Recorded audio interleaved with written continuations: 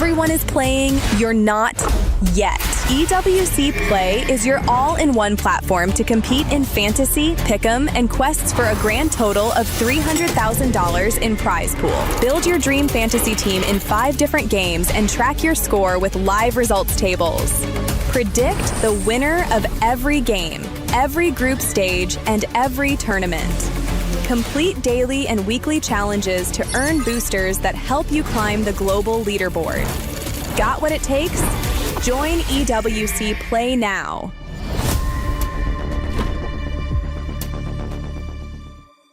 A lot of people are haunted by their past. I'm inspired by it. They're not just playing for themselves, they're really playing for their entire family. They have defeated their demons! They have crushed the curse! $75 million, 25 tournaments, over 200 clubs, only one club champion. The Club Championship is the beating heart of the Esports World Cup. Over 7 weeks, esports clubs send their players to compete. Every placement, every win, every podium earns points for their club. At the end of 7 weeks, every point counts. The club at the top walks away with $7 million and the title of best esports club in the world. It's not about being the best at one game. It's about being the best across all of them. Depth, versatility, consistency under pressure. One championship trophy, one title. Who will take it? Watch history unfold in Paris at the Esports World Cup 2026.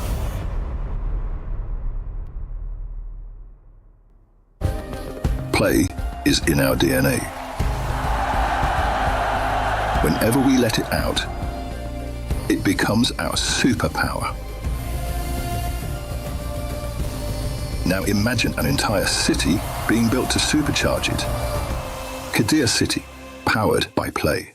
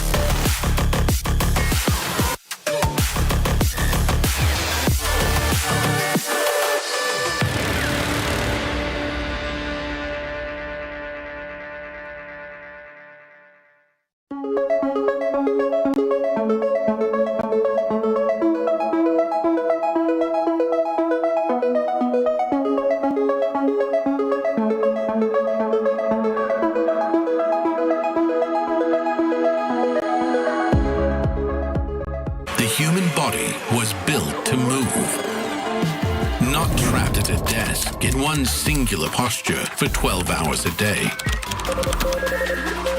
It's time your chair evolved. This is Secret Lab Titan Evo.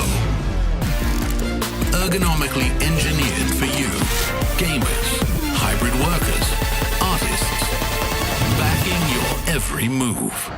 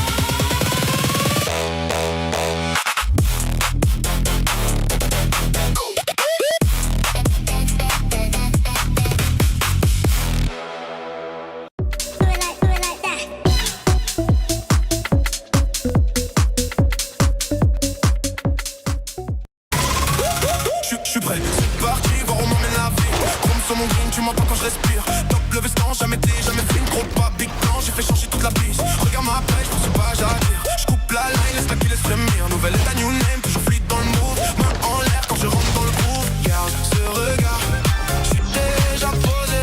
Deux pas, je tourne, glace dans mes yeux figés. Vite encore, puis je prends tout ce qui est à moi. Trop vite, trop fort.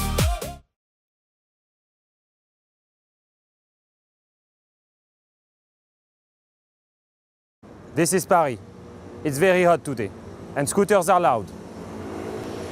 These are our bikes, many bikes. I like bikes. This is where we buy tickets. This is the Pigeon. I like him.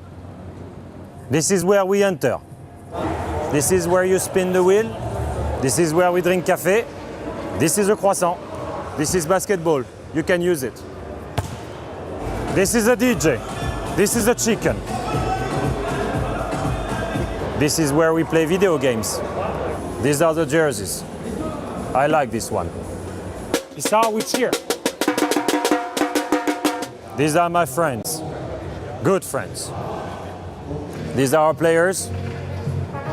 This is where they put crush keys. Boo-hoo. This is EWC. Merci. Welcome to the battlefield. Remember, we are the hunters, and they are the prey. A real hunter always watches where he steps. Come closer, I dare you.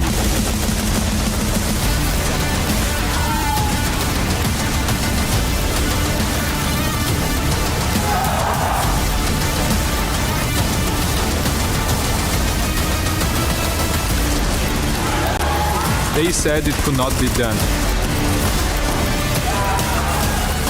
They were wrong. I trust my teammates, and they trust me. Let's get to work.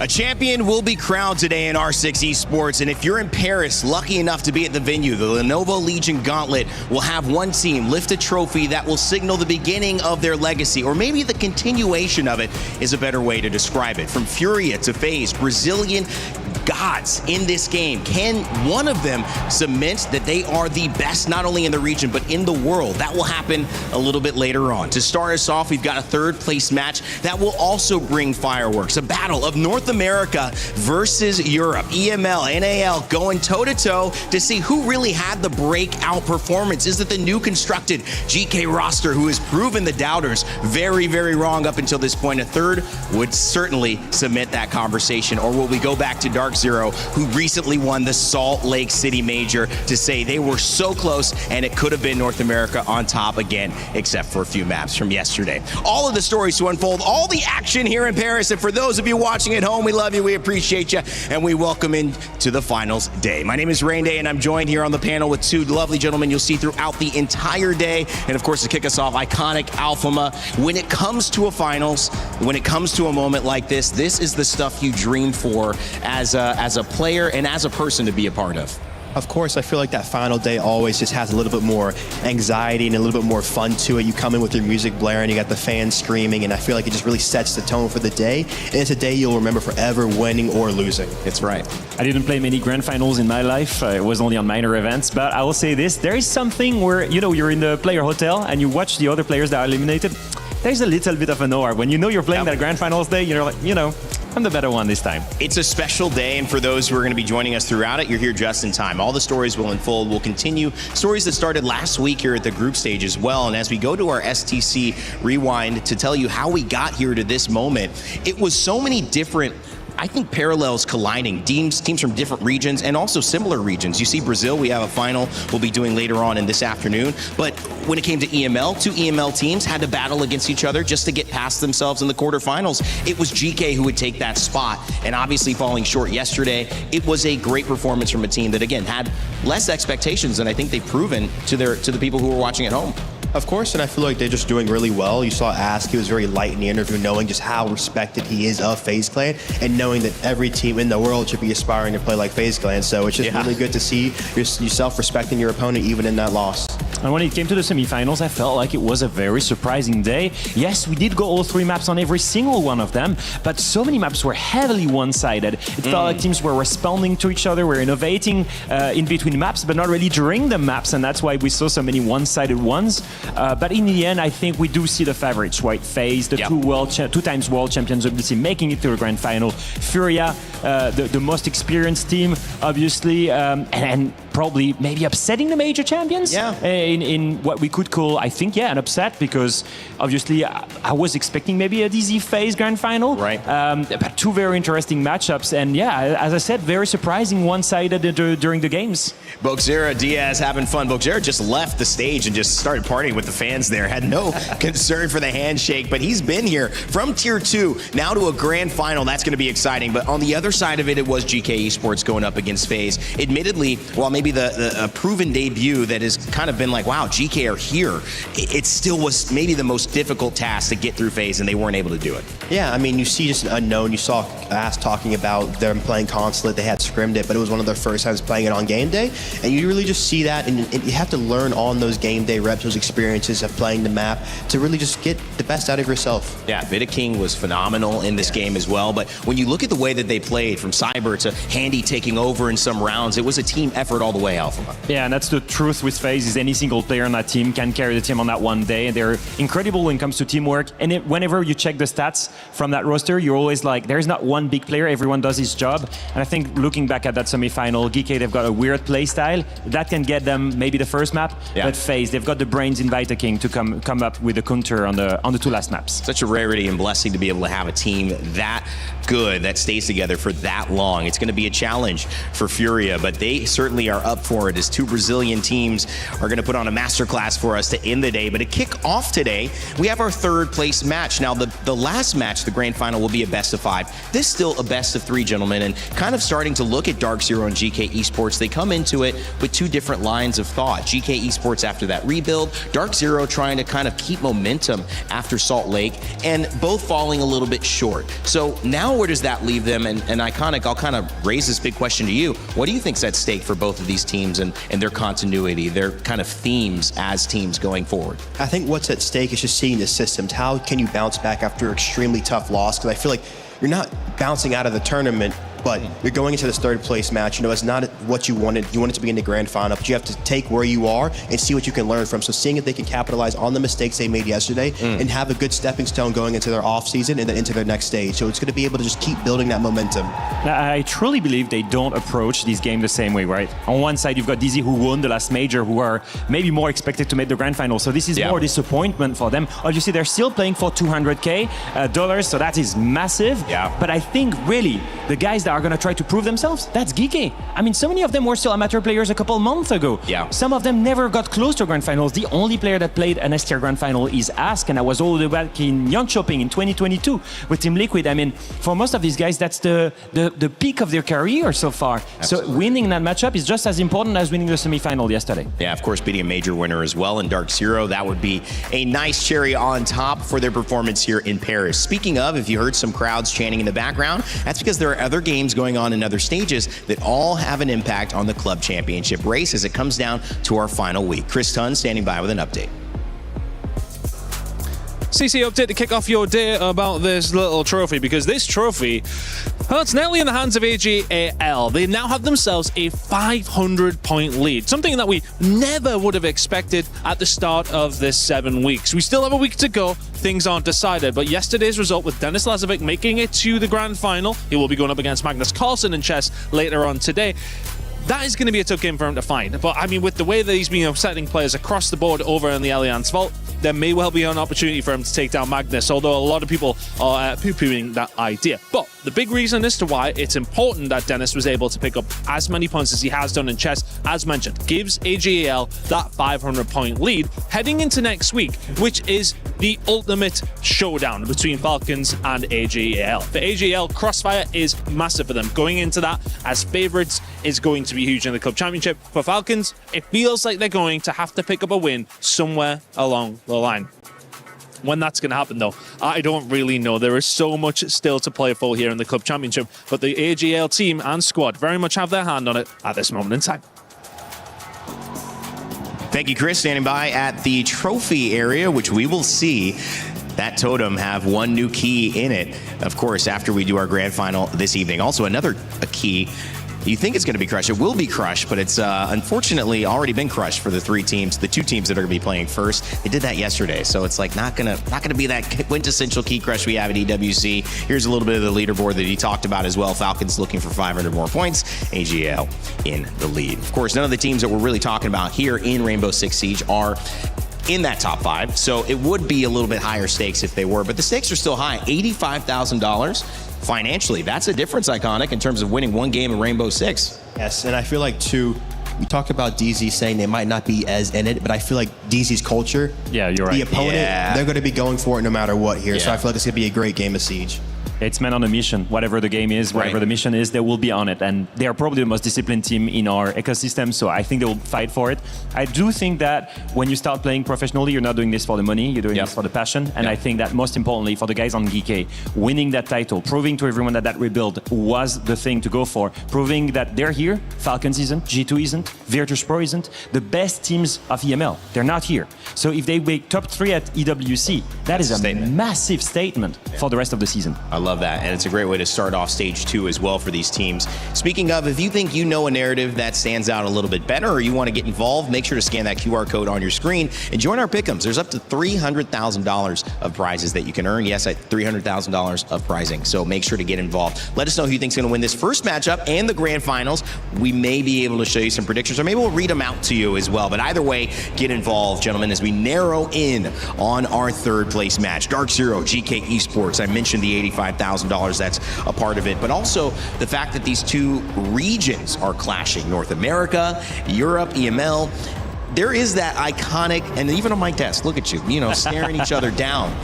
Batman versus Alfama. How do you guys feel about just the regional pressure? Is there any? I mean, is that even a real thing? Do you feel it?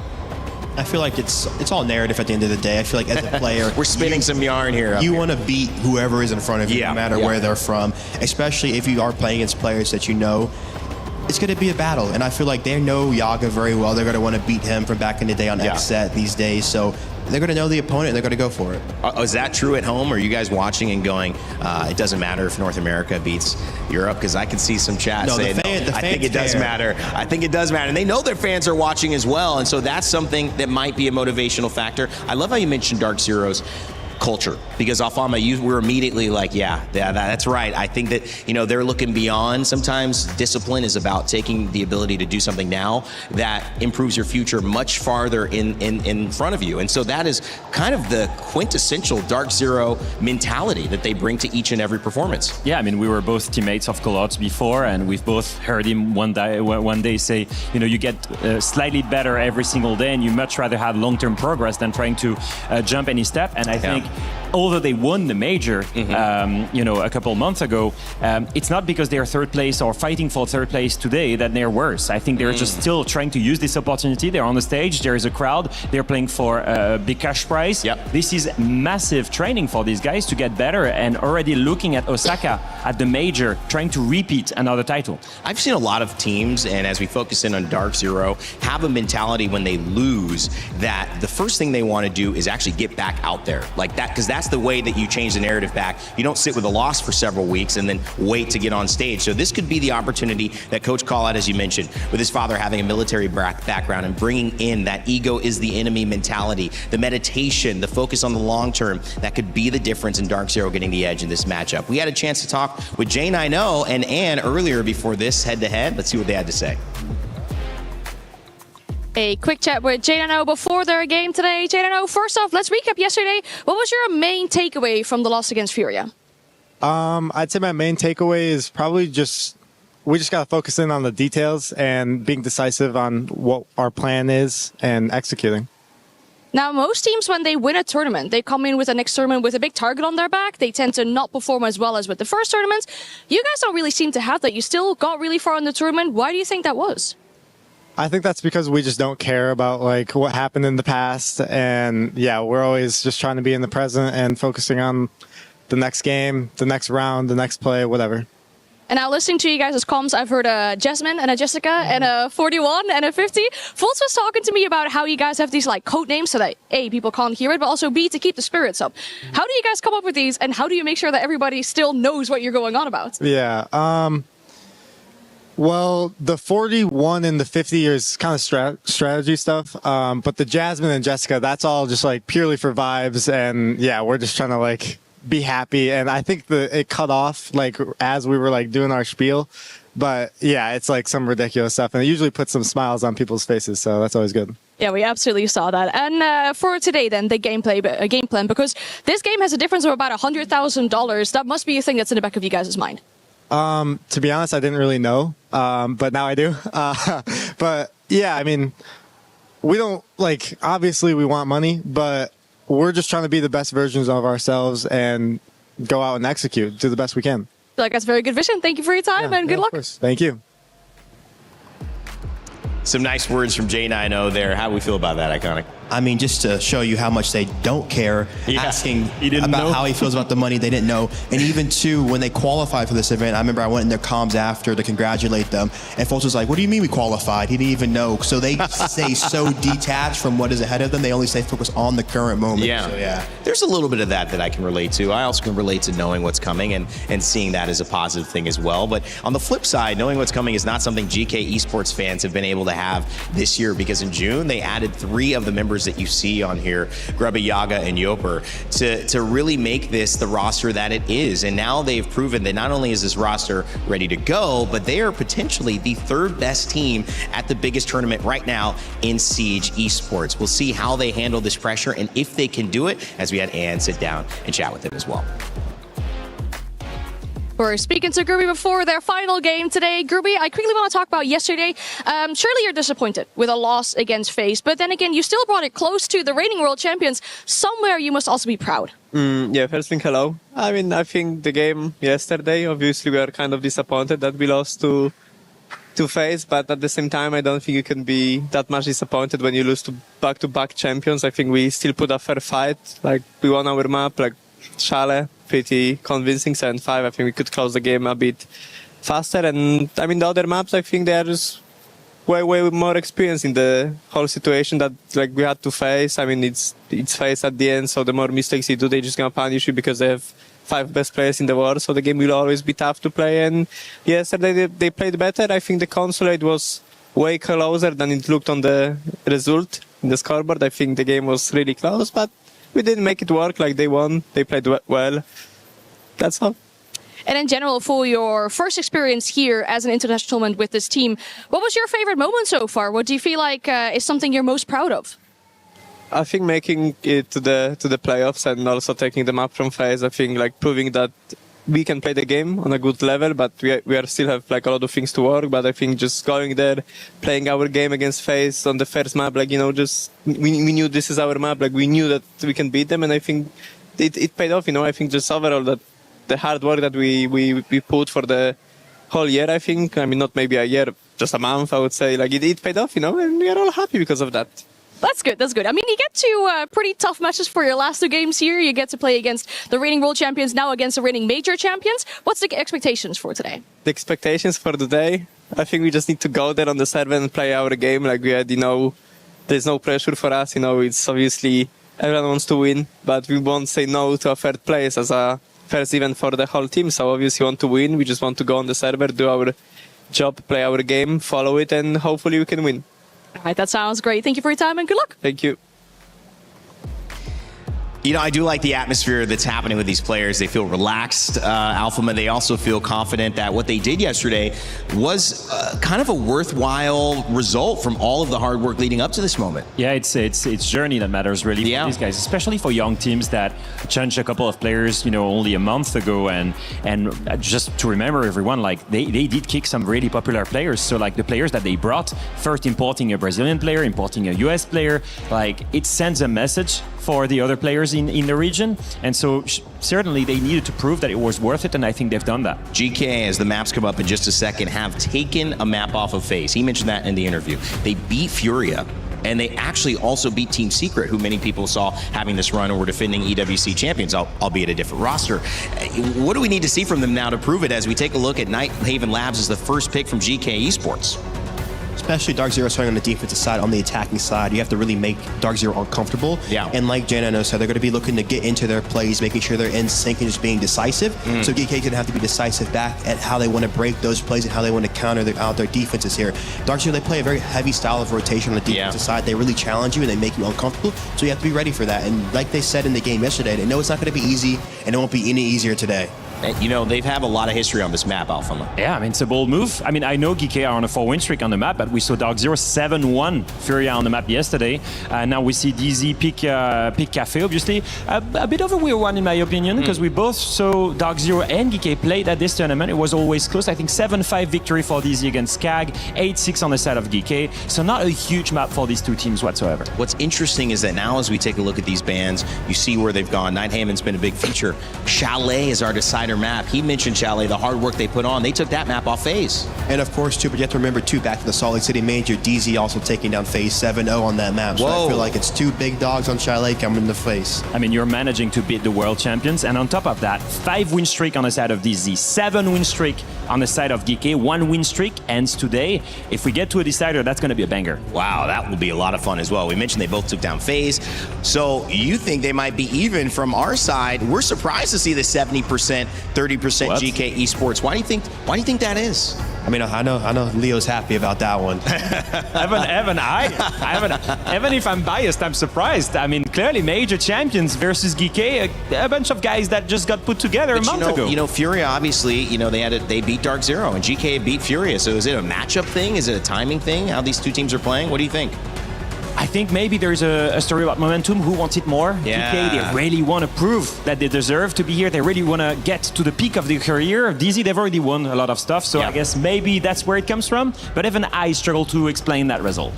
The Dark Horse might be in the light now, so I feel like GK fans are starting to show up for him. So okay, let's see if they can do it. Hey, man. Okay, you poet. I see you. I see you. Man. You either die a hero or you live long enough to see yourself become a villain. That's a Batman quote right there for you. He just told me that he's called Batman. I'm like, how are you going to wait this long to tell me that you're Batman? He said Batman never reveals himself. I'm in the shadows. Rain, do you know my last name? Robin. You mean I got Batman and Robin up in here? What does that make me? Your driver? Are you Catwoman? I plead the fifth. I plead the fifth on that one. I'm not Catwoman. I will actually reveal that is not me. But in terms of finding my footing on the stage, I'll say maybe I have some of these attributes here. It's been a fun week, gentlemen. We get to kick off this amazing Saturday and this third place matchup. Money's on the line, but there's so many other things iconic that these teams are fighting for. Especially, too, I feel like, again, like Leo said, as a competitor, you have so much driving you to this point. Your whole life has really been building towards these moments. So I feel like you kind of came out weak yesterday. You had a bad showing. Can you close out strong just to build that momentum going into your later half of the season? Important to get better, important to get the reps when you're in front of a crowd, when you're on stage. This is exactly the kind of conditions that you want when you're a pro player. We are handing out over $1 million of prizing today, Saturday, in R6 Esports. We've got our third, fourth place match, and then our grand finals closing out the day. To kick it off, it's going to be a banger. North America versus Europe here in Paris. What more could you ask for? Let's get it started. Milos, the crowd yesterday for the semi-final was unbelievable. The sound was wild. I mean, you told me the R6 crowd can bring it, and they really did, but I need to prepare myself for the grand final. This is going to be nuts. Look, there's been multiple instruments, if you will, that have been brought forward here. Shall we do some testing? I got a decibel meter. I even have a feed on it. So perfect. Give me what you got. Right, well, over here I've got some clappers. Clappers? Some clappers. Here we go, ready? Let's see how this works. 86 decibels. Pretty good, pretty good. Wow. there was some screamers, some yellers in the audience. One specific person on the face side, but yes, go ahead. I'll try. Syria!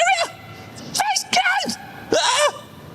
card! 87 decibels. Was that really 87? That's pretty good. Good, pretty good. We've got one more thing here, though. The drums. All right.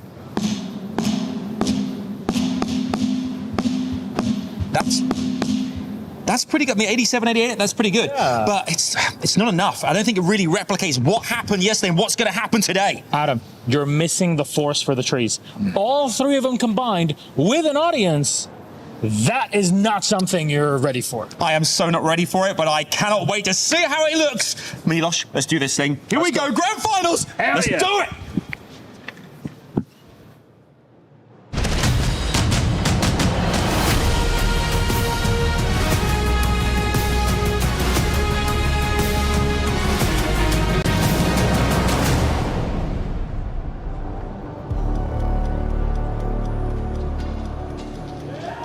Yeah, that's right, Paris.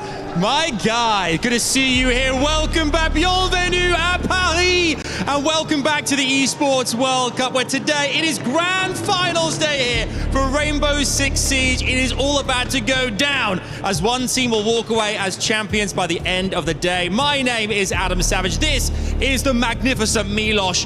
And let's not forget here, a grand final later, but we still have ourselves a third place showdown coming your way. Club Championship points up for grabs, tons of money up for grabs as well here. There's still lots and lots to get excited about. And I'm just going to add it here. Third thing, very, very important. You get to see which region is actually better. Sure, Brazil is best. Yeah. We've all kind of adapted to this over the past few years, but it's a classic NA-EU matchup, NAL-EML going up against one another, and I will 100% abide by the result of this game to see which region is the best. There's no way I am going to change my mind or adapt it in any way, shape, or form. You're laying it down, Milos. You laid it down. Sure. Do you know what? I mean, you mentioned Europe and NA as well. I'm thinking after this is all over, done and dusted, you and I, imagine this. We go on a road trip, right? We go backpacking into Europe, maybe get a little car, go around the whole of the NA as well, check out North America. Be amazing. Sightseeing together, you and I, buddies. You up for it? Right. I'll give you Ian's number. Ian's number. Thank. I wasn't that fussed anyway. Go with it's fine. Never mind. What we're focusing on right now is this third place showdown. Who will walk away in third place? Let's find out. Let's meet the teams. First up, would you please welcome to the stage, it's Dark Zero! They came so close to a second final in 2026 on the balance, but they play now for pride. A huge chunk of prize money up for grabs, and a chance to show the world that the NAL can dominate the EML. How will they fare? Will they manage to dispatch their opponents? Let's find out. I won't allow you to talk so much smack about my region on this stage while we're here in Paris, but that's just fighting words. Let's bring out their opponents. Please join me in welcoming GK Esports! The last EML Hope have made it here into the third place. Yo, you want to talk about on the other side? You got major champions. They're in third place. You know who's playing on the other side? A team that did not exist only a few months ago. Altogether, the plucky GK have made it to the third place matchup. Someone no one would have expected. They've defied all of these expectations, all of these thoughts and ideas and feelings that have had over the past few months. Now they're here to prove themselves in their own region. Oh, yes, they are. Should we ask our teams, Milos, to make their way forward? You guys have back. You can go forward, folks, to your gentlemen, to your places. Come on in, Jakob. But asking two players representing our teams to come forward. And, two players with a bit of history. Yeah, oh, yes, indeed. Some last words, Milos. Come on. Fighting words. All right. I was going first. Yaga? No, I got nothing to say. You know, we both got our keys crushed yesterday, so we're just going to have some fun today. And in response, we're getting very close here, by the way. I like this. This is really intense. Any opposing words? Just don't like this guy. Whoa. Bring it up. This is getting heated in here. On that note, let's send them back to their seats, gents, before this gets too crazy. We're not even shaking hands. Back to your seats. No, not even shaking. Let's shake hands. Shaking hands. Yes, we are. Okay. I was getting worried for a second. Fellas, incredible scenes there. I like this. There's obviously a relationship there. There's a rivalry, but there's also a friendship there too. It's just how it is. Once you get into the server, that is when things change. So let's get this one started. A third place matchup. Dark Zero, GK Esports. Let's get it on. I mean, I might have seen my boy Keon over there up on stage. Man, he's pushing. I remember Keon being a little taller though. He's about 6'3". So at the end of the day, some fun trash talk there. Kino steps back with the squad. Dark Zero guys, Batman and Robin, as I'm gonna call you now forever. We get to set this stage up, man, and it's fun. Both teams seem ready, and that's exactly what you need to be. I think there are two ways to approach this kind of matchup when you're in their shoes. You can, dwell on the past and you can be disappointed that you're eliminated, or you can choose to have fun. And I believe both of them have made that choice. I think it's exactly the right approach. You're there is fans, there is a stage, there is money on the line. Let's just have fun. The pressure of making SI through EWC is gone. You can't do it. That dream is gone completely. Let's just have fun. Let's just enjoy the moment. I love it. It's kind of a tough line to draw because it's kind of hard to have fun if you lose on stage like this. Would you agree? Fun is winning? But I feel like also too, fun is the approach, and I feel like if you have that approach, you can also win right now too. And then that winning, like we said, gives you a lot of money too. That's right. They're not playing for the money, but you see the trolling kind of coming out from Kino and Yang, both being ex-teammates, both being ex-teammates of mine. I know their personalities very well, so they're in a very fun spirit right now, so it's going to be a good game. Now, I know why you don't care about money, because you're Bruce Wayne, dog. Now I understand. Now it makes sense. Oh, it's like like Stewart, the guy that builds all the gadgets. If I'm Alfred, man, I'm trying to get some paper. I'm like, can I get some overtime? Guys, this is fun as well. I love the statement of this is a game that you are kind of battling your expectations from coming into the tournament with what is present in front of you now. For me, that does lean towards Dark Zero having the edge. I think this is a very mental game. I've seen 5 weeks of these third place matches, and it's very hard, I find, for teams to come in with the attitude you would expect if you want to perform. So what do you need now? Let's talk tactically for Dark Zero to make this work against GK, because you got some maps you favor, some maps that both of you are very good on. Yeah, absolutely. I think for me, it's the read into GK's playstyle. We've mentioned it multiple times. That playstyle is very unique. They like to lurk a lot. They like to find gaps, and when there are no gaps, they will like to create them. So for a team like Dark Zero, they need to take a page in the book of what FaZe did, which was getting close to each other, not having enough big gaps, and making sure that there's a trade potential every time you face a GK player lurking around, especially on attack here. Getting rid of the Habana here, going to hurt the IT breach. You see a lot of teams like to Habana where the mirror is to counteract not getting C forward. Getting rid of that, let's see if they get rid of the mirror off of that, or they go with the bandit here. Get rid of the bandit right now, get rid of the thermite too. You're going to see Ace coming out for the breach. You're going to have to care for the impact trick. Yeah, look at that. They bring the Mira, or they bring the Azami. Izami will, I'm sure, have the impact. They'll place the Mira on that hard breach, and will be all the impact trick here. They're probably going to Thatcher too for the C4 to counter it. Look for that. Well, of course, what we needed to do in a battle of North America and Europe is bring in some representatives from Denmark and Australia. That's why we got Dev and Pengu on the cast here. Gentlemen, what do we think heading into this one to kick off our Grand Finals day? That's a great question, Rain Day. What do we have in for us in a third place matchup when we thought we were about to enter the era of North America? Now it really just comes down to Dark Zero to try and salvage a bit of pride. We have 2 Brazilian teams in the final, and now we have a classic NA versus EU matchup. You say salvage pride for NA. What about EU getting back some of their own pride teams, right? EU's been in the gutter for way too long now, and GK, not the team of thought that we left standing here at the very end, representing Europe. No, not at all. I mean, Team Secret from Europe. Team Falcons. They were both top 3 at the 6 Invitational. We have Fnatic. They were there. Fnatic appeared. Like, how is it that it's GK, the last ones standing for Europe, but they can still salvage a third place finish here at the event? Now, for GK, for the Esports Club, they played with 3 main rosters throughout their history in Rainbow Six, first in the MENA region, and then in Europe, and then recently rebooting their entire roster after 6 Invitational this year. They have never made it to top 4 before, Pengu. This is a huge moment for them. That's why I think this third place match is actually going to not matter more than usual, because it always matters, but I think the teams are going to take it just a little bit more serious because they want to get that third spot. Whether it's for the money, the fame, the glory of winning, proving to your org that this was the right decision for the roster. Iconic was right. The Thatcher brought out to deny any sort of C4 toss their way on the breach, but it's going to be impact grenades instead there from J9O. And this has just been the classic at this event so far. All about the mirror window on the breach, playing around with the hot destruction, the impacts, the C4, and so much of the round can be determined early on, because if you're successful disrupting that first step of the attackers, it's going to make the entire round from the afterwards so much more challenging. That's right, that hard reachability becomes so much of the battle here, especially the way DZ like to play with those bans. Genano continuing to try and hold on to rafters for as long as possible, but he can always peel back that next layer. He might even be able to reinforce top rafters if he uses that Keeper barrier to cover him. However, we do hear some breaching going down from the Selmas. He will not get a chance to reinforce this wall of rafters as Upor has made his way inside. GK inch their way closer to the bomb side. Yeah, looking pretty good. They got IT, they got Catwalk. That's 2 of the 3 areas of pressure that they need. But I feel like often you want that third spot. It can be a player below, for example, Sophia, but that's not going to be the case right now. So it should be a late round flank. The C4 that could be good for one at least. Gets popped off, but they juke it. They walk straight past it unknowingly, despite having Thatcher with 6 more EMPs in pocket. Not needed just yet. Unlucky timing there for Foltz, but now he gets out the shotgun, tries to continue fighting him with the verticality, but now he's receiving some fire himself. He'll need to get out of dodge. He'll need to rotate now. The Dark Zero, while he's downstairs below, he can continue to be a threat to deny the plan. As we see another facet of this attack come into action here from Ars, coming in through Con.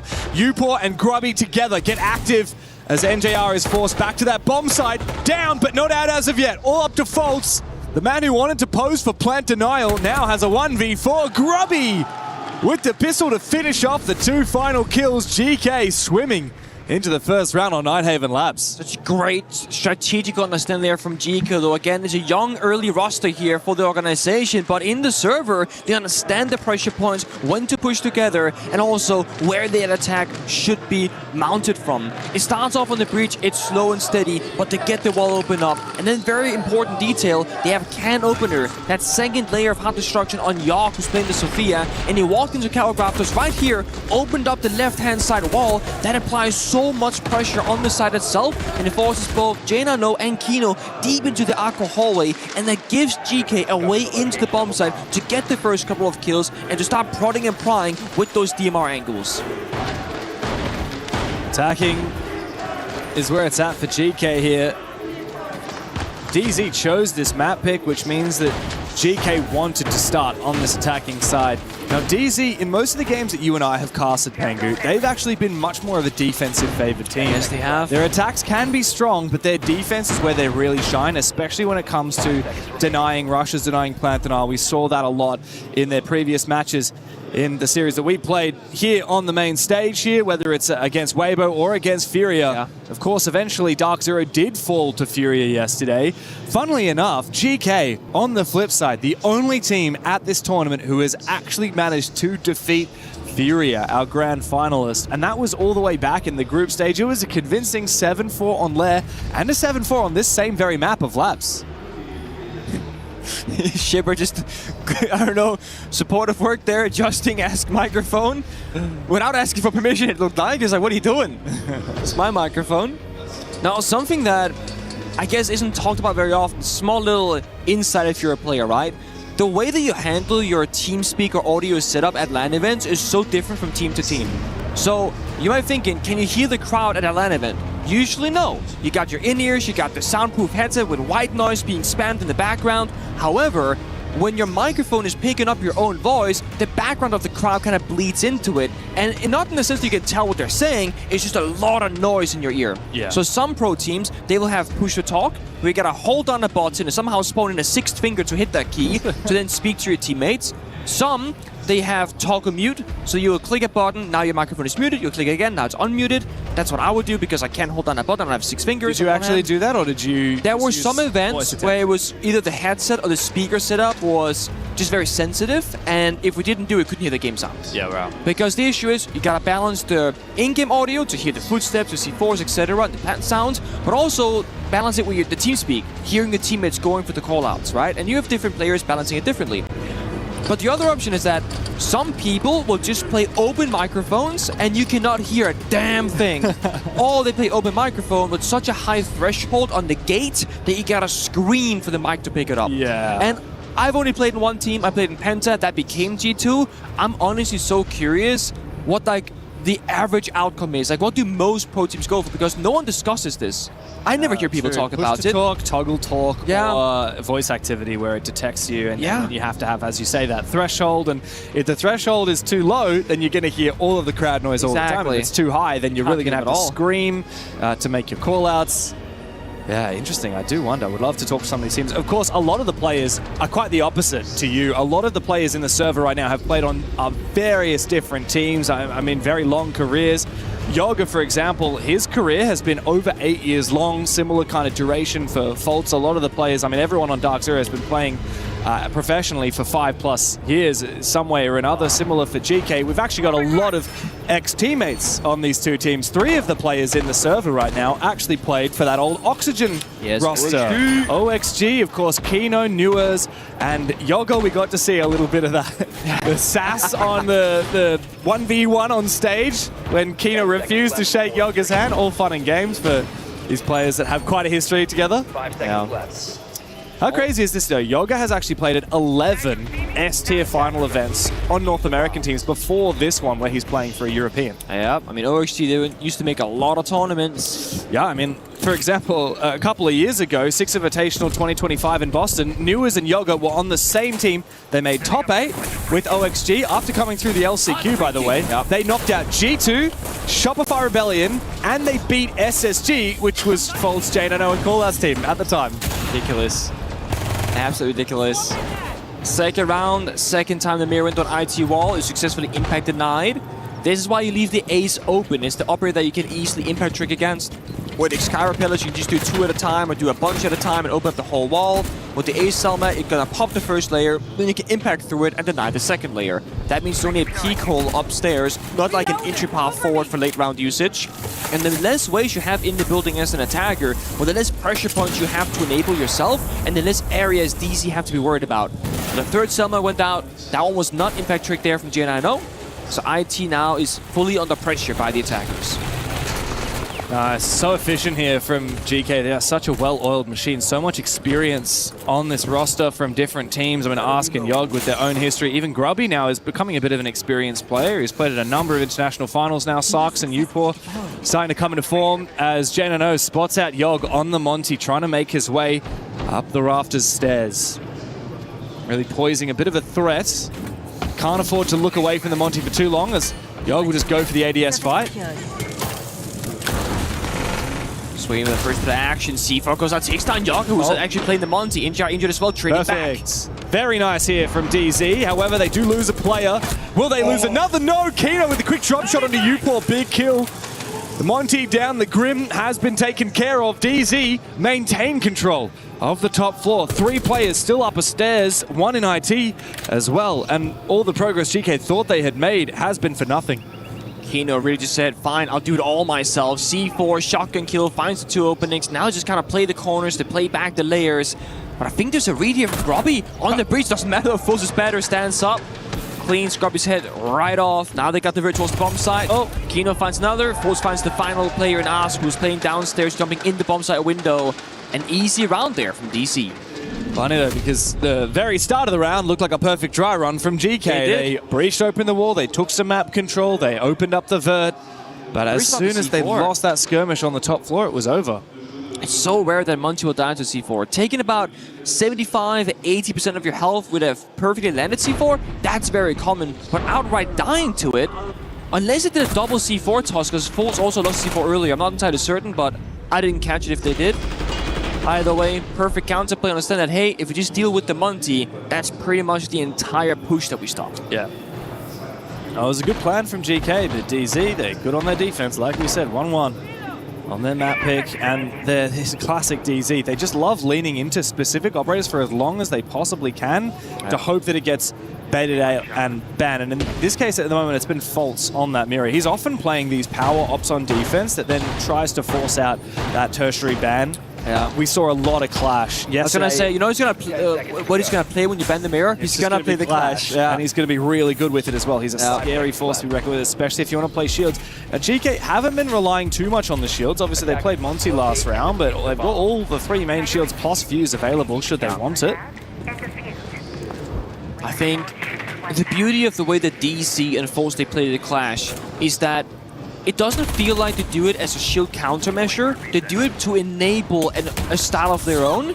So it's not that they are dependent on GK to play into it or not. It's about, oh, well, we have the Clash, we can play the kitchen bomb side here on Night Labs. We can play a 4th option to go for more counters or more specific niche strats in the server. And one thing that they've been doing twice now as well is the pulse. Using the verticality against GK, because when GK has been on the attacking side so far, they like to say, we're going to attack IT, we're going to attack Catwalk, and they send 2, 3, 4 attackers. The more people that come together, the higher the chance for a C4 to find a kill. Yeah. Which arguably probably should have happened in the very first round, but probably just kind of sidestepped it last second. Wow, what an angle. This time it's NGR's turn on the pulse.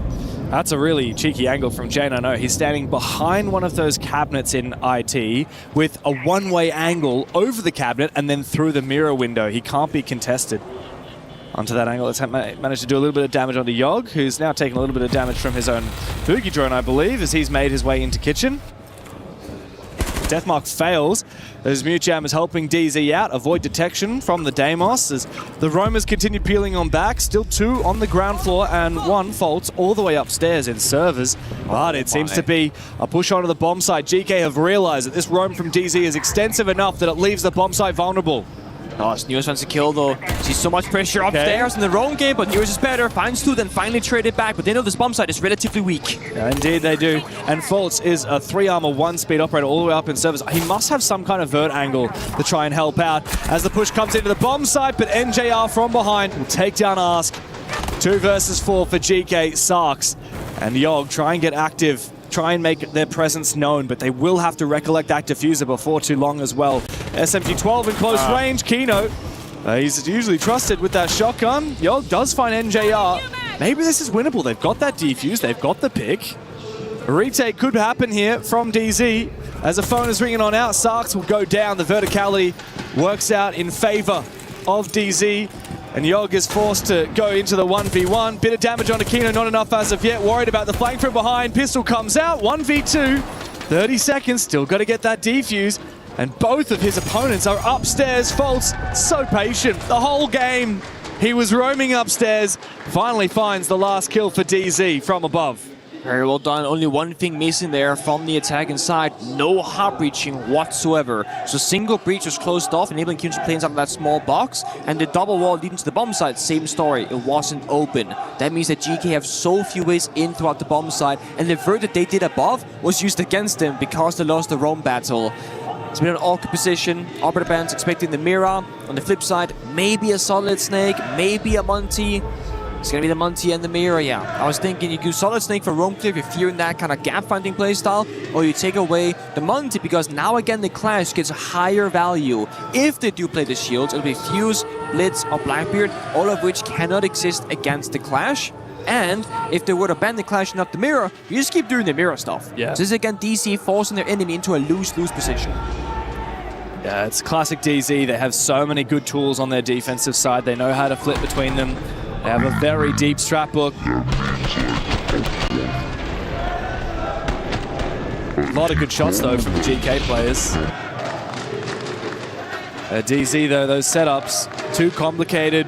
You can't cheese them. But you're right, that Solid Snake not getting banned does mean that there's more likely going to be opportunities for GK to quickly find space for free and get in that building, get in the bomb site like they did last round. The problem is, Solid Snake's weakness is actually vert, because his gadget only tells you what's happening on the current floor that you're standing on. They should really buff that, shouldn't they? Like, why would it only track the floor that you're on? What if you could go up a floor, down a floor as well? I feel like Solid Snake is a pretty buff guy, right? Like, he should be able to hold 2 F2s at once. Oh! And they have the same recoil, right? He's got 1 in each hand. so it does double damage. What do you think? I mean, if you have two weapons, right? I would argue that they recon counteract each other. That's because right. You get even one weight upside distribution. down on top of the other one. Yeah, Zero exactly. recoil. They go into each other. Genius. We all know that when you wear a backpack on one shoulder, it's awful. But if you have two backpacks, one on each shoulder, it equalizes the weight distribution. Genius. Therefore, it's easy as. Genius. Love it. It's the kind of 300 IQ strats that you can only get when you've won 2 championships and been washed up for the last 6 years. I was gonna make a point actually. Almost every single player in this lobby has had a longer playing career than myself. Counting both Tier 2 and into Tier 1, because you, Porte, might be new to Tier 1 competition, but been in Tier 2, Tier 3 for years. Yeah, he has. Yogg, one of, like I said before, the longest running players remaining from North America, no longer in North America, here in Paris, playing for a European squad. He finds the first kill. J9O goes down. That regenerative utility of the Azami. A good one to take down early, reduce the value the defense can gain from it. But DZ are no strangers to fighting from a numbers deficit on the defense. All a matter of how DC can restabilize. It is going to be that top floor bomb side, so in terms of options, Count's going to go for a kill somewhere. Could be Kino forcing a shotgun fight inside of E-Box. Could be Newers going for a flank, playing by meeting. They've actually misdroned him so far. They double back. But I think still a small gap being found there. Doesn't matter. Newers shots the drone, falls on back. NGR elsewhere did find a kill, so back to even ground, meaning that now Newers has to value his life a lot more and really escape back to side, which he will do successfully. He does indeed. Good shot though from Yogg. He's down Fultz. Another big one with the Commando. 4v2 now with Fultz still on the floor and separated. He is dead meat. As soon as GK realized they found that pick, it should be over. Newers going for a flank. He is shut down. Good patience now from the European squad as NJR has it all to do. I think I've seen this before. I swear I saw this just yesterday. Surely not. Ask just needs to go for a plan. Don't pull the herds on me right now. NJR continuing to jiggle peak. GK no, I believe that this is a 2v1. In fact, it's now confirmed. Now Yogg goes down. It's Ask that has to clutch, and he will. Thankfully so. NJR, oh so close. But a second round is found for GK. Dude, NGR, disgusting. Getting that lean tag in there. That could be Newers teaching me trigger too, I think, because that looked like a Newers play. And I will say, watching DC for as long as they've been around, I think NGR having to be on Thermite for so many years and hard playing supportive roles, I've always been like, what is this guy doing playing supportive characters? Because there's been so many times, like going back to Charlotte Major even, the DC Charlotte Grand Final, when NGR was forced to become an entry and like in a round gone bad for DC, this guy is nasty. Oh yeah. And now on DC with a little bit more freedom in the playstyle, especially on defense, he's really coming into his own now. Yeah. Seeking those moments, seeking those plays. For sure. And look, NJR, what a long career he's had. But funnily enough, the entirety of his Tier 1 career has been with Dark Zero. 5.5 years. In that time, he's won 2 majors. Yep. With 2 completely different rosters. Charlotte way back in the day with the Canadian DZ, and nowadays with Fultz's DZ as well. A long career, especially considering he is only 23 years old. 23 years of age, and he spent his entire adult life playing for DZ. That's impressive. Not many players end up in just one spot for so long. I mean, Mint was also a player back in the day that kind of stuck around one team that became another team, and then, you know, he retired. Hey, don't forget about Mint's esteemed coaching career with Unwanted, top performing team at Boston, SI. I suppose. Got to give my boy Mint some credit. I still have an old Flipside charm on my, I was gonna say same. my collection. It's in there. One of the OGs of the scene, one of the OG Shield players as well from NA. Yeah, you guys used to steal their strats and do them better as well. Back when I was a Flipside fan, I had to become a Penta fan because on the OG Clubhouse CCTV where no one played, they were the only team that went to it, and then you stole their strat and did it better. And you're like, these guys are the better Flipside players. Yeah, I was like, yes, I have to be a European fan too now. I love how much the OGs have done for the scene. I mean, we make the joke that, you know, if this player walks, that these players could run, sort of thing, right? And it's really true. Sure. And speaking of NGR, learning from Troy, the way he started his career, and now teaching the younger generation probably that he's going to have around him later in his career, same things as well. Totally. It's beautiful. A lot of young players, though, on DZ. Well, young depends on your perspective, right? 23 is the youngest age player for a DZ player, and most of them have had already very long careers in Tier 1 because they were those gunners picked up at 18 years old. Every single one of these players falls into that category, and now they have the experience to be major champions. and so they have done so a couple of months ago. Now they need to fight here. 2-2 is the score as an aggressive run out from Foltz does not pay dividends. Good trade, however, GK restabilize. Sarks manages his pick on IT. Kino wants to lash out again as DZ fall back again. They're happy to give up top floor control to GK. There's a good two-fanged attack there. The catwalk window with the IT breach working well together. But time has been taken away here from GK, and they still have attacker outside the building.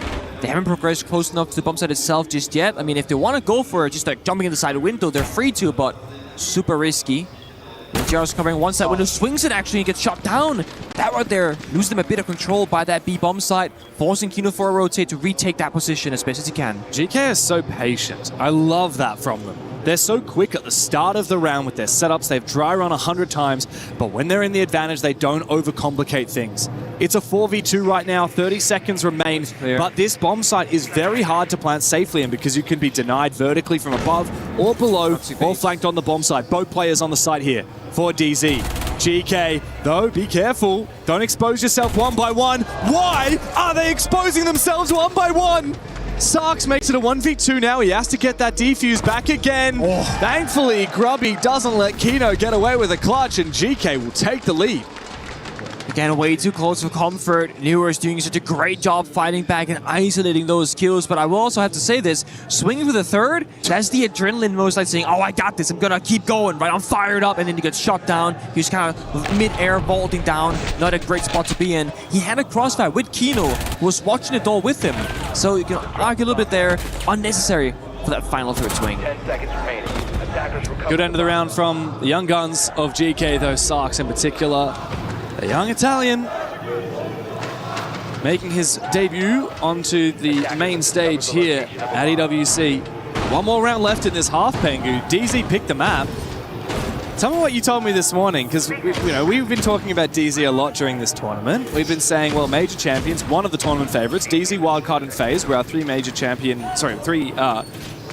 championship contenders as we saw it coming into the event, right? But you were telling me you actually think GK have a shot in this match today. I do think so. I mean, DC, they haven't been... Oh, so I didn't watch every game of Salt Lake because we didn't work it as casters. I watched it passively, I was as a content creator, whichever. But looking at them, having caster games here at EWC, it does seem like they're a slightly weaker version of themselves. And FaZe have shown signs of that as well early in the tournament. I think Fury started off looking very weak and vulnerable too. And I think GK right now, having that same kind of Cinderella story as, your wild card, your team secret, where they're running off just like passion, the fumes, and they're just like so excited to be here, so happy, not feeling that kind of pressure. Whereas DC, they have probably in their own minds let themselves down by playing for third place. They should be in the grand finals as a next matchup, trying to play for a trophy. 100%, but look, DZ, they've been really good.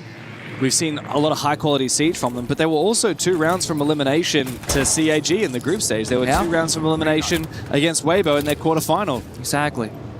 It hasn't been all sunshine and rainbows for DZ, and right now, fighting from behind on their map pick is not a good spot to be in, especially on their preferred side of defense. I got that pocket pick, right? The 4th bomb site unlock, Clash enabled as well. Finally, in the 6th and final round and a half, it's going to be Kitchen. This is classic DZ. We love Kitchen. GK have seen this probably 11 times in the last 3 matches that DC have played on this map because they do go there at a high frequency. They attack in a very unusual way, doing a full sweep from Catwalk IT in towards Pillar to then get the verticality above the bomb site. What they want to do is box DC into a corner in an unfavorable spot and then take the side control in the 5v5. The only issue is, by going for full map control, the timer is a much larger problem as there's so many areas to check, to drone, to clear, and so much map to keep control over. And there is a small gap right now. I think Kino has gone more or less unnoticed here by Top Aqua. There is a flank watch drone, but nobody's watching it at the moment. I saw it placed by Ask early in the round. They know. And indeed, there's a flank watch player. You pour potatoes a little bit. Thankfully, he still withstands and finds the kill. Now he's continuing to watch up on the top floor as DZ have this roam up above with the ADSs and the keeper barriers, but bedded into movement here from NJR. Grubby moved all the way from the other side of the map to sneak up this staircase and cut off DZ.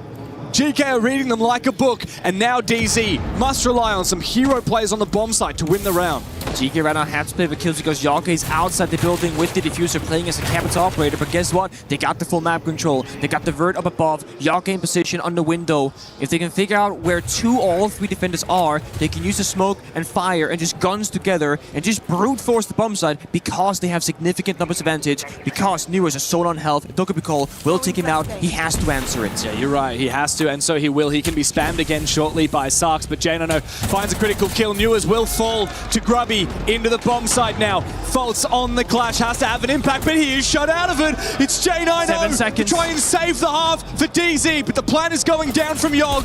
Good damage though. How does that happen? Yogg team kills. It's now a 1v1. Yoga cannot afford to lose this. The clash shield against J90. Yoga has to land this shot. J90 looks for the rotate. He might be able to move around, go into the other side of the bomb site, look to try and take the advantageous position, boost it up, bit of damage, 1 HP, now for Yogg. He just needs to buy more time. J90 up and over! Yogg clutches around for GK! 4-2 in their attacking half! With the clash shield as well. What an incredible way to find it.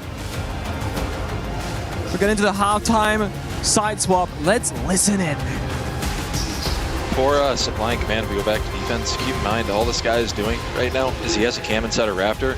He's waiting Jack either as soon as you get aggressive towards like the Raptor door, as soon as you layer out to hop in and take that space. So if we want to play the pulse off that bulker, we can. You can look for a micro there. Like basically, they'll have one guy on the roof holding the water door, and then he plays like close off the window and looks for that hop. So if we identify there's no guy on the roof, we can call Kino to swing that, or we can just say fuck it, and then consolidate back a little bit quicker towards the globe side. That's pretty much for both supply and command. It's got to be kind of one or the other, because they're just ripping that gap on us the entire time, and Jack's by himself. So either we go with Jack, have 2 there extended, one helps for like the Raptor door tool side, the other one holds for that, or we do the pulse micro, or we just consolidate back. It's kind of one of the 3, but we can't really just do the solo extension like that. It's not panning out for us right now. Heard. Yeah. Okay. Heard. On the attack side, just a reminder what I talked about. First, triple, so for basement, it's again probably going to be like the first floor explosion, and for storage, they usually like the Kina jump with the Thatcher on the side, and so kind of be Yoga prepared for that and like think about how you're going to play against Start close window, I guess, Yoga. I'm gonna do the bandits right on the basement because they probably gonna let it open. Let's see the bounce. I think if the bandit is open, then just play it on like skip it on the top floor, I think, and play it only like basement and if needed on the storage, because otherwise they will have like Zoxia to counter it. Yeah, one more thing. I think for top, I think we should like expect like crazy stuff. So in the early rounds, guys, the one thing I'm gonna. The voice of a very deep man right there from Shepard. Yeah. Again, the most I've heard this man speak throughout my entire career. And again, very strategical about the operator bans, the possibilities. Not saying, guys, we must play the bandit. You guys can play the bandit on the basement. But also, let's watch the operator bans first as well, right? It's like, don't overcommit to the plan until we know it for sure.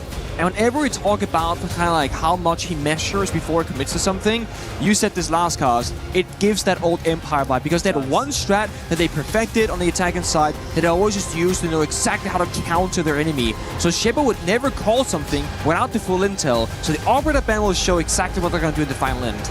For sure, and I really do love the way that Shepard gives so much freedom to the players of GK. Yes. Instead of saying, guys, you have to do this because I said so, he says, oh, think about this. Yeah. Think about this. Here's an idea. Here's an idea I had. You know, it's up to you.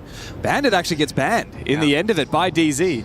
So I guess Shepard will not be able to be getting his teammates to play that. But the only way that works, the only way it works when you have a coach who gives a lot of freedom, though, is when you have players take initiative, right? Shepard starts saying what he wants to share, and then Ask will go, oh, I could do the, I think you go, oh, Yogg, I can play the bandit on this whatever. Yeah. And it's like, okay, but that wouldn't work if you don't have players taking that initiative. Totally. And I did hear immediately after Shepard finished speaking, I heard a voice getting active in the comms, and I wasn't sure if that was Ask. It actually sounded a bit like an Italian accent, so I thought it might have been Sarks contributing his opinion. I couldn't quite tell. I haven't spent enough time with Ask, Sarks, and Grubby to be able to tell their accents apart and to be able to tell exactly who's speaking. But yeah, interesting to hear the way that the comms pan out in those halftime role swaps. Also notable as well, we talked a little bit about this, but for DZ, they spent the first half of their tactical, or rather the so role swap, trippy. because they're talking about what just went wrong. Yeah. Right? But I did notice right at the end, before we cut over to the GK comms, Callout says, okay, that's for defense, for the attacking side, and then he starts talking about what's about to come. Yeah. But it's interesting, like almost like a mini 1-minute debrief of what happened last half, so that if we do get to overtime, you have that back in the back of your mind. You've already, there's nothing what's the word? Like unresolved, right? You've still talked about it. I think it's an interesting concept because obviously I never played during the halftime swap, right? So we only had the tech time that you called with the coach, and that was it. And when you only had that like 45, 60 seconds, you couldn't have the luxury of discussing what went wrong. You gotta look at what's in front of you. Yeah. And it's like a mental tilter. But I like this from a conceptual point of view from Callout, saying, these are the things that we got to do differently next time. And it's almost like you talk about the issues that might frustrate somebody, and everyone can kind of move past that point and now play the other half of the game. Because I do know from myself as well as a player, something can just sit in the back of my mind, oh my god, like we messed this up, or this player didn't take responsibility for the mistake that he made, or I don't know what we're going to do on defense, and that takes you kind of out of the current present. So you talk through it, debrief style like you said, then you talk about for the last 60 seconds of the 2 minutes, what about our attacks? Yeah. And then Callout said, just to reiterate what I said already, you know, what the prep work was going into the game. Yeah, very much so. Funnily enough, Foltz actually got to play in the third place match last year at the Esports World Cup with SSG, as did, of course, Jane I Know and Callout. And funnily enough, they lost it to Furia. Oh, did they? Yeah, they did. I thought they won it. They did. No, Foltz is a funny player. I mean, when you want to track the continuity of this roster, you could obviously look at NJR and the old DZ squad, but most of this Dark Zero really is the spiritual successor to that old Space Station roster that Foltz was the leader of, especially because Callout is still coaching. Foltz himself has actually been to the last 15 events in a row, S-tier events. And that includes with DZ and Space Station before it. Most of those with Jane I Know, a lot of them with Newers. And while he was champion at the most recent one in Salt Lake City, he's been very up and down. Prior to that, I mean, top 8 at SI, and then bottom 16 at Munich, and then Esports World Cup last year, top 4, but only 4th place. Reload, first rounded, SI the year prior, top 6. It's very much up and down for that old SSG, now DZ core. Yeah, I remember Anne asked him a question during one of the previous interviews about the longevity of his career, where he goes, oh, you know, I came to the game and I got better, I had my victory. And it was about relearning and getting back up to that level again. So he goes up, he wins, he goes quite far down, fights his way back up, gets another win, but there are so many years between them. Well, his first ever event was with Space Station when he was a very young man. Yeah. In 6 Major Raleigh 2019, he got top 8 at that event. He won the next event. SI 2020 in Montreal. His second ever event at a professional Rainbow Six level, he won. He was a world champion. What did he do since then? I mean, he proceeded to do pretty much nothing for 6 years, no championships, until finally getting that second championship of his in the major in Salt Lake City. He's had an extremely long career. He's a player who was always at these international events. You would have thought that he'd have a few more trophies. I thought there was one more, actually, but I guess not. No. SI 2020, and then a lot of top 8s, like almost every single major he went to, he would make it to the main stage. There are a couple of outliers where they got grouped, like SI 21 or Copenhagen, for example. They actually got grouped by Scars. I remember that very well. Casted that game, great match.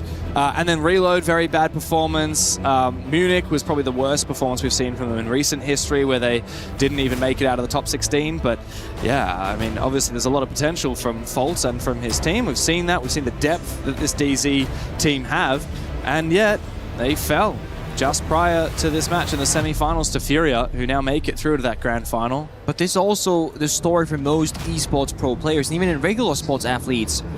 There are so many people who has to go without a win for a long time for someone else to win, of course, obviously. And in Siege, you and I had this convo this morning for breakfast. We have had, depending on exactly how you define it, between 3 and like 5 eras, a Yeah. dynasty, if you will, for Yeah. teams, right? And then everyone else, they either had a singular victory or no victories. Totally. There are so many players who's been around for 5 to 8 years who's never won anything. Totally. Because we've had so many, or we've had teams just dominate for a long period of time. Totally. I mean, we had Continuum, and then we had Penta G2, and then we had Empire, and then we had W7M Furia, and then we had FaZe. And it's like... Yeah, that's like the simple, I would say the simple version. The simple version is those 5, right? Yeah. And then every other tournament that has been won, you know, TSM winning a 6 Invitational, DZ winning a few majors, these are all one-offs, right? Like, even Space Station's SI win, like, where was the consistency aside from that? And I think another team that really comes into this conversation is Falcons, because of how many times they have been regarded as one of the best in the world, maybe even the best, but not making it into a championship, not actually raising the hammer or raising that trophy. And it makes me wonder, what is more impressive? A player like Faults making it to 15 events in a row, a player like Canadian who's still playing 10 years. Been to every SI. Exactly, every single 6 Invitational. What's more impressive, that? Or, you know, Penta G2 winning everything for a year and a half, or W7M being the undoubted best team for 2 majors and a 6 Invitational, or FaZe being in 3 6 Invitational finals in a row, winning 2 of them. You know, what is more impressive to you? I feel like there's actually, it's a bit of a subjective. I don't think there's a correct answer, There's different right? ways of measuring it for sure. I have always valued consistency and longevity, and it's why I have so much respect for a player like our Canadian. He might not be going on stage dropping 20 kills every game and winning every single grand finals, but the guy's qualifying for an event. He's still there, still having impact and a presence, and teams like your FaZe Clan, who in recent history 3 SI Grand Finals in a row, right? That's one thing. But if you go back 7 years, they were in a top 4 Pro League final. Totally. You go back to, 5 years ago, they were in a major final. And sometimes they win, sometimes they lose, but they are always at the top, chasing the trophy for such a long time. And then, like we said, we have teams that, I mean, look at Beast Coast, right? Out of nowhere, bunch of rookies, they win a major. Sure. Uh, And obviously we had Munich with a Quartet again, but it's like, no one expects that to happen. But that's been the story of Siege. A team out of nowhere, even in Team Secret recently, they will win the tournament, surprise everybody, and then kind of disappear. They'd be good for 6 to 12 months, and there's always a different array of reasons as to why that happens. For Team Secret, for example, they got poached to pieces. Unfortunately, you know, the conditions at Team Secret, the salary, whatever, can't compete with these other organizations like M80 and Falcons and Wildcard even. But yeah, it's a funny situation, isn't it? But I think there is no correct answer about what's more impressive. No, but it's not what you value. I think you need trophies, though. Like, you can't be like... Can you be the best player of all time and have never won SI? Because that's a debate that Shaiko. I mean, I don't think you Shaiko's can. the best example. I am, like, very much... I think there's no right answer to a lot of these questions. I think there is a right answer to that. No, you cannot be the best player of all time and not have won a world championship. That is just... It's just impossible, right? Now, if Shaiko won the next world championship, maybe he would be in that conversation. But right now, he is not eligible. It's like our club championship. Well, he's in the here. conversation now, but he's not stamped on the letter, you know? Well, it's like, you know, here, the EWC format with the club championship, you could have the most points out of any club, but if you have not won in any specific game, you are not eligible to be the club champion. You have to have a win to own. That's right. You have to have a win, and you have to have a certain number of top 8 performances as well, or top 4 performances. We'll get our club championship reporters to get you the 100% detail on that. There's something there. For sure, exactly. You know, like, I don't care if, you know, Falcons, let's say, they were second place in every single title. That's not good enough. You cannot win the championship unless you have one of the championships to your name, and I think that's very much the case. I don't care how many grand finals you've played in, especially Falcons, because they have been in so many grand finals. At that point, you were the favored team so many times, there's got to be some kind of curse. And look, I'm not a superstitious man, but the number of times Falcons have been to a grand final and lost it, I'm certainly feeling a little bit superstitious. I think they've been gunning for Troy Canadian's record. Because Troy used to be the man who had suffered the most grand final losses before, and I feel like we're probably in a pretty equal area now at this point. Well, speaking of Shaiko and G2, I saw Shaiko yesterday. He's here. Yes, yeah, he has been. He was in our green room. He just spawned in. I was like, hello there. What are you doing here? He's hanging out. Oh, man. Yeah, no, Shaiko's been here the whole time. I actually saw him riding his motorbike the other day. Oh, did you? He has a mean-looking motorbike. Oh. Very badass. Living it up on G2. Gotta be careful. Yeah, the motorbike is kind of cool until it gets too scary, you know? I'm too scared to go for that. You don't even have your driver's license. That's my point. I'm too scared, man. I got a little scooter that's, you know, not license required. It goes 20 kilometers an hour. Right. Oh, you've got like an electric scooter. Yeah, like a little. That's cool. Those are dangerous. Xenox broke his arm riding one of those. Oh, right. Guess I shouldn't be talking then, right? Yeah. Oh, well, we're back into the server. Thanks for bearing with us, guys. We're into it. It's 4-2, and we move into the second half. So now DZ, for the first time, show us what they've got on the attacking side. This is their map pick, though, so they need to bring a little bit more energy than we saw on defense. Otherwise, this could be yet another fairly disappointing result from DZ. Hold your horses right now. Side swap, keen on the Blackbeard shield. That's going to bode well for them. He's a phenomenal shield player, this man. He's waiting for the right call, the right time. Mind you, he has the shield on his back as the Blackbeard, giving less sound cue as to where he is. He doesn't sound like a shield operator. He just sounds like a regular dude in the server. Yeah. But he is not regular at all. He's going to jump in that CC window and take the fight towards Grubby. Oh, nice little fight there, close range. Kino takes a little bit of damage from the barbed wire, but he should be able to smack that away. And once NJR destroys his Kiva barrier, he'll be able to contest and prevent Grubby from continuing to peek aggressively. Ooh, very nice. The air jab from NJR. It knocks Grubby back and allows Kino to go for that ADS fight. Early advantage now for DZ. Air jab wasn't hurt there from Grubby because like too much sound, too much chaos in the server. Smoke canister explosions. Oh, the drone hull could net you some damage here, but Sax does not fire at the opportunity, and the wall being broken open here. A lot of pressure applied once again. Probably has to either go for a swing or fall back behind the Kiba, but that's only temporary cover. Once that gets shot, it's going to be either proning on the floor or forced to fall through the back. Looks like DZ are in good stead now. Even though Kino is low HP, he should be able to withstand a few more bullets to the feet before he goes down. He's actually rotating the top blue, so he's likely to try and fight Ask in just a moment at the top of the CC stairs. Newers finds a very nice angle. Nice shot from Sarks, but now he has to worry about behind him because he's lost Ask at the top of the stairs. And Fultz will work together with the Blackbeard to finish him off.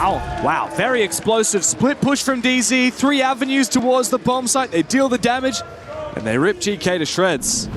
I like how simple it was. It wasn't about a ton of different layers and utility and counters, like good crossfires pushing together, utilizing the Blackbeard, playing on the air jabs, and just 3-2-1 connecting. And we saw some of the player teams, I'm not sure it was Fultz or J9O, I think it was J9O actually, saying that yesterday's loss kind of came down to small details. And we know what we did wrong, we fixed them for today, and this was a much better look on the attacking side than what we've seen from DC in the last 2 days. Yeah, indeed. Now, moving into the second attack, they'll have to go down to basement, and GK have thrown a few curveballs here. Unusual to see a castle pick. I wonder what the plan is here from Grubby. How much these will be on the bomb site to slow down a potential rush? Because I think, if I recall correctly, at the halftime swap, Shepard actually called watch for this rush or watch for that rush. And sometimes the castle is good at slowing down the rush. Of course, you can destroy it with the Blackbeard or with the Zafir. In this case, both are being brought. Shepard also said be careful of the Thatcher. Okay, no Blackbeard here as the repicks come on out. A lot of options here for DZ. They've got Vert, they've got explosivity on the bomb set, they've got some hard breach. The fact that they brought the Ace instead of Thermite leads me to believe that's not going to be a rush because you don't have a lot of space to work with using the Ace operator. But it definitely feels like a late round plan execute. The Thatcher getting in there, the Ram for the verticality, the Blitz for roam clear and planting later on. Keen to see what the plan is going to be. DC, all about the process, the step-by-step action. That's step number 1. And it's free, because Bandit and Kaida bend away, and Mute doesn't even stop the summer charges any longer. And that's also why there's no Mute jammers on the wall itself, because what's the point? So you put the jammers elsewhere for drone denial and gadget denial. That might enable them to roam a little bit longer on that top floor. GK on the bomb site will use the mirror windows, but that's Selma. Oh, wow. I mean, great usage. That is, 100% worth it there for Ask. It's a huge cost, very expensive to waste your only C4, but it does keep his mirror intact, and there are no Selmas left now for NJR. If you were to lose the mirror window, the roamers have to fall back to support it because you cannot solo hold the bomb site without it. But without the C4, you can't go for plant denials. Maybe this was baited by DC. They got the EMPs as well for double ups. Good smokes. No nitro cell now for Ask to try and deny this. They will go down for sure. He's right in the middle, and they don't have information on where that plant's going down. The gas goes out too. A C4 is too late. Had that been slightly earlier there for Upor, the plant would have been denied, and DZ would not be in a post-plant position. But now the retake is nigh impossible for GK. DZ just outside. The smoke grenade will go out. Ask will try and long arm this. He'll try and get the angle with Yog, and Sarks to try and cover, and it's working. Newers taunts in the all chat, but this seems to perhaps be working for GK. Ars will continue holding it! Nerves of steel for GK! The Ninja defuse! And DZ might have had a nice rush, but they got to be careful for those retakes from GK. Oh my god. I mean, usually there's going to be a freebie, but playing a little bit too far on the left-hand side, and the long arm was somewhat possible, and DZ didn't have the verticality for the post. Asked it in the old chat, maybe not a good spot to plant. He also said, nice job in the middle of the 5v5 action. It was pretty... I think Newers was the one that said that. Was it Newers who said it? Right after he died, Newers said that, and I'm like, bro, you're 3v4 right now. And it's not a good post plant whatsoever. That is incredible retake, though, I gotta say. I mean, if DZ had 2 players upstairs, surely that's unlosable, but they didn't have anyone on the vert. I think the only player on the vert was Newers, and he was the one that got taken down.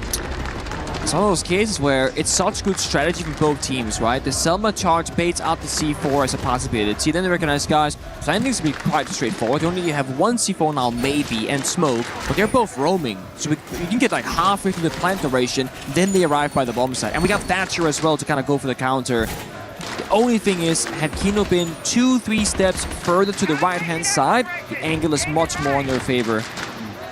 So a strat successfully executed, just the post plant didn't go their way. Technically a good round for DC. Yeah, but I mean, we talked a lot about this in the DZ versus Furia game and in the DZ versus Weibo game. You can have good macro, but sometimes games are won or lost based on tiny little moments like, does that plant go down? Does that defuse come out? We saw that especially in the DZ Weibo quarterfinal. Yes. There were a lot of smoke plants, and DZ were really good at denying them. Yeah, they were. Again, DC usually the team to win the retakes themselves, but this time it goes against. And Ask, I mean, you can say he's 1-5 on the scoreboard. All I see is that he defused the diffuser last round and got his team the round victory. Again, there are so many ways of gaining value that's not shown you on the scoreboard, in the kill department. Kino right now, for example, playing the shield operators. I mean, he's doing such a big job, everything off from map control, clearing player positions, gaining information, even if you might not get a kill. Oh. 2 rounds in the lead now for GK on that defensive side. DZ, a lot of work to do. Now, this top floor attack last time was impeccable. They started with control of IT, control of rafters. They quickly pivoted, took top blue very quickly. Now, not a C4 for Ask to try and... Oh, actually, Impact almost works. The second Impact will destroy the Selma, but not before a hole is opened up underneath that mirror. Yeah, underneath it. The mirror is still there. Technically, but you can't really play on it safely as you'll be exposed to blow it. Not a good time. So GK, I think they've read the situation. There's going to be a backside take right now because Yonk has cleared out rafters. He's peeked IT outside and he's like, okay, there's no one there. Oh, wow. Big booms downstairs. C4 not for that reason because there's dead players. C4 at the end because Sox went down. mibr.los low on HP. Sox already dead. It's DC starting off with a statement. And JR can't sprint thanks to that Thorn Trap. He is limping. Now that air jab could actually be shot if Upor perhaps gets close enough, or perhaps if he wide swings, it might actually detonate and force him back. Now he's just prone on the floor. And it looks like J9O might be moonwalking. Is everybody moonwalking? I think everybody's moonwalking. I see a moonwalk as well, James. I don't like that. It's a thriller. Ooh. That is actually a tough situation. I'm going to have to assume that the players also know how to play. I see them with their hands in the air. So this is a tough situation to call. There was a 5v4. It wasn't like nobody was dedicated. I'm not sure what the angle is here. Do you just replay it? Do we have to talk to the admins? I'm not. You know what's great? You know what's great? It's not our job. Is that it's not our job. It's not that.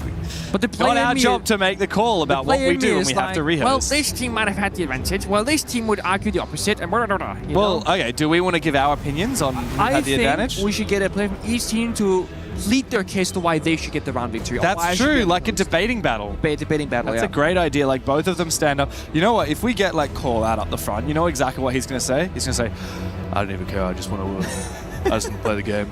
Let's just replay it. Let's just replay it. I'll just play it That's the again. most fair thing there is to do, right? I think we're probably going to end up over. replaying that round. Like, look, it was reasonably even. Sox will be happy with that. He died early. Yupo was low on HP, but the attackers had low time. So. Jeno had like 1.5 kills with the 3 big booms, by the way. 1.5. Because he killed Sarks and he got a ton of damage onto Yupo. I think he was like half HP on the Warden. Yeah. I can only assume that we'll probably replay that round, but we'll get the call from the admins before too long. Don't worry, everyone's loading back into the lobby. I can see that almost all the players are back in the lobby, so we'll be starting again very soon. Did you get my Michael Jackson reference? When like everyone was moonwalking, I started singing Thriller. Yeah. Did you get it? Yeah, I was afraid of getting copyright struck, so I didn't want to... Oh, you think I'm that accurate? Weren't you? Well, I mean, I caught it immediately. You're spot on. Well, thank you. I'll take If only people could see the dance moves you're doing at the same time. Oh, no, don't. The music video. People right aren't ready for my dance moves. Yeah, it's weird because we have the top-down view on a second monitor here, and you look at the, you know, what everyone is seeing on the stream. It's like, it looks like a game is happening. Yeah. Look to the middle monitor. It's like everyone's been walking. Yeah. Everyone's standing still. A little bit of a moonwalk. Oh, I see someone getting active in the chat. I can see the game has started. We're back into it. I do find it really interesting when I see players typing in the chat, and then I can see on our top-down monitor that there's no convo in the chat, because that tells me they're typing in the team chat, which means it's just notes to their own players on their team. Which I always think is really interesting. We noticed that the other day after the tactical timeout. I believe it was from Callout. It was from DCM. Yeah, it was from DZ, doing a lot of typing. Taking some notes in the chats. It's a cool idea. I've never really thought about doing that. I only ever use the team chat to say, you know, like you say rush B in the all chat, and then bracket in the team chat, actually rush A. Okay. Drops in chat for Black Ice. No, guys, no, if you come up to Pengu at the event and you say, can I have Black Ice, he will personally give it to you. I will not. This is hearsay, this is slander. But I know of other games where you use the in-game chat as a tool. Yeah. One of those games were here. Which one is that? I think they were here. I see a lot of smack talking. Is it League or Dota? Was League of Legends here? I know Dota was here. It was, I believe. Okay, I think it's probably early weeks then. Dota definitely I think so. In League of Legends, you will type down in the in-game chat the cooldown of summoner spells. The flash, for example, and teleport, whatever. That way you're kind of tracking in-game exactly when they come up, because there's no tool built into the game that tells you. And another small thing that used to be the case in Siege. Yeah. Nowadays you have a drone counter, right? Yeah. Back in the day you didn't. You used to type. You used to say it, so like drone phase 1, 2, 3, 4, and then when the prep phase would end, if you're a team that's forgetful, you just type 4 in chat. Yeah. And then when you start killing drones, you just ask them, what's the counter again? You click the in-game chat, it's 4. So now it's 5. League of Legends was actually played already. Yeah, I thought so, okay. Do you know who won it? I don't. It was Deep Boss. Oh. Random. I think I saw the quarter or semi-final, the grand final itself. I mean, Deep Boss winning is not random, by the way. Just saying, that is not random. Are they like one of the best? They're pretty good. Oh, Carmine Corp came second. Oh, did they? I didn't That's kind of see. I saw T1 losing. That's the game I was watching. Yeah, they came 4th in the end. And Dingy 3rd. Okay. Yeah. Interesting. Wow. I like some League of Legends. Big fan. You know, the game's still to play, so obviously we've got the championship of Siege today. We've got chess today as well, the grand final, which I believe is... They're playing a third place match right now as well. Oh, really? Which is Hikaru Nakamura versus the other guy. And then we've got the young 19-year-old in the grand final up against Magnus Carlsen. No, Hikaru is gone, no? Yeah, that's why I said it's third place match. Oh, sorry. Yeah, you're right. Oh, you're right. Anyway, of course, back into it. DZ still fighting from behind, and this time around it is a trade back and forth. Grubby finds nothing as he is taken down. But Kino also falls, and now Newers has been shot out by Sark. So you're right, Sark's very happy to get a second chance, a second life. DZ going quick, but GK seem to be putting a very fast stop to their push. Of course, it's the control room bomb site. Very different to what we saw from the round that never got finished. Yeah. And GK, very active on this defense. They don't need to make a move, but Sarks does anyway, and he gets a little bit silly with it. Gets taken down. 2v3 is very winnable here for Fultz and NJR. I love when a team, they have a bit of a re-host, right? And they both going to say, guys, let's control the pace. Go fast into it. They're both fighting back and forth. The Nari tripwire right there. Bro, shocking NGR. Teammate literally pinged it for him. Hey, relax, buddy, okay? Oh, he got sapped again. He can't find the laser. Beep, beep, beep. Strange move there from NJR. 20 damage every time, by the way. So nice and slow. If they find the second kill from Fultz, that could change everything into even numbers. There's still plenty of time to work with. They have no drone watching this player of viewport. He just has good game sense on this. Planting though, I'm not sure. It honestly could be possible. There's no C4s, there's no verticality. DZ really need this round to prevent the match point, and indeed he will go for the plant. He wants to try and bait that flank from Uport. He saw him earlier. He's got the read, great, but no, misses the shot. Needs to win this fight so critically, but he doesn't. Now NJR doesn't have that diffuser. It was such a pivotal moment there for Fultz, and NJR needs to get back in a position. Uport has just run all the way back.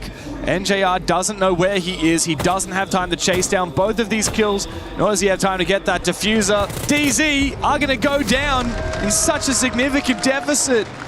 It's 6 rounds up for GK, for 3 for DZ. Map point here on DZ's map pick as we head into the operator bans, and I already have the call. After the operator bans are finished, Dark Zero will take their tactical timeout. All right, so let's see the bans first, yeah.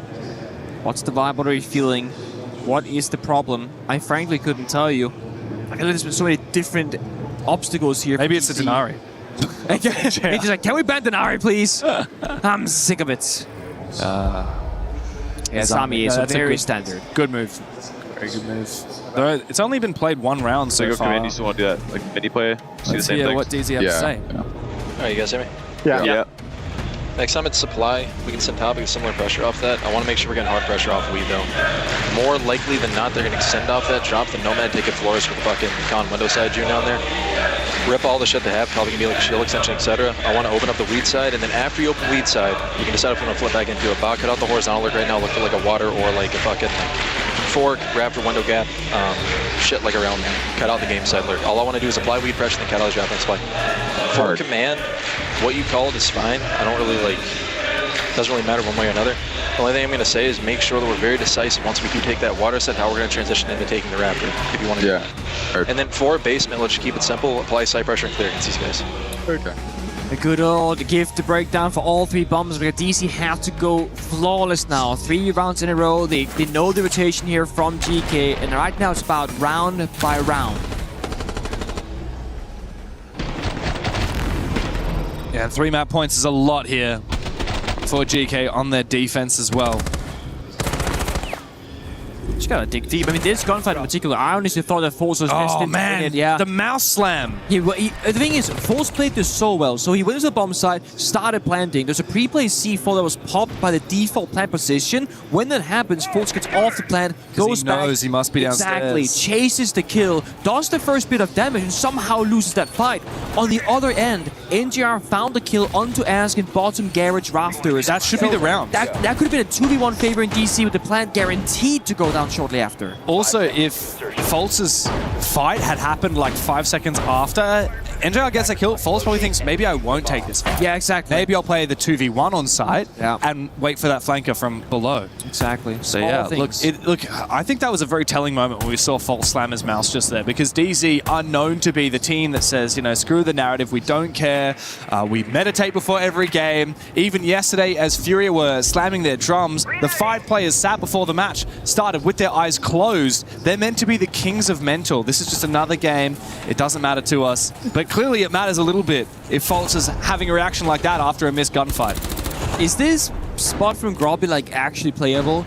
The bottom catwalk window that you just look towards, the rappel upside down outside the door. He plays it a lot though. I know, but with this shield, I mean, you gotta be a little bit crazy to play in that spot, right? But sometimes you need that bit of flair, that bit of like, I'm gonna do something so completely outrageous that my enemy won't even be ready for it. Sometimes you have to take a risk. It looks like DZ want to do that right now. Kino gonna make his way up the stairs. Pressure from outside the balcony. The mute jammer. No, it doesn't stop the blitz. And Kino will find that kill onto Ask in his common position that he's been playing for most of this game.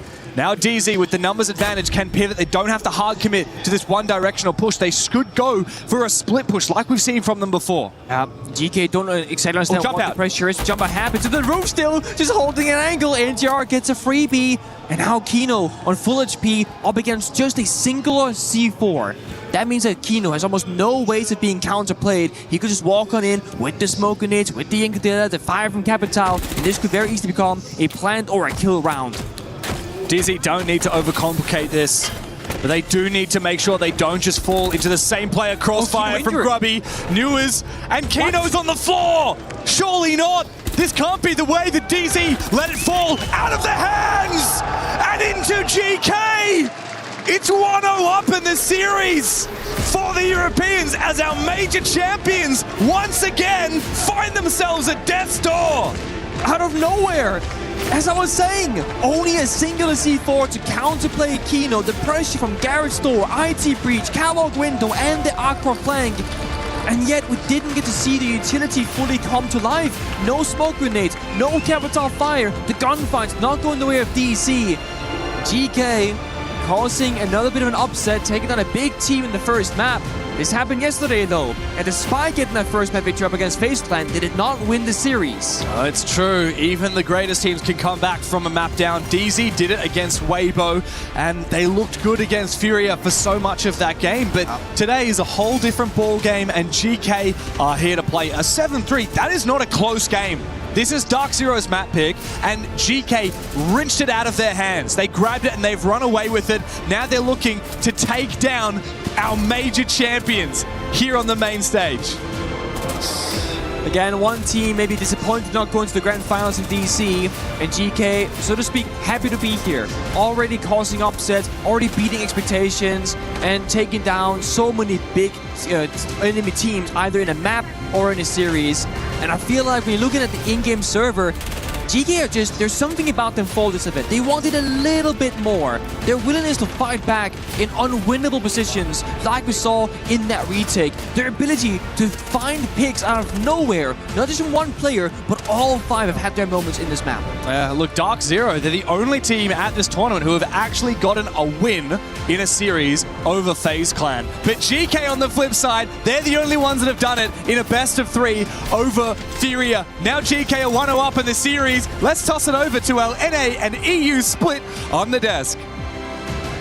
Thank you so much, guys. It was a great game for the European representatives here in France. GK Esports take the win in map number 1 on Nighthaven Labs. And while it proved to be successful for both teams in different moments, it was GK today who sealed the show. Welcome back, Batman and Robin. I'm calling you forever. Iconic and Alphama. Guys, that was one of those matches that just seemed to go in GK's way, and it didn't ever shift.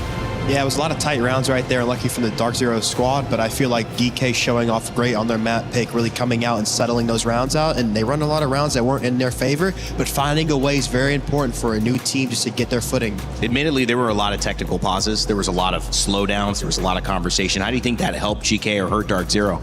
I think in general, it really didn't help Dark Zero come back into it. I think the momentum all the time was on GK's side. I think if you look at the performance, I think it's a really good collective one on the side of GK. Not a single player really stepping up compared to the other one. I feel like Sox, Yoga, Grubby, everyone was stepping up here, especially the kings and makers of that 3v5 in the last rounds. But I think I was waiting to see an adaptation from Dark Zero. You know the way that GK is going to play. You know they're going to lurk around.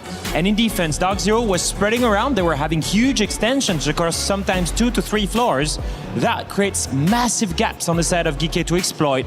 And quite convincingly, GK were able to pick up apart Dark Zero in these defenses. And that was, I think, the biggest problem was the lack of, adaptation to that playstyle on the side of Dark Zero. What'd you like that GK did?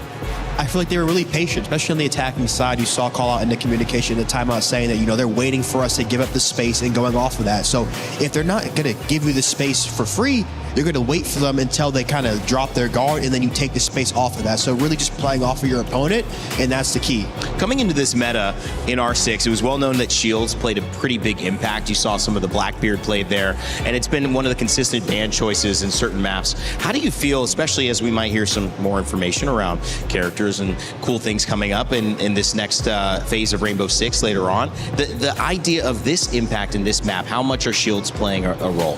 I think so far it wasn't really high impact. I think that the way that GK plays, Shields are really good to try and break up certain crossfires and have the rest of your team push towards that area. I feel like the way GK plays, they much rather have lurk operators. That's why you see them abuse Dokaibi. That's why you see them abuse Deimos. That's why you see them abuse Solid Snake. These operators that will have intel by themselves that they can abuse. And that's why you see them basically lurking on 3 different floors completely individually. A shield there would be kind of useless. So I think it's not really as strong and as used for the side of GK when they're in attack. Okay, and I think emotionally, when you look at two of these teams, we've talked about the mental from Dark Zero, but was it important for GK to take map 1? We've seen them take map 1 yesterday against FaZe. Didn't end up working out for them, but is that a team that kind of, if they're going to win this series, if they're going to take 2 maps, do they kind of need this one here?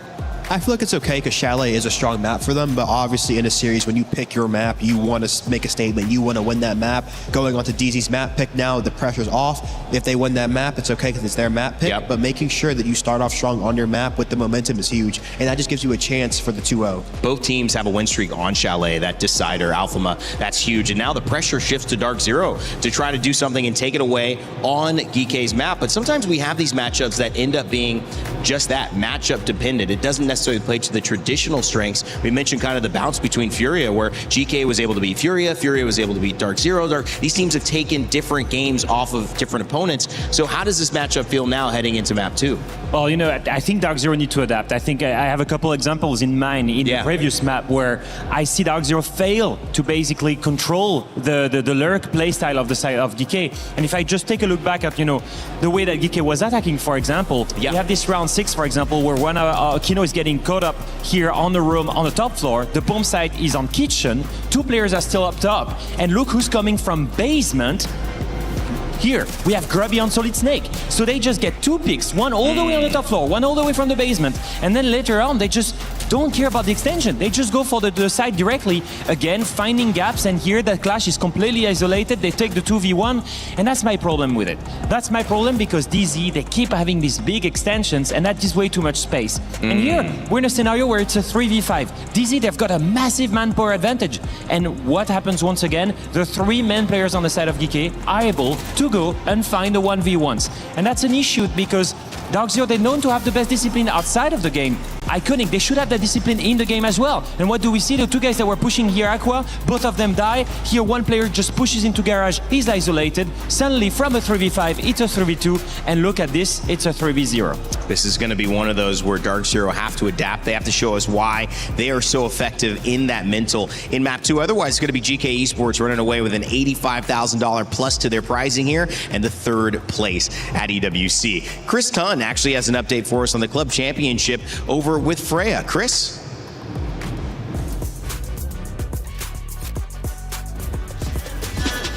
This ain't no regular thing. Came for the ring, you know what I mean.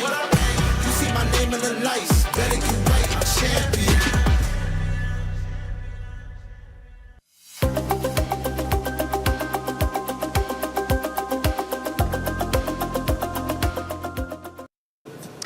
I've come down to the Qiddiya City Battlegrounds to check in with Freya on CS2. I mean, you guys have been down here, you go up onto the STC Arena next week, of course, but there's some big implications when it does come down to the CC side of things. Over here, we got a lot of big teams, right? Yes, 100%. I mean, yesterday we saw Falcon securing a spot through to the playoffs, so they're guaranteed to be in the top 16. I think that's kind of breathing a sigh of relief for that club, because I know it's looking a little bit hairy at the moment, but obviously coming off the back of the IEM Cologne Major, Falcons, the major champions finally, Nico getting his. It feels like they've begun this season kind of where they left off in Cologne.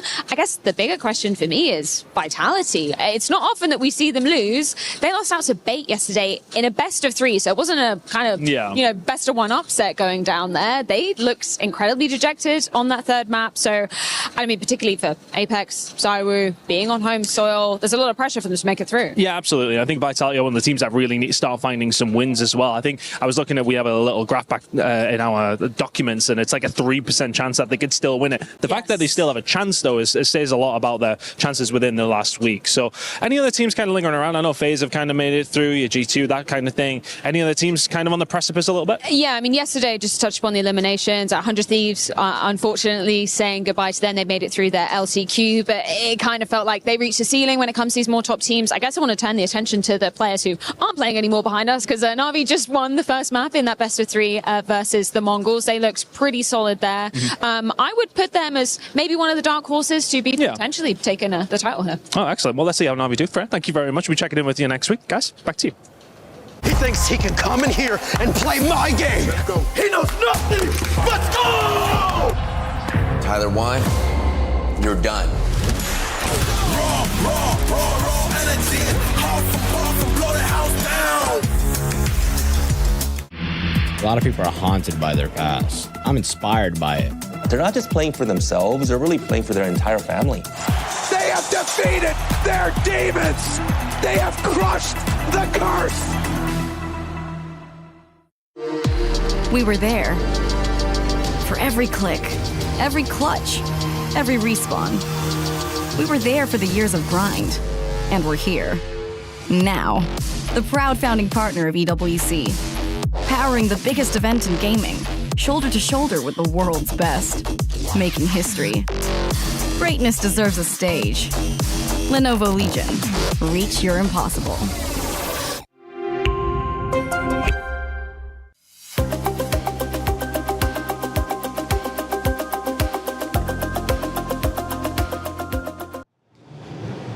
Well, Dark Zero lost their map 1 against Weibo, and they had the opportunity to come back. This has been a team that's been resilient. GK Esports on the other side also, like Dark Zero, come into it having lost the map. And the benefit of this, guys, is that you get to see one team continue that kind of losing streak and one team kind of break it here in this third place match. Yeah, and the main thing is we're starting to see a pattern of Dark Zero losing the first map, picking up exactly what kind of playstyle they're facing, and then adapt and come back from it. So I'm not too worried about Dark Zero. They're going to go onto their map pick now, especially I think the fact they're going to start attack is a blessing in disguise. I know this map is usually defender-sided, but this gives them the opportunity to not have to deal with that a little bit of worrying of the lurking playstyle of GK that especially is strong in attack. They will start by being proactive. They remove Asami, that will make obviously the piano side much easier to attack. And now as we look at this, obviously GK does not want to face a shield on the side of Dark Zero. Kino, they were talking about the second best shield player in the world. So some of those bans coming through. Iconic, what are you seeing here? Getting rid of the Grim. Grim's going to be a great displacement operator, just be able to shoot the bees in and get information for your team. The Wamai too is going to hurt the extension. A lot of times you see the C1 being a pivotal position here with the Aruni gates or the Jaeger. So it's going to hurt that extension right now. And you should see a lot more Aruni/Jaeger coming out on the top 4 sites. All right, gentlemen. Well, the round is set. The map, we already know where we're going, should be Cafe. And this one could be a big one. North America trying to bounce back, or will it be Europe that reigns supreme in this matchup? Let's send it back over to your casters, Dev and Pengu, to kick us off map 2. Thank you very much, Rain Day. Welcome to Cafe, Pengu. Can I take your order? I was thinking about it for a second. Yeah, I'm not that hungry. Really? Well, but how about this morning? Do you remember what you ordered this morning at the cafe? An omelette. And do you remember the coffee you ordered? I got a crème coffee. Café crème. Café crème. Café crème. Un café crème, s'il vous I got plaît. some bread with butter and Pain. Pain avec confiture? Yeah, something like that. It's like something framboise. I don't know. It's pretty good. Sorry to the French. We have a little cafe near the hotel we've been going most mornings. It's good. I mean, I was going to order a banger of a series, but that's just me. Oh, that would have been a good answer. That would have been. I led you. I wasn't lead a horse to water, but you can't make it. Yeah, I wasn't ready for it. I'm not gonna lie. I was in my own head. I was thinking about like making a point about the Monty, the Sami, the Ward, man, how much influences, or my rather, how much influences has on like the piano aspect of the map. And then we're starting downstairs in kitchen. I'm like, this doesn't matter. Hey, piano is still relevant. Jane, I know, has just made his way upstairs already. There's no enemies. This is Tim, on his lonesome, on his handsome, walking down the red staircase, fighting for that map control. Nice little way though to use the RAM. Obviously, you want to use that to get vert, but you can also use it to hop breach, as we saw from Jane, I know. So nice little way to start the roam clear. Once you finish the roam clear, you can start getting to the main job, which is the vert for RAM. Shout out Kino, by the way. Bro's playing Fuse Shield. I'm a huge fan. Dedicated. Yeah, and this is one of the few bomb sites, I think, in the whole game where it actually does have significant value up against others like your Maestro, your etc. Great value there from General. Finds a very close to Porte. That's the Warden and the C4 remove from action. But the thing about the Fuse here is that you can pop it down on the soft floor, break apart the Vulcan canisters from the Goyo, any sort of setup with the barbed wires, the deployment. Okay, we're hitting our teammates with DMP. That's fine. Control. The Seiko one hits the correct mark. So right now, after clearing utility, dodging C4s and staying alive, they can put down the Sense projector walls, start fusing the floor, maybe prep one for late round, drop down the hands, go for a plant. This should be for DC 100% about playing for the plant and the post. Yep. Of course, question is, will there be any fires as the coverage from the Sens wall comes on out? Newers will go down, however. And there is still the presence here in VIP, held by Yogg. The plan being confirmed by Kino at the moment as the flank comes through from Grubby. He finds one. This will need to be a big flank opportunity now from GK. Into the 3v3 coverage upstairs by NJR on this flank watch, and he gets Grubby dead to rights. Yogg now still needs to make a move from VIP as Ask managed to detonate that fiery Kiba, rather the Vulcan canister from Goyo. Will be traded back from the 90-degree angle from J90. Now Yogg in a 1v2, and NJR is up above on the vert. Beautiful plant, beautiful cover from DZ. Yeah, that right there is just strategical knowledge of like where can we plant that's absolutely safe, and they do it smartly. They jump into the bomb site window to plant deeply. It's a mini croissant. And with that, the C4 cannot reach, the smoke canisters cannot reach. The plant is guaranteed to go down because there's no line of sight with the Sens projector walls either. So again, perfect understanding. Good flank attempt there from Grubby, not gonna lie, but it doesn't matter. J90 deep in the bomb site, and NGR did retake that top floor vert. Oh, upstairs vert. Yeah, I have to wonder, if you're a player like Kino, how many rounds of Siege are you playing a day, right? Scrimming, like, how many rounds of Siege are you playing at least 10 per month, right? At least 10, it's a lot more than 10. Okay, so on average, you know, a scrims? It's safe to say that you play 3 maps at least 6 days a week. And then there are days you do more than 3, but 3 is the minimum. So let's say average of like 12. Although when you got Pro League, you don't play as much. So 12 rounds in a scrim, right? Yeah. Most scrims, yeah? Yeah, guaranteed 12 rounds. You play 6 halves. 12 rounds. Pardon me, I just had to cough for a second. 12 rounds of scrim, 3 scrims a day, that's 36 rounds. That's 36 rounds. 6 days a week, 6 times 36 is an unknowably large number. Nice. I think it's 300 and something. Yeah. But, yeah, I mean, that's a crazy number. What percentage do you reckon he's playing a shield?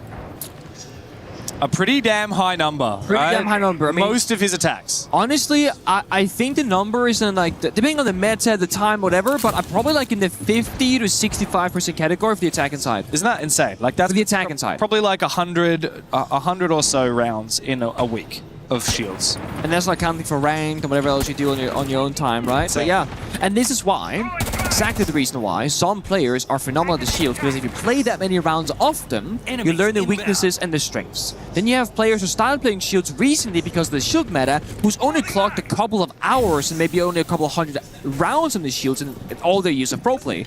That right there is a difference maker between a great shield player and a decent shield player. And Kino, one of the all-time greats. Absolutely. How many do you think you've played? How many hours do you think you've played on Monty, for example? Well, I have like so many accounts I've played on, and you know, your main account, which is I'm guessing is pengu.psg, is it? It doesn't track custom games. That's the issue. Nah. It only tracks ranked games. Disappointing. But shields usually are my most played operators in ranked. I think Monty, Blitz, and Fuse are all top 3 the last couple seasons that I've played. Disgusting. So there is that. But we got the reveal coming in not too long, and there is a question mark about. Are the shields going to be useless? That new the shield-busting operator coming out. Yeah. I'm very excited. That's coming out later today. Wow, big double kill, making a triple for Ask with the LMG on the Maestro. Love to see that from GK. Bit of energy. DZ try and dominate this top floor with a bit of aggression, but it doesn't work out. And really, they're just fighting one man who's solo holding with this LMG. 81 bullets, packs a punch. Not about the cameras, not about you, so just about the fighting. Gets shot down. Crossfire stabbing Cigar and from Cocktail. The Kino finds that frag. Now, the benefit of having the Solid Snake in the late round with so many deaths that every single member that dies, your teammate or your opponent will drop a little satchel. You see that blue icons on the floor, you can run across them and pick up any piece of secondary utility with the exception of Heartbeat's gadget. So you can get up a frag grenade or a flash grenade or a smoke grenade, but only one of each in pocket. Kino goes down, leaving Newers in a 1v3. You can bait this out one by one. You might have a chance. Good weapon in the F2. Sark's waiting on the close angle with the shotgun. Diffuser just behind Newers. Wallbang right here. Very possible here. You just got to have the better reaction times against the shotgun. Wow, it's a crossfire. He reads it, but Upor still finds the kill regardless. Good response from GK. Convincing round in defense. Just fighting, fighting, fighting. What's happening here, James? Oh, please. Oui, croissant. Oh, merci beaucoup. Can I... Oh, do I get another one? I think I get one as well, right? Oh, you're getting one. Come on, get me in here. Can I get an Eiffel Tower? Yeah. Maybe get it next to the camera. We'll get a little picture of the Eiffel Tower. Getting a photo of it. Oh, how beautiful. Beautiful. Merci beaucoup. Mwah. Today has been a game of distractions. It has. There are conversations happening. There are plays in the server. There's a cameraman roaming around who's also he's getting the stickers ready while carrying a huge camera. By the way, I was thinking, what is happening? I was like, are they gonna just like take a photo of us? No, okay. All right, back to the conversation we were having before, Pengu. What do you think your most played 3 operators in ranked are of all time? Yeah, and they're all attackers. On attack. On attack, Ace is on there. Yep, that's your number 1. So, okay, there's a caveat here. The rank system doesn't track until after year 7, so you have to keep that in mind. Okay. So Thatcher wouldn't be on there because that was in the past. I'm gonna go Munty. Yep, I'm number 2. I'm gonna go Blitz. Yep, number 3. Bang, I knew Dirty it. shield player right here exposed on screen. And there was a season where Fuse stood instead of Ace, because Ace was spent all the time. You also have a 1.65 KD on Blitz with 654 rounds played. Not you bad. Absolute demon. It's not bad. It's disgusting. Look at my all-time win percentage record of all time. I on back, what? Goes back to my main profile. Oh, okay. Not the operators. Sorry, self-glacier. Win percentage 79.6. Oh, shut up. Lifetime ranked. Hold up. Lifetime ranked 82.5 with a 2 KD. Over 1.94 KD. Okay, come on. Okay, over 5,000 games. That's not bad. Yeah, that is. That's not bad. 5,000 games with only less than 500 losses. Machine. All right, let's see. What's this from Grubby? To lock in. From Cigar Lounge. He actually finds a double kill. I think they mustn't have realized that he was tucked around behind the minibar. And he feels exposed. He still finds it. This nade, I don't think that'll flush him out of his position. He's happy to just tank the damage. It also doesn't even destroy the minibar, but those explosions go both directions. A nitro cell tossed out from down below in train by Sarks gets the injure onto Newers. I think they have an inkling. Good pre-fire from Foles. Almost traded back. Newers will get back up on his feet. DZ will try and pick up the pieces of this very grim-looking round. Early disruption time and time again. It was Ask previously, now Grubby finding 2 quick kills. News on low health too. They do have ag.al for verticality, but he's walking down the white staircase looking for a fight instead, so that hammer not going to be used downstairs. Jock was waiting for him. An absolute freebie. And DC not having a ton of strat right now in the server. No step 1, step 2, step 3 because they fall early in the round. It'll have to come down to fishing for picks here. But look at GK, 2 players right next to each other in Dining Hall. There's no way that Foltz can find both of these kills, and they're keen to peek for it. Ars takes a lot of damage to that LMG, but Foltz cannot deliver the killing blow. Walking through the flank track stingers, Sarks will put the pressure on as Ars gets aggressive. GK feeling confident today on the defensive half of Cafe. It's another round where DZ looked more lost than ever. Yeah, again, DC's gonna slow down the game right now and take it step by step. Don't fall early in those gunfights. Get the drone work going. I do think that Multiban has been super influential because it's so hard to play the other shields. The verticality, the C4s, the long-range gunfire that's gonna be happening. It's such an uncomfortable map to play, you know, the Blackbeard, the Blitz, the Fuse, with some bumps and exceptions, of course, like that kitchen downstairs. Val could get bent away here. Information and verticality speak about it. And then Ying, combining with the Grim, weakens to execute, and DC will call their attack time to prepare for the second half of the attack. Remember we were kind of talking about off that, like they do the, it's like the Valkyrie extend out towards like Skylight side or kind of red, whenever it is that falls back. If you want to go fast in that bulk or part as the intro, one adjustment I want to make here though, is let's bring the snake early to like the piano south side windows, get pings across for like whatever the fuck they're doing right there, and then we can go into whatever we want to afterwards. But in general, mid sites, let's just slow down a little bit. We can start with the spread, and then if we want to go into piano over off that we can, if we want to go cross kill we can. Just slow down a little bit though. Like these guys are not playing very good Cafe defense right now. They're just taking advantage of us not being ready for their rat shit, basically, is all this. Yeah, heard. On this, anticipate the 90%. If we see it again, we can run it again with the dope, or we can flip into something else like a 32. Treat it as seen. They're not playing a very good defensive half on Cafe. We're just falling for their rat bleep. And they are doing some rat plays, it is true, but DC themselves are not droning all the corners. They're not slowing down enough to stabilize the round. They rabble in, completely oblivious to the fact that Robbie was just there in the corner the entire time. And that's the second time in a row now where the entire round has been determined inside piano. And when you have the Asami, the Wamai, and the Muntiban, like I said in the very beginning, it really plays so heavily from both sides about Cigar and Piano, because those are operators that heavily get utilized in those positions. DC haven't seemed super aware of that. They've been skipping some steps, they've been punished, but with that call-out being mentioned from that call-out being taken by call-out, that's such an awkward sentence. Hopefully DC can switch it up. Yeah, this is the thing, right? Like, you have to play the game that's before you right now. You can't try and play the game that you prepared for if that's not the one that you're playing in the server, right? If you've voted GK, you know they like to play certain bomb sites in specific ways. This guy roams here, this guy likes to fall back at this time. They have this set up here. That's great. And then you tunnel vision on that, and you forget that you probably should drone Piano before you have two people swing inside, and Grubby is there to get the free double. I mean, the round was very much not your typical round of Siege after that had happened, because of Grubby getting that early 2-pick. Now DZ look to try and attack onto Kitchen. Now this is where the map started. DZ were very good at attacking this bomb site. Cafe is quite defensive sided. If DZ win here and then win one of the next 2 rounds, they could very much turn this game around.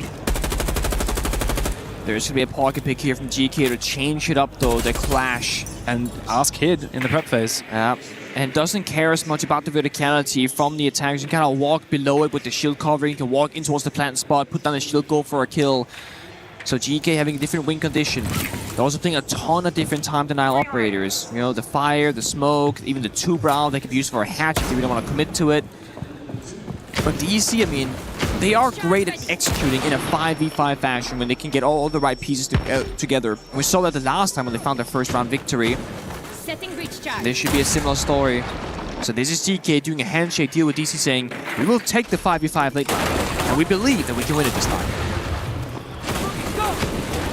I like that from DZ. The adaptation to use the Hibana, and then you've got Extrovert, no more Sledge, but it's much safer to breach that hatch. Also gives you more options in the late round for additional hard breach should you desire to do so. The question is, with no fuse, how will DZ look to try and clear the Vulcan canisters on the bomb site? No grenades either. Yep. No Twitch, so no real util to try and counter it. I think they might have to swap. Yeah, go for a bake take. I see Kino upstairs on the roof. I see 2 players outside.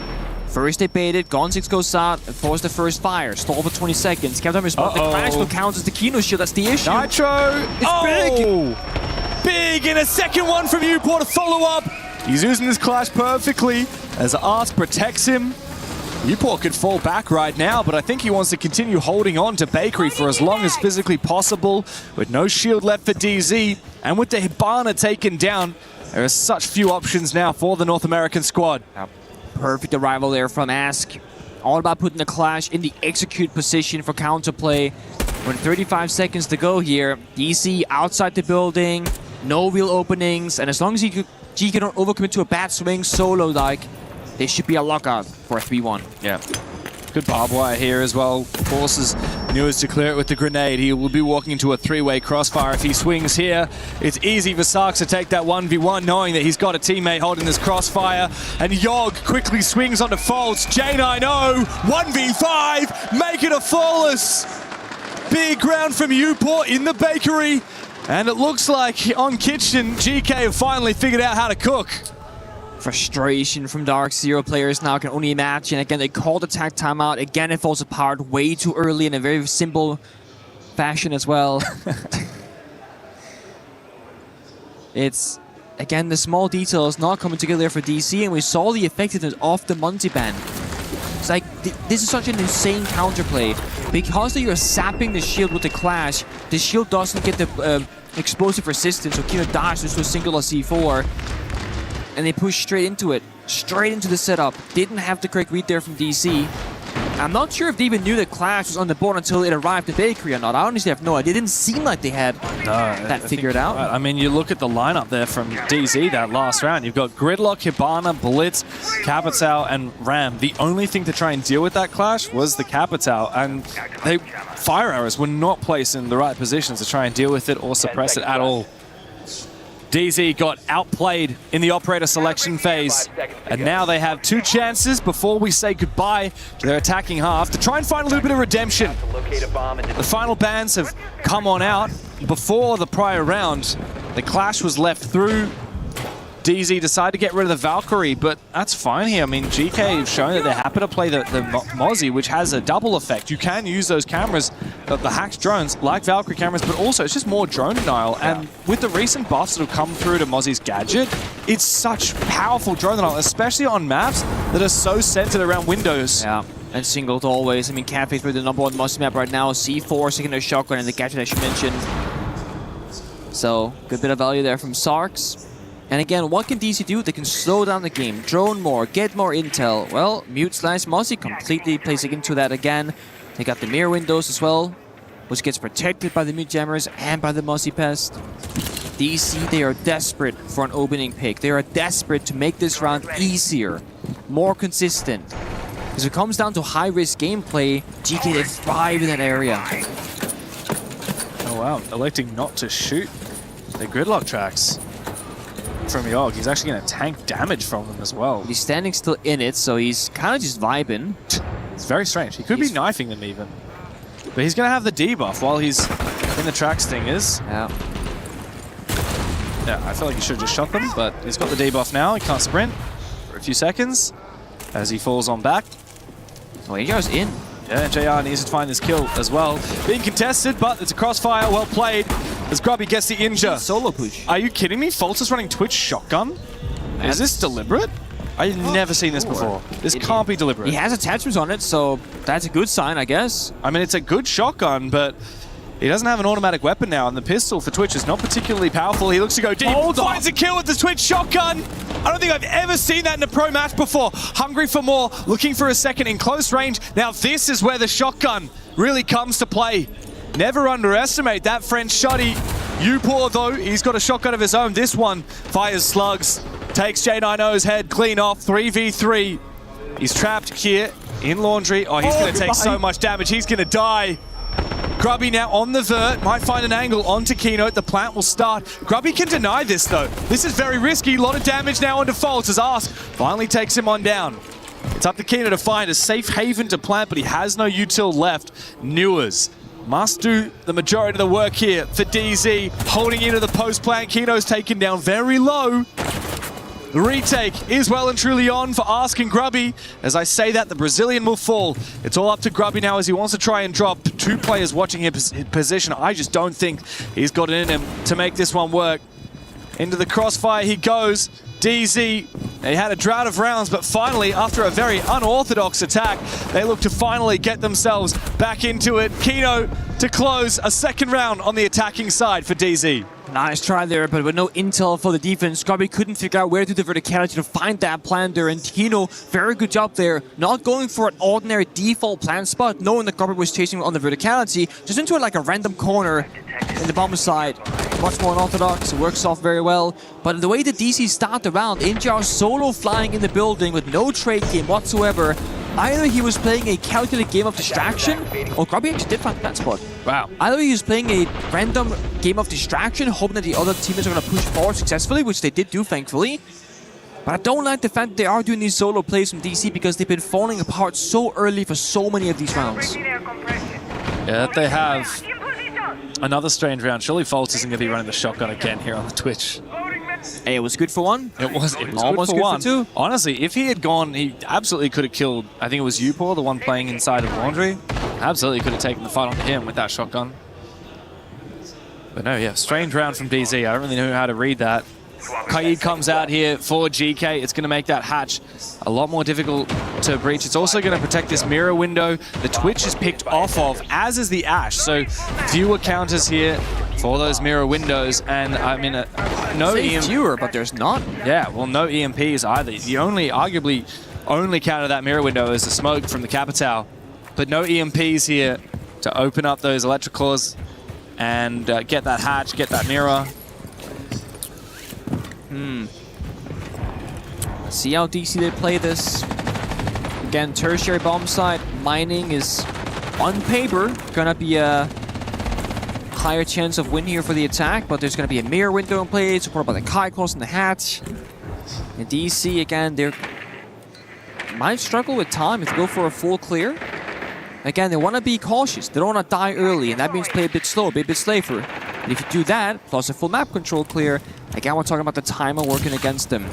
India on the same window as the previous round. This time there's a castle barricade protecting his arrival inside the building. He'll break it open. Oh, but now stay on the exterior. He's a perfect operator to deal with this though. He's got flashes to burn, and now the nade comes in. It's on in. Yeah, Upor though, meanwhile, has found not only one, but Yoga jumps outside from the White Stairs window. And with that, TCSG claims a kill. He's actually looking to try and contest. This is so dirty, as if Yoga continues fighting. Genino wants to take this gunfight. He's got essentially wall hacks onto this player while he's detected outside. But Yogg knows the angle here for Genino is not easy. And as he tries to swing around, Yogg will take him down from outside. Insults added to injury by GK as they look to swim through so cleanly on this defense. It's going to be a 4-2 split. Lewis tries to 1v5, but I think that we have another flawless round coming right up for GK. Yogg is still outside the building as well, waiting for a second fight. Lewis gonna take it on the corner, just like his teammate. Can he come out victorious? Another one. Oh, gets the injure finally. Oh, come on. Are you kidding me? He can't get the kill. Eventually goes around the corner, but now worried about the player above him. Worried that he's going to get baited, trying to go for the finish off. Yeah, and he takes some damage all the way from the balcony on the other side. Get your kill, fine. Get your one. Pad that stat, get that KD. It doesn't matter. Ask is coming for you. GK are running DZ down. First, they took their map pick on Labs here on Cafe. 4-2 in the first half. A wry smile from Shepard. And it's time for the halftime timeout.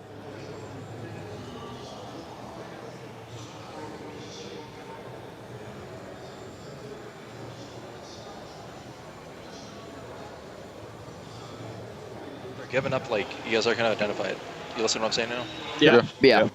They're giving up, like, the tarp area. Like, they're coming in and out of, like, cocktail back and forth. And also, we've shown now twice that we're going to go over and try to OPK that. Ignore the OPK for now. If you want to go slow on the piano side, you can just call the base against these guys. They're not abusing rounds nearly as much as I thought they were. And, like, we can just bring the thatch with the Cade, work the walls across, and just keep it slow against them on, like, that mid-site. Reading, however, I will say off that last one, if you're not thinking go piano for whatever reason, the rush did look like it was there, like on the actual site side rush. And then kitchen, you just clear, we go copy side. If we see the clash, bring the nomad. Like, just bring the nomad no matter what, even if you don't identify the last operator. Just box them out like you do against Sonics. Heard that. And on this defensive side, make a pretty quick read. It is a different map than Nighthaven, kind of like AD was saying. So, like, there isn't like a real rafter on this map, for example. But if, like, they're just absolutely dominating that first zone, you got to be a little more decisive. And if we're going to, like, fall back to the second one, we're going to fight there. If we're going to fight for the first one, we can't really get caught in, like, that bridge, kind of like it was on Nighthaven with Jack on Rafter. It's like for the like the newer special anti-run out, and otherwise I think we just need to, you know. What is the anti-run out? Like, I'm gonna cover you guys. Yeah, and I think like otherwise, so what? Like we need to take piano, Shaco guys. Don't stand still. Like when we have for control, take it guys and set up for the execute. You know, don't padding the comms guys. If they're gonna go basement, they always have one roamer. So we can do the first for split, and the guy will always walk down brown. He's always gonna walk down brown or gonna walk down white. So if the guy wants to walk down brown, I'm gonna always take the code check route. Do you still wanna force the first splitting as are playing to Parao long bar to the 90 cents? Yeah. If they're playing, like I'm just gonna, I can choose. Like I can either walk on the guy long bar and kill him for you. No, I think you always.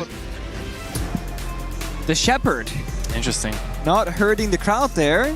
It is Grobby taking control, saying they're very specific about piano, Shaiko, don't stand still on the soft floor. I love the way that he said, look, if you need, in this specific situation, if you need to kill this guy, I can walk by long bar and kill him for you. Like, it's one thing to think, oh, I can get a kill here, I can do this thing for myself. It's another thing, if I do this, I will enable you to do that. Yeah. I like that teamwork there between Grubby and Sark. It's very specific, which I like. I think it's easier to say, guys, very simply, fight with piano, fight with Shago, mindful, do not stand still on soft floor. It's very simple, but it goes a long way, and so much of this comes down to the first step of the round of Cafe. You often find yourself on the window repels, fighting for cigar, fighting for piano, and if you get a foothold in the building and you get that first step accomplished, the round is looking super solid. On the flip side, like we saw how DC lost the majority of their attacking rounds, they never got that foothold. The second they tried to enter, they were dead. When there were repels, they were getting C4'd, and you could never stabilize the rounds. So it feels very European playstyle of GK to go for those focus points and talk so much about it. And they've banned both the Mira and the Wamai as well, which supports the same story of the piano and that initial foothold. True, but it does leave the Kaid on the board here, picked up by Kino, which Brings another Nitro cell to an already deadly lineup. 3 Nitros here, aided by the Pulse to get those vertical kills for DZ. The Kite as well is going to be hard to counter. Yogg will want to breach open the hatch, in particular in the J9O's reinforcing in Piano, but it's going to be very hard to do so, especially look at Kino breaching a lot of the floor around the hatch to make it so that it's not possible to put an exothermic charge next to the hatch. Very nice. Pretty cool. I don't really know how you get that Electroclaw off without Upor sneaking a Twitch drone into sight, though, which would be very hard. You could possibly get a grenade in between the layers of the floor, but depending on the signal of the cores, it might not reach. It's a bit tricky. Right now, it's actually on the soft floor next to the hatch, at least for one of them. So. Well, in which case, that is winnable. Yeah, that is you gotta pick the right side. That's the other issue. I mean, you can also just use Hibana pellets and destroy that part of the floor if you, get the guess right. You can try and fish in the soft floor again. That's why they broke it. So we'll see how they play it out. Oh, and the second Electroclaw is actually downstairs, protecting the mirror window upstairs on the third floor.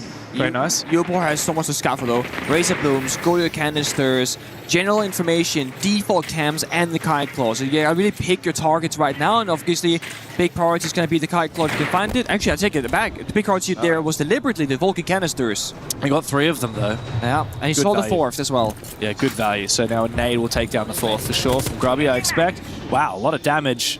Unusual to see a player expose themselves to the skylight so early on, but Grubby will go down. The player that said he wanted to go for a kill and take down a guy long by, actually is the first one to fall, and NS from faults to himself. Pat your own back there. I will say, the DC off that pick, they give up top floor control entirely, letting GK get closer and closer to execute. So now it's all about the verticality. 3 C4s, ton of intel. X-Kairos here on the corners, looking for the Kaid. This should destroy the And this should get it. One of those many X-Kairos. Very nice. Just pop it open. Oh, they're pretending. They're skipping a step. They're just gonna go for it. Yeah, straight into it. They have no idea. Yeah, there's no info here from DZ. They really should be. The Nitro cells are not used in time. There's only one left. Yogg finds his. NJR looking for the retake. The post plant here is winnable for DZ. GK have lost a lot of manpower. And now Kino is looking to try and get on that counter defuse. Is there anybody there from GK? There is no answer! It's a retake from Dark Zero. GK completely pantsed. And the North Americans steal the first round on that defensive side. So the way that they get into the plant is going off pace, pop the hatch, straight planting. But then, likewise, DC also push forward very quickly, take down the guy who got the diffuser down, and go for an instant counter defuse. GK then caught by surprise themselves, thinking that was really quickly. Didn't have the vert, didn't have a guy outside on the bomb site window, and didn't have a player inside a pillar either for the line of sight. The sad thing there is probably a world where you could see that diffuser from pillar window rappel, from red staircase, the soft wall open up. There are so many good positions there, but none utilized by GK. They had Upor, I think, top white watching the flank when they were 10 seconds into a post. That's a lack of drone that should be replacing that position. DC are very quick, they're good at retakes. We've seen a lot of retakes in the last, all week, really. I think DC have the most retakes at this event. I'm very sure of that. That would be a very interesting stat to have. That we don't have. That we don't have. One thing I'm seeing a lot of here from DZ is the Pulse, actually, funnily enough. We saw a lot out of them as well on Labs. I wonder if GK will see it as enough of a threat to ban come the 3rd round, but there's a lot of very powerful ops on defense that DZ like getting into. The Pulse is one. I think the Pulse is a bit of a bait, right? Because let's say you ban the Pulse, they play the Valkyrie, they play the Solace. There's a lot of different substitutes to the Pulse operator. Whereas if you ban the Asami, that's a very niche, very unique operator. And a great example of an operator that they haven't played as of yet, which is one of the most popular operators on Cafe, the Asami, still yet to be played. You could also see DC, this would probably not happen from their side, but if they want to do a curveball, ban Brava, start playing Maestro. Cafe is one of the few Maestro maps that we see, especially in APL. From Kino Choke. I like to bring it here. My homie Carwow. Yeah. They have had pretty good success with it.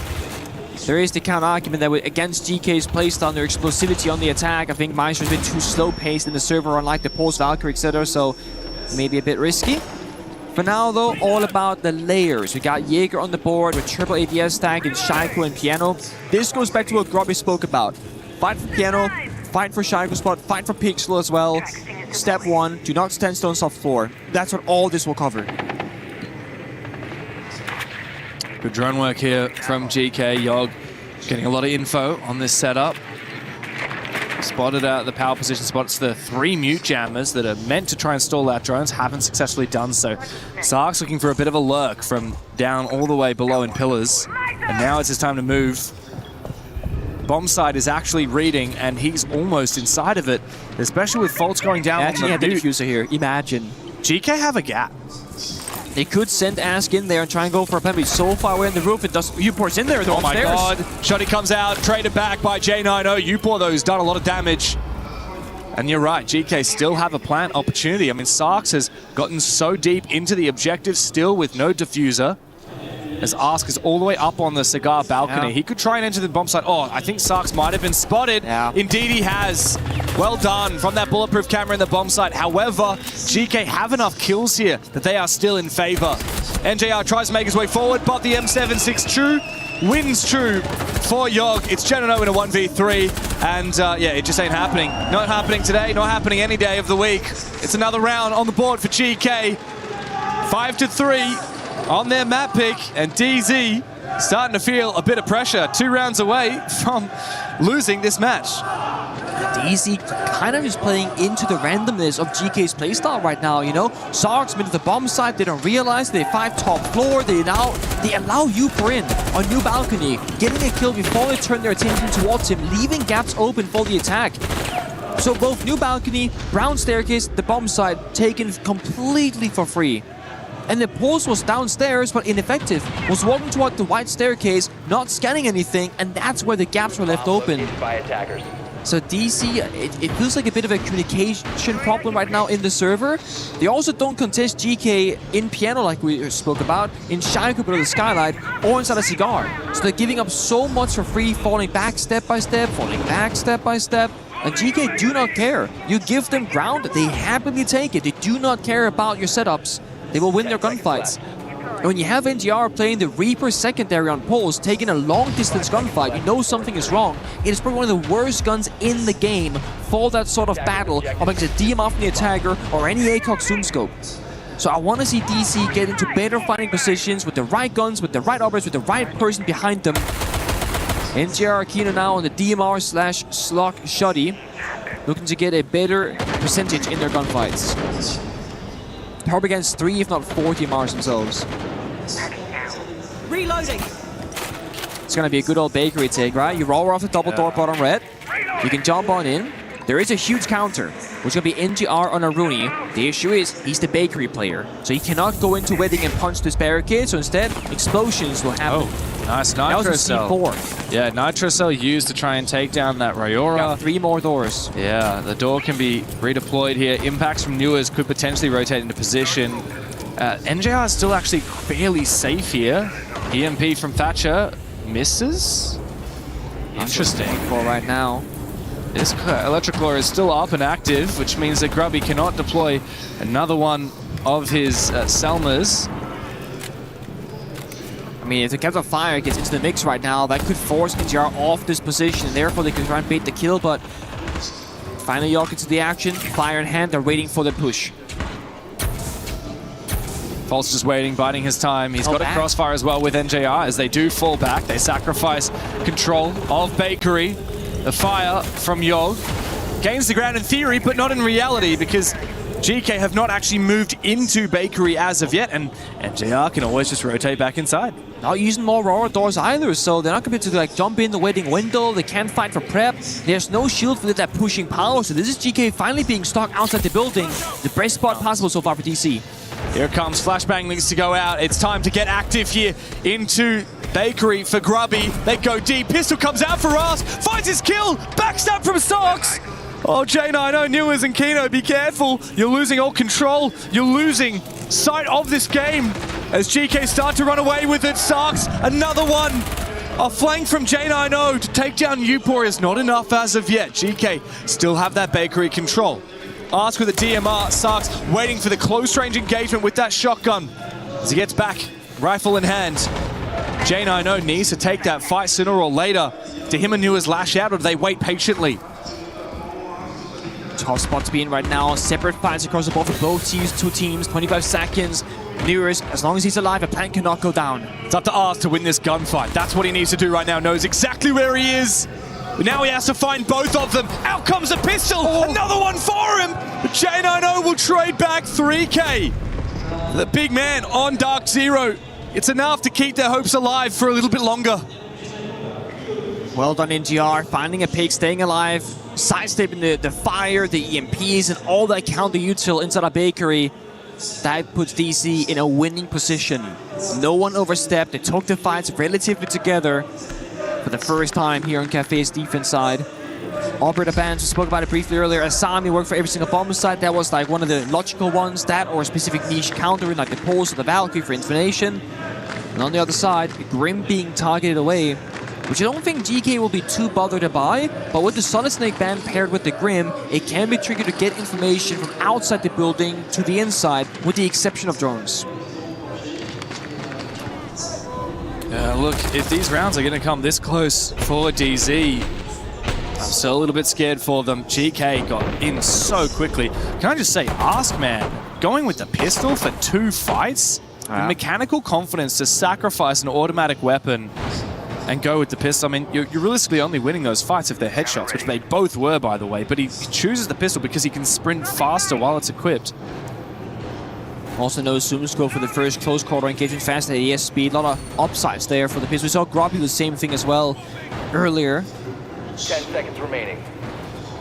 Just looking here, tertiary bomb set again, attempted by DC. Newers getting on the Solus again. They always want something in the information department, whether it's going to be the Pulse, the Valkyrie, the Maestro, the Solus. And it's about finding where the planet is going down and when the planet is going down. Also, it gives Newers more roaming freedom. He'll figure out where the drones are, if he's being watched, is it an air jab or a claymore for a jump out to play that disruptive playstyle. So this could just be DC getting a bit more active in the server. Which I think they need to do, to fight for map control and not give up the space and just keep falling back.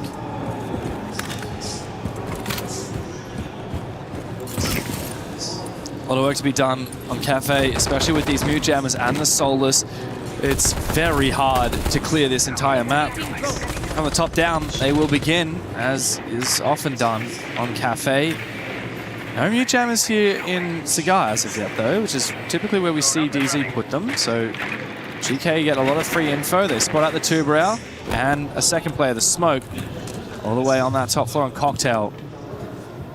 Grubby makes his way inside. How much will GK look to try and actually clear this top floor in a hard sense, and how much will they look to just pressure it? They really do love going for these split-through style pushes, these 3-2-1s. Probably a half take, right? You take Cigar upstairs, lock down the flanks with the Nomad, and kind of work your way down the staircase, pressure the bomb site, and just kind of look for a gap.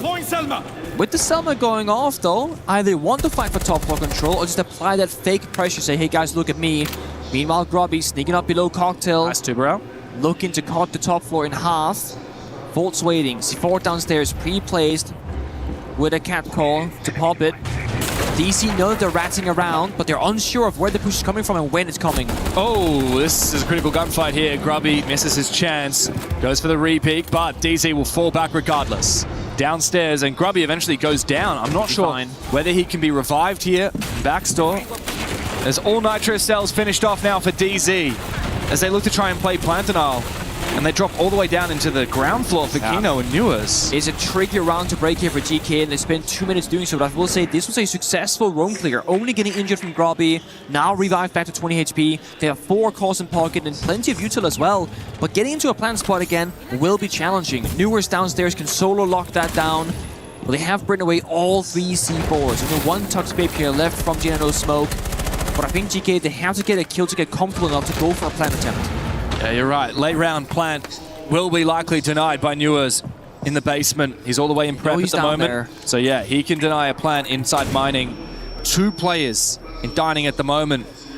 DZ really falling back, wanting to play plant denial as the main priority. They've got info on where it's going down. Is he going to deny this plant? Newers, you're going to let it go down. Instead, it's going to be a retake. They're favoring the information, but DZ march towards the bomb site slowly.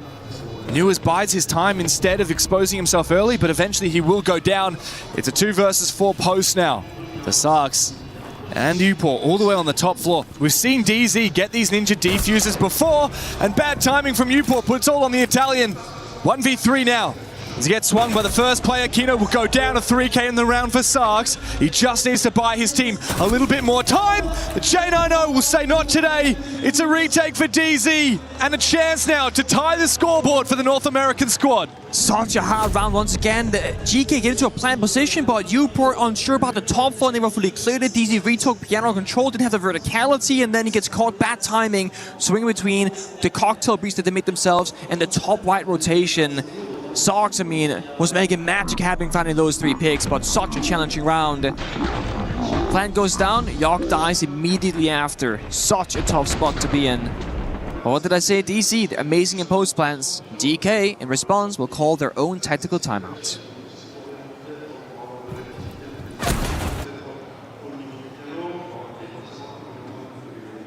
Okay. Yeah. How open you have very open to actually make it faster. So it's going to be reading right now, right?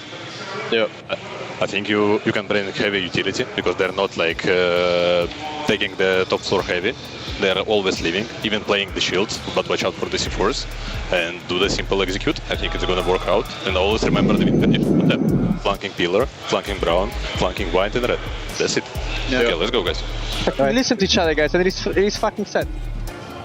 So a switch up, get on the shields, stabilize the rounds, recognize a DC. They keep falling back and surrendering map control. The thing is, it's a lot easier said than done on Cafe. You're in a very small box. We call it hell in a cell once you drop down the red hatch. And we saw it there from GK and Grobby. They spent so much time slowly inching forward, duking C4s, trying to stay alive, and there just wasn't enough time at the end of the round to get down a solid game plan for that plant. Yeah, and DZ really love giving up that ground and then going for retakes, which is what we've seen. 2 successful retakes now on that exact same bomb site play out very similarly.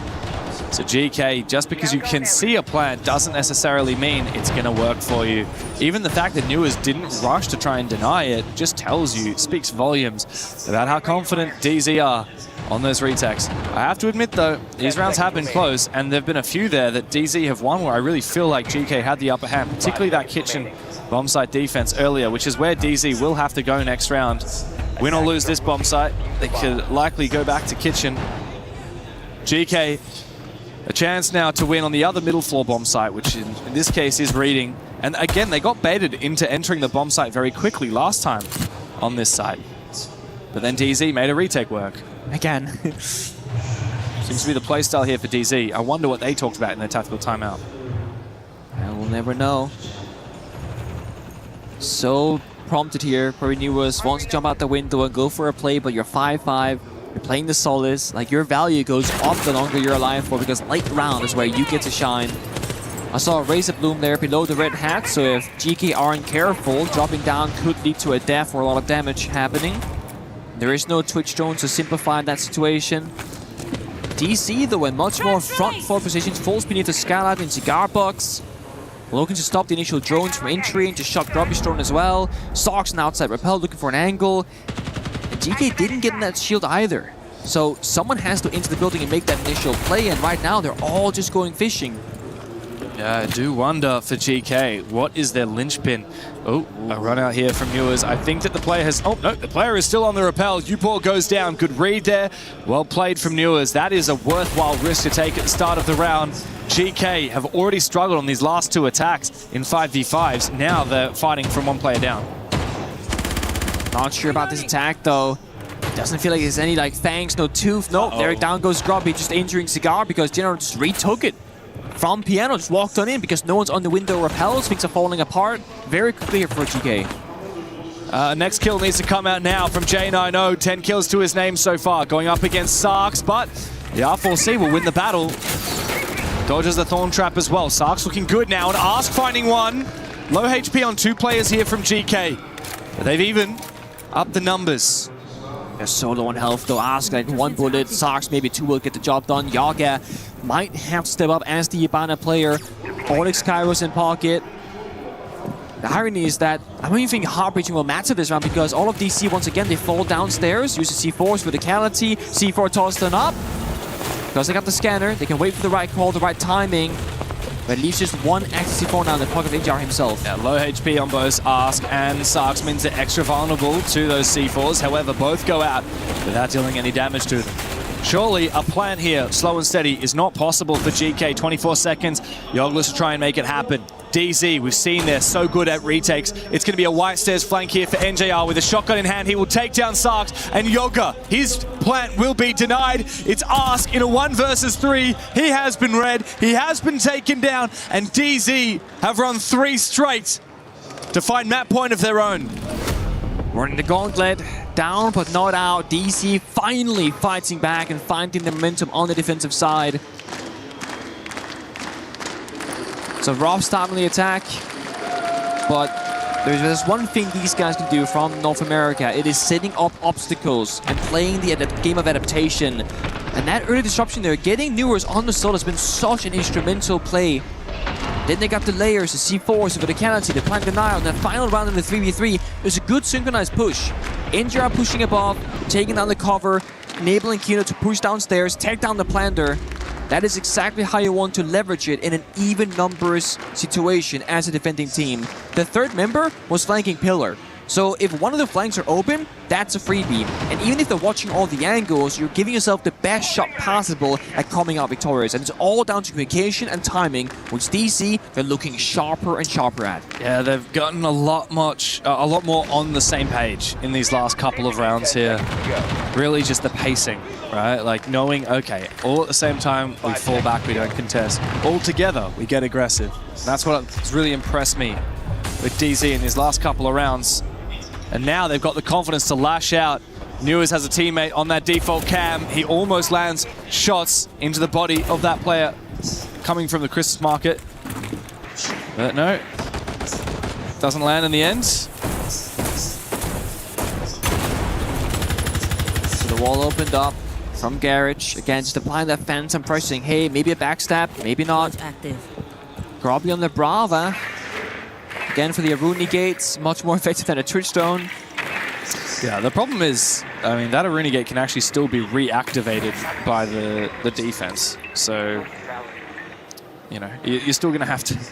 It does expose, like, particularly the Aruni barrier on the main bakery wall, right? Once that gets hacked, if the defense activates it, then... It'll still burn. It still has to be burnt, or if the attacker walks up to it, it will disappear, which means you get a warning when you're getting peeked. So it kind of acts like when you sometimes see a player's shadow, you get a warning that they're about to peek. Sheer warning indeed. Yeah, like this orange one right here, like that's a GK one. As soon as a GK player comes up to it, and it's going to open, and DZ will know there's a player there. Oh, this is an aggressive peek from Grubby. Has to be careful. He's in a crossfire right now, but I don't think they realize it. DZ have actually fallen back. Surely not. Surely he's not able to sneak all the way through here. They're passing each other like ships in the night. Newers needs to win this fight, but he goes down. Big one from Grubber to try and send his team to overtime here. Kino also under a lot of pressure, but Janono wins his fight. Assisted by that Goo Mine, but the Grishmot will not save him. As Grubby goes down, out finding his kill. Nitro Cell misses. NJR all of a sudden is the last hero for Dark Zero. 1v3. And the OG of this DZ roster must take matters into his own hands. It's a full flip now from GK as they flip over to the other side of the map. Sarks with that defuse in pocket. Open up the freezer wall to get a safe way into the bomb side, knowing that the team is against it. They cut the cross in half. Yaka finds the final frag. And all thanks to Grubby, who just finds himself in the middle of the building, middle of the bomb side, opened up the round for GK. That was the exact pick that they needed. Overtime on the docket for DZ and GK here. The North Americans are not given their chance to send it to our third map, not just yet. Chalet is calling, but GK want to get it done in 2. At this point, I really don't know what to expect. I really wanted to see the shield come to life here for GK on the attack because it changes the possibilities of a push. I mean, the way that Grubby finds his opening and a second shortly after, that gives GK a realistic shot at this. But that's thanks to him timing it correctly, finding the gap and saying, guys, just wait a second, I'm gonna get this kill, then we push together. Full commitment, it was beautiful. But right now, DC are used to it. And they just didn't have an Illimine in that location to shut down Grubby. So I'm thinking a little bit, what if they start playing the shields on the attacking side? that gives you a different win condition, a different way of playing the game, a different way of taking gunfights and gaining information, especially with that solid snake band away. Shepard mentioned it too. Ask right now is hovering the fuse. It could be a shield. It could also just be a gun. I think the fuse is a huge pick here. Not going to commit to it though. Ask instead goes for the flank watch. Look, fair enough. Double flank watch with the way that DZ have been playing retakes. I'm not surprised at all to see GK wanting to lean into that. Into overtime, and DZ remain on this defensive side, and we've seen 6 rounds of it in a row, a lot of which they've looked very strong. It was a 4-2 defensive split, remember, for both of these halves so far. DZ, in theory, favored here. But you never know. GK, they have such an aggressive split way of attacking. It can be very hard to predict. New is still on this Solus. Wants to go for a run out, knows there's an air jab there, but wonders if he can impact it and then go for it regardless. So they're reading into Newers' playmaking, the game of disruption, worried about the garage door, worried about the bakery door. And if the air jab is mispositioned, it can get shot quite easily. And I think Ask is just kind of checking for it. He knows that something is up. We'll have to drone it himself, actually. So it's Newers on the bottom floor looking for disruption. It's going to be Inji on the middle floor looking for a C4 kill. And GK is still all outside the building. No way in yet. Yeah, tunnel visioning, I wonder, from Ask on that flank watch as the electrical gets EMP'd on out by the Thatcher. GK can focus up on that hard breach from Yogg. And I'm not sure if it has actually opened up the wall that they were intending to do so. No, and it looks like a juggle here from Kino as well. EMP hasn't come out yet from Newport. Yogg up preparing. Here's the EMP, and Yogg does toss out that. Oh, perfect. He tosses it out and immediately goes for the peak, while Newers will eventually kill Ask, who perhaps focus a little bit too much on that flank, contesting Bakery itself. It does leave things even, but GK have made good progress. Yeah, it's all about, you know, getting further and further into the map, going 1-for-1 trade. As long as you gain map control, it can get further in your strategy, is going to be worth it. And Ask had already spent all his utility. He might have had some flashbangs in pocket, but all the air jabs were pre-placed. Now Sarks can break apart the floor on the ceiling. Look in towards the bomb site, in towards the hallway, supporting them. But we saw GK plan previously, and the round still fell apart. Newers, low on HP, could always fall back towards Bakery, look for that plant denial again, but he's out of impact grenades. Doesn't have a primary shotgun, so he's limited in exactly how he can find those angles. There's only two C4s left remaining, but one being on a pulse shotgun. Yeah. That said, we've seen ag.al very deadly with both the Reaper and the Shoddy. All the way down in the basement, it's Faults. Oh, that's an angle. Yeah, falling back. Again, like you said, those C4s in pocket. Late round is going to be a headache here for GK. Whether it comes down to a plant win condition or the post plant. DZ are so good at denying both. Flashbang comes out, in for the drop. Close to the bomb site now. Yoga is actually on safe floor, but a C4 tossed on out could still kill him. He looks to try and fake it out. Kino gets baited. He goes down. 2 C4s still up and alive. NJR might just save the round. Yogg goes down. GK are so close, but they need to get that defuse back up again. Sarks looking for the plant, the re-attempt. Grubby finds one. Can he find the second? NJR's just got to deny the plant. The DZ to get themselves yet another map point here on Cafe. Oh, it comes down to the wire. Once again, it's so stressful. And Ask falling early meant they didn't have another player that could watch the downstairs floor for the C4. So instead, Yogg is running back and forth, juking them, baiting them, etc. But does fall eventually. DC's playstyle switch-up has worked tremendously well on the defensive side. The big question that lingers, though, can they get this done on the attack? Or will it be a defense crux to get it over the line? Oh, question remains indeed. Look, their attack was very rough. They won the first round of this map, which was that really perfect, thorough attack onto kitchen service, the basement. And then they won one reading room attack as well, which was pretty close. They got the bomb down, and then there were 2 players still alive at the end of it. GK bringing out all the stops. We see a Maestro make its appearance on the basement here. We see the combo of the smoke and the Goyo. It's going to delay a lot of time, as will the Tuberal. The Warden. Ask is actually hiding his Maestro here. We saw a lot of Brava picks from GK on their side, but none yet from DZ. If they don't have a Brava, I'm not sure they'll have many counters to try and deal with these Evil Eyes. And as we see the operator picks, the all but confirmed here from DZ, they don't have many picks here that will help out with those Maestro Evil Eyes. They got locked on in. a little bit curious on the approach here, given the operator lineup, because they're showing a lot of different things. Yeah, Neurons took damage the moment the round started. Was that team damage then? I'm not entirely certain. Had spawned Christmas Market, so must have been. Can I shoot the default cam, maybe? Yeah, that'll be... Although, with that being said, he spawned solo in Parker, so tuberow shot him there, Yoga. Okay. Went for a spawn peek. Very nice. Yoga and Newer's old teammates back in the Oxygen days. Went to SI25 in Boston. And, well, took a few scalps, knocked out G2, knocked out Shopify Rebellion, beat SSG back when False was playing for that team. The rivalry continues in the server. Yeah, I've seen, I guess it goes back to the first kind of execute, right? Take top floor, do the vert, then try and make a decision. Do you go for a back attack from the halves and VIP? Do you go back towards Bakery? Last time they were in Bakery, there was a clash in their way. That stopped the entire round, but that's not the case for this one. It's going to be a Maestro instead from the sim player of Ask. So, I would say DC have all the options, because both attacks can completely work. It comes down to execution. Can they be perfect one more round? Can they get this done on the attack? They got so much time to work with. They got full map control in their own game, doing the vert, getting the hard destruction done. They even have air gems or flank watch late round. Setting breach charge. Hatch open. And a soft breach on the floor. Perfect, so much redundancy. Breaching charges from NJR. Interesting to see that Kino's actually brought breaching charges as well for extra redundancy. It does mean there are fewer smoke grenades on the DZ lineup. Perhaps they're not looking to try and use smokes at all with the Warden in play. And also with the Blitz, right, you got a safe shield to just get into the action and block the lines of sight. Also, I think they were fearing that the Ram Boogie drones are going to impact track, because there's 4 impacts in play, and then you get almost no vertical down. So this gives you that a lot of vert. Ton of vert right now. And now they're ready for the attack. The question is, which side will they go for? And there's 2 ways to play it. Kino can drop the hands, go for a plant, or he can walk down the staircase and fight the Tubra of Yogg inside of VIP, and with that kill, they can push forward, but Yuba finds the first pick. The Tubra, though, will slow down this push here with those Zoto canisters. He also has an Nitro Cell he could use, and here it comes. Tosses on out, gets frozen by the Tubra freeze.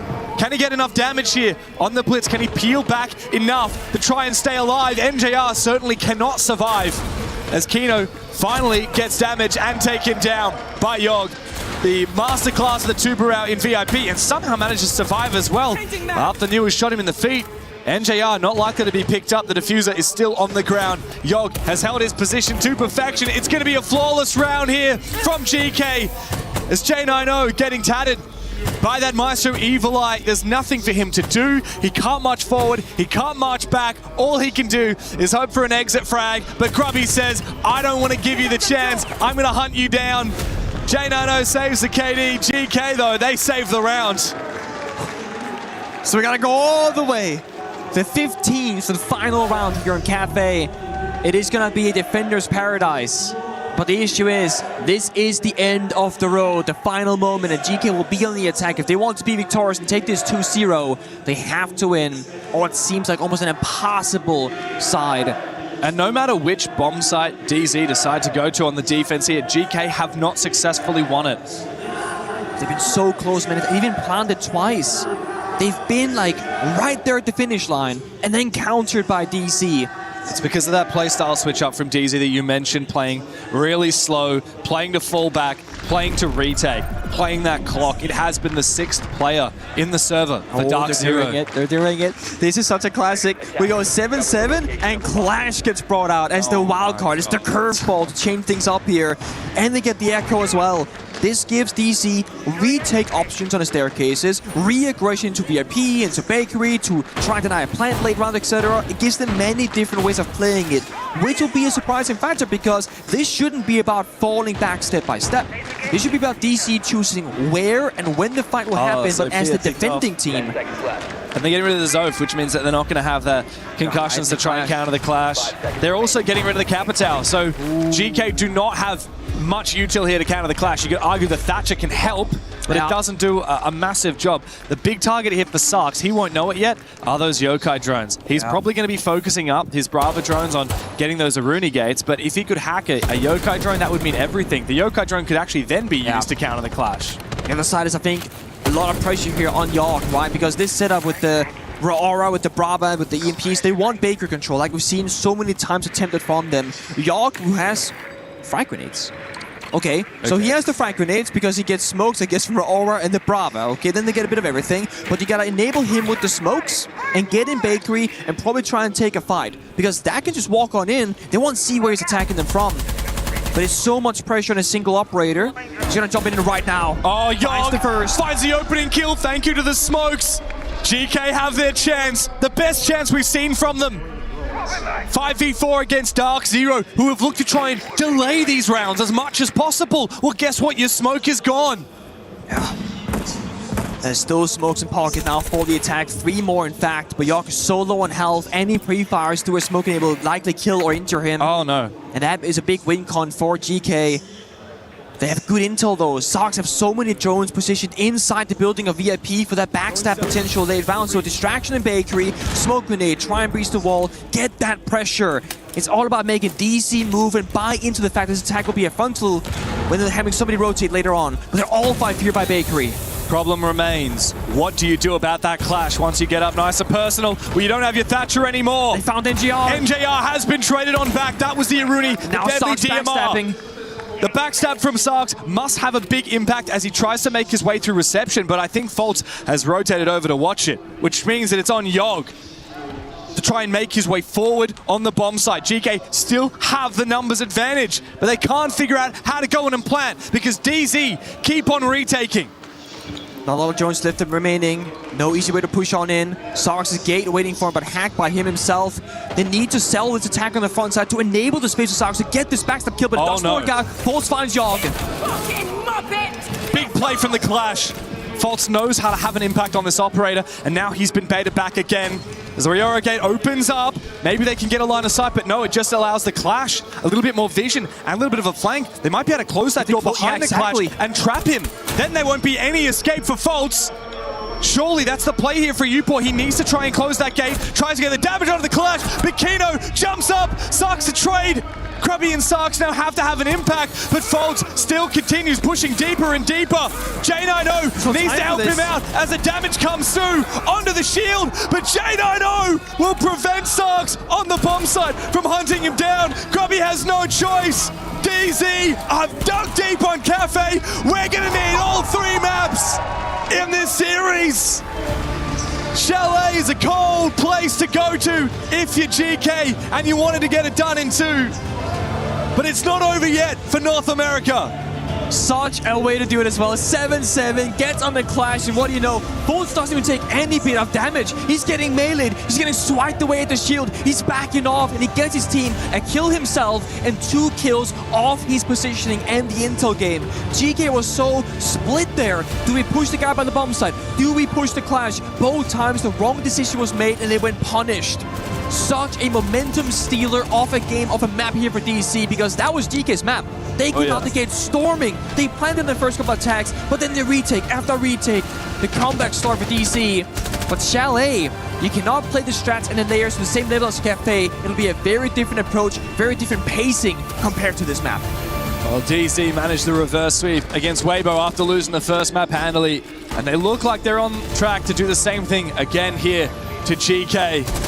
Next up is Chalet and Pengu. Look, it's anyone's game. The major champions are showing their quality here after GK had a ripper of a start on Cafe. But it's not over yet for either of these teams. GK have one last chance to dig deeper.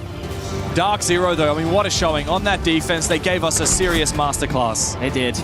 There's something about this core, you know, the SSG going back as many years as you can. They've been a dominant team on Cafe because they know about the layering. They know how to play those close areas together. And it's about utilizing the intel game. The second the newest got on Solus, another layer was opened up. Game of disruption. Before that, NGR on the post, the synchronized push to deny the plants, the successful retakes that I mentioned before. And the only time GK got in is when Grubby found a gap like that, somehow spawning in the middle of the building, finding 2 quick kills. If that didn't happen, GK wouldn't get the round. So many of these rounds were determined by DZ making plays and playing with the team chemistry that we know they have, that we know that led them to win the major just a few months ago. We'll break it down for you with our experts down on the desk. Well, Dark Zero continue to fight another day. North America not out of it just yet. As we welcome you back to the panel, my name's Rain Day, and I'm joined by my boys here, Batman and Robin, iconic Alpha Mug. Guys, this is one of those where I feel like Shields, I asked the question, how important is it? We may see meta changes soon. We may see different tactics here as we go to Chalet for a third map. But that Shield, that clash in that final round, that was a game changer. Instrumental, and you feel like I was listening to the comms too, made the call, I'm gonna switch to the clash, stop the push, and I'm glad to see that found so much success for them in that last round. I mean, it's incredible the way that Dark Zero rebounded, because GK were in many ways very successful on this map also. It was quite a tight contest.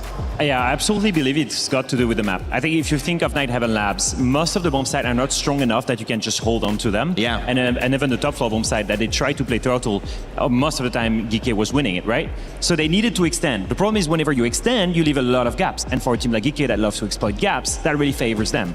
When they reach Cafe, that defense is perfect from Dark Zero, because what they do is they play much closer to each other, so that anytime that you have a lure coming to you, it's a 2v1. And the few times that they extended and gave away the bomb site, their retakes were absolutely crazy good. You said GK was a team that needed to find that space. They needed to find those picks, and it was difficult on that second map as well. But this is a roster that's kind of done things that we thought they couldn't do before. Even making it into this third and fourth place, we found them find success to be here in this moment. So, you know, I don't know if it's right to look at Chalet and say, you know, do they avoid something that they've been doing? Because everything they've done has got them here. I mean, they've been very successful. Yes, and it feels just like a battle of these two teams adapting to each other. And I feel like in the last round, you saw DZ on the front foot too, especially when Shepard called that timeout. Shepard called it not playing too much extensions, they're playing for the fallback. But in DZ's reaction to that, in their timeout, they're talking about playing more aggressive. So you see that they're trying to counteract what they've saw, but DZ's changing that up, and that threw GK for a loop. So just constantly trying to just read your opponent and see what's going to happen before it happens is the key. And I can clearly see the difference in playstyle and the difference, like the takeaway from Dark Zero from the first map into the second map. A couple of examples was on that defense side when we start looking at some of their retakes. I think that's really when we see the late run composure. This is a 2v4 on the side of GK, but Diffuser is planted. Pay attention to how many players on the side of Dark Zero are gonna challenge this player. A first one dies here upstairs. There were two to play this player. And then look, 3 players are coming towards Red Stairs onto Starks. As soon as he gets 1 kill, they're gonna make sure one guy is below him, one guy is above him. So he's gonna be stuck in a 2v1, one guy comes from above, another one swings from below, and they go straight for the Diffuser. That is clean, iconic, and that happens again in a 3v3. GK are gonna go for the plant here on reading, they're gonna go at the doorway, and they do exactly what they need to do. You have one player upstairs holding the cover from above for the laundry swing, and at the same time, one player that's towards pillars holding the swing here exactly like you're gonna see. But what they don't pay attention to is one player retook upstairs, one player retook the plant, and boom, what was a 3v3 is now a 3v1. And just very calm again, just making sure they can identify their win cons and going for the gap. I want to talk about Yaga here and his performance. He's been really strong today. He was strong in that map as well, but couldn't find it done. Do you feel like GK's had a couple of Ask as well, I think, with positive KD? Do you think they've had some nice individual performances? Of course, but I still feel like they're doing well as a team. You see a lot of their plays, especially on that map on the attacking side, that one bottom floor round in OT where they made the back push work when it didn't look like it was going to work. That's a lot of good team play. It was just great team play from Dark Zero to counter them out. It's really hard to separate them because you look on one side, one team's doing well here, another team might be doing well there, but you go down to 7-7, you have an overtime on Cafe, and now we switch gears towards Chalet. Where does this conversation lead us? Because Alpha I know this is a map that both teams like. They absolutely like it, but for very different reason. And in my opinion, Chalet plays completely different from Cafe. When I mentioned that Cafe, the map is strong enough in defense that you can just most of the time turtle in that basement. You do the first floor extension, same thing on the top floor. And even when you do an extension on a reading or mining bomb site, most of the time you cannot stay towards that cocktail side. So most of the time you're quite in a close-knit group. I think in Chalet it's completely different. Chalet is so strong for the attackers because you have so many viewpoints directly from outside. So you have to fight for every inch, and you need to fight for even, I guess, really long extension. But you've known it now. Extensions means a lot of space. That's right. Means a lot of free space for GK to abuse.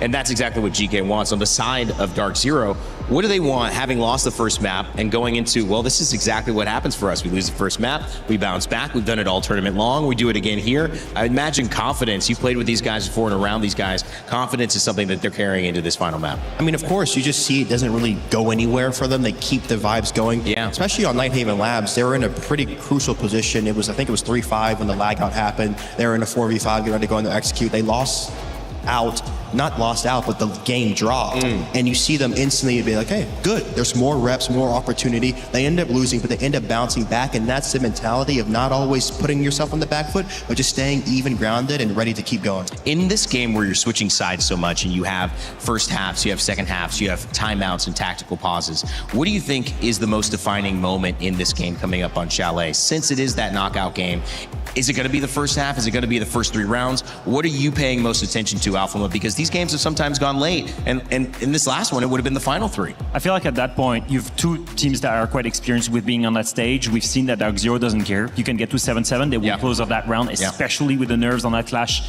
just playing it perfectly fine. So I think it really, there isn't like one big half more than the other one, because if it was an experienced team, I would have told you that gaining a strong lead in the first half pretty much guarantees that you're going to win the map.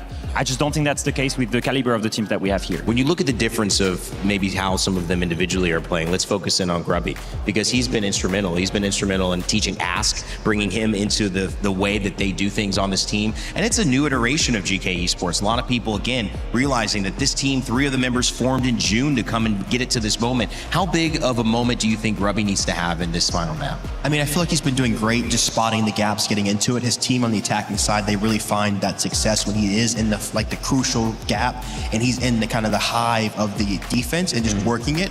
So I feel like that's really the crucial point of just him getting in it and active. But I feel like for Dark Zero on the defensive side, they really need to make sure if they're playing these deep extensions that they're isolating these solo players like they were on Cafe, getting these opening kills to help fall back on their layer and play for those deep round win cons that they were finding success on here. Yeah. And I'll be honest with you, to me, like the first and biggest question mark is on Dark Zero. How do you change your playstyle? I mean, if your game plan was playing Turtle or playing towards the retake on Cafe, you've got to change it completely here. You mentioned being more aggressive in those gunfights, taking them and winning them. They're going to have to do so on Chalet when they start defense. And that's going to be a hard one because, most of the time, those gunfights, they're in the favor of the attackers. So I'm really curious if they can completely change the playstyle that they brought on the previous map from one to the other. That's a really good point because it was defense that was successful for both teams in that map too on Cafe, but it just happened to be that Dark Zero got to pick defense and rotate back into it and win that map again.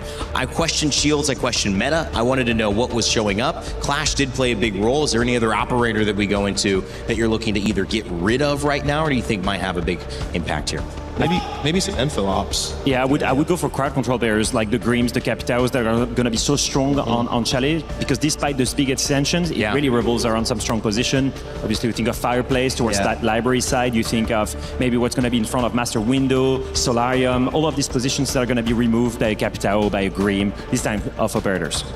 Well, picks and bans on your screen here. Final map coming up for GK Esports and Dark Zero with $85,000 added to your prize pool if you take 3rd place. Get rid of the castle just to make it a little bit easier for them to hold those outside positions. So I don't have to rotate it around as much to get to clear them off.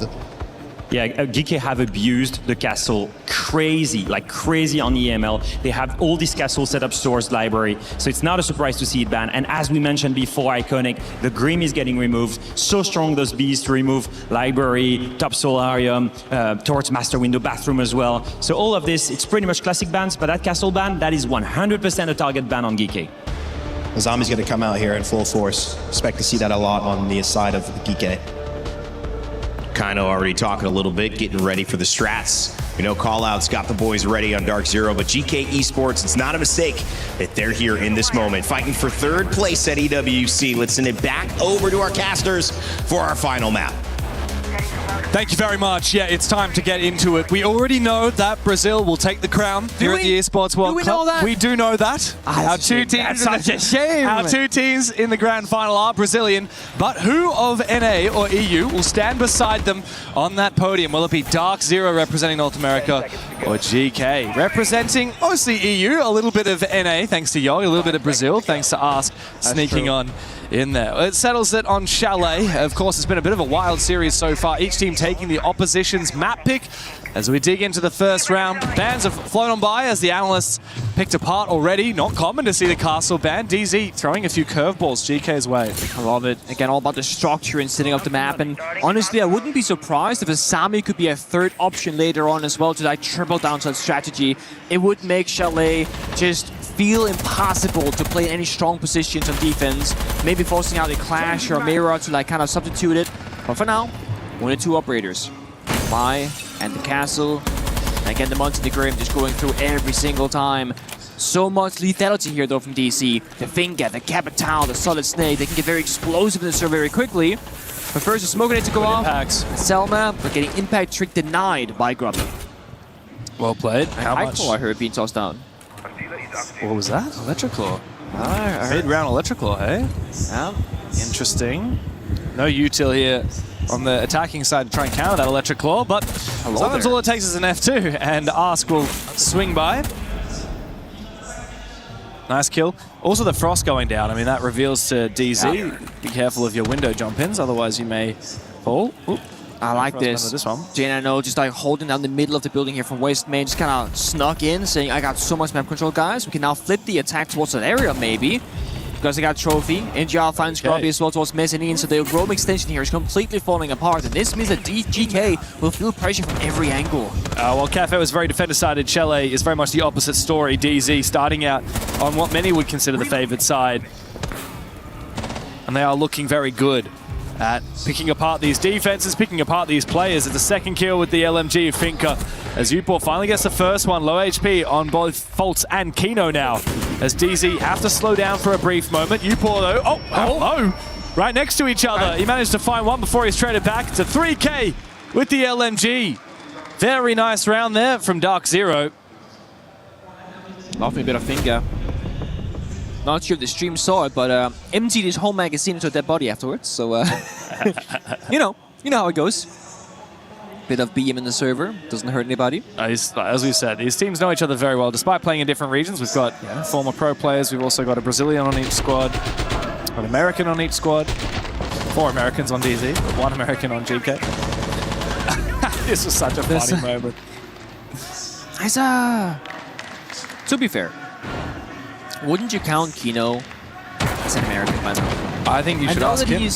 That's a fair. He's only played Siege in North America. Like, so let's say you were to like make a team and you had like very specific like region locks. Yeah. Would you not say that Alama would count as a European player in EML? Yes. Because he's been there for. I think that does not make him not a Brazilian. No, he is still a Brazilian, but for the sake of like, I guess that's a different conversation. Well, when we've had conversations about having like region locks, because obviously we have some, like we have no import rules, right? No, but we do have, like, you know, for example, we used to have a all-Brazilian team in the Asia League, and we still have an all-Brazilian team in the APAC North League, right? And so people have talked about, should we have a regional lock? If we did, would a player like Alamau or a player like Kino, would they count as Brazilian, or would they count as European and North American, because that's where they played? And I think it should be where you've played for the last 3 years, where you've spent the most of your time for the last 3 years. Definitely like a bit of a clock saying after X amount of time, you're now a native player to this region. Yeah. Because you've earned that spot, so to speak. I think in other titles do the same in League of Legends. So if Alamau wanted to go and play in Brazil, he would count as one of the restricted imports. Also, if you go back, you would. Yeah. Oh. Yeah, because you just move. Oh. Like Virtue would no longer be an APAC player after he spent that long on G2. Interesting. Doesn't mean he's not Australian. Apparently it does. No, it doesn't. Oh, okay. Well, Virtue went on to retire instead, unfortunately. Didn't quite make it. Doesn't have to denounce his Australian citizenship just to go play for G2. You didn't feel betrayed at all when you did it? No, I think he got upgraded. Grubby injured, meanwhile Mezzanine. Saw a lot of tweets about him against FaZe, I think it was, saying that he's one of the greatest Mezzanine players right now in the world, and 2 rounds in a row, struggling that spot, getting countered by DC. And I love how much split pressure DC are doing right now, right? They get an injure onto Mezzanine, but they don't attack it. They're joining in the middle of the building, West Main, Trophy, joining Library, Neuros inside a bar, Gaming Room just holding down the middle of the building as well. They're just doing a bit of nothing, but it feels like, for GK's perspective, they're doing a bit of everything. They are everywhere in the server, nothing feels free. But look at this, right nice by camera. the bomb site. Droning it, checking with the scanner as well, and because they got Neuros in bar, you can go for a backstab once they pressure bomb site. Yeah, NJR is using the SAM cams as well from the zero to try and get information. Put one on the bomb site. Neuros is deep inside. What about timing? Is retake for GK. It's going to be the name of the game here once this plan starts to go down from DZ. 5v5. But GK are in some pretty unusual positions. If DZ overplay their hand, GK have a good read though. Like they know that Neuros is in bar, 100%. And they got verticality on the bombs that denying the plan, so not worried about that either. But now Kino and Ninja will make their way into Deep Kitchen. When will the plank go down? Well, they need to try and put some pressure on the top floor. Genino will do that. He'll take down 2 players on that top floor with the F2. He needs to try and escape. However, the jump out from Sarks will take him down. Plan has been confirmed, but GK actually still hold the numbers advantage. A retake is very challenging though, with how exposed this map can be. The Nitro Cell expended to create Vert means that he can't use it for the player on the window. Good cut from Fultz, who can now quickly rotate down to Trophy. Is this defuse possible to be counter-defused without exposing yourself to outside? I'm not entirely sure. Fultz and NJR both in the building now. NJR just around the corner as Yogg and Ask need to find this kill, but they also need to get on that defuse. There is no time left. Fultz finds the first one, looking for the second. Oh, the trigger discipline! NJR will claim both of their lives and the round with it for DZ. So beautiful again, just playing. Talked to him in the corner, didn't even move at all, didn't make any sound in the server, letting Fultz do all the heavy lifting. Solar Repel, rotates down, goes into Trophy window, says, guys, I'm over here, look at me. Megan NGR, the playmaker. He is now the win condition that you play around. GK, honestly, great attempt there, but they didn't find the plant denial thanks to the outside window pressure, finding 2 injuries, almost a 3rd kill. Azami there to cut off the windows would have made a huge difference. Would have been big, would have been nice to have. But both teams, they were so stuck, just waiting for the other team to make the first move for a good, 90 seconds in that round. They knew Neuros was in bar, they knew about the people in Trophy, but they also knew they had the plant denial. And it came down to just one small mistake or one big play from DC side to force the difference. DZ are a lot better on the retakes on the defense than GK are, and I think a lot of that comes down to understanding that most of the time, the first priority when you're going for a retake is to find kills. It's not to try and get control of the bomb site back again, right? The first target should be those people outside the building who are trying to deny you from counter defusing, like the players on repels, the players waiting, and then you really need to hunt a little bit before you go for that counter defuse. Unfortunately, GK were a bit too slow in doing so. They also lost both of their players upstairs to that window, as you said. That was the really titular moment for GK in the round. Now 2 rounds through, and they haven't even found a defense. I just saw Josh Mills walking by. Oh, I mean, he must be getting ready for what's to come in not too long. That means that the new season's being revealed very soon. You know, I actually forgot that was happening when I arrived here. How could you forget? Aren't you ready for the Shield Buster? No. Aren't you ready for your 2 of your 3 most played operators of all time? What's your KD in ranked? 1.94? Not happening anymore. It's gonna drop, man. No, I haven't played Mud Siege this season for the first time ever, so I felt like we're still in the beginning of the season, but we're at the end. Right, here we are at EWC for our finals. Final day today, yeah. Means it's time. I know the grand final's coming up soon because I just saw Handy's girlfriend and Cyber's family walk on past. Okay. Getting ready to cheer on FaZe through that grand final against Furia. So the drums arriving not too long either, then I'm sure. Also, second round here for Finka on NGR. It's a bit of an unusual pick, but he's 5-0. He's feeling good. Got frag grenades, got the healing capability. You can actually tank the Renegade, just kind of Finka boost yourself as well if you want to. Faster ADS speed as well is underrated. You get everything, man. It's all global gadgets, picking all 5 attackers. Fire, smoke goes out, Kino shotgun down steps. The fire is actually in his path right now. Yeah, Kino wants to try and push his way up from below, but he can't. And wow, the smoke. Gonna kill him. They're going to go straight into the fire. Fultz kills himself with the fire. A very minor mistake, but a costly one. DZ, though, still erupted onto that top floor successfully. Kino should be able to get that diffuser back, and with that kill onto Ask, that should be it.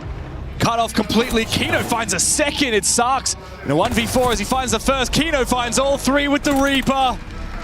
And it's a grim sight now for GK. 3 rounds in a row. They have failed. The final ban of the half will come through. And we need to see a reprisal here for GK. Sooner or later. Could be a trap operator ban for DC because they're playing the fast entries. Could be the Asami to weaken the map further. And onto the attack, maybe a solid snake. Let's see it. So, oh, Kaid. Oh, interesting. Well, GK decide to ban the solid snake, and immediately after that, we'll take their tactical timeout. You already know like their play style. I think these 3 rounds we just like understood how they're going to play. So this is like kind of teaching. I think Harvey, you just need to bring more something for the solar wall. We didn't ban ace, and that means they're going to still like abusing that. So it means someone has to start all, or I don't know, like bring some. Play with the Azami, please. Someone play with the Azami. Yeah, I think Gruby, just play the yes, I'm gonna play that. And maybe bring more solids in case like you actually spot what they're gonna do, you know? Alright. And play against like together.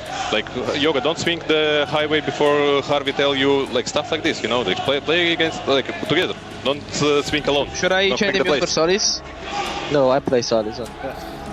I can't help but feel like for Sarks and Yupo on their main stage debut, this team, we're starting to see a little bit of nerves creep on in. Things are getting desperate. Sarks saying, please, somebody play Azami, please. All right, like that's the sound of a team that is panicking. They won the first map very handily. They were pushed deep on Cafe. Now on map 3, they are completely lost on defense, and you can see the GK jerseys in the arena are feeling the same way. But it's exactly what we were talking about, Pengu. Like, if you're not playing with the castle, you're not playing with the Wamai. Like, you need the Azami, you need the mirror, you need to create power positions, you need to give yourself some safety.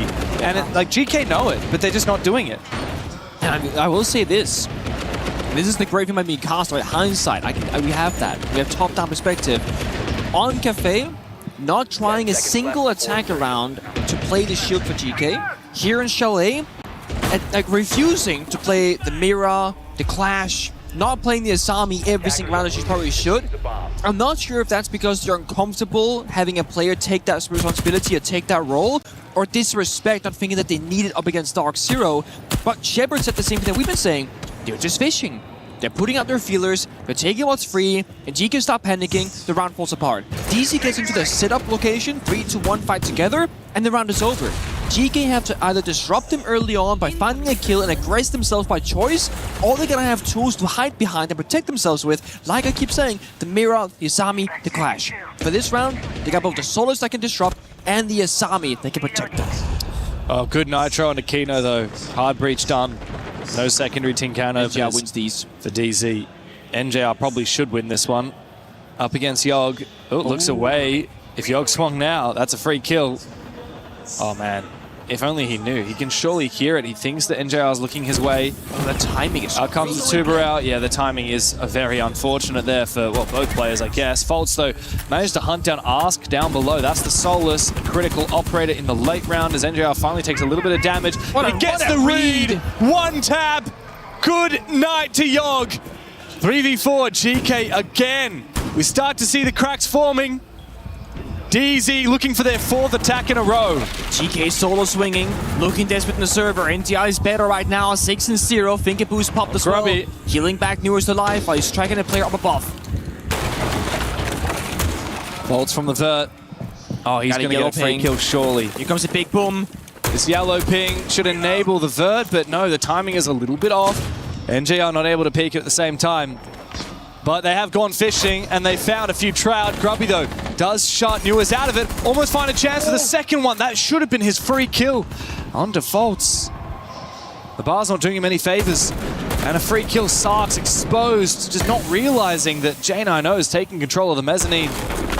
DZ, just when GK thought they had an advantage, DZ rip it back again. So much floor broken, office wall opened up as well, exterior windows, so much pressure, and GK liking information. They have no clue where the attack is coming from or where the case might be. It's downstairs in Trophy, which means DC are forced to play for kills right now. They got 2 players working together on Ivy, now inside a piano on office door, with Volts backstabbing to divert downstairs from Trophy/Solarium. Entry time for NJR, but Uport finds one. NJR now chasing him down slowly. The LMG. They're split. Faults is also coming from the other direction. No more vertical pressure now, but a good pre-fire on the back of the yellow ping. Puts it all on Upor. 1v2. Faults is low. but he can't isolate the fights easily, and NJR will swing to win. It is 4 rounds in a row for Dark Zero. They are taking no prisoners. Chalet is their playground. No parachute, no tag timeout left here from GK. The players themselves in this server have to figure out their issues and their struggles. And right now, why are we swinging this if we're Yogg? I know that they gotta play the game with disruption, but like Shepard said, you gotta peek that fight together. Have a guy contest that off his window from the balcony, then have a guy go off his door, do a 2v1 play, something like that. The solo hero plays, they're great when they're working, but they have not been working so far here in Chalet. Maybe GK overconfident because they had a victory over FaZe on this map, but mind you, Chalet is not a map that FaZe, generally speaking, is like world beaters on. And that could give them some false hope for this map, but I sure expected more, at least. It's a 0-4, heavily favoring DC, and I don't think that's going to change anytime soon. We do see the mirror finally, but I think the mentals are a bit shattered on the side of GK. It looks shattered. I mean, you look at the players in the server, you listen to that tactical timeout from 2 rounds ago, even seeing GK in the crowd, you know, like, it's so hard to fight back from 0-4 on your defense. And look, I said that Chalet is attacker favored. I do stand by that, but I'm pretty confident that GK would have been the ones that get to pick it, because you look at the round differential from the first 2 maps, right? Yeah. Like GK only lost 3 rounds in the first, and DZ lost 7 on the second. So I would have thought that GK would get the map pick, or rather the side start pick. What if they did? And they chose defense? Yeah. Bit of a mistake in hindsight. Uh-oh. That's what I said as casters. We have the fortune of hindsight. Did you get it, man? Hey! He got it. He has the hit confirmation, right? When he hits the camera through the wall. I hope so, at least. Either way, NGR, he's doing some goofy roles right now, right? Playing the finger, playing the zero. This guy's not died yet. He has been a huge playmaker in every single round. Always last alive when it comes down to a low player count, finding those final frags. DC, again, they haven't changed up their playstyles. Again, fishing, getting drones in there, getting into information. And what better operator than Zero? Such a low pick rate operator, but if you can get all those SAM cams across the building, you can just lock down so much. And the yellow pin should get with it as well. Missed opportunity that Newers could have had a freebie, but he is having good presence, and they might think the window is clear, so if they step back towards the window itself, he could still find the kill.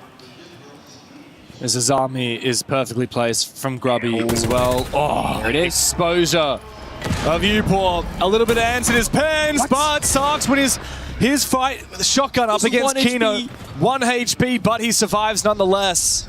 Nitrocell prepared now, waiting for the push and waiting for the call from someone that perhaps they are pushing in up above. He doesn't have the info. He blindly blows it, and now Fultz is hunting him too far away, low HP. Sark should not survive for much longer, but he manages to cleanse it thanks to the mute jammer. No, it's crazy. If you get a SAM cam, you can actually injure Sarks with a zero gadget doing 5 damage right now. Really crazy if that happened.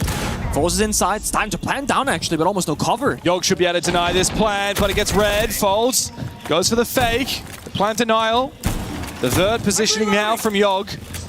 Is there information? Can they find this plant position? It's once again next to the hatch. Fultz is going to be able to confirm this plant. Surely DZ in the post will be able to lock it up. GK are once again left scrambling. Almost a shot landing, but Fultz managed to get out and survive. And Newers has taken down Sarks. It's an absolute disaster for GK. As Ask is then discovered, Fultz will go down. But Yogg cannot have the impact that is required. Newers mops up the final 2 kills with the R4C, and DZ have made 5 in a row on Chalet. They are making mincemeat out of GK. It's getting very quiet right now from the side of GK in the server and outside. The dream, it feels over. Hope is lost. At every turn, it's DC opening up the kill, getting the clutch, getting the plant, getting the better of GK in every single engagement. Newest 4 kills in that round, by the way. You see how DC, they are so fired up, finally showing some signs of positivity on the player face, because it looked a bit frustrated earlier on Cafe. It's been a hard-fought victory in this comeback. And to think that GK were only 1 round away on Cafe, and that changes absolutely everything. And the very final round was a 3v2 in their favor. that falls on NGR, but he then clutched back to win the map. NGR is still deathless. That's insane. He has quite literally played 5 rounds, gone 7-0, meaning a lot of engagements happening, and he is winning every battle he's in, and he never dies by getting caught off guard. No, that Finca is a rare sight, but a very welcome one for DZ fans here. NJR, deathless, 7 kills. GK left running for the hills. Time to get on your skates here on Chalet because DZ are looking to plow through them. It's another one from Newers, jumping in the window with the pistol. Incessant. Oh, what do you say for GK other than it's Tilt City? Flow state right there. And Scrobby now can sit back and watch his team lose this round without him. We're seeing Yaga go for a desert spin. I think that mental is chocked completely. There's no team play left in the server. And Newers keeps getting finger boosted back to higher and higher HP, prepping him for another fight later in the round. Ars just wants his chance to go for a run out. He sees the info, sees the repel, but he second guesses himself. And now up on the roof, Newers is not exposed, but almost catches another player running back. Sark's answering his phone. He's stuck in a corner now. Theory trapped. Doesn't go for the swing either. He knows Kino is inside piano watching him, so instead, with the right timing, does a bit of damage. Oh my god. Somehow Kino stays alive. Yeah, I mean, so many moments like that in this map where GK have surely had the advantage in the gunfight, but they just fumble it, and DZ somehow get to survive. They look to survive every single round of the attack. Upor must go down. He will fall. Asking a 1v2, the lone man, but GK is the Brazilian. As Kino's back up on his feet, thanks to the Finca boost from NJR. Nitro Cell finds nothing. Out comes the M1014. This shotgun can pack a punch in close range. Can it get the multi-kill? Sees the... Hello? Ask! Does he not see them? Turn your goggles back on, mate. You can't see anything. Time to get some glasses. It's a 1v3 on the retake, and DZ... They're gone. Have gone back outside. They have evaporated back into thin air. Might spot the first one, but NJR, untouchable! 8 kills and not a single death to his name. It is 6 rounds in a row for Dark Zero. Yeah, that was fucking awesome, bro. That was fucking epic. I'll tell you what, fellas, last fucking Bay of Hail against tossed in was a good pull and a crank, man. Good decisiveness. What do you know about that? Yeah, what do you know? It's a great last attack effort. What do you know? Not taking it serious just turns into absolutely floatable. Just turns into Straight content. Like who would have guessed, bro? Who would have guessed? And it's just like what that? Bot just hops in a window, hits it. We'll talk about it though. It's a new thing. We haven't really we haven't really talked about it before. You're right. We'll debrief it after the break. We go over that a couple more times. Yeah, we'll talk about it a few more times. Again. Port gap again. The only thing I'll say as well is on this defensive side, they're going to be playing with emotion, so just like be a little more hyper aware of just like the crazy shit early. I mean, honestly too, it'll be a great round to spawn peak like this first round back, just because they're going to be flying on a spawn, if I had to guess. Like they're going to be trying to get it done right now. Yeah, I'm hearing you. Do you think they're going to be trying to get it done, or you think they're going to be notice, like already, like we play bad, so let's ignore that. I mean, bad half, but we still have one more half to do. Yeah. Let's go, guys. Time to shine, baby. Yeah, I think the best we can do is like treat like separate as a screen. Yep. Okay, we got 6 more rounds. Don't forget to communicate with each other, and let's let's get this overtime. Bro, forget this. They are not playing like this threat. I just want to check it, you know. I mean, you're gonna check the ghost threat. They are not doing that. They are, of course, they prepare stuff. So just treat it like a screen. Get your info with your drone. Communicate with your teammate. Treat it like a scrim, is what Ask says. The most experienced player on the team. And that's all GK have to do right now. Look, this could be the last round of the Esports World Cup for this team. It could be the end of the road. It's hard to be motivated right now. And the stark contrast between these two rosters. Dark Zero, on the other hand, having a laugh and said, hey, how about that? Turns out all it took was for us to not take things very seriously, and then everything would come easy. The GK, it's much weaker spirits, but you do just have to treat it like a scrim. Yeah, I mean, this is It's a very tough spot to be in, and you know the silence on the GK side, it was deafening. They're sitting there in their own heads, and someone's got to break that silence and just ask, like you said, say, guys, treat like a scrim, do these things. They're not going to do this strat that we prepped for. They're going to do whatever. On the other side, DC laughing. Hey guys, saying, go for a spawn peek. Go for a spawn peek. They're going to fire at the spawn. Yeah, exactly. Coach says. And also, I love saying they're going to be playing man. with a bit more emotion. So expect the unexpected, right? It's such a good point because it's not going to be coming down to a regular round of siege anymore. No, that was gone a long time ago. Yeah, for sure, and especially 6-0 up on a DZ attack, right? Like now on defense, they can afford to take every risk. They can afford to meme a little bit. You know, you got 6 match and series points. A lot of money on the line and a spot on the podium here at the Esports World Cup. And GK in the crowd looking fairly dejected. The club championship points up for grabs, of course, means something, but the difference between 3rd and 4th place is almost $100,000 US. Yeah. Also, there is a world here where ag.al will finish this game deathless. Oh, that would be a flex. 9 deaths. Sorry, 9 deaths. 9 kills, 0 deaths, and 5 assists. The assist game is crazy. Yeah, I mean, he did play 0, so maybe he got a little sippity-sappity. There's no way. There's no way. A little sippity-sappity. I don't know how he's getting 5 assists. That's actually almost more impressive. He's obviously missing a shot. But he still has 9 kills. Yeah, so he's also hitting them. That's pretty good. Tagging everybody up and not dying. So it's not like he gets, you know, sometimes you're getting a lot of assists because you're losing a gunfight and then someone else gets it. They did J9 goes for the spawn peek. And it's the American. Fold says G's in the chat. New is also, during that halftime swap, said in the chat, how you feeling right now? I give you a clue. GK not feeling too hot. And it's Yark, you know, once on the same side of the corner here for the Americans. He's 0-7 himself, yet to find his first kill, and this could be the final round. And he is, again, he's killless, first to die. Oh no! Flash goes down though, Grubby finds the gap once more. Great gap, and a great play to take down Folds, the leadership of DZ. No one was on that camera to support the clash. Oh, but Grubby gets completely swung. A very cheeky pick there from Newers. Time to go deep here for Sarks, but the smoke catches him on out. J90 spawn peek to kick things off. Now he's found another one. Good shot from Porte, but he's now low HP himself. 2v2 with 2 minutes to play. Complete chaos in the server. Ask is going back to spawn because someone left a diffuser there. I guess the guy got spawn peek. It was Yaga. So they gotta retrieve it. He went onto the rock. Oh no. That is a mistake. Do not go onto that rock. Not in ranked, not in pro play. It is a death sentence. Winnable though from both sides. Mind you, NGR did suffer his first death, so that's also gone now. It's Kino and Newers playing together. Because Ask and Upor got 1 lion scan, 2 frag grenades, and a flashbang. Just wait. Sit back and relax, DZ. Let's see if GK can handle the pressure when it mounts. Good nade from Ask. As he tries to peek on through, isolate these angles, but Kino's got this ACOG from the other side. He's got the crossfire. It's a perfect shot with the TCSG. Give him the second. Why don't you? Upor low HP. And it's utter dominance from North America's Golden Boys on their quest for redemption.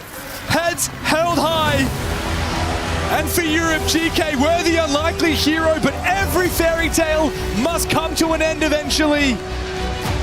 Today, it was DZ's moment to finally get another win here on the stage. Not the win they wanted. Of course, that was last night. They wanted to go into the grand finals and play for a trophy, but still, Indy gonna win makes a hell of a difference. For GK, yes, unlikeliness of them to win, a dream that comes to an end, but they were the final team standing for Europe, which surprised everybody, and they should be proud of themselves for getting this far at the event. And for Dark Zero, what they're looking to build is longevity. They won the major in Salt Lake City a few months ago, but what matters is becoming one of the greats, forging their path and enshrining them on the legendary stage of Rainbow Six history. We've named teams that have done that in the past. EG Continuum, Penta G2, W7M, and FaZe Clan, but very few others can boast the same. Dark Zero, that's their goal, to win, not just once, but again and again and again. And they didn't get close enough this time, but they can work from here. they can take the next steps and look forward to the next event in Japan and look to take the trophy there, and then to take it in Brazil at the Six Invitational and every event from here on out. This is only the beginning for Dark Zero. It's all about scaling and peaking at the right moments. You don't want to play your very best in a stage game. You play in terms of like stage 1, stage 2 domestically. You're not played on the real big stage in a grand final deal, because that is where you gotta be at your very best. And a third place finish isn't the end of the world. It's not that you go from winning to getting first rounded and then it's a fluke all of a sudden. Of course, and this derby, the battle between North America and Europe, the constant question, which region is on top? It's finally been answered. Back to the desk for Rande and the boys to break it down. Thank you, Dev Marta and Pangu. Great call on the game today and great call over the course of this tournament. I know we're going to switch out some talent in a moment, so well done, lads. It's been an amazing time being here. This third place matchup puts North America on top in the conversation against Europe, and quite convincingly. Alphama, as much as I try to, help you out and be a speaker for you, be a voice for you when you're not here, there's really nothing much I can say at this point, Iconic. So we're going dark, baby. You know what? All I can say is I'm really happy for Geeky. I mean, just take a look back at their journey. It's absolutely amazing. So many of these players, they struggled a little bit in their careers in the past few months. They were given the opportunity to go on Geeky. No one expected them to even make EWC. They didn't only make EWC, they made it to the main stage. They surprised everyone by winning quarterfinals. They made top 4. That in itself is an achievement, and that's only the start for this team. It certainly is. This is just the beginning of the legacy for both of these rosters. And, as Dev was perfectly mentioning, this is trying to build continuity and trying to build something for Dark Zero that can stand to the titles of W7M and Penta, G2, and to be one of these great teams, these great dynasties. And, one more win, one big final win, that might do it. I mean, again, but you can't let anyone else put expectation on yourself. I think W7M, when they did that, when Penta did that, they weren't focused on anyone who did it before them. Each of those teams have to go out and build them for themselves. And I feel like, we talk about these trophies kind of like the McDonald's collectibles that you go in the store and buy, but it takes real power to come to these tournaments where everyone else is working every day, year round. And it takes a lot of willpower to come through and win these tournaments. So respect the FaZe for what they've shown. Absolutely. It's a different side when you're having the conversation and when you're playing it. And obviously, at the end of the day, there's only so much for people watching at home who love the esports to talk about. This will be one in the books for North America and one more added to the legacy of DZ. Alphama, you mentioned GK Esports. Final note on this rebuild. Successful for you? Successful going forward? Absolutely. Super successful. Outweighed every single expectation I had on these guys. Revived the career of Ask. Revived the careers of Yoga. At the same time, revived the career of Grubby, who played a little bit at tier 1 level for Secret, for Fnatic, and never really reached those heights. For all of these players, it highlighted also some rookies in Upor, for example. So I think I look at this roster and I'm super happy about the performance. I'm really proud of them. And I think, honestly, they outweighed so many expectations. I can really hold a grudge on these guys losing this match. I think it's all fine. Congratulations to our teams who showed up for our third, fourth place match. Not the easiest one to do, but Dark Zero claim $85,000 more to their prize pool, and they submit themselves as third place after taking the Salt Lake Major prior to this. Coming up, we've got our grand finals and a special reveal panel you do not want to miss. So pay attention to our Saudi radio comms, and we'll see you on the other side.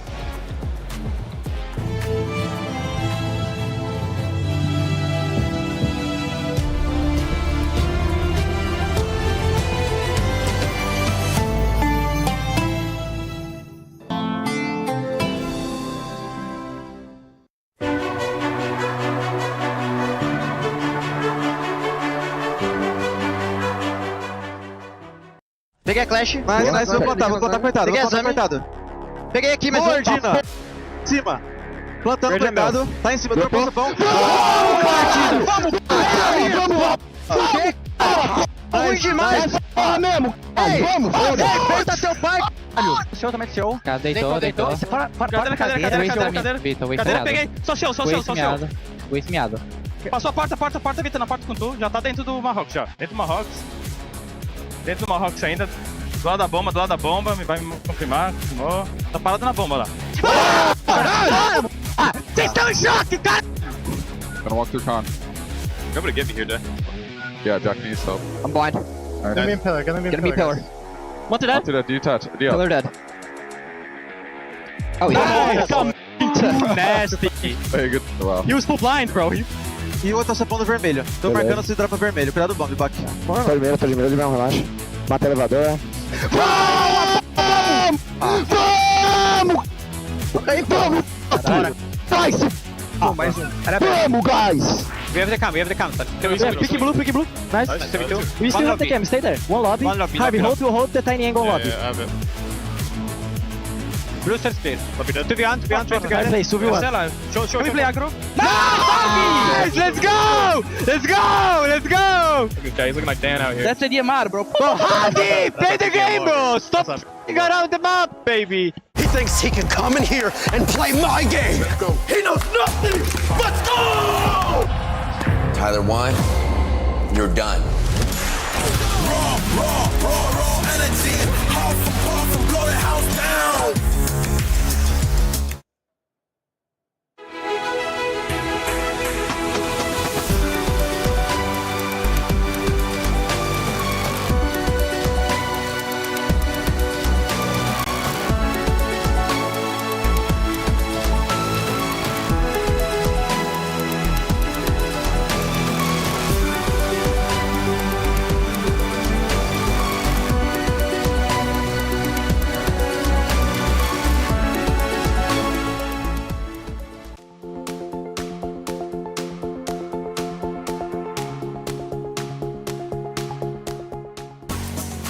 The battle for Brazil and the battle for the trophy at EWC, which has become a mainstay on the Siege roadmap throughout this competitive season. Not only do you have $750,000 to first place, over the course of this day, we have given away and will continue to give away over $1 million in prizing for the teams who earn it. And here in Paris, of course, everything is earned, nothing is given. And that's why I've got two guys who know about earning, who know about giving some great analysis joining me as well. Laxing has joined the panel. Iconic taking a break here. Alphama's still with me. Lax, game set one went the way of Dark Zero. North America on top. As a North American, how do you feel about that? Listen, I absolutely can't complain. You heard me yesterday. Leo unfortunately wasn't here. You know, I'll take it that EML didn't advance into a grand final, and I'll definitely take it that we take third place now. You know, it's definitely a little bit of copium, a little bit of NA hopium there. Sure. But overall, I mean, that series was really good. In the end, it does come out to Dark Zero just winning that, 7-0? Yeah. Yeah, it just really showed they wanted it right in the very end. It felt like if they had won that first map, maybe we could have seen a very early set. But today, we expect in this best of 5 coming up, our grand finals, anything but. And that's what leads us to our PS5 story of the day, which is the Triple Crown contenders. Now, the Triple Crown, a lot of people know that from maybe some horse racing, but in this term, in Siege, what does it mean, Alphama? What are they fighting for? It is the 3 biggest tournaments, the most prestigious ones you can get into this game in the modern era of Siege. You think of the 6 Invitational, you think of the Major, and you think of EWC. Now, the 3 men on your screen, what they've done before. The 2 on your right, they've won 2 6 Invitationals and 1 Major. Hertz, he's won 2 Majors, 1 Reload, 1 6 Invitational. All 3 of them have one common point. They have never won EWC. One of them will win it today and become, for the first time, enter the legend of R6, because they will be the first holders of that Triple Crown, all 3 tournaments, EWC, Major, and aside. Laxing, how does that feel? I mean, I love Iconic talking about, people act like these trophies are part of McDonald's collectibles, right? But there's so much more that goes into it. I mean, yeah, you're collecting every single big tournament trophy, and for both of them, or all 3 of those players, and even for these teams, to be able to collect an EWC trophy to seal out the day, to seal out these past 2 weeks, that will really cement their names even further into Siege's history. I talked about it before, I'll talk about it again. These are exactly what all of these players are going for, and when you look on that side of Fury, again, this was a team that was put together 5 months ago. The fact that they are here at a grand final, we saw Herd's Twitter post online. He was talking about he just believed in the process, and he wasn't really sure what time was going to look like, but the fact he's right there in a grand final, ready to take this stage, it's a beautiful sight to see. Also, not wearing his jersey, I like it. Just setting the tone, do a little contrast with the team, getting ready. That's kind of what I would do. Alphama, there's a bit of a history between who wins and who doesn't, and who goes on to do well in the tournament. Yeah, a couple of fun facts about this. When Hertz face FaZe, we know there's a big deal coming on, because last 3 times in Modern Siege where Hertz face FaZe, every single time the winner of that matchup ended up winning the event. That happened at SI 2024. They met obviously in the grand final, and here Hertz won, became SI champion. They met again in Boston at SI, and this time FaZe won the matchup, and they went on to win the event. And finally at Widows 1 year ago, Furia beat FaZe initially in the playoffs and ended up winning the event. That's just to tell you just how big Titans of CJ are, because they know whenever they face each other, whoever wins, they end up winning the event. That's going to be really true today, because whoever wins is going to be winning the grand final. So it's going to continue. Yeah, absolutely. And it's always nice to see a Brazilian final. You always will expect the best out of them. I mean, they are the best region for a reason. So I'm really hoping once we get into this best of 5 that they really are trading blow for blow, taking each other's maps or taking their own maps, and we do see a full best of 5. I don't want to see a quick series.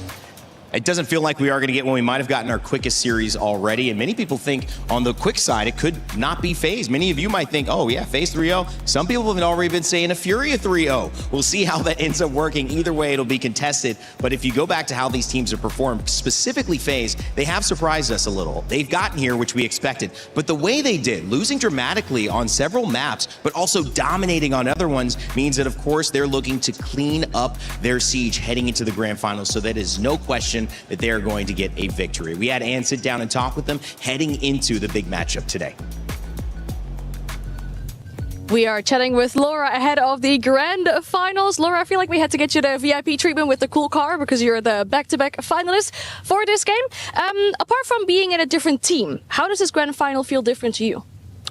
I think it's completely different because, first of all, we are in another country, so it already feels different because of this. But speaking in Portuguese, like when we were playing, it's also very, very different. We have a different culture on the team also. So it's completely new experience, like playing for other guys also. So it's just another feeling. And this time I'm feeling way more confident. I think we are a way more solid team than I was last time I was in the final. So pretty confident this time. Hey, that's good stuff. You played against FaZe in the SAL finals. It was a close game, but you did lose. What did you learn from that game that you can use today? I think we learned a lot about like honing on, even when the game is on our side. Like we lost to them on the final map. It was 5-1 for us, I think, and we still lost the map. So I think we learned a lot from this, and we're not gonna slow down when we are at this point of the game again. That makes a lot of sense. I want to talk about your teammate boxzera as well. When he started playing in the SAL last year, everybody said he was the player to watch. He's been enjoying playing on the stage from what it looks like with the trash talk and everything. What do you feel like he adds to the team? I think he's like a balance for our team, you know, like our team has so much ego, like we are like big names on the scene, so everyone has their own opinion and everything. So sometimes we're like discussing something. He's the more chill guy, so he balances our team a lot. And I think he's enjoying so much, like playing at playoffs, his first playoffs, playing with the crowd there cheering for us. So he's just enjoying himself and hyping us all. I was going to say, because from what he shows on stage, it doesn't look like he's the calm one with how he's been behaving, but I love that. With a win here today, you would lock in SI. That's, of course, another tournament in your home country. Does that play in the back of your mind at all? Yeah, of course. We already talked about this. Like, even before we came to the tournament, we said, okay, guys, let's not just think about SI points, because we just have to win here, and we're there already. And then what are your expectations for today's game? I mean, we hope we're going to win. We just did our job like all the games, so we're just confident, and let's see. Everything can happen, but we're very, very confident. Sounds great. Thank you so much for your time, and of course, best of luck. Thank you. Why does Ann keep getting driven in a Rolls Royce to the venue? I mean, I'm in a bus. We're in a bus, guys. It's true. Is Ann really got it like that? Ann, come on. All right. You know what? At the end of the day, though, the jokes around boxzera and him balancing out this team, that's interesting, but it clearly plays that vital role for them. Yeah, that was something. I mean, there was many things that stuck out there, right, that they were talking about. I mean, him talking about their confidence, very clear you're in a grand final, but when he was talking about boxzera kind of being that equilibrium, that balance where everyone, you know, they kind of have their own little egos in some ways, and respectfully so, but it is funny when you think about boxzera that he's the balance of that team, and honestly, I'd have to agree. I mean, when they were celebrating, getting ready to cross that creek, he was in the crowd. Ready to cross that key. Where was Bach? He was in the crowd. He couldn't care less about crushing a key. He was enjoying the moment and being in the moment. To be fair, a very good crowd to jump into, though, off of easily. and everything. Absolutely. I've been drumming with the guys. And I would jump in, you were with them. I was having a little bit of fun. I'm definitely not biased. I definitely did not drum with the Furia fans. There a Furia jersey under there? Don't worry about it. No, the main thing that I want to take away from this is I had the chance to meet Volps in the hotel today and just talk to him a little bit about the matchup. And I was telling him, all the pressure is on FaZe. They are the two-time world champions. You guys are a young roster. You've got a rookie with you. And he told me, in any other team that would face, I wouldn't care. Yeah. But the thing is, with FaZe, pressure never gets to them.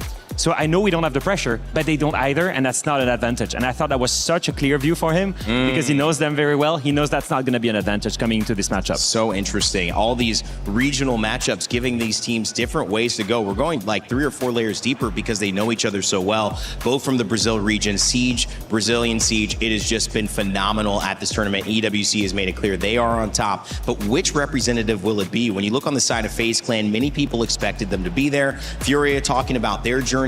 But Cyber has been maybe one of the most talked about individuals coming into this tournament and during it, not just for his support or having his family here behind him, but for his play. Anne had a chance to sit down and talk with him, and I hope it's not another Rolls Royce. Anne?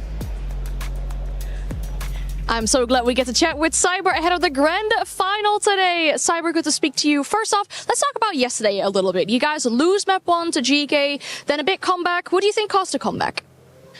Ontem vocês começaram perdendo o primeiro mapa, mas conseguiram fazer um comeback. Como é que foi essa partida? Como é que você sentiu durante ela? Bom, a gente estava muito confiante. O Chalé é um mapa muito forte nosso, a gente sabia que era um mapa forte deles. A gente acabou bobeando alguns momentos ali que custaram alguns rounds e a gente deixou escapar a vitória no primeiro mapa, mas a gente estava muito confiante com a pool que a gente tinha, que era o Consulado e o Fortress, então a gente estava bem confiante para essa partida aí. So it was a tough map 1. It was a very good map for us, but a very good map for them as well. But we were very, very comfortable with our map pool. We were very comfortable with the picks and everything, so we managed to win this match. All right, now Cyber, you and Souls could be the very first few players who win an SI, a Major, and an EWC. Does that play in the back of your mind at all today? Você e o Souls podem ser as primeiras pessoas a conquistar os 3 grandes campeonatos, né? EWC, o Major e o SI. Como é que você se sente sabendo que você pode realizar isso hoje? Bom, a gente fica muito feliz em saber que a gente pode realizar esse sonho. Acredito que eu e o Souls estamos juntos há muito tempo, então a gente sempre acreditou e sonhou com isso, a gente ser multicampeão de vários campeonatos, então a gente vai trabalhar bastante para isso acontecer. E também tem o KDS e o Rafa também, que já foram campeões de Major, então vai ser aí 4 pessoas ao mesmo tempo sendo campeão. So yeah, I'm very happy and very proud. Been playing with Souls for a long time, so it's a big dream for us. So we are very confident and we are super happy. The rest of the team as well, it'll be very nice for them to get the Major and the EWC and the tournaments. It'll be amazing. Now, the big thing is we don't really have a name for it yet because it's so new. How would you go about calling it? Would you call it the Triple Crown? Would you give it a different name? Eles não têm nenhum nome ainda em mente, né, para quem ganha os 3 grandes campeonatos. Você tem alguma ideia, alguma coisa em mente que você tem para recomendar para eles, alguma coisa assim? Bom, acho que a única que pode, o nome que posso recomendar é a Tríplice Coroa, que não é como se fosse a parte do futebol ali, então é isso, acho que é a Tríplice Coroa ali, a gente se coroando sendo o melhor time da R6. So I think Triple Crown would be a great name. You have a little bit of football there, so I think Triple Crown would be a great name. All right, awesome. Now, Cyber, we've also seen you cross skis already together with your son. What does it mean for you to have your son here, have your loved ones here, and be able to perform so well in front of them? Vocês quebraram a chave, você estava com seu filho, foi um momento muito legal para a transmissão, para todo mundo. Como é que você sentiu nesse momento de estar com ele ali, podendo quebrar a chave? Bom, de ter meu filho no campeonato, fico muito feliz. Acredito que é o primeiro campeonato internacional dele que ele pode vir realmente, então a gente fez questão de trazer ele para ele viver esse momento junto comigo. É uma coisa que eu estava há muito tempo querendo fazer, mas por conta de alguns campeonatos eu não podia, por causa da idade. E graças à EWC ser em Paris, esse meio que um evento em si, eu consigo trazer ele para ele ver o jogo. E, cara, tô muito feliz em questão disso, de estar numa final e ele tá assistindo lá, ele torcendo, ver ele torcer, é uma coisa que motiva mais ainda eu querer ganhar. So yeah, I'm super happy because it's the first time that my son is going to watch me in an international stage, because some other tournaments you have some restrictions, some major restrictions, and as this is like a big event and big gaming event, I'm super happy that I managed to bring him here and he can watch like me play in the finals in his first time here. So yeah, I'm super happy and super proud. That's awesome. It's been super wholesome to see that. Now with the victory today, you would lock in an SI appearance. That would be at another tournament in your home country. Is that another big motivation for today? Vocês ganhando hoje, vocês já garantem a vaga pro SI, né? Ano que vem, e no Brasil, na casa de vocês. Como é que você se sente? Você tá animado, já tá pensando? Bom, a gente não está pensando muito no Invitation ainda, a gente está mais focado nessa parte da WC, a gente quer realmente sair daqui campeão, a gente teve bastante luta para conseguir alcançar o nível que a gente estava no começo do ano, então a gente voltou com o nível que a gente estava e agora a gente quer se coroar novamente. So I'm not really thinking about SI that much, to be honest. I'm thinking about today and EWC and winning this title. And I'm super happy that we managed to get in our form that we were in the start of the year. And we battled a lot for it, and we're feeling super happy. That's awesome. Thank you so much for your time, Cyber, and good luck in the grand final. 2 6 invitationals in a row, looking to qualify for a third here today. Cyber has been phenomenal, and of course, FaZe hoping that he shows up big to help them get the win. Oh, and he absolutely will. And there's one thing, right? We always talk about the mental. We always talk about the physical aspect of having to play, but we never talk about the emotional side. And you obviously heard him talking about his son, his wife being here. Just being able to play in front of your family just adds so much more to the pot. The first time ever. The first time ever he gets to be here with his son. As you can see him here, he even went and crushed the keys of the semi-finalists there with his son in his arms. It's so beautiful. Even obviously handy with his girlfriend. I mean, it's just the close ones being here. It means so much to them. Being able to share that with his son, creating life-changing memories, winning life-changing prize money at the same time.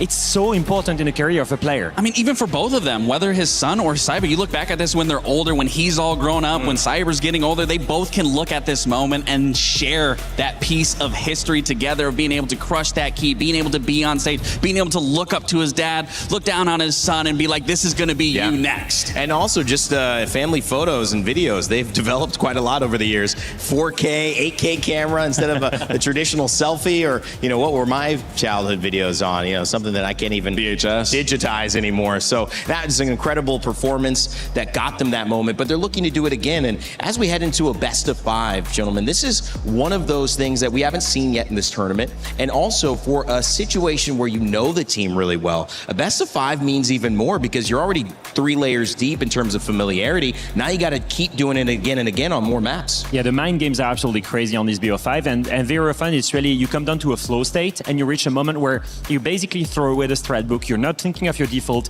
and you're adapting live every single round.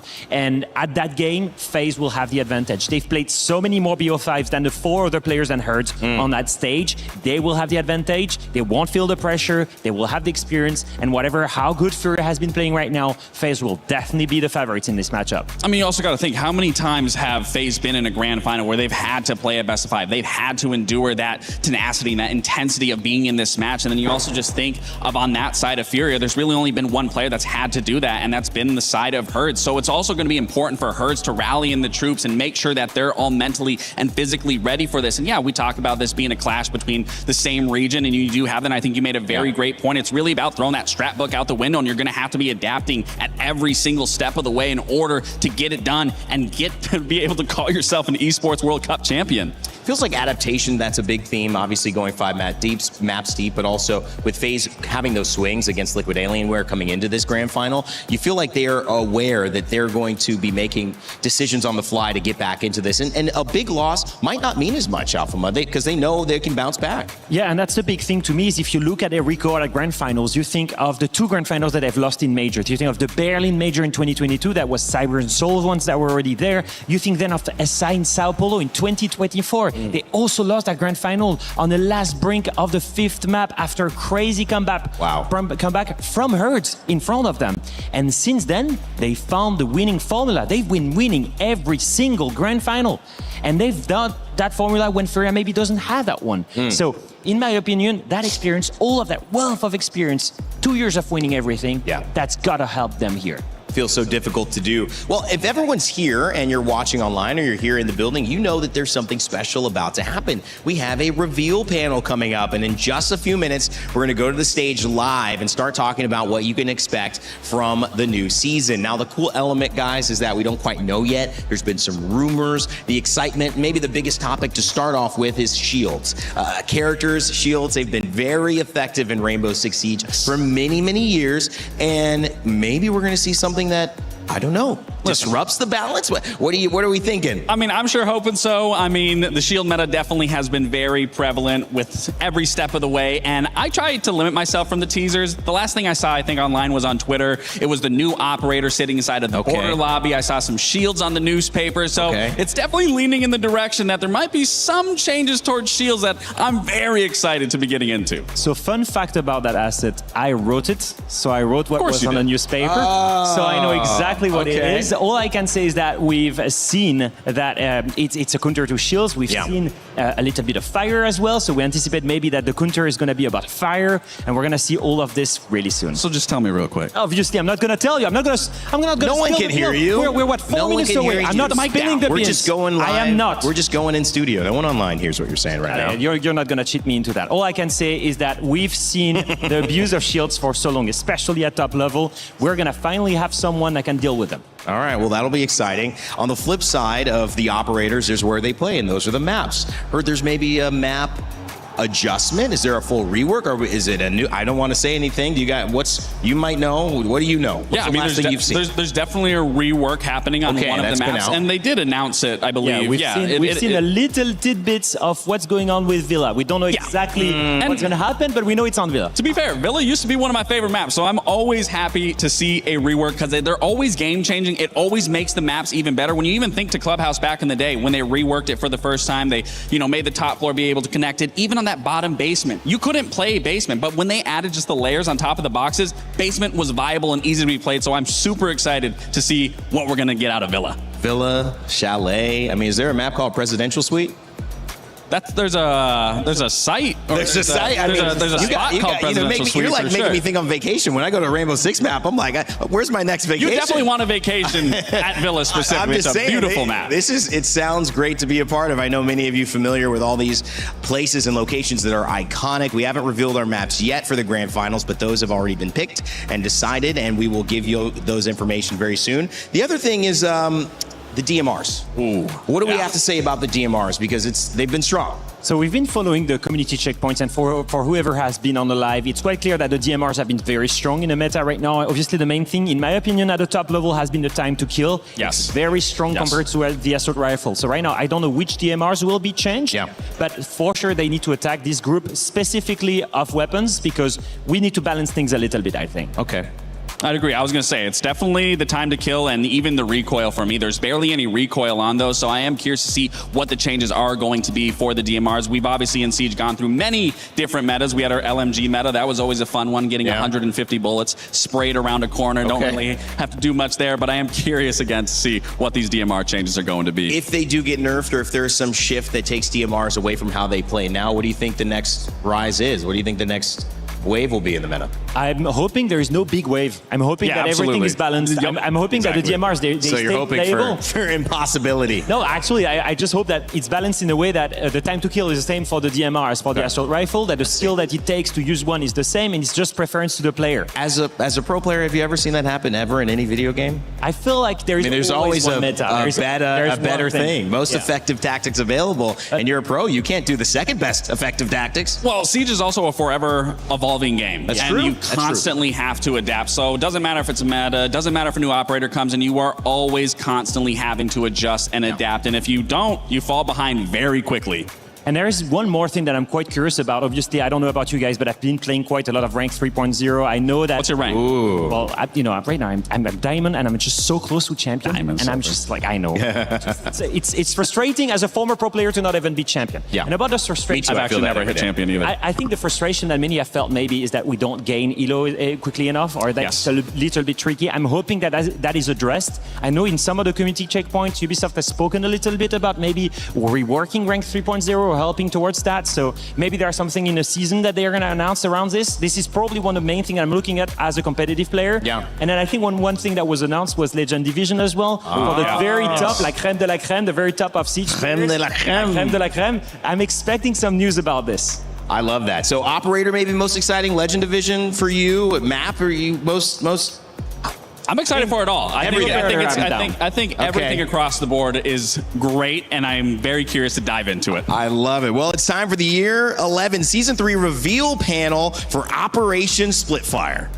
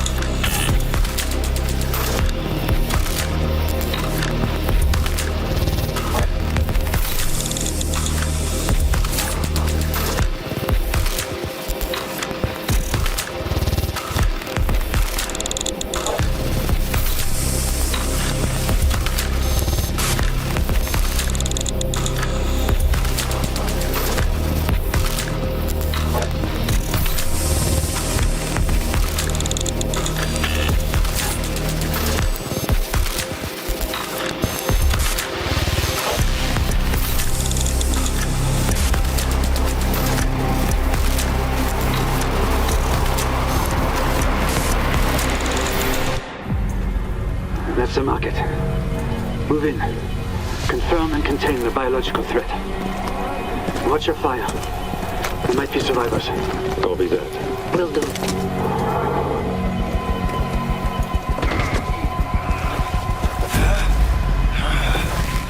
Civilian in distress on the east side. Leon, I need backup.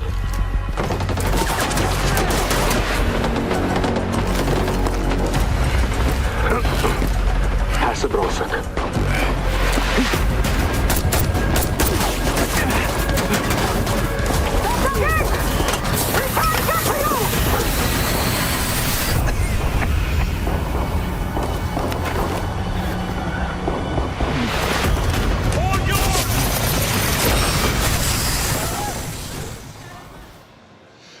Good afternoon, everyone!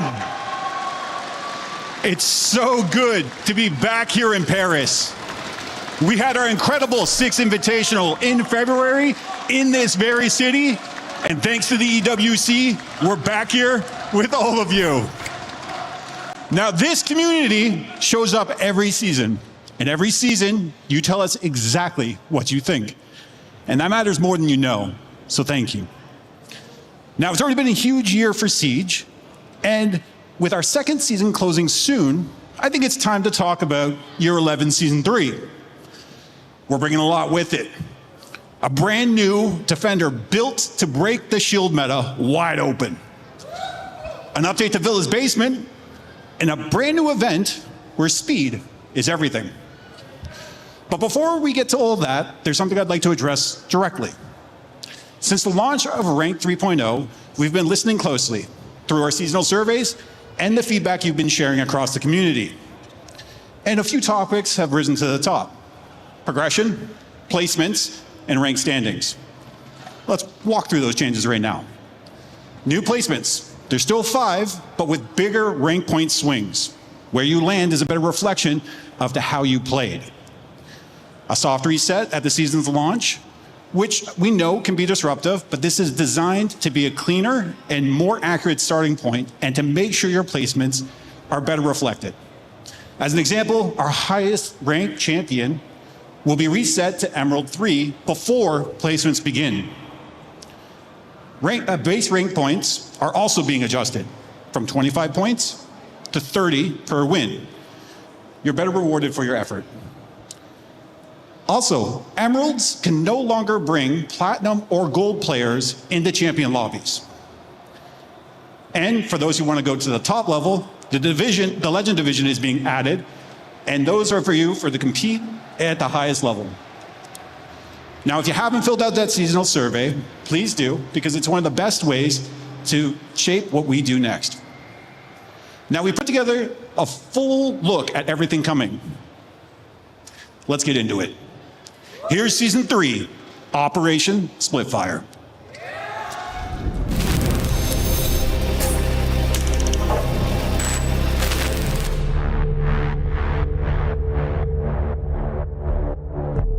past 2 seasons, we've had a great reaction to the 1v1 arcade. Players have shown up and have been playing that playlist. And this season, it's time to try a new arcade. The 3v3 arcade is coming to Siege in Year 11 Season 3. It's still going to be fast-paced, it's an arcade after all, but each person on the team actually holds more weight. If you lose one of your teammates, now you're down to 2v3, you're already in the end mode of the round. You don't have all the utility you have with a 5-stack. So you have to keep everyone together, coordinated, play off each other, and think about which ops you're bringing and what type of synergies that you want to use to expose the weaknesses of your enemy team. We will be applying attrition settings for 3v3. Once you win that round, all 3 of those operators are gone, and now you need to apply a brand new strategy. So think a little bit about when you bring your hard breachers, when to apply a shield. What about electricity? In 3v3, you only need to grab 2 friends, but you can still feel the thrill of a Siege round and the energy that you're able to bring to just coordinate with your buddies and close out that round. It brings a lot of excitement. It's the perfect blend in between the 5v5 and the 1v1. It's a great time to jump in and play and let your voice be heard through our seasonal survey to let us know how you'd like to see the mode improved in the future. This season, we're making a number of balancing updates focused on some of the most discussed weapons and operator in the game. Let's start with weapons. The AR-15.50, the MK-14 EBR, and the SMG-12 have been dominant for a while now, often overshadowing the operator's gadget. So we're making adjustment to the damage, recoil behavior, and ammunition capacity. We're also removing the muzzle brake on defense for Tuberhouse and Aruni's DMR. From there, a few more changes across the roster. Lion scan warning time is coming down slightly, more opportunities to catch defenders on the move. Capcan entry denial devices gets a small damage increase, so a good trap placement pays off even more. Echo's Yokai drones recharge their sonic burst faster, so it can bring consistent value throughout the whole round. Now, Dokkaebi. We've been tuning her since our remaster launch back in Season 2, watching the data and listening to the feedback along the way. This season, we're replacing our Impact EMP grenades with Recharge.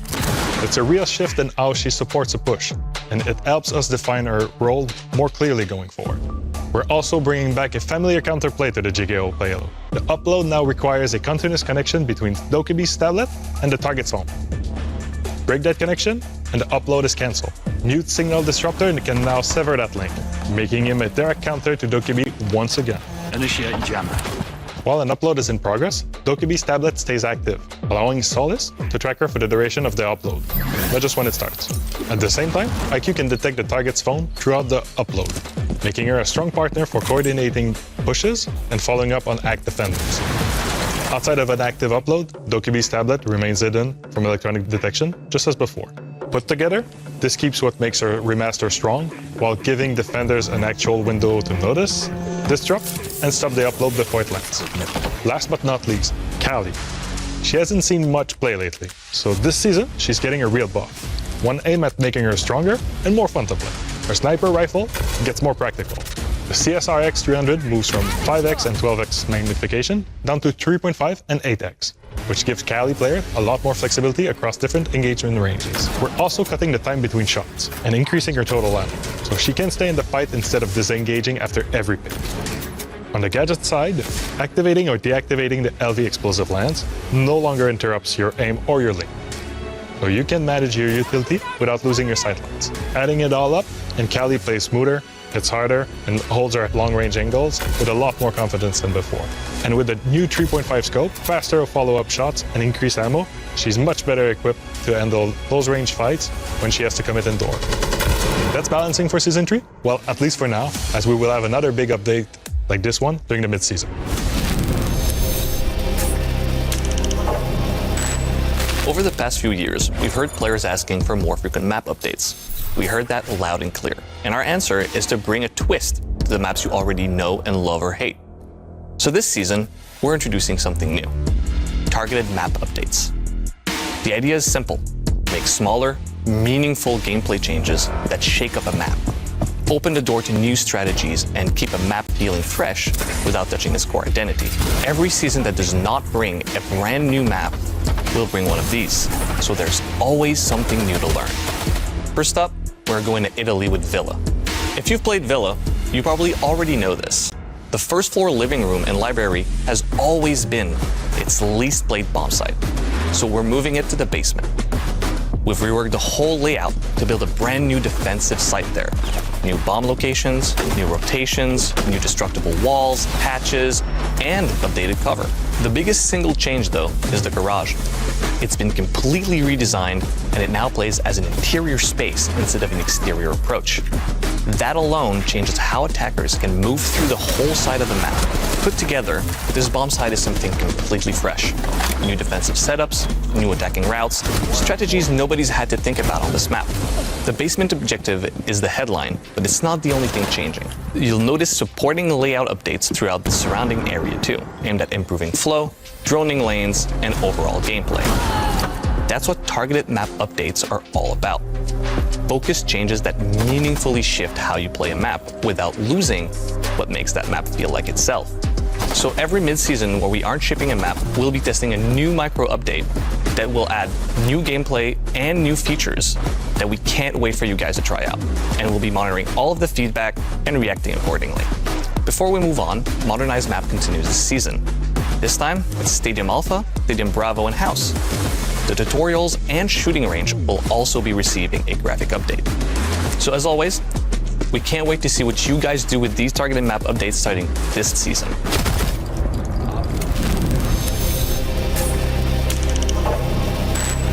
In Season 3, we are introducing Legend Division, a fully visible leaderboard to the entire community about who are the top players within Siege.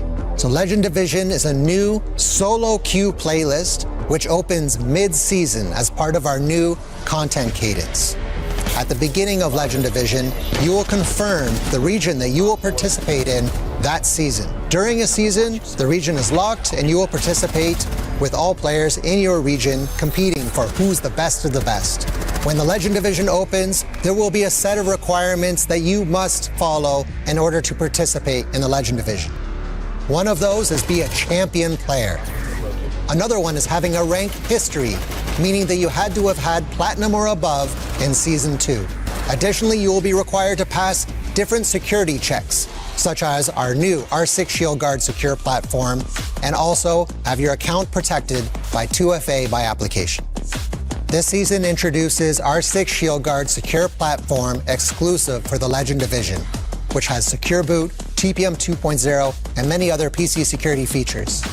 We also have a team dedicated for monitoring the leaderboard, meaning that if you are participating in the Legend Division and you're doing well especially, you have eyes on you directly from the dev team, looking over the leaderboard and flushing out any bad actors. All the top 100 players will receive an exclusive charm with their final position on the Legend Division. Thank you for your continued support. It really means a lot to us, all the feedback that you've been able to provide. And we're excited to see what happens next when legends are made in the Legend Division. This highly visible leaderboard is viewed not only by every player within Rainbow Six Siege, but also those esports teams looking for their next star. You've been asking for it? It's here. Drone Race is finally coming to Siege. Wasteland Circuit is a free-for-all drone race game mode. We have a Grand Prix where we're going to test your skills over 3 tracks. The first one is all fast and furious, the second one is close and personal with gadgets, and the third one is a beautiful display of the map while we test your skills. This event will run from September 23rd to October 13th. It wouldn't be Siege if we didn't have ways to attack your opponents. The event might be in a wasteland, but I assure you, you won't be wasting your time. Prime your drone and see you on the track on September 23rd.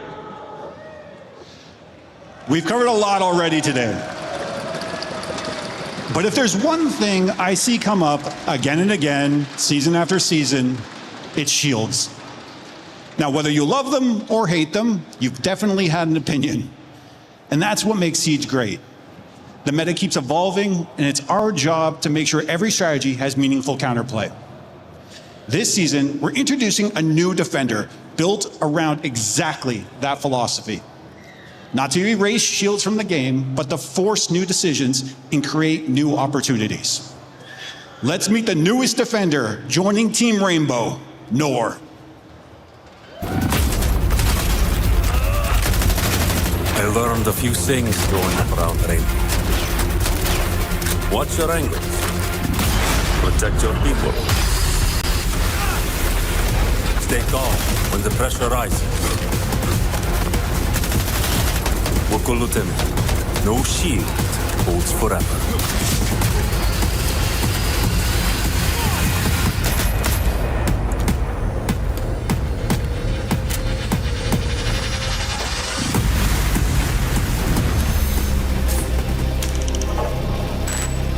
Meet Noor. Born in Egypt, Ahmed Mourad followed his father's footsteps by enlisting in the Egyptian military before joining Team Rainbow. His experience shaped him into someone who looks for practical solutions under pressure, a mindset that defines both his role on the team and the gadget he brings on the battlefield. That mindset is reflected in every part of his kit, and nowhere is that more evident than in how he deals with shield operators. Over the last few seasons, shields have become a big part of the Siege meta, and the feedback from defenders has been pretty consistent. Once a shield takes space and starts to lead a push onto site, your options start disappearing fast. Same goes during a 1v1 post-plant situation against a Monty. So, we wanted to give defenders a dedicated answer to shields. One that changes how shield players have to approach an attack. Noor comes equipped with the Horse Lance launcher, loaded with 5 Horse Lances. Fire one into a surface and it attaches, drills in, and after a short delay, releases flame on both sides. For shield users, that's a nightmare. Stick a lance into a shield and the countdown begins. The shield player has a brief window to react before the flame ignites. At that point, they don't have a choice. They'll have to stop to remove the Horse Lance, exposing themselves in the process, or they will burn fast, very fast. As Noor, your job is to capitalize on that hesitation. So keep the pressure on, maintain line of sight, and don't let them escape. Either way, the push they were leading just stalled out, giving the rest of your team the opportunity to retake map control. That's the moment we wanted to create. Shields have been able to dictate the pace of a push with very little resistance. Noor flips that, and that's just against shields. The Horus Lance attaches to any surface and can pierce through soft surfaces as well as reinforcements. This includes castle barricades, Azami Kiba barriers, and deployed Osa shield. So picture an attacker planning behind an Osa shield. They're sitting behind cover, confident no one can touch them. Noor can break that confidence. Pair that with an intel operator like Pulse or Valkyrie, and the Horus Lance turns into one of the strongest plan denial tools we've ever given defenders. Crowd control operators like Tubaro and Melusi can slow enemies down, making them easier targets. Barbed wire can also be a good option. Noor is a 2-speed, 2-health operator, and his loadout is built to support either playstyle. For primaries, the Commando 9 is for players who want mobility and who wants to win close quarter fights. Or you got the Alda 556.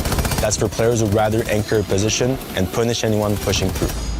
As for secondary gadgets, it's a choice between a deployable shield to keep a strong position or the barbed wires. The secondaries are the TACOPS 1911 or the Bailiff 410. The Bailiff is especially useful to help with site setup and creating new lines of sight. Noor wants to make the shield player hesitate, make the position that felt safe feel unsafe. Noor joins the roster in year 11, season 3, in Operation Splitfire. We've had a lot of fun creating this operator, and now it's your turn to bring up the heat.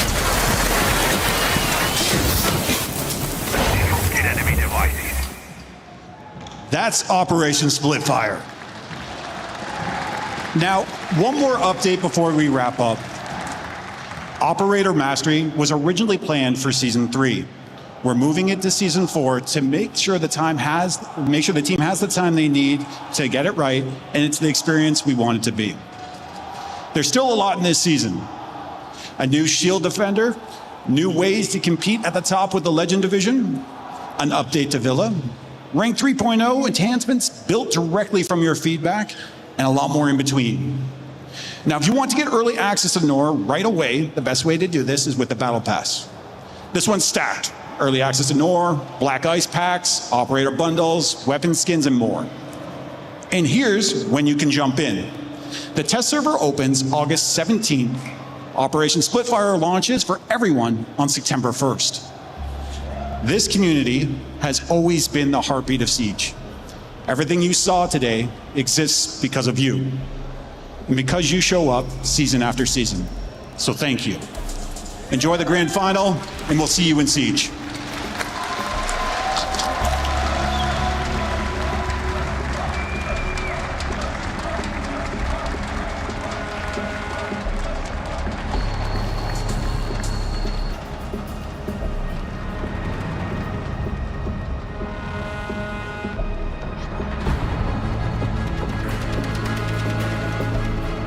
Well, with all that's new coming to Rainbow Six Siege, it only makes sense that we leave you with the tried and true. Brazil at the top of their game, at the top of this game, and one team will take your grand finals. That trophy in the middle of the Lenovo Legion Gauntlet, will it belong to the back-to-back Six Invitational champions? Or will they find that the Panthers of Furia have shown up with the drums beating loud, ready to pounce? The chase for a trophy and the elusive Triple Crown begins now.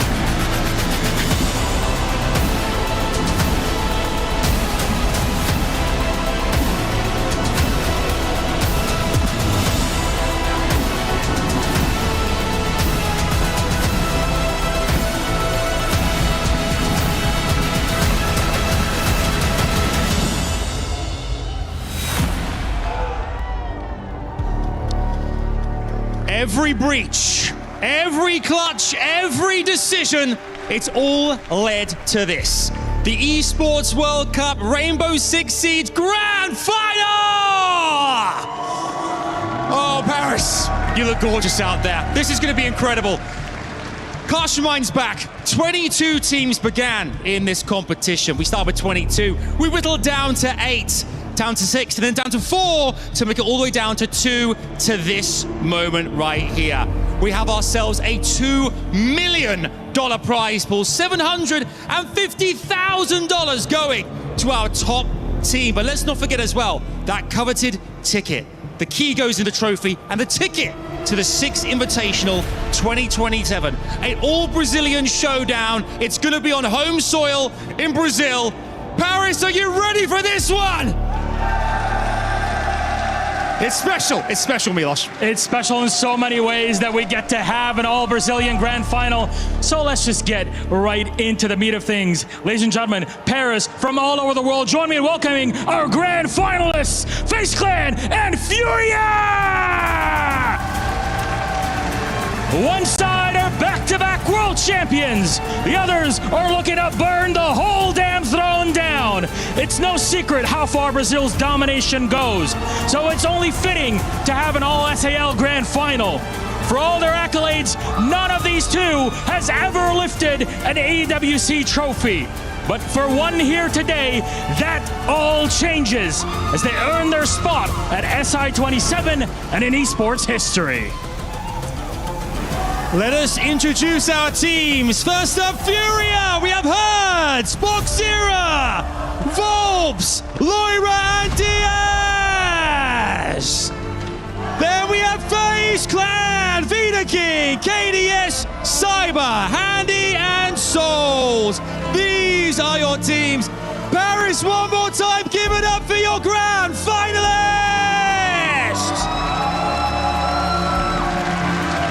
Gentlemen, it is that time. We're going to ask our players to go and take your seats. But for our key bearers, please come forward. Herds and Vida King, this is the last opportunity. The last chance here to the final words. Take a moment and breathe. We're going to start over here with Herds. Any final words you'd like to say to the opposition here and Vida King? Cara, a última vez que eu peguei a FaZe numa grande final, todo mundo se lembra o que aconteceu e hoje não vai ser diferente. Everybody remembers back in the day when we faced FaZe Clan in a grand final what happened. Everybody's gonna remember this day also like they do that one. A long time ago at SI24, anything you'd like to say then, Mr. King? Cara, eu já perdi às vezes com as... Caralho, travei. Eu já perdi todas as vezes de vocês, beleza? Mas quantas vezes eu ganho de você também? E hoje não vai ser diferente. A gente vai amassar vocês. I've lost count of the amount of time I beat you, Herds, and today is just going to be another number on that docket. Gentlemen, then, shake hands. Best of luck. When you're ready, take your seats, fellas. This is mibr.los, the grand final here, Esports World Cup Rainbow Six Siege. Are you ready? Absolutely ready for this. That's it from us here. Though, time to get started. FaZe Clan, Furia, all Brazilian grand final. Let's get our game right on. You can close your eyes, but you cannot block out the drums! Dark Zero, the most recent major champions, they are out. And who's in now? It's Furia. Bom, foi uma partida muito doida. Se tem algo que eu posso dizer dessa partida é que todo o tempo o time tava resolvendo problema, tentando se encaixar ali no que tava rolando no game. E, mano, tô orgulhoso demais da postura do time. Nailing the coffin for EML as the grand final is set. Bom, uma partida muito boa. A gente acabou entregando ali o primeiro mapa, mas os dois mapas foi muito tranquilo pra gente. In terms of a grand final, best of 5, it's not often that you'll see them actually playing in this environment, so you can get any kind of result on the given day. A gente é melhor que a FaZe Club porque a gente adapta muito mais, a gente tem um leque maior de plays. Acredito que a gente é melhor que a Fúria por conta de a gente ter mais casca, são um time mais resiliente que eles, então acredito que é mais isso. Bom, a mensagem pra Fúria é que eles têm que ficar esperto, eles sabem o time que a gente é capaz e a gente vai comigo com tudo nessa final aí. A Fúria tá vindo quente, com sangue no olho, a gente quer demais esse campeonato e se preparem, mano. Well, another grand final for FaZe Clan, of course. Big quest is going to be 3 in a row. For Furia, excited to see what the Panthers can bring today. So excited for this grand final to get underway. Bom, vocês já sabem, né? A FaZe Clan vai ser campeã desse EWC. Então, é nóis. FaZe up. Vamos, Fúria!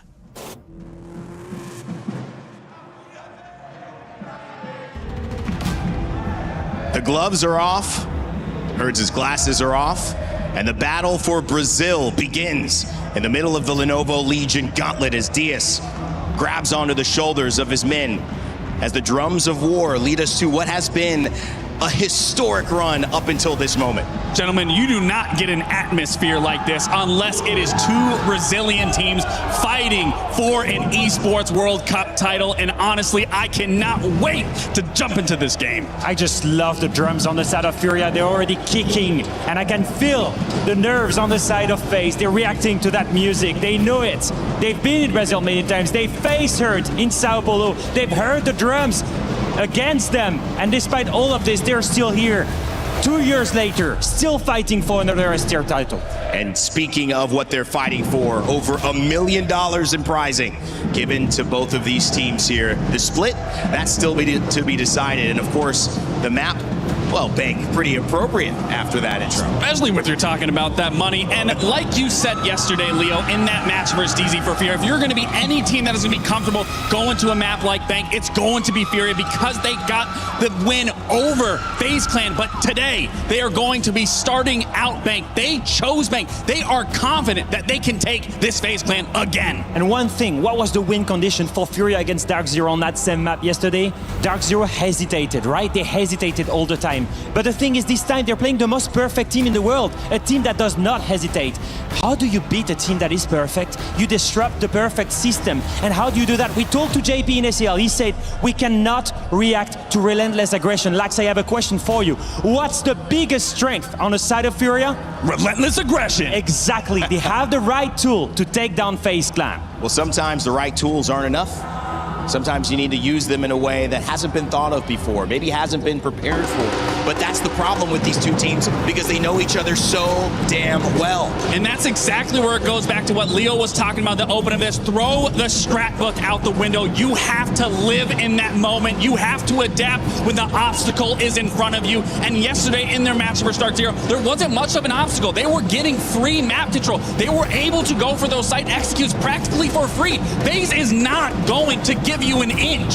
It's all about reaching that flow state. And I'm looking at two specific players on the side of Furia and FaZe. The leaders, the veterans. I look at Hurt and I look at Cybers, the guy with the most experience in these two rosters that can help reach the flow states for their teammates, that can help with the innovation. And then I look at ag.al, the ag.al on the side of FaZe. I look at Bulbs, the ag.al on the side of Furia. And I think we're in for a banger of a grand final between some of the brightest minds this game has known in all of recent Siege history. There will be losses, like Odysseus trying to split the pathway between Scylla and Charybdis. You choose one, but you lose on the other. Yet that's what you have to do in a best of 5. You might have to sacrifice a map to get all 3 at the end of the day as we head into our picks and our bans. We've said it before, these two teams, they know each other by heart. They've played each other so many times in so many different events. Every time, whoever won eventually won the event. We're gonna start on the side of Furia by removing the famous Montagne from ag.al, one of the best shields player in the world. On the side of FaZe, they'd rather not play against a mirror, one that has been abused mainly on that basement bomb side of Bank. And it goes to show that FaZe is looking to go for that execute, getting rid of that mirror, getting rid of that information game from the side of them, as you said, already getting rid of that Montagne, not having to deal with that. And then the Habana, pretty default into the Cade. We're going to see a lot of hatches still being soft, still being able to be opened up by removing that Electro Claw. One quick thing, one range hard breacher is still up, guys. Ace is there, and that is going to be very important on the side of Bank. Well, don't let the drums and the dancing fool you. It's serious over here in Paris because $750,000, a chase for the Triple Crown, and the chance to call yourself the best in R6 Siege are on the line. And with that, we have 2 men ready, prepared, and going to give you a call to remember. It's Xenox and Guz. Well, the drums of war beating behind us, Guz. It just gets the blood flowing, but we're here. Grand final day, Furia versus FaZe, the first time an all-Brazilian showdown in the grand final since that fateful day in Sao Paulo, SI24. I'm sure that might be in the memory for FaZe as well. No, it's certainly in my memory. Cannot wait to jump into this series. FaZe have looked formidable as always, but to be fair, if there's any team that can take them down in a duel like this, it's Furia. Now let's jump in. Oh, so the moment has arrived. Haven't we been waiting? Furia, just under 5 months since this roster was put together, constructed by Herds himself. For FaZe, talk about a wealth of experience. They're not shy to a day like today, but for both these teams, it's a coveted Esports World Cup trophy that is not in either cabinet. Furia will defend first here on Bank. Of course, a best of 5 grand final to really separate these two teams. Very much a marathon and certainly not a sprint. But both teams will be eager to get off to the best of starts. FaZe looking to go Exy heavy in this round with the Glaz and the Sense combo. And with the Kaid out of play, expect hatch heavy emphasis here from the attack. Interestingly, Furia electing to forfeit this first floor control with little contest. All 4 or to 5 members, basement, box 0, a bit of a wild card blue initially. He, though, is able to scamper back to red. Furia happy to play it safe, though, in the opening round. Bank their map pick, 4-1 record for Furia over the last 4 months. The only loss being to NIP 3 months ago. 1-2 record, though, for FaZe. Haven't won it for 6 months. So even though they come into the grand final as, most likely for many, the favorites, a big test first up. Minute 20 remaining on the clock, and still 5 versus 5. FaZe will creep closer to attacking this basement bomb site. Cyber now with the exothermic to open up the server side wall. A long angle, KDS of the Blackbeard holding close. They do have the ROUs from Vidiking on the Sens to help get this plant down. 2 smoke grenades still available for Souls to play off towards main stairs as we enter the final minute. 3 gas babes and 20 Shamika launchers still up for Furia. Default plant is not an option for FaZe. They'll need to go for an off-meta position or the Flood, and the Sense will facilitate that. I think the Flood will be probably their goal. As you said, with the Sense and the ROUs, they can very much push down. You've got Soul pushing main stairs. Furia need to be ready for action rather than just plant denial.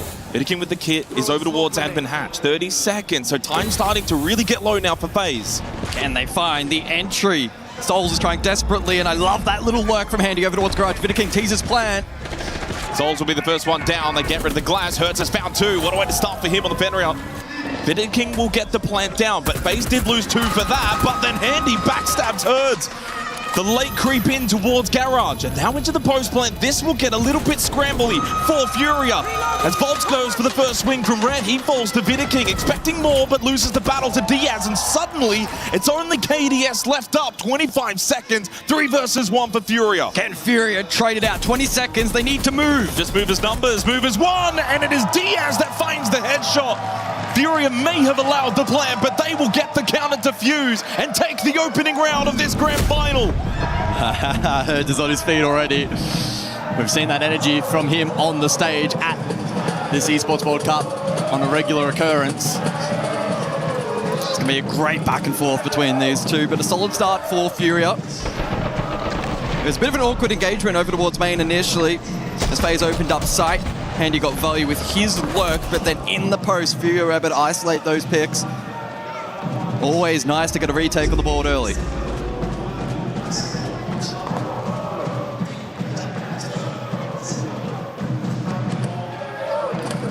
Heading into the second round to follow. One thing that Leo mentioned on the desk, guys, was, of course, the ace has been left up. And to add further context to that, the Kanto wall, of course, near top floor elevator. That's a primary objective in opening that up and making it more difficult for the defenders to play that hallway. And it will come into effect as the attacker repick for FaZe will come through. Vidiking will go on to the ace. Of course, if you don't have either the ace or the Habana available, pretty much can't get it opened up. So they make the most of that here in the second round for FaZe Clan. They'll get Cyber as well onto the blitz. Staff open area the second round. In terms of expectation setting for this opening map, I had to look back at some of the numbers between these two. Best of 3 was played in SAL for stage number 1. The second map in that series was Bank. 7-3 in favor of Furia. Started out nicely on the attack. It was a 3-3 half. Then went on to win 4 rounds straight defensively. So despite being the underdogs going into the series as a whole, Furia have certainly posted good numbers against FaZe on this map. We know the FaZe also like to play with that slow tempo, especially on their attacks. And it has benefited them, certainly it did yesterday. Bank actually a map that is the 4th fastest for average entry time at the Esports World Cup so far.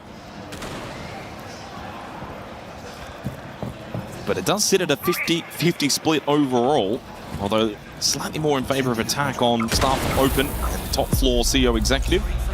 It's Handy over towards Tellers. There's not much of a first floor presence, although Bolt's caught through the drone hole. I don't think he was expecting that one, and then Cyber with the pistol will get rid of Hertz. Lovely attack and clear from FaZe. They find the first 2 picks. They get good first floor presence. And this will throw the defense of Furia into shambles. They must find the next pick. Yeah, low risk entries there from FaZe. And they find it. Although the trade immediately from Cyber switched on. Captures Diaz on the trade after he got the swing kill onto Vidiking. Loira knows he's getting pressured here by the blitz. Goes for the guard break. Couldn't find the headshot. And then in the end, as Handy and Cyber combine, FaZe will get the second round. They strike back. Slow, methodical, and clean from FaZe. That is their hallmark. That's their brand of siege. And that is what makes them difficult to deal with. Volps gets punished on the drone hole. FaZe just get themselves into good positions, and then they strike. Yeah, pretty textbook round there by the FaZe standard. 2 unanswered entries, and then picking apart the remaining pieces of that defense and not allowing Furia to aggress back into the round. Top floor for the third. And FaZe are going to experiment once again in terms of this attacking comp. The 0 to be selected here for top floor. Oh, hang on, you've gone early. You know the rules. It is Vitter Kings. Yeah, that's, I was about to note they didn't play it at all the last time these two faced. Well, I think the ace makes a lot more sense, to be honest, overall in this third round. It's probably the last chance you may get to use it. Open up Kanto, put pressure on the back line. If it's available, you get to use it. Util clearance as well going to be critical for FaZe in this round, and so the Flores into both the Castle and the Azami. Also a standard pick, and with Sophia now having 3 impacts, it'll be intriguing to see how Furia try and sustain that Util on site. Loading new magazine!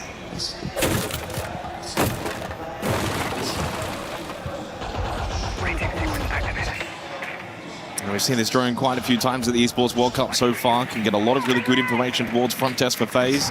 Not just front desk, but also the elevated position, so you can usually get 2 for 1. Although this side is a pretty default setup for the defense most of the time. So Cyber will go for the lurk up main stairs on the Solid Snake. Yeah, could look to connect with the push lobby. Maybe able to catch a defender if they drop Jan Hatch. For now, though, we'll sit and wait and allow the rest of the team to focus on the Util checkpoints in this round. Again, with both the Castle, the Azami, and the catch up as well. Critical to clear that. Bonus points if they can deal with Goyo canisters as well, which will be dispersed around the objective. Patience at the moment from FaZe. It is still only Cyber inside of the map. So far, all of the damage, though, has been from FaZe onto Furia. Hertz took a little bit over towards Airlock. Now Loira 2 towards top main. Souls just droning through top square into CEO as he finds himself outside on the terrace. Loira's starting to get a little bit nervous about this potential lurk. It's getting later in the round. He knows that one's probably lurking main stairs, but then there's also the push in towards square, which has been pretty much vacated. It's a pretty comfortable entry for FaZe if they want to go square side of the map. Volps by himself inside a janitor, hasn't got a lot of help. Loira goes down to Handy. Souls wins his battle too on said push in from top square towards janitor. He's got janitor control. Hertz is in the middle of the site though by himself. They do still have Boxera playing front desk, and Elevator has not been cleared out. Cyber watching that position as he pushes in towards long desk, and he even slips on by. He finds the kill onto Herds. They need these trades back quickly. Diaz though loses to Handy. It's only Boxera left. Critical kill onto Handy to keep this round alive for Furia. For one of the new rising talents in this game for Boxera, this would be massive. He gets another one onto Cyber, and Souls will go for the plant. Is he ready for KD? Yes, he is not. The experience will outshine. 2-1 lead for FaZe. Oh, such a suffocating brand of attack there from FaZe in that round. Great build-up. They made the double stack flood over towards main work out. And whilst you could certainly argue that the very tail end of that round got a little compromised, they were still in such an advantageous position. And it really was theirs to lose. To the credit of Furia, they are reading in to the kind of playstyle that FaZe want to execute as expected. Low was position main, but was susceptible to the flood elsewhere. The Util was still standing late round. Despite that, though, FaZe doing a great job to find win conditions. The additional bans have come through as well. We'll see those pop up on screen in a moment's time. As expected, Furia, they've elected to double down with the range hard breach. Ace no longer available, and FaZe, sensing that the Util's critical, will deal with the Wamai. Of course, with that ace band pairing with the Hibana, Kanto wall will stay reinforced for the defense. Although for this particular site, Locker's CCTV won't have as much of an impact. Mai played twice in the open, no, actually in all 3 rounds so far from Furia. They will not have that available. Now flexing over to the Tuberau instead for Herds. And must win round, I think, early on here for Furia. Basement is the most defender-sided objective here on Bank. They won it in the opening round.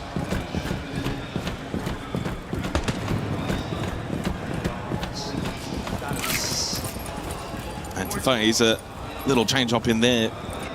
Line up as well. They'll drop the Sens, they'll drop the Glaz, so they're going to give themselves probably more of an ability to clear in this first floor a bit quicker, play off the ram. Souls can get some pressure on the Deimos, didn't bring that in the opening round either. And he can get some good info with the Guan Hive launcher from the Grim. For Furia though, guys, they're playing this really extensively on the roam. Only Diaz still inside a basement. They've got 2 on the top floor, most notably Herds, Prone, Long Desk. Yeah, has Herds been droned? That's a critical piece of the puzzle for FaZe. If he's unchecked, it could be a disaster for FaZe. He's been very patient in this position. I don't know if FaZe have a direct read. Cyber has actually just droned on through towards Long Desk, so they should know that Herds is around, and they got the kill not only onto Herds, but also Loira. Wonderful drone from Cyber, then to play off that information. This is really bad news for Furia. They do get the revive onto Loira, but that's not good enough. It's a 4 versus 5 now, and he's low on health. He's going to compromise them massively in the trade game. Some good drone work has identified now that there are defenders still over towards first floor. Drop to follow, Loira as well. So Furia will consolidate on site, rely on the smoke and the Tachanka denial, but this is a really good position for FaZe. Player up, lots of time, full belt of utility. It's now just about going through the checklist, identifying the defensive structure, and then synchronizing a way to break it down. And didn't bring the Goyo, so you don't have Vulcan canisters that, you know, FaZe have to deal with. It's all pretty active. The denial from the Gas Babes and the Shamika launcher, as you mentioned. Loira is going to have to be very careful as well with his positioning. A little bit of damage and he will go down. 50 seconds left, plenty of time for FaZe. Sol's actually rotating out from blue stairs back through square. He's going to change up his approach.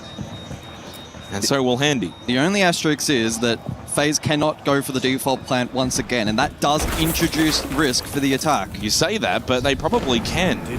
If they get a default plant down, it's a massive failure by Furia. They've got 4 Candelas available for Vidiking. They can go for a trade middle of the site and allow KDS then and try and go for a default plant. Making it difficult though is Diaz, Box Zero, crucial kill, and then Loira follows up. Well, FaZe might still be able to go for this plant, but they're losing the fights elsewhere. KDS is indeed getting that plant of the bomb chassis inside of the site. Handy needed to win his battle. He falls short. As KDS gets up in the 1v3 post plant, the Blackbeard will move away. Saw this script once ago in the opening round, and it did not end well for FaZe. KDS needs to hold on for as long as possible. He'll give himself the long angle 1 versus 1. And he couldn't quite connect on that initial shot. His position known towards the bottom of blue stairs. Furia, though, need to be a little quicker here with their decision-making. Where's that flank from Box Zero? Taking his time, now on the move towards square, but they find the kill from Loira. The Demon hits an almighty headshot. This time was starting to get a little too close for comfort. Furia find their second. They've successfully defended basement twice. Yeah, FaZe don't look super comfy on that basement execute. Interesting. The top floor clear was phenomenal. Herds fell without impact. Loira was revived and came alive in the late round. Good drone work facilitated that opening kill. FaZe had then a lot of time in the player advantage. It just got a little messy there. The util layering for the defense was clean with the Shamika launcher default and the Gas Babe used back. It just reduced the ability of FaZe to split that attack. And ultimately, it was once again KDS, last man standing. Furia, too good to let that advantage slip in the post. Well, the Ultras are happy with that one. Comms are bagging. 2 rounds to go in this opening half. One thing Furia have lacked, though, is the ability to defend above, outside that basement site. That's going to be tested. Back to start for an open area. It's also 3 straight opening kills for FaZe, and we've been kind of following FaZe's journey over the last few days, and that's an area that they've just completely dominated all of their opposition. These entry battles, finding these early kills, and it just gives them such a significant advantage across the majority of rounds that they play, and especially in the best of 5. That will come back to haunt you. Furia need to do a better job in the entry battles. It has been, though, that conversion number that's just been, I don't want to say a red flag, but of a yellow flag. When you're getting so many, it's natural that the conversion rate will be a little lower, but it'll be intriguing to track over the course of... Well, when you get so many opening kills, it's probably not going to be at 100% conversion. No. Getting to work on the shock drone is Cyber. 5-3 start for him, 6-3 for Handy. Shock drone 0, Flores. I don't think there'll be too much util standing at the later portion of this round if FaZe play it correctly. I mean, you would hope not, otherwise they indeed have not played it correctly. This is just going to be util game for the next probably minute. And what that does is just sets them up then for the ability to be a little bit more gun focused as they head towards the site. But what it also does, I guess, for the side of Furia is it is delaying a lot of the time in the round. Cyber Lurk activated, this time square to Archives. Oh, spots one, Volks. Not ready for that Archives hit. Opening kill again for FaZe. Oh, what a shot onto Loira. So clean from Cyber. Probably expected a run out towards him from site. It didn't come. Diaz holds towards Staff. Almost every round, it feels like it's been a 5 versus 3 for FaZe. They're trying to answer back and corral Cyber towards Archives, but the longer it takes to deal with him, and they can't. He's got 3. Almost a 4th there towards Ashman onto Herds. And I think he has the chance indeed to go for the ace. It's Cyber's tournament so far. With 4 alive, surely Diaz walks in for all 5. One word is only needed. It's Cyber. Wow, what an ace. Deadly entry. We know how great these South American teams are on the attack lurk. FaZe, of course, leading the charge straight through Archives. Bang, Volks never stood a chance. And because it was so isolated, the trade was nowhere to be seen. Furia forced to scatter. The remaining defenders desperately trying to pluck the kill back, but they're all so low percentage, and Cyber completely locked in.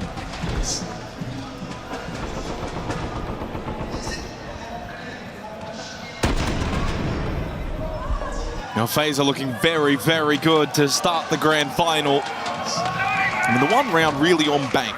Now, you don't necessarily need to win as the attacking team is basement, and that's the only 2 rounds that Furia have won.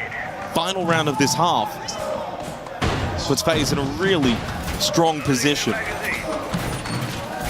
4 straight rounds, FaZe have had the opening kills, the early advantages, the 5 versus 3.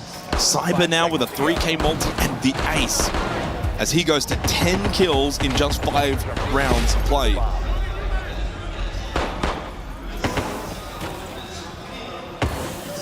So back to top we go. And with the ace now banned out, we'll see if that compromises FaZe's ability to attack into the site. I don't even think they really used it that much last time either. No. Oh, Loira, careful. There's an air jump towards Stock. He'll get out. Oh boy, he's so lucky to be alive. Peeks back, headshot. Okay, still some confidence there for Loira and for Furia. Just their 2nd opening kill of this half, and it's come in a timely manner. And with that ace ban, probably going to force FaZe into the direct, hence the ROUs on KDS. That will be susceptible to the Zodos on box 0. Top square focus, probably with the exothermics from the Thermite. Yeah. Which means it's even more important Loira won that battle, because if he dies there, there's less defensive pressure for Furia to kind of stop that square hold. Volps will sit inside a janitor. As Vidiking slowly droning his way through on the top floor, Souls with the Rotero.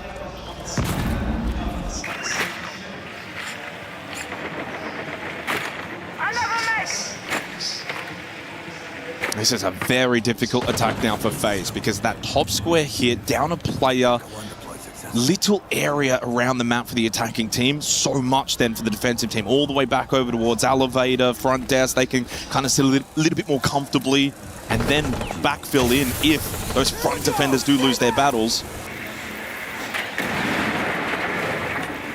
This is very tough.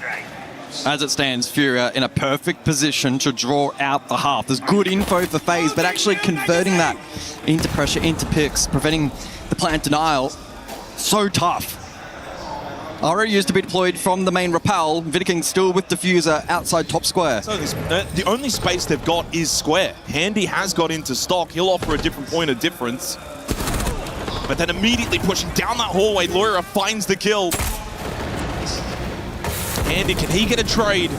Volp's also very low. Loira getting taken low as well. Good information from Handy on the Grim. Oh! Diaz goes down, double kill from Souls. Takes over this long desk position. Loira now stuck over towards main stairs. Can't push back up. The Grimbees have kept him at bay. This has been a great push by Souls. But where's Boxera? He has to get involved towards front desk. Does still have a Nitrocell if they go for a plant behind the ROUs of KDS. Made a rotate instead over towards long. Trying to get Loira back into play. Loira is back up main stairs. Soul's going for the plant behind the bomb chassis. Boxera found a kill onto KDS. Soul's off the plant. 1 versus 2. Boxera has got to come up clutch. Has he got it in him? That's a big kill onto Handy. Tests the resolve of Souls, who sticks the plant. Knows those behind the bomb chassis. What a flash! What a play! Well, the experience shines through again. A learning moment for Boxera in his first grand final, that it doesn't come easy. What a way to top it off there for Souls. It was such a difficult position for FaZe to go for a structured hit. Some good util layering, and the Senjan was perfect.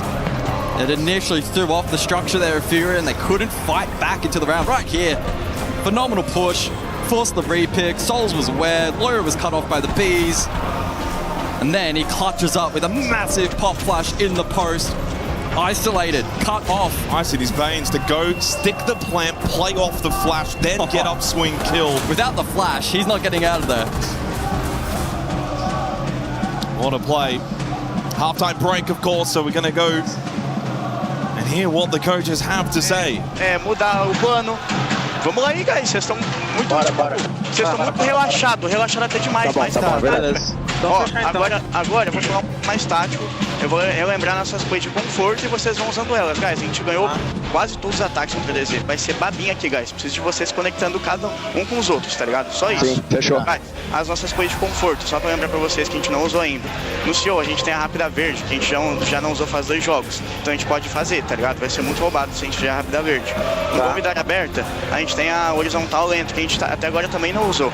Então, de boa, a gente pode usar ela, vai ser top. No bombo de baixo, a gente vai deixar o card open. Então a gente tem que fazer a comp com o Dias de Thatcher e você de Sofia. E aí você pode pegar HE mesmo, tá, o Ordina? Não precisa pegar o Q que você pegou ontem, tá? Pode pegar HE mesmo. Área aberta que eu te smoke, né? Você quer ter uma máquina. Isso. Mas, tipo, vamos ver como é que vai ser o estilo de jogo dos caras agora também, né? Porque, tipo, pode ser que eles façam uma primeira rotação em cima de bem mais rápido e tal. Bora. É isso aí, mano. Bora pra caralho. E vamos sentir, tipo, o nosso momento, a gente tem que conseguir reagir.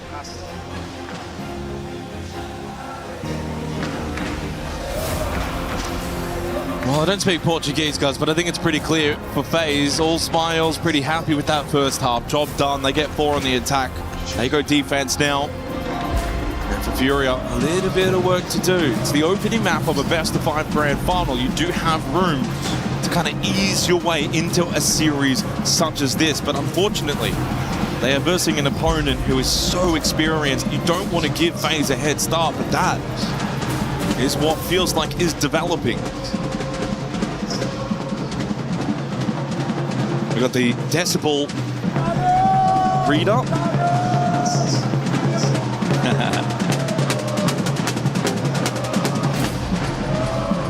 Of these 2 teams on stage, at least for the most part, probably not too foreign of a position to be in amongst the crowd, so loud and so passionate. Well, you imagine this. Go back a couple of years to Sao Paulo, 10,000 Brazilians in an arena. Still the best crowd I've ever seen. Passion and energy unmatched. Oh my God. I think it's broken. I don't know if it can go any higher than that. I think they need to get a stronger reader. Just a little delay getting back into the game here, going into the second half. 4-2 lead for FaZe. And really, winning again in a lot of the ways we've seen them win throughout the last couple of weeks here at the Esports World Cup. They kind of just pick you apart, very surgical with their gameplay. You know, it's not everyone's cup of tea. I think the the way that FaZe play, but you have to respect results. And they've had better results than many over the last couple of years. Back-to-back SI champions. And if anything, I think this little delay, this little break probably benefits Furia ever so slightly. Just a chance to calm the nerves, recollect the thoughts, focus ahead of the second half to follow.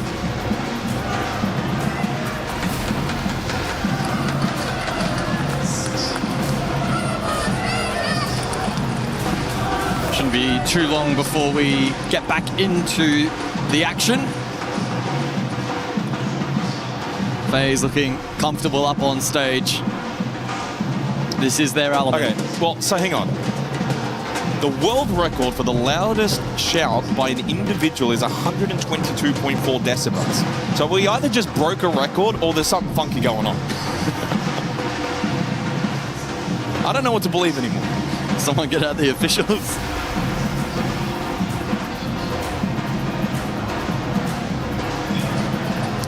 Looks like we're close to jumping back in, so bear with us for a couple more moments. If you are just joining, in terms of a recap for the 5 maps that have been selected for this series, of course, Bank up first, Border, Fortress, Lair, Clubhouse. Don't mind that, Paul? Yeah, we didn't really get an opportunity, well, not we, but on the desk to kind of discuss the maps a little bit more in length. I'm sure they'll get the chance to do that after the opening map, but we were kind of having a little bit of a look ahead of the grand final starting. Border for FaZe, 7-0 record over the last 6 months. They've not lost on the map. That record starting all the way back, of course, in the Grand Vital versus Team Secret, if you remember, guys. That one going 10-8. And haven't lost since then. For Furia, it's not a good map at all. 1-2 record, 8th preference. Losses to NIP 1-7 3 months ago, and then lost to Fnatic 7-8 just last week. So I can't help but feel for Furia, just to add a little bit more context to this map of Bank, as I promise, are getting back underway. We're into the bands now. You lose this, Porte's going to be incredibly unlikely. Then you suddenly find yourself 2-0 down at a grand final versus FaZe. Don't envision a 3 straight comeback from Furia. Not at this point in their journey as a collective team, formed just under 5 months ago. That would be a tall order. So they need to find a way back here on Bank in this second half. Bans have come through. Mirror, along with the Echo, Monty, and the Ying. We will start basement, and we are getting back into the game.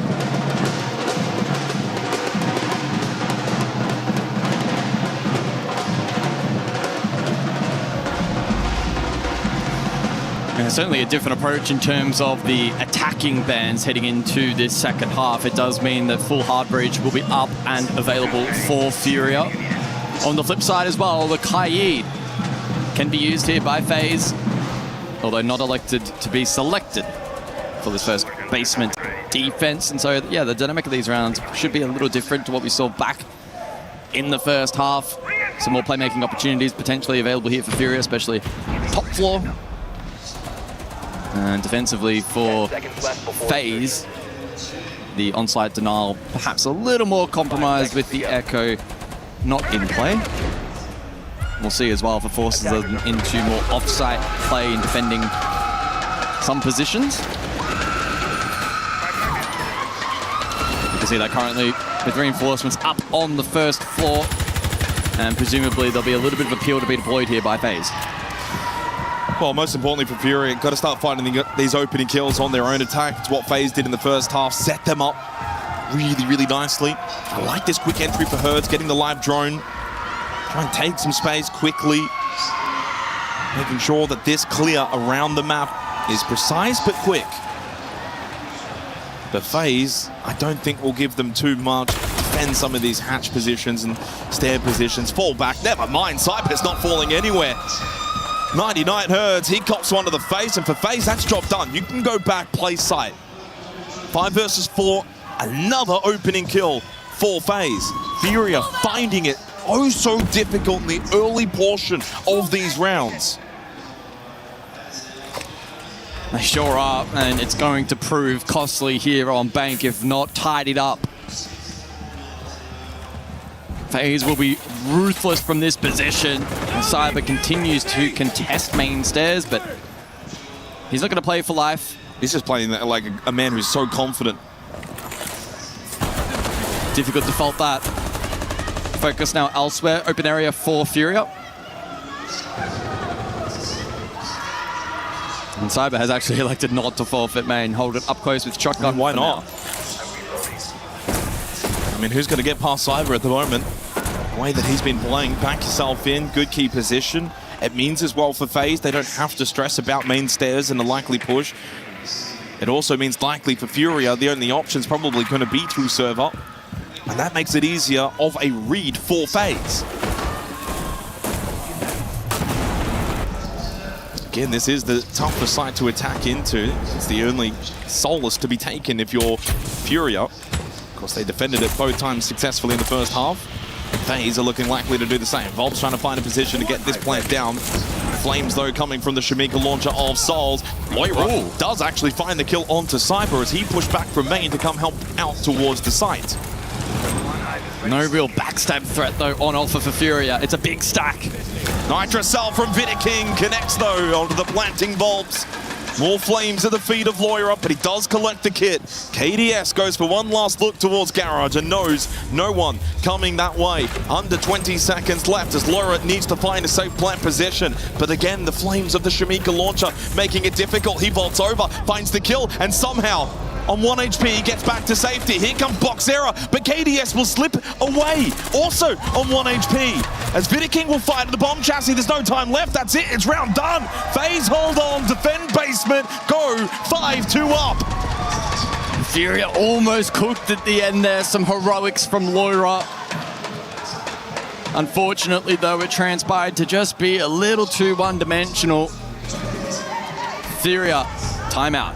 Os bonecão que tá open agora, encaixa duas play rápidas pra gente finalmente aquecer no jogo e colocar um pouco de velocidade. Eles estão gostando muito, guys, do jogo. Se a gente ficar tentando fazer essas plays que são mais lentas, tentando fazer contagem, sincronizar mid-round, eles vão estar confortáveis se movimentando no mapa porque eles estão trocando umas táticas. Então segue o plano, faz a direta no bomba da área aberta, faz a horizontal. Rápida verde. É a rápida verde pra gente encaixar o jogo. E quando a gente for jogar depois o bomba de baixo, eu acho que a gente pode fazer uma caçada com um cara jogando 4-1 rato pra pegar o pack do Smoke. Se a gente pegar essa kill, guys, já acelera o step do server. Já começou o mundão no server. Já começa a clicar reto, off-time, foda-se, eles estão no Eu acho que é... Eu posso trazer shield. Guys, agilidade pra vocês aquecer de verdade. Fechou. Vamos botar fogo. Bora, caralho. Fechou, bora. Devagar, fechou. Bora, guys. Bora. Well, if I'm reducting on Furia, I'm thinking, okay, basement's probably not what we're going to get. But what we can get, staff open and CEO executive, essentially look to mimic what FaZe did back in the first half, win the first floor and the second floor site, don't worry about basement. And if it does follow that same path, Furia can get this to overtime. That's got to be their goal from here. 2-5 doesn't look good on the scoreboard, and certainly you don't have a lot of room for error. You're losing the entry battles. You're finding it difficult to really get a good footing so far here on Bank. But win the next 2 rounds, and suddenly it's 4-5. FaZe will then go back to basement, but it's game on. So the next 2 rounds, super critical for Furia. But you lose even one of them. Not only FaZe go to 6, but then they will have basement to close this map out on. Attacker repick for Furia. They're going to bring the Sands, Blitz, and the Deimos, along with the Dokkaebi, and throw in the Ash. Full firepower from Furia. And Boxera, 8 seconds into the round, is going to get the kill onto a sport-peaking Cyber. He's playing the Solars. No better start to a round that you could ask for if you're Furia. No, dreams made of this kind of setup to get yourself back into a match. And so FaZe now on the back foot for the next couple of minutes. We'll see if they can fight their way back into the round, defending top floor. Furia bringing the lineup for the direct hit, courtesy of the Sense. And electing not to bring the ranged hard breach, despite being available. Maybe sensing that with the Bandit and the Kaid available, that may be tricky to contend with. Oh, Volps goes deep. Yeah, Volps already inside a Janitor. Hurts playing behind him. Loris also taking stock control. Furia picking up the pace. Gas Babe thrown out from Vidiking to retake Janitor and has done so successfully. So he pushes them back out, retakes the position, forces them back over towards Square. Moira, though, still lurks inside a stock. No elevator presence for FaZe, but they do still have one playing long desk in KDS with a deployable shield. So he actively is still helping Vidiking. Herds, though, gets rid of Handy towards airlock. Volts with the pistol, finally gets his first kill in the grand final. Hostile tech. Furia making quick work on the top floor, showing what they can do with their chaotic attacking prowess. The Panthers strike flawless on the top floor of Bank. Well, more of that, and we may still have a contest on this map after all. Maybe. Of course, was a perfect setup with Cyber falling first on the Solace, courtesy of the spawn pick attempt top square, but Furia... Heads up play, though, from Box Zero to read into that as well. Yeah, Furia good read, and then they converted. I really like the tempo adjustment there mid-round. Able to send it top square, courtesy of the blitz. Lura followed up nicely over towards stock. They drew out some util initially, didn't go for the full commit. And then eventually were able to settle, apply meaningful pressure on to the defense, and FaZe ultimately crumbling. Furia still trailing by 2. That's the problem as well. You lose one on that particular site. You just enable the gaps to be opened up for the attack to eventually then exploit. Stock, no one's defending it. Janitors, it's pretty much a 2-on-1, 3-on-1 if you include the stock player. You have to bring players over to fill these gaps, and that kind of just set FaZe off on a bad note. We'll see if Furia can replicate, though, going into the 9th round as we go staff an open area. They will go the blitz again for Volps. It does enable the top-down clear, but also enables, if you want, out of electrical to go straight in towards staff.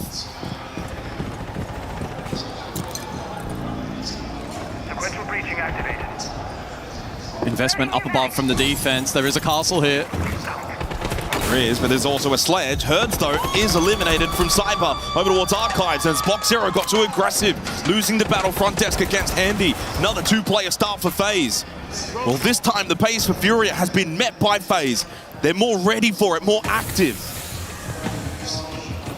You've got to find a way to get Herds back up in this round, otherwise this could be 6 for FaZe on the board. They can fall back, play sight. They've given up the top floor. Essentially saying, job done, we've already severely wounded this attack. Furia able to achieve their goal of vert, but at what cost? Well, Cyber's hunting again. He'll probably just play a safe blue position for the late flank. I don't think he'll be too eager to move out of this spot. And again, he can play that too, because if he discounts himself, it's still 4 versus 3 elsewhere around the map for FaZe. Yeah. Very strong position for the defense. We might see the rapid dirt, so Cyber could be isolated. Herds almost dying to the barbed wire. You can see Volps in the background. Can he find Cyber? Is he ready for Cyber? Looks as if he is very much ready, but then caught from Handy. Love the double play for FaZe. It's looking really, really bad now for Furia. Herds low on health. Diaz needs to do quite a lot of heavy lifting in this 9th round. I think all hope may be lost for Furia in this round. FaZe dominant. Just about being disciplined now. 60 seconds. That's Diffuser as well, by the way, in a bad spot. But I think that's the least of the concerns right now for Furia. Practically hoping that Cyber will continue to be aggressive, but he's actually been quite reserved ever since getting that kill onto Volps. He's just been holding and holding and waiting. Same with Handy. They got kick control. Diaz and Herds trying to find a couple of other kills. Maybe even also just draw out this blue stairs hold.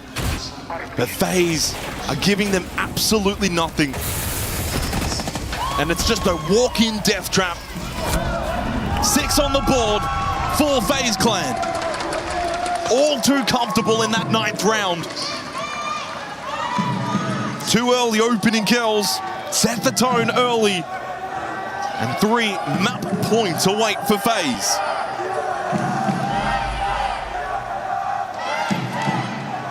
Not all hope lost for Furia, given the nature of the best of 5 beasts, but FaZe are off to a formidable start.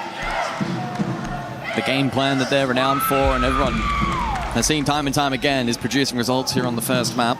Well, not only that, but for Furia, there's a contrast in the way that these two teams can play. Not every round, but for the most part. And Furia can bring a lot of that chaotic, fast-paced aggression. We saw it in that round. FaZe met it head on. FaZe like the slow, methodical, strategic play style, but they also have the ability to read into what Furia want to do and then play fire with fire. Cyber up to 13-6.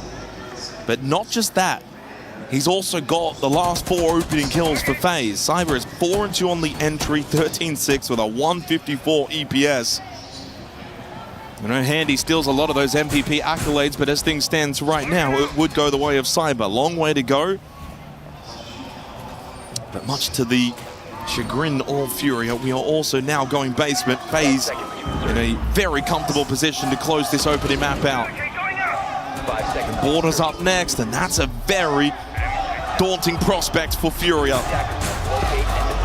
Porte is a map that FaZe have not lost in the last 6 months. 7-0 record. Every chance that they can go 2-0 up in this grand final. Furia must dig deep. Yeah, the path to the 3-0 is certainly a possibility for FaZe. Yeah, it's a tantalizing prospect, and it would be one hell of a statement if they're able to achieve that feat. Let's see how this round plays out, though. Number 10 with the Wamai and the Grim now banned out. So a bit of a split push here from Furia. Herds on the Snake to gain info. Loira has found himself inside of Tellers initially. Site basement, though, and there's not much in the way of presence up above from FaZe. Fall off positions on that first floor. You can see KDS drop. Handy's still elevator as Cyber has the cross from main.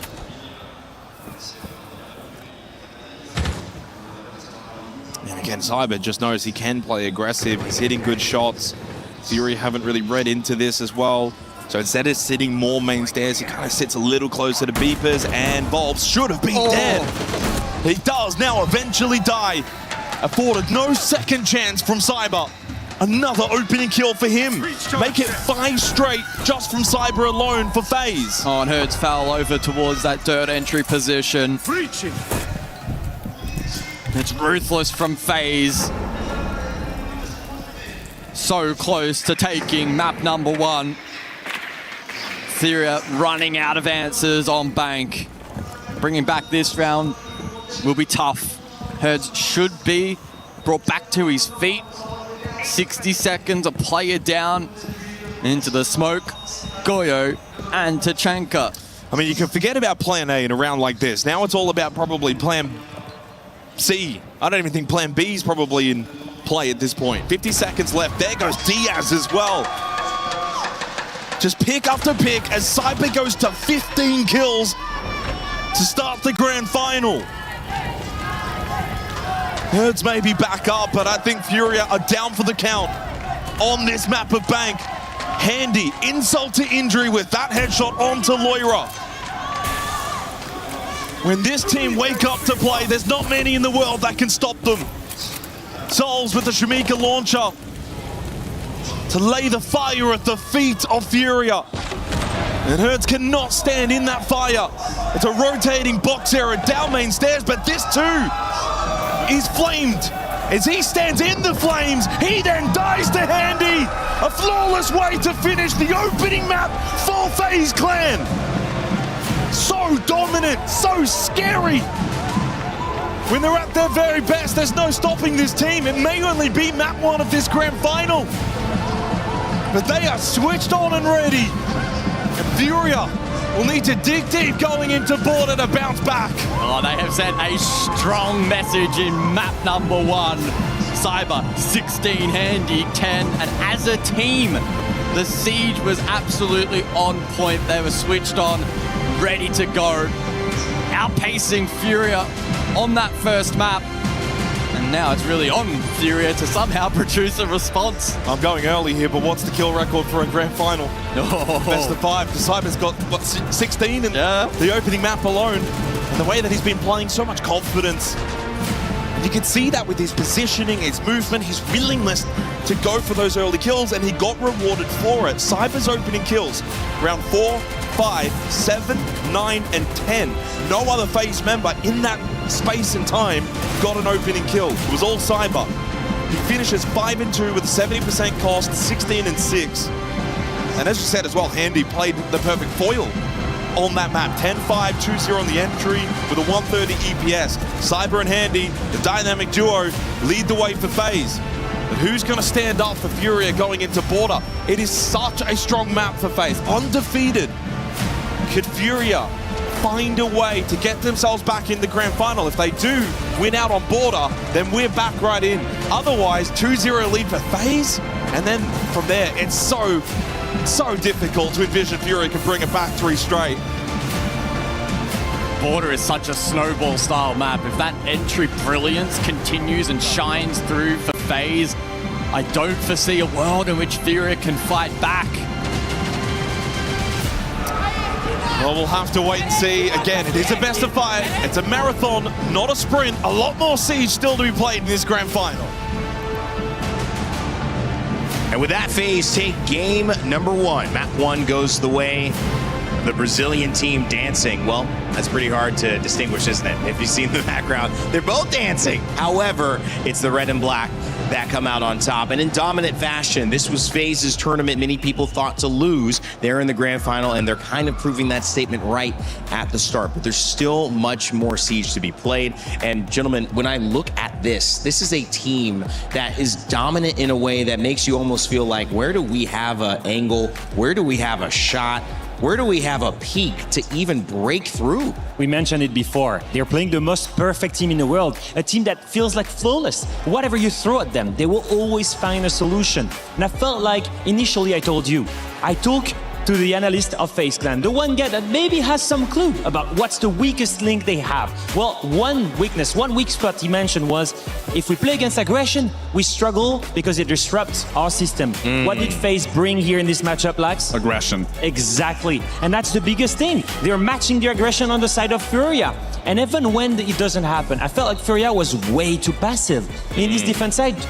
They just give way too much space. It felt like we were watching a DZ versus Furia game where they were DZ this time. They were on their back foot. They weren't the one on the precipice of getting aggressive, taking the engagements, winning those gunfights, and then playing into those layers. It was FaZe just right out the get-go, taking every single fight to Furia, where then they were falling back. They were almost questioning their own style, their own play, and that's not what you want to see in a first map. And, you know, as we've said, this isn't a sprint, this is a marathon, so they easily can bounce back. They can go into that second map understanding where things went wrong, but you cannot allow FaZe to be this comfortable going into a second map. So comfortable as well. Vidaking standing up and talking about how good they were. You see Cyber there as well, celebrating Handy. Also in the Samba from the family members there. You see it right there again. This is a moment that they have been waiting for. They want to crown themselves part of that triple crown conversation. We mentioned Souls and Handy and Cyber who have the chance to do it. KDS also has a chance to get that triple crown. So there's a lot on the line here, but FaZe is looking so good. And tell me why they're looking so good, or at least an aspect of it with that telestration you prepared for us. I've got one of the best examples of what makes FaZe truly special, and this is going to be in round 3. Now, 120 left in the round, and we're going to notice something. All the players on the side of Furia are on the top floor, and you see here Loira standing on those white stairs. He's going to be the target. Now, pay attention to the positioning on the side of FaZe. They've got Cyber who can go up the stairs and maybe challenge him, and they've got Vidaking on those trading windows who could maybe jump in. Now, that was if it wasn't FaZe. FaZe, they've always got one step ahead. Now pay attention to the utility usage here. Absolutely exquisite pinch. They send the flashes towards the watchstairs. And why do they do that? They do that because Loira has to go down the stairs, and you may think, okay, it's so Cyber can take this 1v1 and win it. Well, I have a surprise for you. FaZe, they're always one step ahead. How did he die? How did he die? Andy was there, upstairs, on the roof, upside down, and that's why the flash was there, so that when the player ran down, he would be in his angle. Now, you might think this is special. Look at Souls 1. He's ready to punish anyone who comes for a trade. He punishes Volp swinging out of that door, and that's it, 5v3. At the same time, if you needed any more reason to believe that FaZe are truly special, well, look at what Cyber will do here. With Solid Snake, from those white stairs that he just got the control onto, he spots a player in elevator. Now, instead of challenging him, what he does is, he's gonna go towards him. He's gonna shoot a few bullets towards the elevator in a way so that Snake can sneak into meeting room, 180, and boom, free kill onto the bomb site. Now you remember that one player that was cheeky upstairs on the roof? Yep. That was Andy, right? Right. Well, he's still on the roof and he's ready this time from the main skylight to challenge the trade once again, coming from elevator. And that's another kill. And that's what makes FaZe truly special. They find ways to get kills in ways that no one has thought about. That three-way pinch initially, absolutely insane. And I look at these guys on the side of Fury, I look at the veterans, and here, like Singh, I'm disappointed. I absolutely am as well. I mean, you have to think about these two have been in these moments. They've won events before. They know what it's like in order to win. But right now, they are not showing up. And especially for the players on the side of Loira, Boxera, and Diaz, these are the two, your captain and your ag.al, that you are looking at for the support, looking at for the help, to just be able to find that momentum, get that shift. And you even look at round 6, it was Boxera that was trying to bring that 1v2 back. And if he gets that 1v2, that momentum shift swings into their favor. Of course. They have to rely on their rookies or on the youngest players, Loira, Boxera, you mentioned them. And if we think of the veterans on the side of Furia, and then we think of the veterans on the side of FaZe, I just keep looking at Cyber. I mean, that one round, and the guy is going crazy right now. The amount of kills, and then you spotted this, an incredible ace from the guy. Yeah, it was a beautiful ace from him, but again, we have to go all the way back to it's just not the physical aspect, it's not the mental aspect, it's the emotion. He is playing in front of his family, and he is putting on one hell of a performance. I mean, this is what you expect out of Cyber in a grand final, to cement your name here at the Esports World Cup, and that's exactly what he's doing, following up with this beautiful ace. But it's been great from the team across. I mean, even that telestration you just did, you see how in sync this team is and why they close out that series in a 7-3. And now we look at the two veterans on the side of FaZe, exactly how we mentioned, Rain. I mean, you see the big difference into statistics right here. We've mentioned before the players that can reach that triple crown. On the side of Furia, only a single player's hurts. On the side of FaZe, 3 players, Souls 1. And obviously Cyber, who won the Berlin, who didn't win the Berlin Major, who won the Sweden Major, who won 2 SIs, and who can now win the WC, KDS, all the way back at a Mexico Major. Also a major champion. So all of these guys here in the running in full force. 16-6, as you see there. Cyber having a heck of a day. You mentioned playing in front of his family. Maybe you've been watching this tournament up until now. You've seen them celebrate with him on stage or down below in the fans, with the fans. But coming up, it is Border. This is a map that even the casters talked about feeling a bit wary, and especially if you're Furia and a fan of this team, you know, losing map 1 and now going into a map that FaZe hasn't lost in, what, 5-6 months? That is not a good proposition. Yeah, I mean, they're currently 7-0, and out of those 7 matches that they played, 6 of them they beat their opponents 7-2 or 3. So they have absolute dominance on that map. And you even remember, you look back at when they played Liquid, what was the attack strategy or the defensive strategy to go against Liquid? It was to play aggressive towards. Exactly, and what were they doing on Bank to beat Furia? Playing aggressive again. Furia has to adopt a different sort of playstyle if their aggression isn't working. If FaZe wants to play aggressive, they want to take those gunfights to you, then maybe you need to slow down. You need to force FaZe's hand, get that opening kill going into your favor, and then punish them for getting over aggressive. But that's the difference in the stylistic matchup between these two, is FaZe knows how to play both sides of the coin. Coming up next, we've got Fortress as well for this. FaZe going to be defending on this. This is Furia's pick. What do you think? I mean, exactly, you just said it. FaZe going to be defending on this, and Fortress alongside Cafe, alongside Consulate, some of the most defender-sided maps in the meta. So we might be looking down at this, and we're reminding everyone, right? You just mentioned it, Border, FaZe, 7-win streak, most of those being 7-3, 7-2, not even close. And after this, if they win, they go on to Fortress. Defender decided to close it out in full force, full momentum on the most favorite side.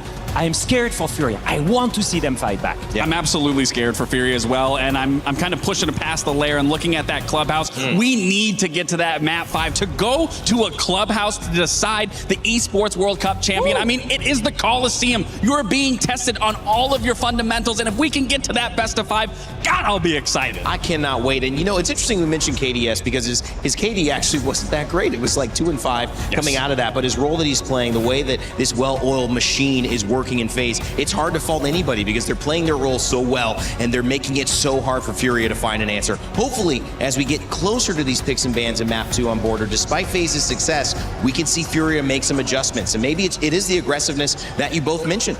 I think we're needing to see the ag.al on their side, Volps, step up finally. He's such a good player. He's carried them so far. He's got such a specific vision of the game, maybe a little bit more advanced, maybe a little bit more faster paced. He's exactly the kind of ag.al that can be successful on such a small map like Border. We said it's going to be a massive challenge to break that 7-win streak on the side of FaZe, and it starts with the operator back. Again, getting rid of the shields, a great start. We know how pivotal shields can be on the map like Border, especially when you're pushing into that top east, you're pushing into break. They can really be a thorn. Getting rid of the mirror early as well is going to help with that site execute a lot of those fast takes over on Archives. Now Furia, they start in defense. It's a very small map, we've mentioned it before. The way you fight here is going to be so aggressive towards the entry points.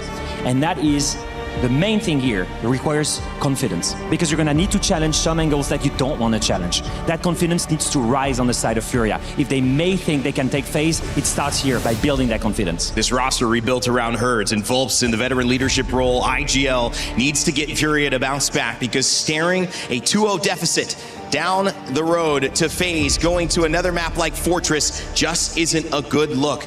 But of course, they'll have the support to do so. Our second map, gonna do a lot of work for this FaZe Clan roster if they can get it. But Furia, we'll see if they can bounce back as we head to map number 2 here in our grand finals for R6 Siege. Let's send it back over to our casters, Xenox and Gus.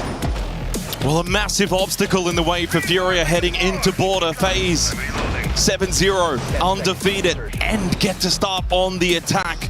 For a map, guys, that's been the most attacker-sided map at the Esports World Cup, sitting at a 60% attacker win rate.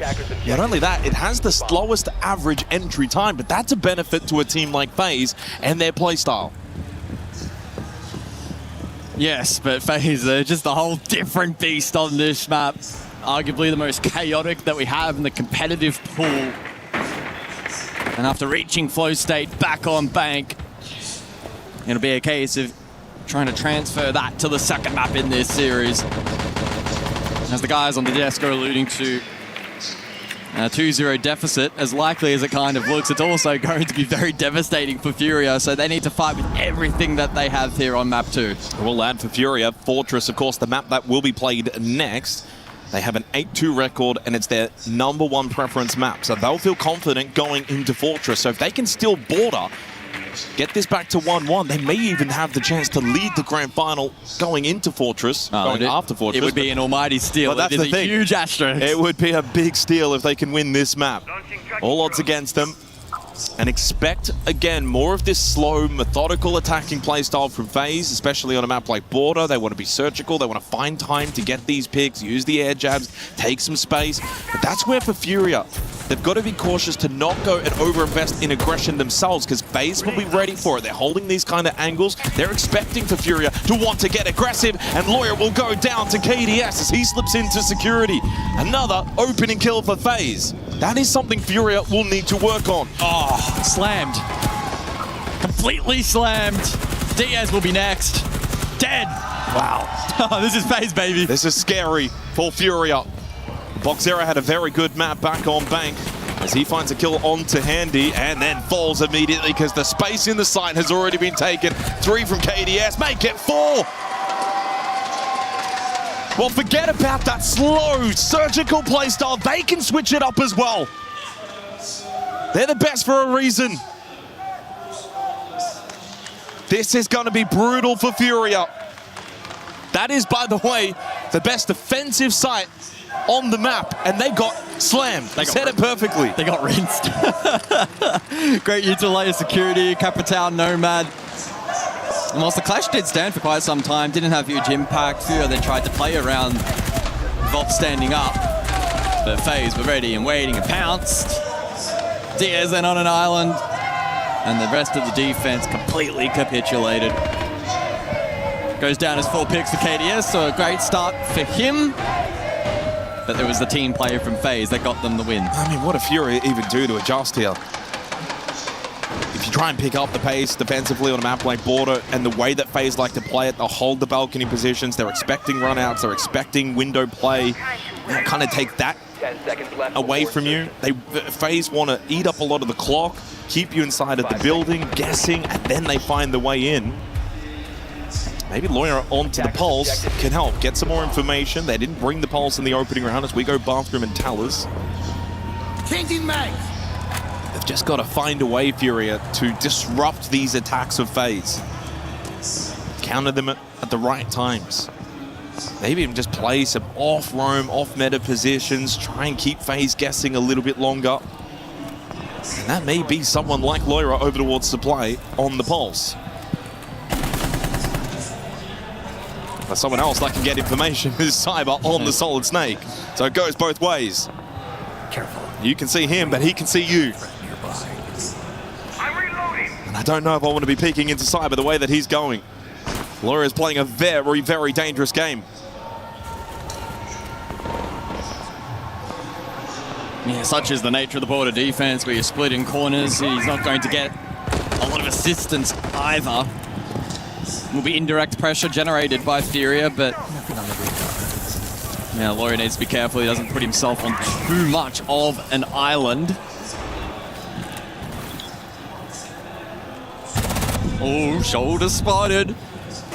Cyber doesn't quite capitalize on what was a very limited opportunity. Still 5 aside as we enclose on the midpoint of the round. FaZe still all 5 members outside the map. Yeah, I mean, that's a small win, I think, for Furia. The way that this has played out so far, they've respected the Pulse and the information that's being provided for the defense. FaZe then can't kind of just rush in unannounced. Obviously, for Bathroom Towers, you do want to work over towards this office side of the map as well on the top floor. Hence KDS towards security. Souls inside of Armory. He's getting a live drone. There's a pretty intricate setup office side here as well with the deployable shield and the clutch for Furia to potentially play off. Boxero drops down. KDS finds the opening kill onto Herds. He starts 0-2 on Border. Oh, but it's a double at the same time for Furia. They get rid of both Vidiking and Souls. This gives them a lifeline heading into the final 50 seconds. But the way that FaZe are playing, you almost still back them in 3v4. Yeah, peel from Furia largely. Volts will remain above for now. Diaz will eat the Jugger payload call from Handy as well. Call now on to Volt is active, and KDS a second kill. He's up to 6. And it started to get a little nervy again for Furia late into the round. Got to try and force a way for FaZe to have to play into the plant. Volt's creeping back over towards office. The timing. He may still find a kill top east, and indeed he will onto KDS. That's the Fuser on the floor. That should be the round. That should be the round. Should is the key word, but you never discount a team like FaZe. But with Volt still top floor and no one for FaZe even close to top floor, although Volt's decided to drop, doesn't matter, got the kill onto Cyber. Handy in a 1v3, no time remains. They get the kill and the round as well as the drums beat out around the arena. Furia will get their first round on Border. Yeah, they bite back. Maybe there is a bit of fight to be seen here from Furia on such a dominant FaZe map. Well, a better round from Furia. I think the Pulse information certainly helped just to have a bit more of a whereabouts, the way that FaZe are kind of positioning early. We didn't really see a lot of fighting until around the minute mark. That was the opening kill from KDS. He's gone back-to-back, by the way, on the entries to start here on Border. And, of course, at 6-1 KD too, so he starts hot.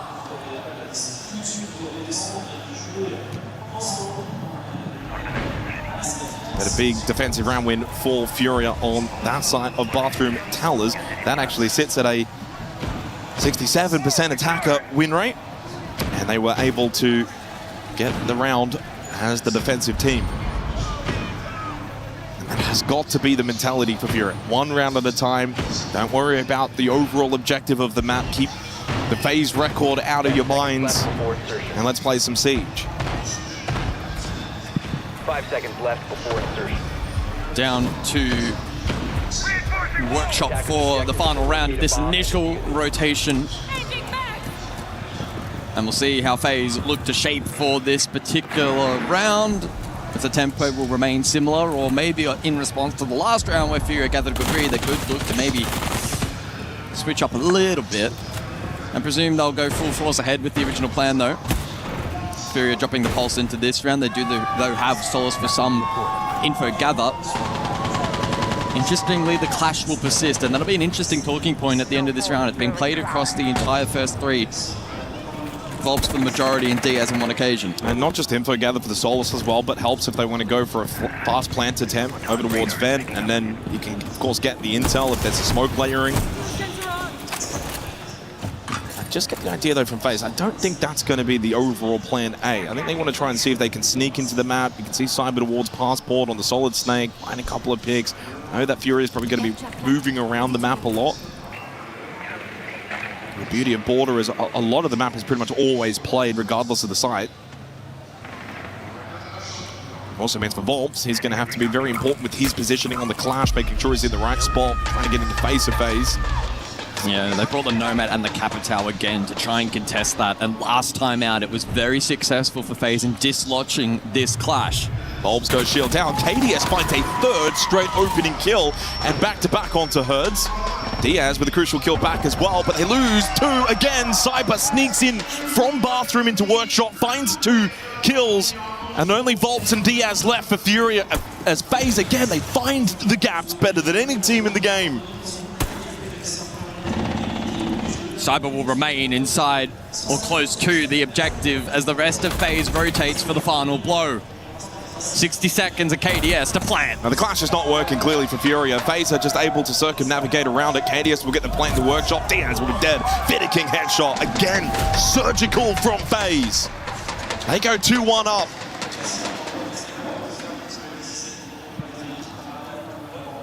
Yeah, certainly better. 3 straight opening kills for KDS as he starts off hot here on Border. Now the Clash is not working. We saw it in the first 3 rounds. Which makes me wonder, do FaZe still I don't even think you ban it. They might try and take the Souls of the Pulse out for info instead. Yeah. Unless they sense that the Clash could still be a problem. No, they don't. They go Warden instead. So Warden played in every round as well, and that's going to enable some of the more util layering we're seeing. Capital, Ying, etc. Furia, time out. Sólidos, tá ligado? Porque se eles botarem jab no pique, eles estão jogando muito chapéu morte. Você pode picar o cara do chapéu morte, e se você não picar e os caras jogarem pra leste, você joga batendo notes pra ajudar o Roupão por baixo. Eles ganham ordem, eles vão fazer exato. Não tem problema, porque você tá de sólidos por baixo. O Arquivos vai ficar fudido, e a gente ainda tem as Wincom, que a gente tem double C4 pra calcular, Sim, ô guys, outra coisa. Eu acho que a gente joga o jogo que a gente conversou, que a gente fazendo no chalé. Pisou, bateu. Pisou, bateu. Vamos causar agora, que a gente já testou, já jogou safe, agora vamos causar full neles. Vamos fechar uma ideia só. Full time, toda a conversa que a gente vai ter agora. Bora aí, padrão. Bora, guys, bora. Bora Diferente? Não, pode ir. Eu acho que eu vou pegar o boi, mano, esse pá. Probably the right time if you reduct to talk to the troops here. It's only 2-1 on the scoreboard. Clearly some stuff that they need to work on and improve on and adapt to, and need to do so quickly. And the multi-ban is quite intriguing. 3 rounds to go. We haven't seen it be played yet by FaZe Clan. But I guess just taking away the option for Furia, they will drop the Clash. And I think that's the right call. I know Volps has started a little bit cold, and sometimes when you don't start well, you almost instinctively want to go and play shield. Well, the problem hasn't, in my eyes, for the majority of the rounds, been him and his performance. No. Clash. It's the fact that FaZe aren't over-investing into it and keep finding gaps elsewhere that are exposing on site. I'm also mean when you start 4-11 and... Yeah, it's easy to have a negative mindset. To be fair, if you want to point anything out right now, Herds, 3 and 12, 1-4 on entry across the 2 maps. If there's anyone that needs to really stand up and step up for Furia, it is Herds. And we know he can start slow in big matches and then get going. Doesn't want to leave it too late, though. But don't leave it too late. It's been a fantastic start from FaZe. They bring the blitz this round. First time seeing shield play from FaZe. And funnily enough, the first time, of course, Furia will not bring the Clash. Armory Archives once again. But this was won by FaZe in the opening round. It is the side that Furia need to be winning. But to be honest, this is set up for a quick hit. Go straight into Archives, go for a plant. Glaz to cover.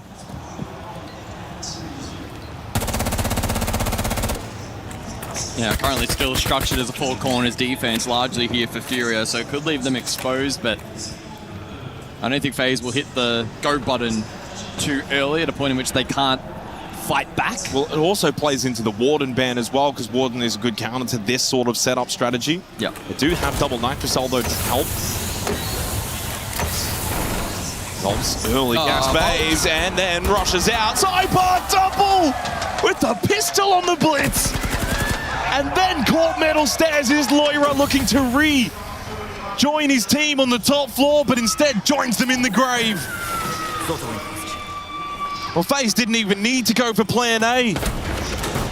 Boxera and Diaz to defend the site, but Diaz will fall after finding that kill onto the glass, leaving poor old Boxera by himself, getting aggressed by the blitz, overwhelmed. Make it 3 for Cyber, and make it 3 for FaZe here on Border.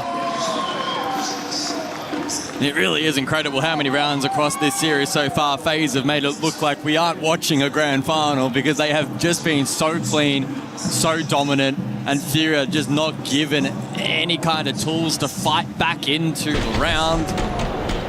Volps left the blitz unguarded. Cyber got 2, Herds is now 0-4, and it was a complete steamroll for the rest of the round. Well, here's a fact. FaZe, in every best of 3 here at the Esports World Cup, have dropped a map. They lost Fortress 7-2 to virtus.pro back in the upper bracket semi-finals in the group stage. Obviously, you ended up winning all of these, by the way, but still lost 7-1 on Lair to Liquid and lost on Chalet to GK yesterday 7-5. Right now, I just don't see them losing the way they're playing. We are somehow seeing FaZe step up their game even more. They are playing some ruthless siege, giving Furia nothing, switching up their tempo. They can play fast, they can play slow. 5 seconds left before. And it's a repeat bomb site attempt for Furia. They know that Armory Archives should be defensively sound, but it's been already broken twice. They do change up their strategy though. They drop the Goya, they drop the Solus, they'll bring the Thorn and the Allah, so they're going to double down on trap utility. But in response, FaZe will bring the Twitch for the first time. I thought maybe we'd see the double commit from the blitz this round for FaZe. Not the case. Boxera spawn That's massive. kills. On to KDS as well, who's been running rampant. And if there's anyone to find, might enable a bit more aggression now around the map with the air jabs down. You say that, but if you're Furia 5 versus 4, you probably might just want to shut up shop and look to really lock down that site. Park the bus. Park the bus. But you can't be too negative about it either, because FaZe will take that space and exploit and somehow find their way back into the round. It's a delicate balance for Furia. Gotta find the balance. First opening kill of the map for Furia, courtesy of Boxera. Across both Bank and Border, he has been their best. 11 and 10, the only player going positive for Furia. And again, this is where for FaZe, they'll slow the tempo down. They'll see if Furia want to play aggressive off that early kill. Yeah, they're trying to find a lurk potential. Vidiking spot east at the moment. Thinks his way up. Unlock long corridor, maybe. Volps has just made it safely back in towards Office. Wouldn't want to be peeking into that DMR spray. Volps will go down to Cyber. He finds his way up to 7 kills and overall 23 kills in the 2 maps played already. The only thing that right now that's going to stop him from breaking the record is probably the fact this could be done in 3. Handy shuts down Herds, who starts 0-5. Herds has had no impact in this grand final. And FaZe now with the extra player. So much for bunker down. The bus has been rolled over. It's been flipped. Lawyer in a rough position now, needs to find a couple security. Oh, he looks a little panicky. Lawyer wants to get back to safety, but he does opt for the swing. And the right call made is he collects the kill onto Souls.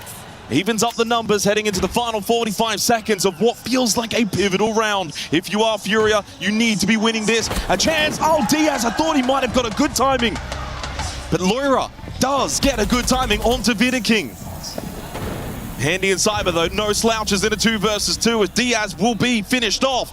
8 kills for Cyber and plenty of time still for FaZe to take this round. Boxera at least has Nitro. Could be critical in denying a planned attempt here from FaZe.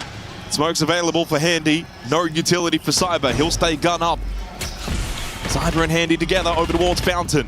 Loira and Boxera. Boxera's going workshop down below with the nitrocell. Pre-placed to the bomb chassis. Never mind, rips it immediately. And with that, Handy will fall. Kit's on the ground. Cyber will not be given the chance to clutch up. Furia with a much-needed second round. Yeah, it was a good read there. Decision-making from Boxera on point. Elects to go below. Higher percentage to go for that play than risk the nitro being shot at or exposing yourself to Cyber, who was on coverage. Furia just maintained touching distance, but still a shaky round where they had an advantage early, and FaZe still found a way to get also close. They're never out of any round, are they, FaZe? That's the problem.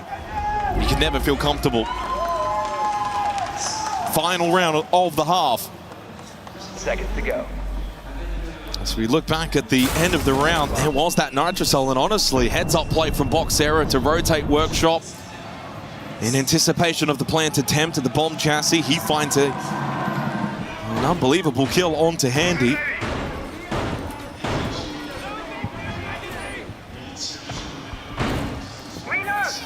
Is 2 rounds enough? Or do Furia need 3 on the defense? 10 seconds left. I'd be taking any round I can get in this style of map against FaZe, that's for sure. Bathroom tellers for the final of the half. The 0 in combination with the Twitch for FaZe. Looking to gain info, clear util, Goyo in play, Razor Blooms and Grismut Mines as well.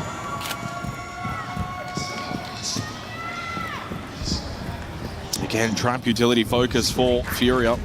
They're going to run back the Ella along with the Thorn. You've got the Vulcan canisters from the Goyo. Solus to help as well and getting some more information. Plenty of ways to deal with a lot of this trap utility between the 0 and the Twitch for FaZe. So far 5 rounds, the opening kills have been converted 4-1. The only round it wasn't converted was the second round, which was on this bomb side of Bathroom Towers.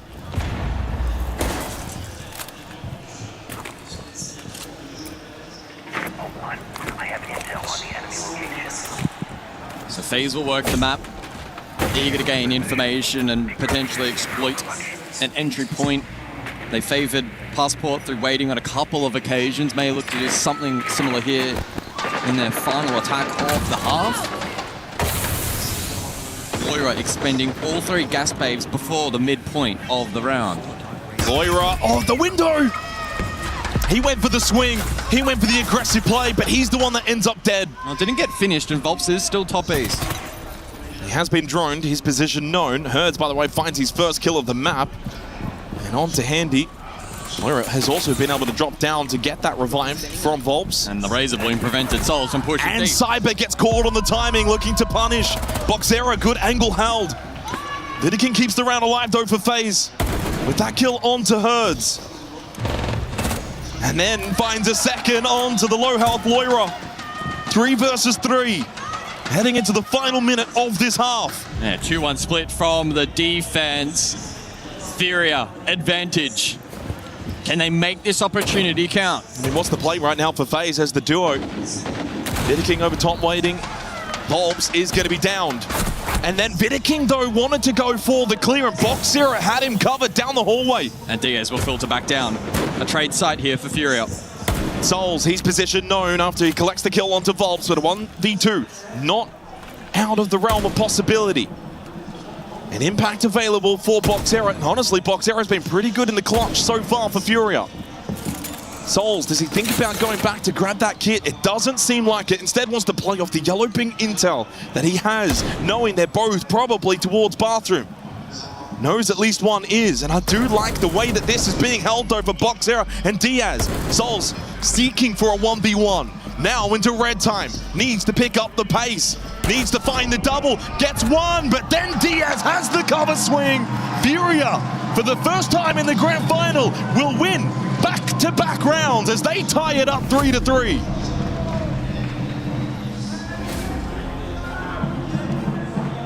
Agora a gente entrou na porra do jogo, é essa porra mesmo, viado. Guys, vamos lá. Vamos só relembrar as paradas que a gente tem, sem medo de jogar rápido, sem procurar problema. A gente já sabe a tática dos caras, guys. Não tem BO nenhum. Ó, Vamos lembrar que a gente tem a... Qual que é o nome? Da Bota Fudendo. E a no primeiro round que a gente pode fazer. A gente vai pegar aquilo das hostias de baixo e vai botar Fudendo subindo ferro em 2 depois. Guys, sem medo nenhum, não vamos fazer a play conforme ela tem que ser jogada, no pace que ela tem que ser jogada. Não vamos ficar procurando um monte de problema, prepara mapa, redrone. Fechou? Coragem, mano. Agora é a mesma coisa da DZ lá. Guys, vou falar... A gente tá com a confiança agora. Viado, você já ganhou 900 borders. O border você ganha muito mais com o coração do que com a tática, viado. Sim, com coragem.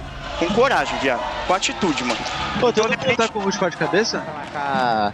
Pra jogar baixo no arquivos. Lá da reta do arquivo, tá ligado? É o teto? Eu vou pegar lá pra tu.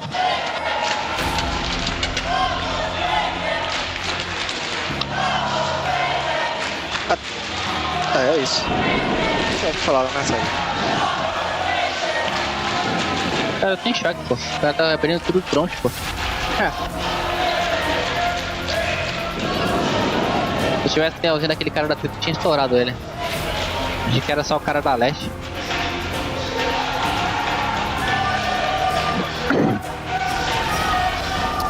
Well, can I just say, there was a lot of hype about a certain individual coming out of the South American region, in Box Zero.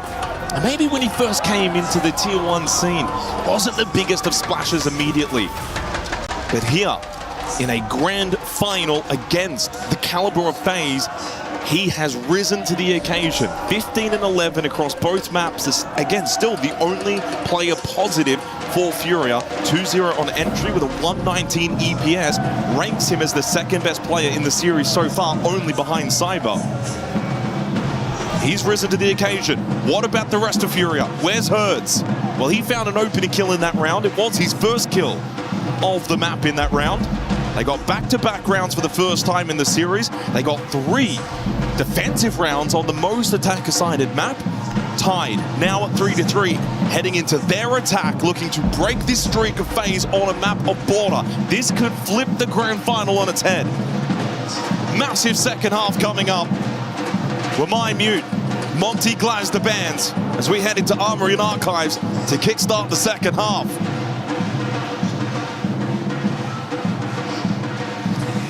Yeah, I am curious to see how Furia try and activate Herds, get him back into this map. Rated 15th at the Esports World Cup this year. It's been a solid tournament for him up until this point. 111 EPS, a 1.22 KD. Positive entry. And he's netted quite a few multi-kills as well over the course of this event. But so far today, struggling to find his footing. Given the IQ role here for round 7 initially. Probably going to be useful into the util set, and with the solace here from the side of FaZe if they commit to it. And intrigued to see, is there going to be a contrast in terms of the pacing and the tempo from Furia? FaZe were quite slow.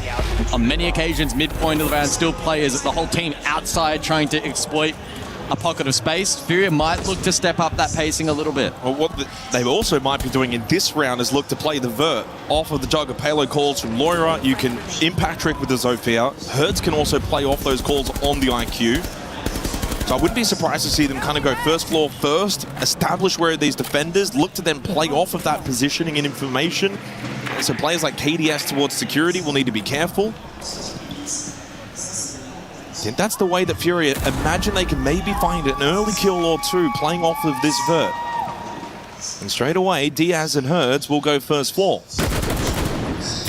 I would love to see a triple impact here on Porte. It'd be a tilter for FaZe, but... Oh! Big swing from Cyber onto Loira, shuts down the jug of payloads. That does eliminate the ability for Herds to play off of that. Diaz impact below. He's thinking about it over towards security to enable the play from Vault. And he has sent it out. He gets KDS down to 1 HP. Didn't quite finish him off, but he gets him very low. Oh, now the Vault's in. Herds is just going to send it. No longer needing to play the vert. They've got site control. They've got FaZe wounded. They've got FaZe on the ropes here. On the best defensive site, Volps will go for the plant. There's no answer, though, from FaZe. Well, the Volps will get off. As Cyber makes his way back down main stairs, he gets a bit of intel, and Souls gets a big kill onto Box here, and Volps is now the only one left. Oh, FaZe always answer back. What? That looked so promising for Furia and ends though with them losing the round. Oh, you can't help but feel a little sorry for Furia, who put themselves in such a good position. FaZe fight back again. Furia with a good clear security side. Herds was enabled to go deep. Volps considered the plant, got off, and it opened up the window for Souls to net a double. And then Cyber to clean up shop. How quickly he can flip and turn. Just when it looked like maybe FaZe were a little bit vulnerable on a very strong defensive side, Furia doing well to adapt. It clearly, once you lose the Docker B and the impacts from the Zofia don't fully connect, at that point Herd senses an opportunity to just go straight for sight, and it was working until it wasn't. 10 seconds to go. It is also 3 straight opening kills in favor of Furia. 5 seconds to go. So starting to do a little bit better in the early battles. That's a big sign of success for them. Struggling up until this point.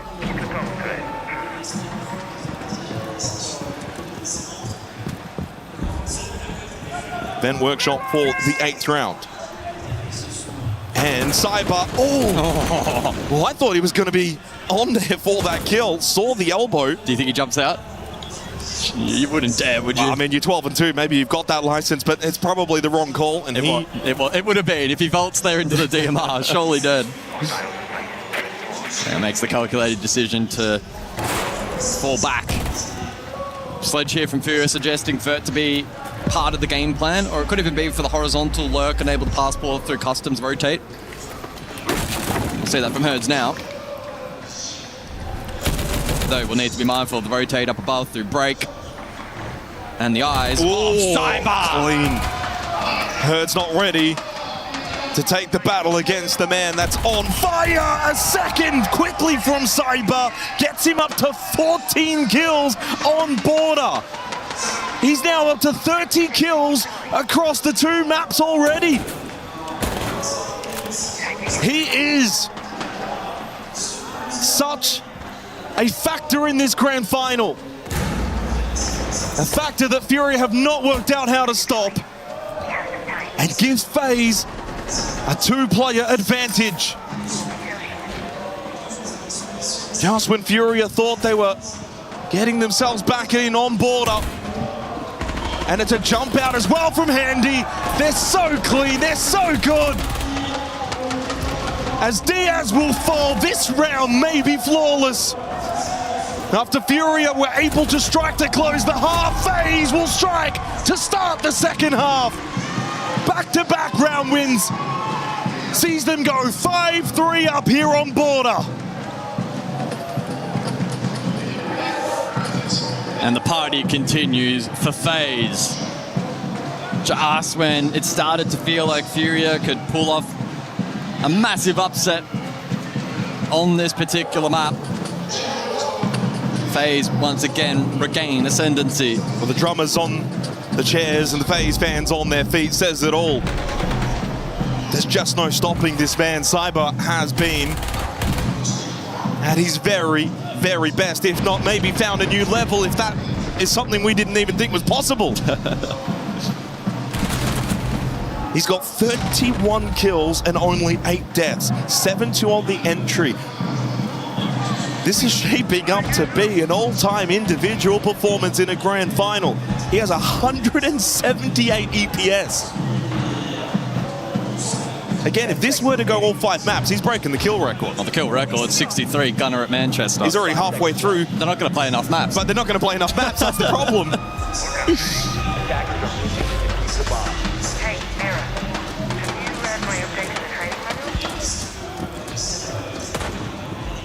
Can Furia fight their way back? Tertiary site in play. Bathroom tellers, heavy roam deployed by FaZe. I mean, at this point, you've got to feel like for pretty much all the individuals, maybe minus Block Zero, what's the mental like? Because no one's landing shots, everyone's negative.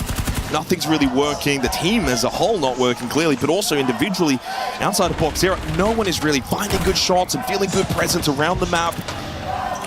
Even a little moment there, Cyber just escapes. Yeah. His timing's been impeccable. Oh! Hertz just got stuffed! No! There's no stopping Cyber today. Another opening kill. 8 and 2 across the two maps. He's too good for his own good. Otherwise, he'd probably be going for 70 plus today.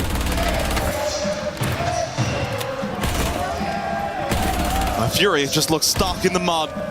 Outside of the map, stranded. Loira, the only one with presence inside of the map towards customs. Not only do you have to beat FaZe as a team, but right now you have to beat Cyber. Yeah, they've drone sight largely clear. Getting towards objective though, tough, strong focus second floor still from FaZe who commit to the vert. And we'll be able to rotate down at a moment's notice. Triple gas Babe as well, still up for handy. Nitro for KDS. They'll look to launch the attack custom side, and FaZe, will they have a read? Okay, that makes it intriguing.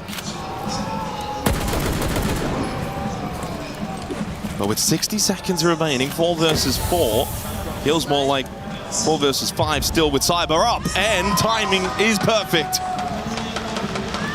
The man's playing as 2 or 3 players at the moment, not just a single individual. And he might get another one! Oh, just stay on him! Observers, no need to move away from this man. He's already got 18 kills on Porte. And back on Bank, he only had 16. He's already beaten that. That's incredible. 4 versus 2. Oh, shut down. Okay, Loira keeps it interesting, but they need to pick up this pace. And then he finds a second, but falls.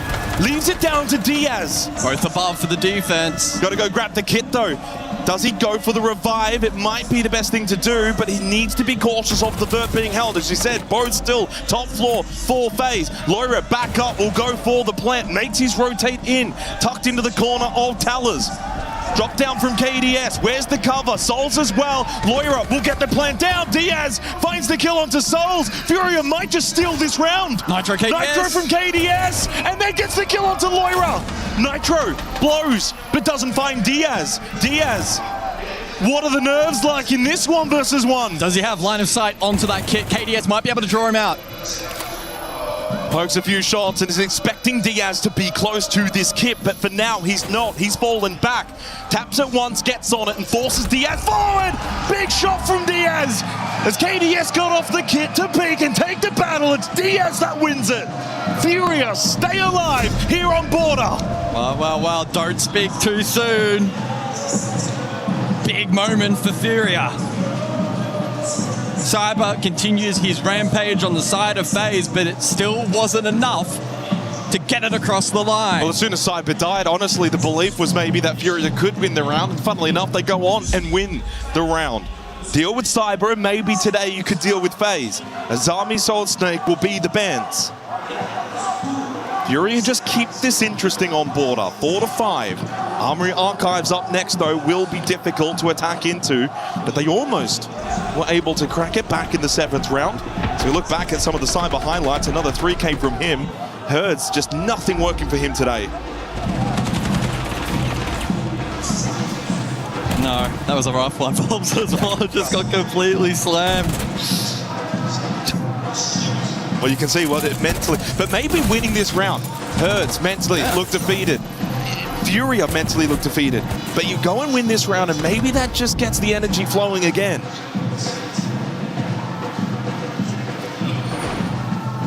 There's still a chance, there's still hope, there's an opportunity for Furia to steal this map. 10 seconds remaining. But we resume the rotation, and it's back to second floor for FaZe.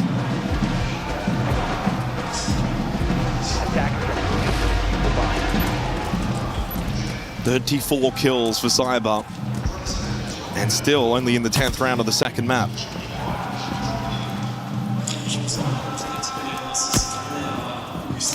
Furia, no. Yeah, you get this to 5-5. FaZe are so good at closing out these maps.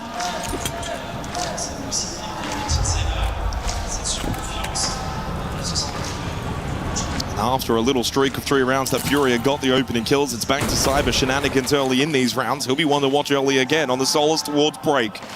That's not a peak battle, Laura, that you want to be testing.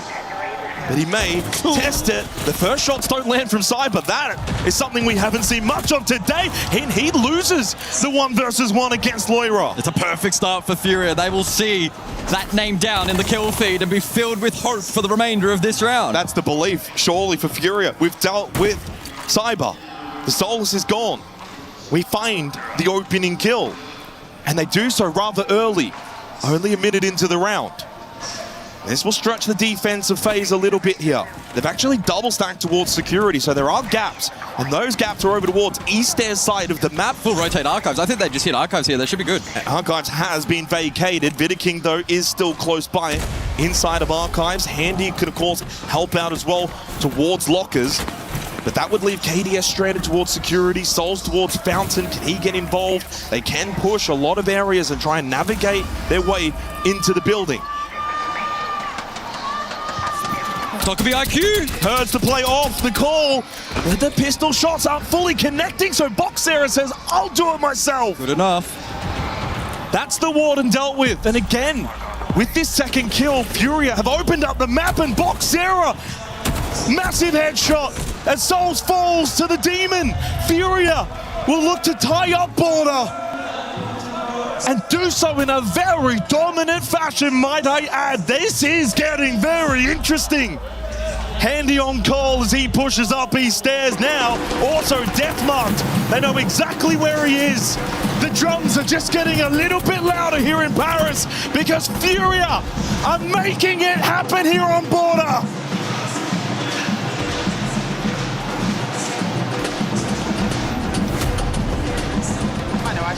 Vamos repetir essa. Vou pegar fora. Tá, seguinte, a gente vai repetir a Senal, só que a gente vai fazer com o Cyber de ela e o Soul. Pega C4 mesmo, tipo, vou tentar fazer uma double C4 aí naquelas portas. Eu vou de mira também. É, pode vir de mira, mas em vez de você ficar picando, tipo, porta-nilba, fica jogando C4 no quadrado e tenta fazer C4 no PC junto com o Hand também. Larga essa trap aí, traz o... Tá, peguei C4. Traz o teu C4, fechou? Tá. Vou tentar, tipo, pescar alguma coisa nesse corredor aí que tá de boa. Outro bom, é só a gente repetir o oficina. Pô, os caras caçaram lá o Cyber e tal, sabe? Se você quiser subir lá pra jogar com o pessoal, você pode subir. Tá. Se quiser matar todo mundo de baixo, você pode matar também, né? Bora. Bora aí, guys. Bora aí, guys. Então, vambora. Só dois demais. Tá precisando. Bora. Eu acho que a gente fica peitando ali, ou se usar a meiota e a tripa. As the tactical time expires, all tied 5-5, and it will be repeat bomb side as well for FaZe. Back to Armory and Archives. Well, guys, is it as simple as deal with Cyber, deal with FaZe today at the moment? Is that the script? It's a big part of it. Maybe. It's got Laura fired up. But the job's not done. Round 11, 5-5. FaZe's border streak now on the verge of being broken by Furia from 3-5 to 5-5. FaZe 7-0 record is on the line. Fortress, a very strong map as well for Furia. This feels pivotal in the grand scheme of the overall best of 5 grand final. These next few rounds can determine quite a lot. So the Twitch in play here. Furia responding to the mirror. And FaZe in anticipation for the Deimos. The Tuber out in play for the counter. I wonder, do you tell Cyber to just settle a little bit, ever so slightly? Or do you just back him in the way he's been playing? You back him in. If he dies, he dies. It was really off the back of a nice clear in the last round. Cyber didn't play particularly poorly. It was really good from Loira. He's been a good info. Boxera falls though, the Twitch on the ground. And finished off by Handy. That's another opening kill for FaZe. Just calms the nerves for the defense. Diaz, though, has one trapped. Handy get himself out of this little situation. He crosses the window safely, and at the same time, they lose Loira. from standing at the end of the last round to sitting down out of this 11th round. FaZe up 5 versus 3. The Furia have a big clutch in them. It's about time Herds gets involved in this grand final. He's been awfully too quiet.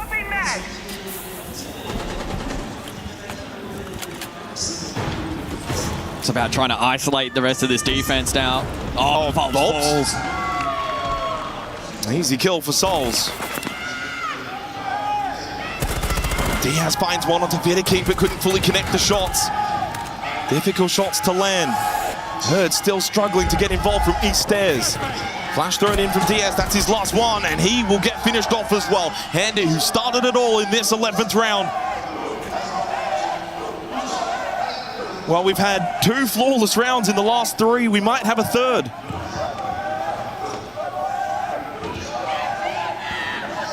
As FaZe on the verge of getting to map point, Herds will get a freebie on to the sitting duck of Souls. But I don't know if he's ready for Cyber.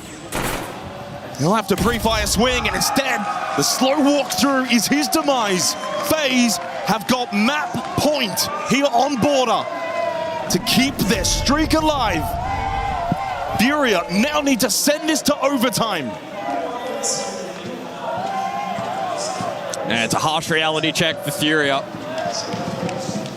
who, if they are to get the job done, will need overtime. Decimated here in the 11th round. At every point of entry, FaZe met fire with fire. And on every duel, nearly another flawless to add to the growing tally here on Border. FaZe looking recomposed and ready to close out this map. That might be the first round Cyber has not got a kill. KDS actually stole that kill at the end. Located by attacker. He goes to 11-5 as well. Been a really strong grand final from KDS. Along with Handy, both of those two have gone positive across both maps. Of course, Cyber has been stealing the spotlight.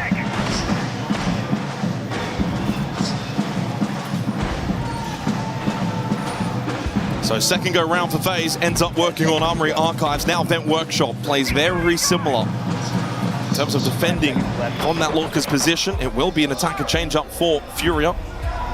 Zero will go on to the Twitch. Just the second time seeing this site in this half.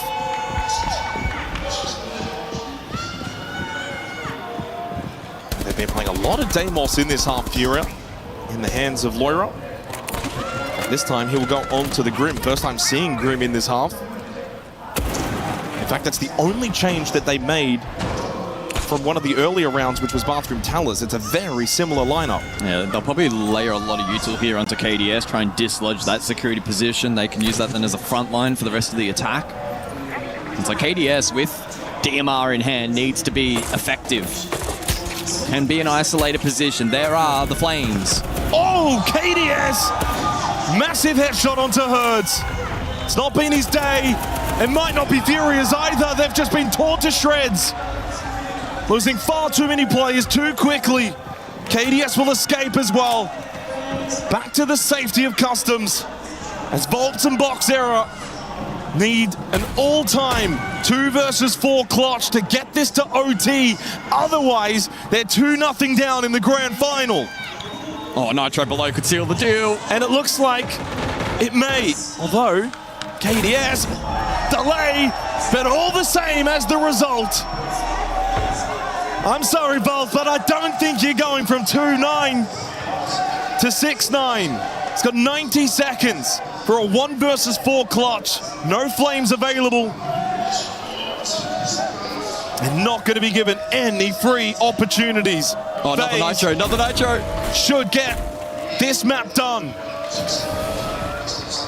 And it means for Furia, they will need to come back from 2-0 down in this grand final. Souls perfectly placed. This just feels inevitable. Even with that kill, Souls was always going to put the dagger into the heart of Furia. The back-to-back champions go 2-0 up here at the Esports World Cup Grand Final. They got tested on Border, but they passed that test. They certainly did. It was false hope for Furia. FaZe snapped back a 2-0 lead. And you need a lot of optimism to envision Furia fighting back. Fortress is not a bad map for Furia, but that's one of 3 needed against FaZe. Look, you never want to call the grand final early, but FaZe are looking very, very sharp today. Their border streak now goes 8-0. They look formidable, they look so dangerous, and even though Fortress is a good map for Furia, it also wouldn't surprise me if they go for the clean 3-0 sweep. The Esports World Cup for Rainbow Six Siege, it's had a history of fade-out grand finals. This may be another one. Furia will fight back. 750k USD on the line for the winner of this series. They won't bow down without a challenge, but they have fought pretty valiantly up until this point. It's mainly a case of FaZe just being far too good. A guaranteed spot in the 6 Invitational as well, but I don't think that's something FaZe care about. They know they'll be there. If anything, that might have been more of a helping hand for Furia, but to be fair, the way they're playing, I don't think it's too much of a concern. But the brilliance of FaZe today on full display. Like a gallant effort for Furia, and honestly, when they got it to 5-5 and they won those 2 rounds, Bathroom Towers and Armory Archives, I started to think maybe, just maybe, they could pull it off. But as per usual, FaZe, they find that next gear. They have more gears than any other team in this game. 2-0 up in the grand final for FaZe. Their fans celebrating. Let's throw it back to the desk. Well, Vita King and Handy shaking hands and celebrating. They feel like it's almost theirs, and it certainly is. 2 maps, 1 more to go before they lift the trophy here in Paris, France. What a moment for FaZe Clan fans, and what a moment for you at home watching what could be the beginning of these players getting that triple crown, as we're so calling it now. The elusive R6 Invitational, the Major, and EWC. Handy, Souls have a chance to do it. Herds on the side of Furia and KDS as well. But when it comes to Furia getting into this game, it's looked so difficult. It has been all FaZe all the way, despite that last one coming down to a few maps. I mean, I feel like we're watching, it's the beginning of the end for the side of Furia. I mean, granted, it was a 5-7, but I mean, look at that scoreboard, Leo. Look at the 2 players that we highlighted from their previous series of being the leaders, being the captain, the ag.als of both Herds and Bolts, only combined putting up 6 kills in that map. You have to look towards Lawyer. You have to look towards Diaz. You have to look towards Boxer. They're the ones trying to keep this alive. Yeah, and the worst thing is, it's exactly the same trend as the last map. Yeah. Vulps and Hertz all the way at the bottom of the scoreboard. The ag.al and the leader, the veteran on the side of Hertz as well.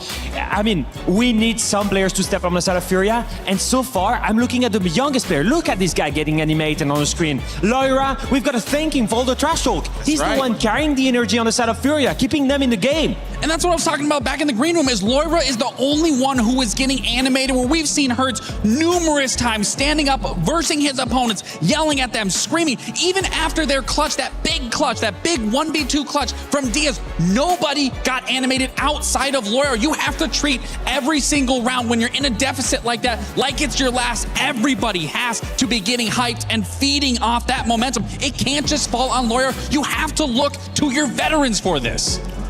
And in the same way, we do have to come to reality, which was Furia staring 1 map away from defeat. All the work that they've done to get here, $300,000, sure, but you can tell on their faces, there's a sense of emotion, there's a sense of an escalating difference between these 2 teams. And now, 3 maps in a row against a FaZe team that is playing this well, it looks almost impossible. And when you add what Cyber is doing individually, guys, how hard is that to maintain pressure? Your sense of what willingness to win when a player is popping off like that? I mean, I've been there before, you've been there before. Yes. I mean, I've met Prime Joystick, I've met Prime Shaiko, I've played against Prime Pengu, I've played against Prime Kanto. I can tell you, when I play against these guys and they're dropping 20 bombs on me, it's so hard, because strategically, you don't have an answer to this. You can try and target that player. You can try and think which operator is playing in which area. Maybe your analyst can give you that position, but you can basically pinpoint that player across every round. And it's so hard when he's getting fired up, when he's wall-banging you, when everything works his way, it's so hard to shut down. Can we just talk about Cyber's performance throughout these two maps? My I mean, goodness. he's had 8 multi-frags of 3Ks with 1 ace. And to keep in mind, 8 of those 3Ks came from one single map on Border. He is playing out of his mind right now. It's something like 57 to 63 for the overall LAN record for how many kills. The only reason he wouldn't be getting it with the way he's playing right now, Alfama, is because we don't have enough maps to play. Exactly, he's at 34 kills after 2 maps, so he's already more than halfway there on the BO5 kill record, with only having played 2 maps out of possible 5. That is Cyber that you're seeing on your screen. The multi-kills that you mentioned lacks absolutely crazy. At least 6, maybe 7 multi-kills in that map on Border. 6. Running out of CC doorway. I mean, doing stuff that you don't see. And he doesn't care. Every single gunfight he takes is someone outside and he wins it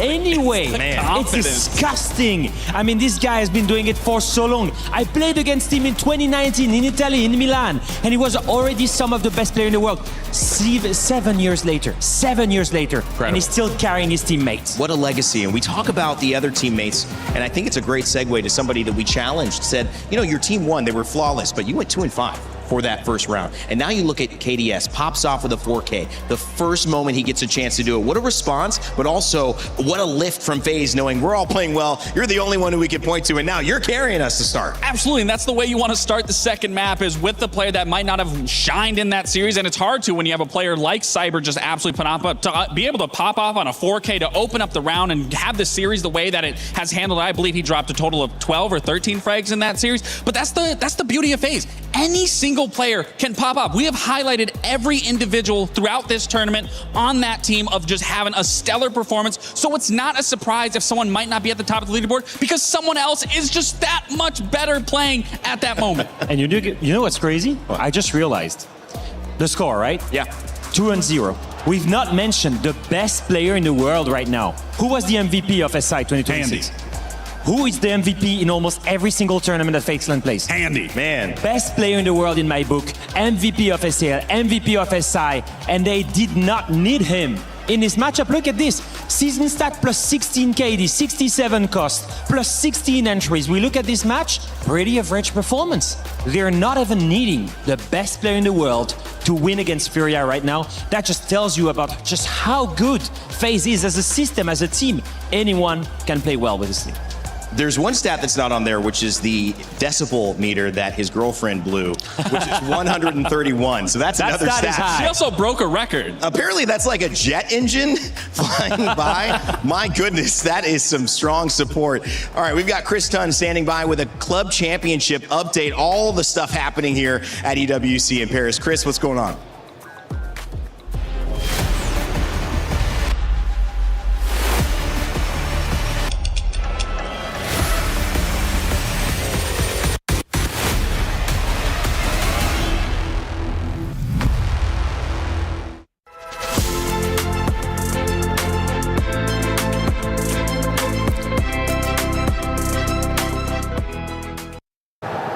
Well, we'll nearly wrap things up in Siege, but things are truly done in chess. Magnus Carlsen taking things away kind of as we expected heading in this week. Team Liquid actually getting some points, Trav, so that was a positive as well. But realistically, ag.al are the big story as far as the club championship are concerned. Not a bad second place, all things considered. Yeah, absolutely. Obviously, they're going to have wanted first, get that extra 250 points, a little bit more of a buffer in between them and Team Falcons just below them.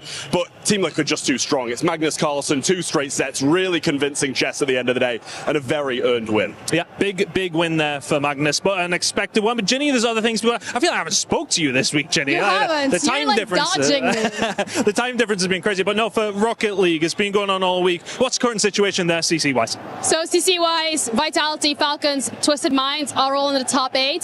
KC as well as Gentlemates have qualified for the top 8, so that makes them CC eligible.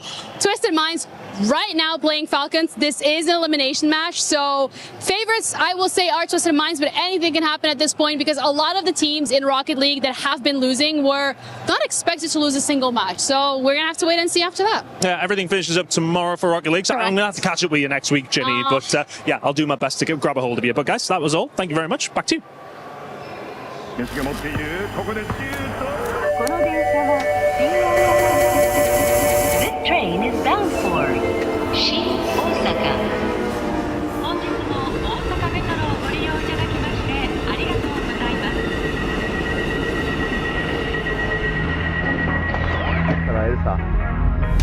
皆さんこんにちは。APL のマリックです。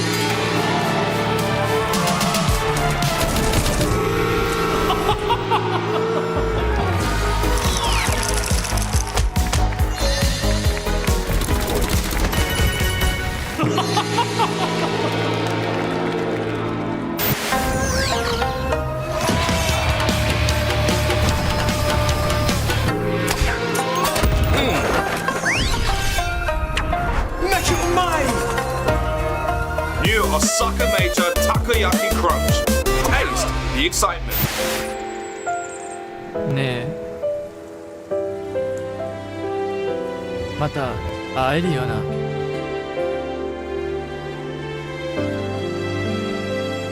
勝ったら会えるさ、大阪メジャーで。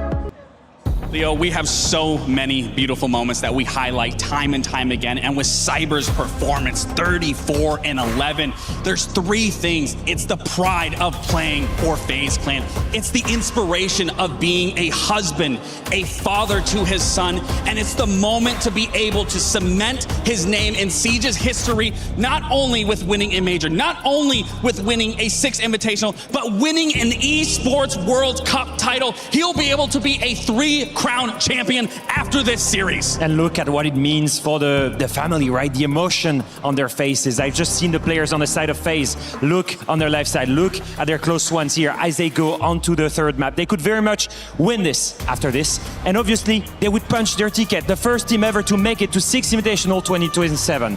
That would be in Brazil, 100% in front of their close ones. They could become the first team ever to win not only an SI, a second SI, but a third one maybe in Brazil. On top of winning EWC here today, that would be absolutely crazy. And it all starts here, Rain, by winning this map. You see the faith, eyes closed, hands pressed together, because what FaZe is doing in some ways is a miracle.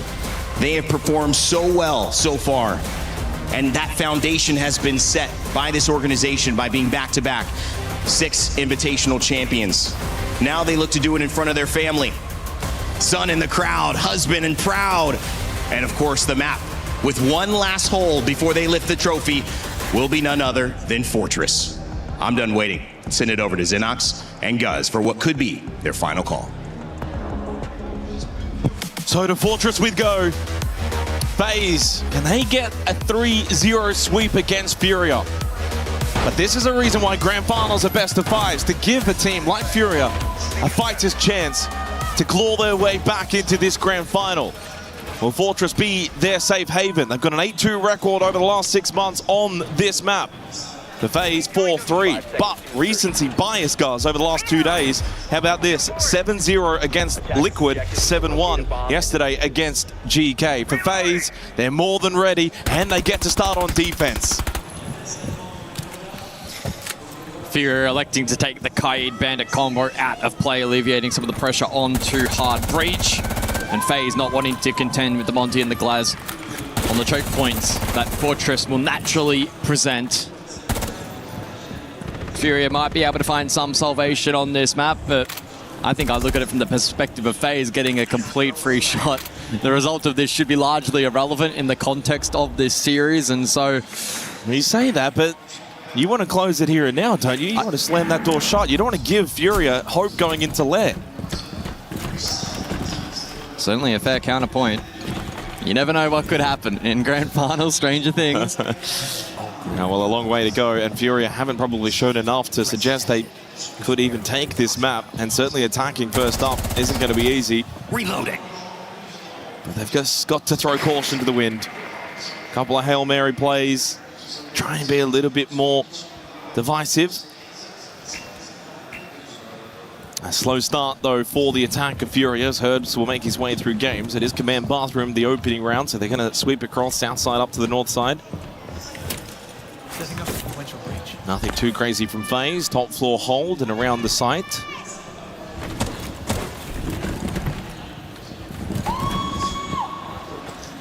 Just all prepped and ready for Cyber. Doesn't quite find the opening kill, but a little damage onto Volps. And now they look for a double swing with Handy. But it is Handy that loses out the battle to Boxera. Pass is activated from Cyber as the Candelas start to rain in. Two more available for Boxera. And we'll clear this deployable shield, and Cyber gets caught. Good clear from Furia. And a good start here on Fortress. Yeah, the use of clearance has been strong here from the attack, but it's a matter of converting this position and finding a route for plant. Volps still deep, isolated a little bit here, needs to be careful. Where's the help? KDS trying to win the battle against Volps. As he said, where is that help for the Blackbeard? They did lose Loira. That's one troop down. Volps inside of the site. It's Diaz that will catch out Souls towards the courtyard corridor. KDS hasn't really gotten too involved. As Vidiking will fall to Herds, it's a good start for Furia. But when you're 2-0 down in a grand final, such a long way to go. KDS, as Volps got off the plant, it's Boxera that gets the kill. They start well, but it's one round and you're 2-0 down in the grand final. They've just got to take it one round at a time.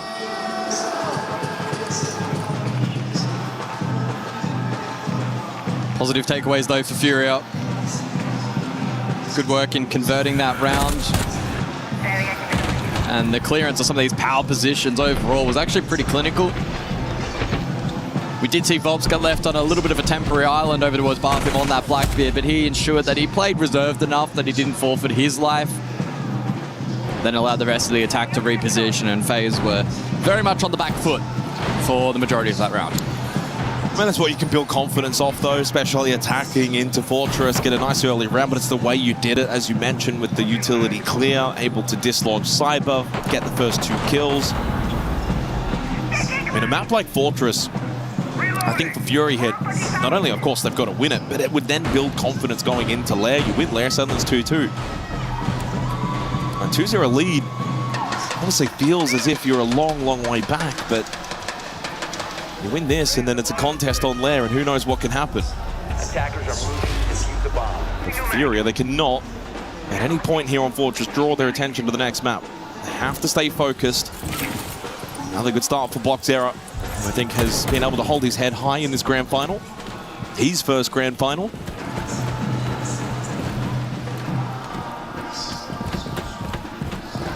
It's going to be interesting to observe as well. Does this map maybe give an opportunity for Herds to find his stride? It's been a very, very quiet series by his high standards. Lowest rated player in the server, 52 EPS, 6 and 20 for him. Well, if you recall back to 6 Invitational 24, he didn't have the greatest of grand finals either in terms of the start, and certainly on the last map of Labs, but then he was very instrumental in the comeback for W7M back in that particular grand final. He's the kind of player that if he can just get a couple of kills and get some momentum, he can carry that pretty easily. First minute goes down, Dorms games the side, so again, top floor the focus. But a little bit more horizontal spread this time from FaZe. Vidiking looking to play directly into games. Handy, KDS, and Souls will contest on the north side of the map, which is where their push is coming from Furia.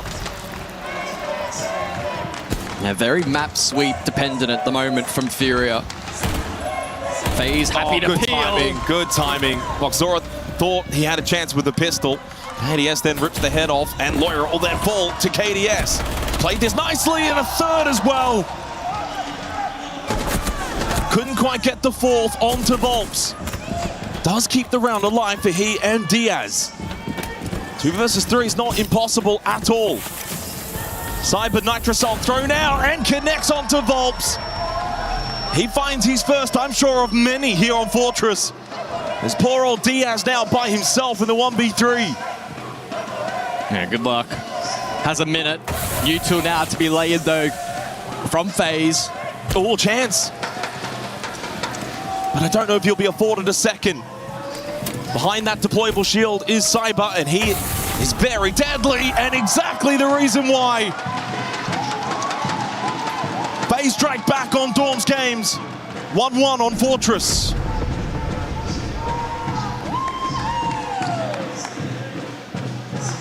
That's a little bit better.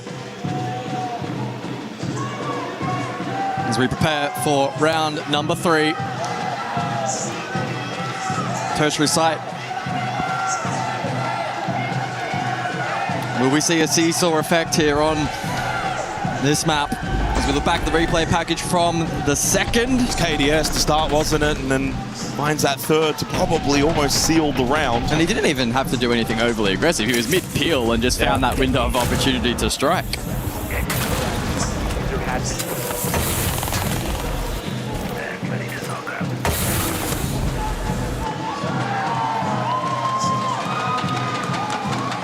KDS will get himself up to 20 kills now in the series.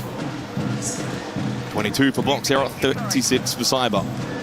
10 seconds remaining. As we go waiting and cafeteria for the third round. Bans after this. Nothing is granted and everything is earned is the motto here at the Esports World Cup. FaZe have been earning very nicely so far. The trophy in their sights, 6 rounds away. What did we go with? The Triple Crown? Was that? Hey, we're casting. We get to trademark it. Whatever you say sticks. Whatever you say sticks. I do like Triple Crown. Well, I was referencing the Quad Crown if you want to count reloads for Hertz. I don't think many will agree with that.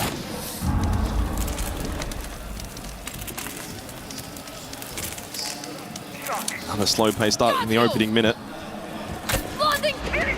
Syria just get to work. And Volps will spot one. Nitrocell shot out. Good reaction time.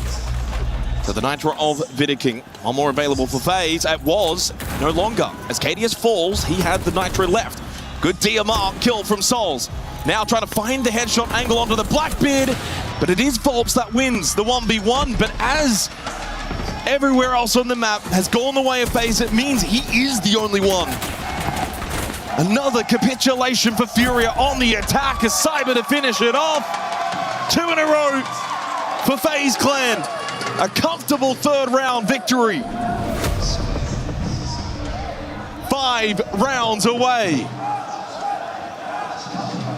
It feels inevitable.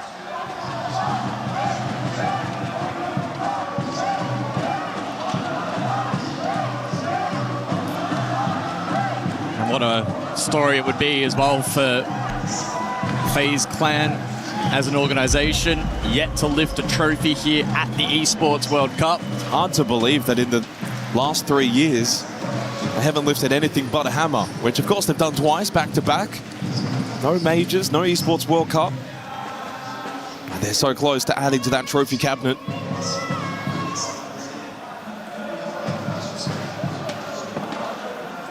The bans will be Ella and Ying going into the next 3 rounds. Look, if we're being honest, I think 2 attacking rounds for Furia might be enough on a map like Fortress. I don't think they need to get 3 or more. But it's just the devastation that we've seen in the last 2 rounds again from FaZe and what they're capable of. They can just deny your ability to win a round so quickly. 2, 3 kills all in the span of about 3 seconds. seconds to go. 5 seconds remaining.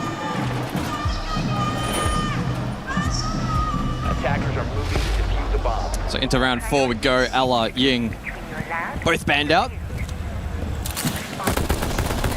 Alleviates some of the pressure for Furia and contending with shields in the front line in particular. And with Ying unavailable, FaZe will be better fortified in some of those key power positions, which, to be fair, Furia have done a pretty decent job in clearing thus far. Once again, posturing for the full map clear, and, well, FaZe are ready and waiting. Cyber currently Laundry down below in a position to pinch Bulbs. Bulbs has also already taken a bit of damage directly from Souls. Here comes Cyber. It's been his tournament. It's his MVP at the moment. Oh my goodness.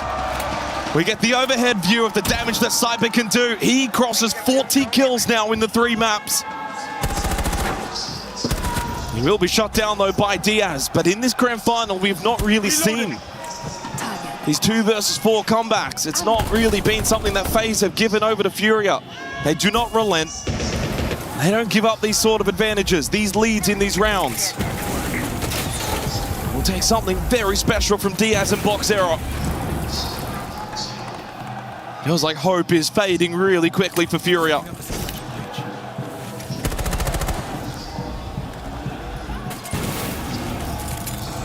There's a bloom, Boxera. Can't make your way back there, buddy. You can't park there. And you can get brought back up at least. It's all about dotting I's, crossing T's for FaZe. Util standing, 2-player advantage, and all the momentum their way. You very rarely see FaZe forfeit these kinds of rounds. I mean, what do you do here if you're Furia? I mean, Boxera's very low on health. He does have 2 Jugger payload calls available. King at the moment targeted. Smoke grenade thrown out from Boxera. They'll just play together. This is basically a hope and pray. Need to catch a good timing on a swing, trying to clear out this corridor position. KDS has, by the way, moved into bathrooms and could go for a back hit. Shot angle onto the Azami, not probably ready for Souls, prone in the middle of the corridor, and indeed he is not. 3-1 lead for FaZe Clan. 4 away from claiming the Esports World Cup trophy and crushing one more key. Tactical timeout for Furia. Ó, se liga aqui, Bopão, presta atenção. Passou todos os bonecos de track, passou Gringo, passou Deimos, passou Solid. Eu acho que agora vai ser perfeito para fazer semi-cavalo. Não vou nem me estender muito sobre isso, você vai concordar. Como da cozinha, eu acho que vai ser muito bom fazer phase. Só que eu queria você de Deimos para fazer a posição da porta-lobby e você de Solid fazendo entrada cell ou na torre. Porque eu tenho certeza que o Cyber vai querer começar em cima, ele vai entregar uma open kill pra gente, a gente vai ganhar um espaço fudido no mapa que vai melhorar o nosso mid, tá ligado? Faz sentido? A gente vai track, vai funilando. Não, acho que vai ser melhor Deimos, porque você spota, se a gente vê quem que ele é, você spota ele só pra ficar dando info do beta pra onde que ele tá, entendeu? Guys, vamos focar nessa primeira kill e vamos progredir no ataque pouco a pouco. A gente sabe o que tem que ser feito. O ataque tá no metro pra gente. Bora, bora, caralho. Guys, tem puxado.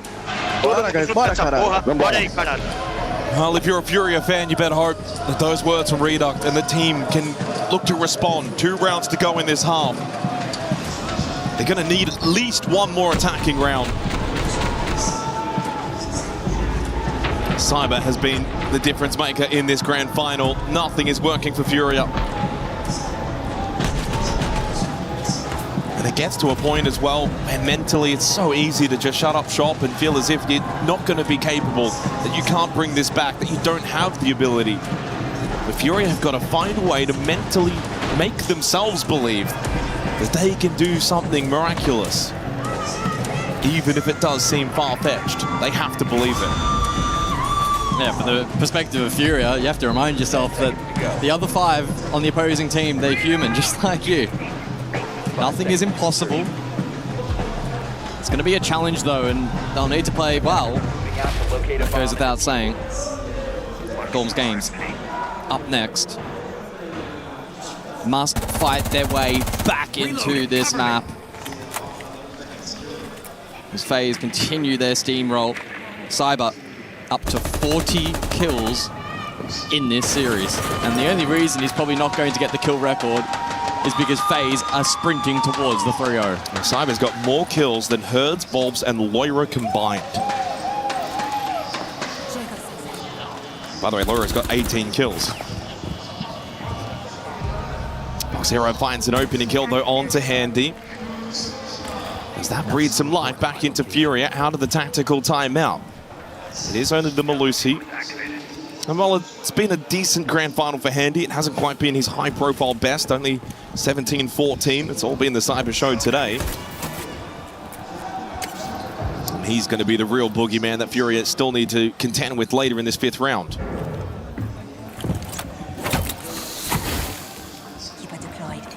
We have some time. They still elect to peel back, despite being a player down. They'll look to play into the late round util on offer here. Nitro, triple smoke, and canisters from Cyber. Well, they have got information on Cyber KDS towards the courtyard corridor, courtesy of Loira on the Solid Snake. He's been able to ping out their location, so they've got good intel on 2 of the 4 members. Cyber's also in the Jugger payload call, so he's very low. Liking the pressure that they're putting into Cyber, making it more difficult for him. But not impossible, and he creeps in towards Briefing to try and find an angle. Hertz is going to have to be very cautious. Oh, Cyber does find Volps.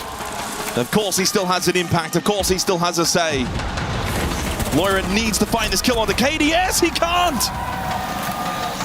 Despite the opening kill, FaZe are still just too good defensively. Cyber to get the last 2. It's another 3 from him.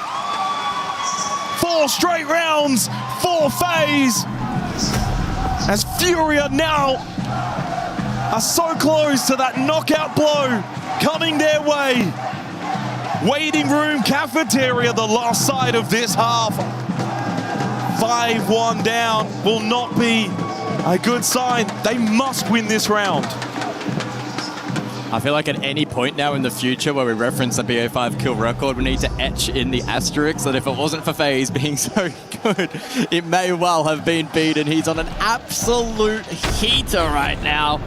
10 kills on the map. He's getting pinged by the Solid Snake. He's eaten the Jugger payload call. Doesn't matter what you do. Taken low, and he still then finds 3 kills. Oh, they light up at the end. He's on 44 kills, and we're only into the 6th round of the 3rd map. 20 short. 20 short of the record. I mean, what's the best of 3 record? Or the 3 map record, if you will. Oh, well, it looks like we do have a rehost, so give me a moment and I will triple check. Yeah, rehost will be in progress here going into the final round of this half as FaZe have been able to string together 4 straight defensive rounds. And honestly, that's also with, in that time, 2 opening kills from Furia, not able to convert the early advantages. So it is a 50 kill record, BO3 LAN, shared by KZ and Dan. And Cyber's on 44. But do you count it? How does that work? Who decides these things? I think we need a new category for this one. 9 and 3 on the entry as well, by the way. So it's not like Cyber's just kind of getting these like anchor kills and everyone else is dying and then he kind of gets the freebies. No, he's fighting from the get-go. And get this, 10 players in the server, 9 players do not have a KPR above 0.86. So the highest being Box Hero, 0.85. Cyber's got a 1.63 KPR. That's kills per round. He's almost averaging 2 kills per round. That is insane. To add extra context in the league, so SAL, EML, etc., across a particular stage, you might have anywhere from 1 to 3 players average around that 1 to 1.1 KPR. He's on a 1.63. In a grand final. It's an all-time performance. It really is. Maybe JB92 was onto something. So the lobby being rehosted. FaZe 3 rounds away. 3-0 over Furia. Oh, they're just having fun. Andy's got the Jedi mind tricks on the camera.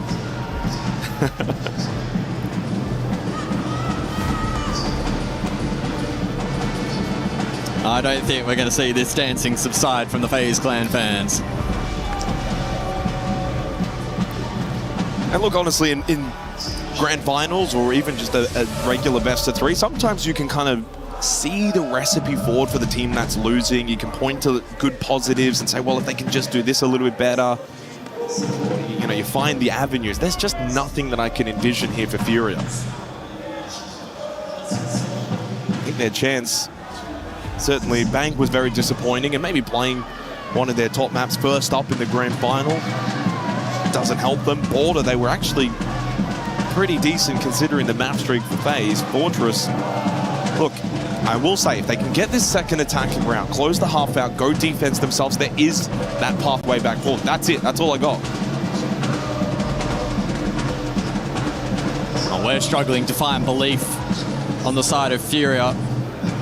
And I wonder what's running through the minds of those 5 players on the stage. Do they have belief that they can fight back in this best of 5? We are loading back into the server. It will be the final round of the half. It is must win for Furia. Yeah, I mean, must win.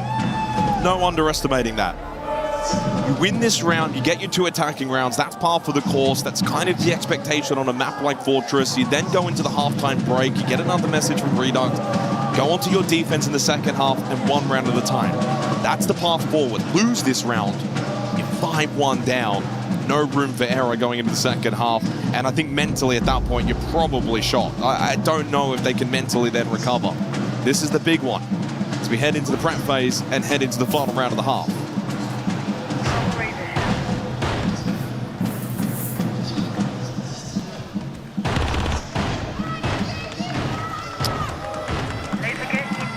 Look back down below.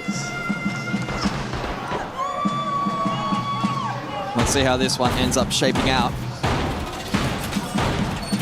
It's been pretty mixed in terms of the opening kill metric over the course of this map. It's been a seesaw effect. Each team trading blows. 5 seconds to go. But in rounds 3 and 5, Furia have failed to convert. It's proved costly on-site late round anchor play from FaZe has been exquisite. Especially that round 3. Oh, Cyber. Well. Oh, no. Cyber's thinking about the run out. No, nothing better off it. That's another aspect as well of his gameplay across the grand final. Cyber's ability to kind of know when to be ultra aggressive and then when to fall back. He's just done that to perfection. Doesn't throw his life away. I think of too many occasions where he's been caught out over aggressive. No, exactly. The drums may be beating from the crowd, but the heart of Furia is fading slowly in its beats per minute. Cyber does get taken down early from box era. Volp's trying to battle over towards Hamam against Souls. He goes gun up. They also dealt with KDS. Souls will die to Volps. This is a much better round for Furia, all inside of the opening minute. Well, that was rather quick, and that was rather needed.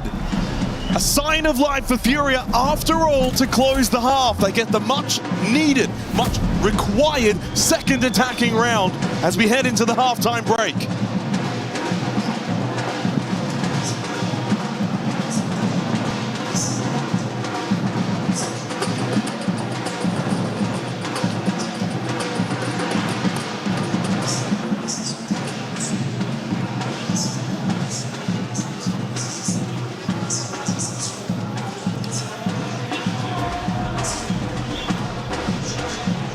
Fazer cozinha horizontal. Primeira tática que fazer cozinha horizontal com a comp safe mesmo. O Dias vai de bandit, deixa 2 choques na janta avançada e queima o Hamas, tá ligado? Pra escolher o primeiro step da phase deles. E você de corner, Gino.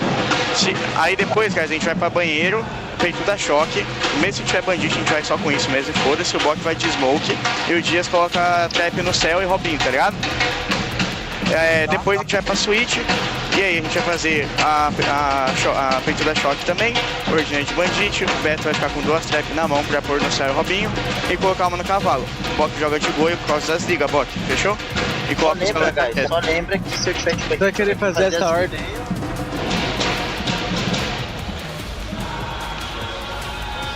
Descansaram agora.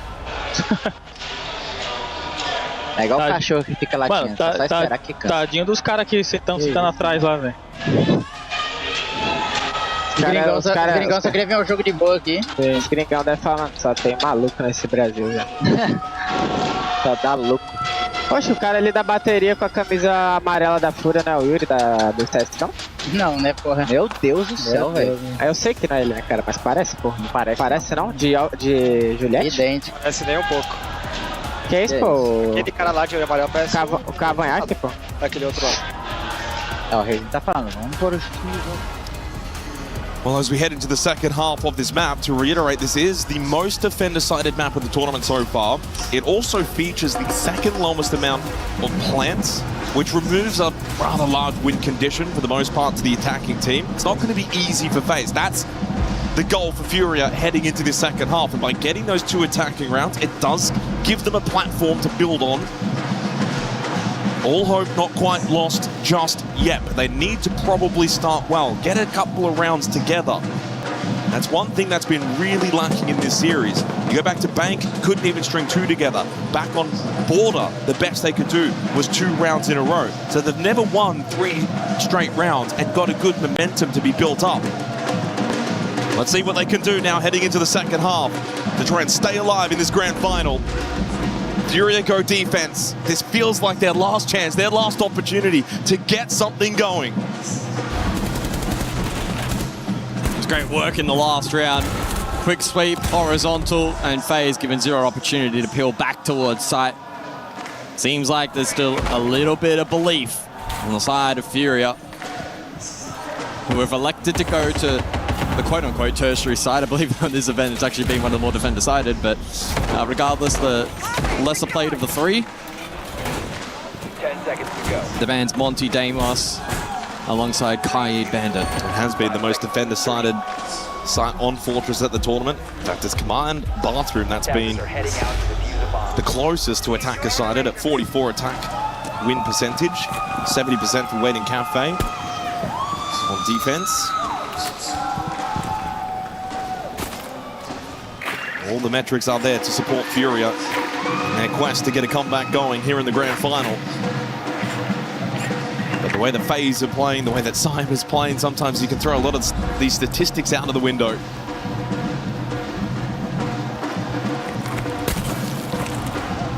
We've seen how strong these lurk entries for Cyber have been. Limited trap util up here for Furia, but they have gone heavy on barbed wire, which may stall out some of this progress. Cyber frequently checking his radar to ensure his flanks are clear, as barricades will stall out his initial progress. I can barely hear the game at the moment with the way the drums are going behind us. Oh, for the players on stage, good luck. Oh, they're all dancing now on the stage. I don't know if this is a grand final or a dance concert. Cyber's getting some good information on this radar. 3 players pinged out in Volpsloyer and Diaz, and he slips in through Kitchen. He wants to get aggressive, but Diaz wins the battle with the DMR to his advantage. Opening kill for Furia, and it's on to Cyber. That'll be a comforting feeling for the defense, and no direct follow-up from FaZe. Now a little stalled out. Oh, good catch onto Handy as well from Loira. A great start for Furia on the defense, but it's Volb's caught running down the hallway from Souls. Little careless, and it's those kind of kills that FaZe have been getting in the grand final, where Furia probably haven't been getting those sort of freebies. Minute left. You've got to close this round out if you're Furia. You cannot throw away a 5 versus 3. Yeah, FaZe swarming. There'll be a lot of ones to be taken here by the attack of FaZe. Can they win enough out? Herds wins the battle, holding the doorway cover. Captures KDS, Souls, Bitterking together. Bitterking, good headshot on the box. Sarah captures the swinging Herds. Throws his life away. The drums subside a little as they lock in as well. This is now very winnable for FaZe. Can Souls think about getting this diffuser down? Can King cover the cross from Infirmary? They know exactly where Diaz is as well, and he's low on health. Need to try and play the clock here, Furia, and force FaZe into planting. Bitterking, Razorbloom, active on him towards Infirmary. Lawyer at a swing, hits the headshot, and means now Souls needs to push forward. Still knows that Diaz is close, pre-fire is good, but Lawyer plays for the trade. Furia hold on by the skin of their teeth. Back back-to-back rounds, and it's 3-4. Yeah, Vidiking was considering a rotation there to try and link up with Souls and maybe play for plant protection, but he did get caught by that Razor Bloom. A couple of lives thrown away from Furia in that round. Volps caught sprinting. Herds with a very delayed trade attempt also got caught, left it in the 2 versus 2. But Loira, he clutches up, hits the trade. Furia now trailing by 1 round. We know Loira can be a demon in the server. He's going to have to activate to his very best capabilities.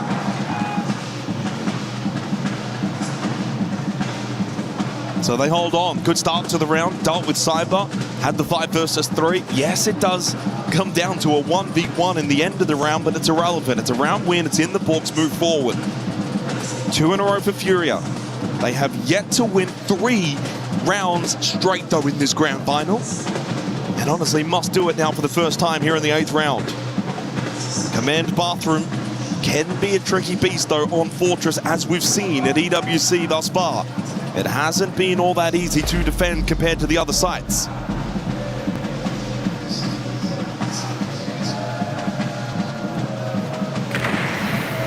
And the shock drone of Cyber already immediately getting to work. Good counterplay available onto the Goya, which we've just seen on display. The mirror as well. Not to mention the Grismot mines, the magnets as well from Volps and Herds respectively. So Cyber will have his work cut out for him in the util department. And once expended, can then get gun up and active inside of the map. Roteros will be available as well for Vidiking. So drone heavy round from FaZe. Imagine they'll slow the pacing down. And then look to, in the late round, execute with the Glaz. They've got 4 smoke grenades available, throwing the 2 bolt smokes as well from Handy. It does enable Souls to get quite active on the Glaz.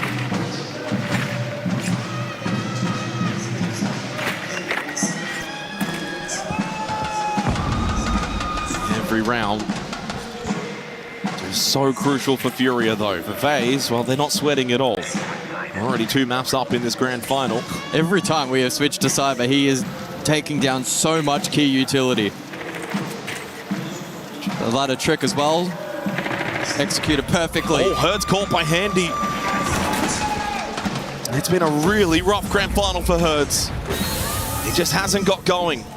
First smoke pop now for Souls to play off. I think FaZe want to get aggressive. Cyber doesn't catch the angle, though, held by Boxera. He gets then the kill onto KDS as well. I'd be honestly running through the flames if I was not on low health just to finish Cyber off. You don't want him back in the round. And Boxera will make the trip down, follow the blood trail. Gas Babe to finish him off. Cyber's dead. 3v3. Boxera, though, Handy has got him covered. Loira falls. FaZe on the verge of finding a 5th round. All down to Volps. We need a big play from Volps here for Furia to win their 3rd straight. It's not happening. Handy to finish the round off and get FaZe to 5 rounds secured, 2 away from closing out the grand final. Yeah, you don't often see FaZe losing rounds in that kind of fashion. The ability to fight back, and whilst this duel was taking place and Furia even man count, FaZe took nice space. Boxera found himself cut off. The on-site hold from Loira fell apart. And Volp stood no chance in the 1 versus 3. Just haven't seen those sort of comeback rounds, those clutch rounds. This grand final's been lacking in seeing a lot of those play out. 2v4s, 1v3s, etc. It's been very, very rare. We had 1 clutch back on Bank, which was a 1v1. A couple of 1v1s back on Border. And of course, the Loira technical 1v1, but wasn't really. Yeah, a lot of them. As you mentioned, 1v1s, right? 1vx is hard to come by between these 2 teams because they're such high quality. Well, FaZe haven't needed the 1vx's, but that too, it's probably been a little missing for Furia. So again, stuck though at not being able to get 3 consecutive rounds. They'll have to settle for 2 straight, and then back to the well they go, Dorms Games, for round number 9. Cyber has been tamed ever so slightly in the last couple of rounds, but others for FaZe stepping up.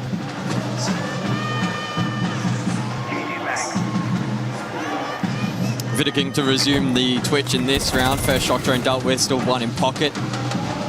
Once again, similarly to the last round, a lot of utility that he can counterplay into, enabling a little more versatility around the map for the attack.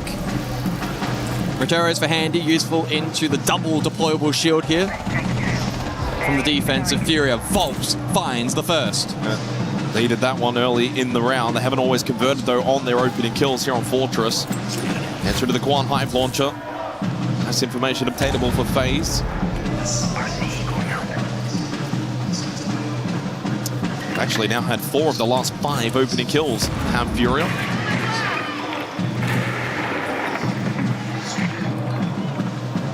Good information, though, on to Loira. FaZe have shown a far better capability of bringing these 4 versus 5 rounds back into their advantage. Cyber on the lurk. Either barrier will just block him at the doorway. Good reposition from Loira, and still has one more in the pocket as well. Matricel available for Herds, 2 gas babes still for Diaz, so there is plenty of utility for the defense heading into the final minute. Yeah, they're playing into that util so nicely at the moment. Good positions held here at the moment by Furia. Not overpeaking, disciplined. Cannot afford to feed ones to FaZe. Was a flash thrown as well. That is a little bit wasted. Good swing from Loira onto Cyber. Backed himself in and won the battle. 2-player advantage for Furia. Soul's hoping that one more will go for a swing. Mirror window has been broken. Vidiking has the chance. Loira goes for the jiggle peek. But then Herds well positioned to deal with Vidiking. Spray will not connect from Souls. Handy did find the kill onto Loira. 2 versus 4. No, done. 2 quick kills from Furia. They'll find their 3rd round in the last 4. Starting to build a little momentum here on Fortress. 4-5. Yeah, looking locked in and focused there in round number 9. 1 more ban per side. It's got to be the mirror. Has to be the mirror ban here. What do you get rid of, though, if you're Furia?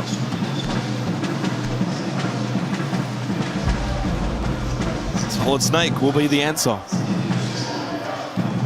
Wanting to deal with Cyber in one way or another, as FaZe call attack time A out. gente pode fazer a mesma play e tal, só que vamos fazer essa parada aí meu de comer pro TI, que é da pressão lá daquela Arune lá que tá jogando pro bomb. Então, eu faria só o... Aí o Red, tipo, em vez de ficar splitando lá em cima, joga pra janela do TI também e a gente vai engolindo todo mundo, fechou? Tá, fechou.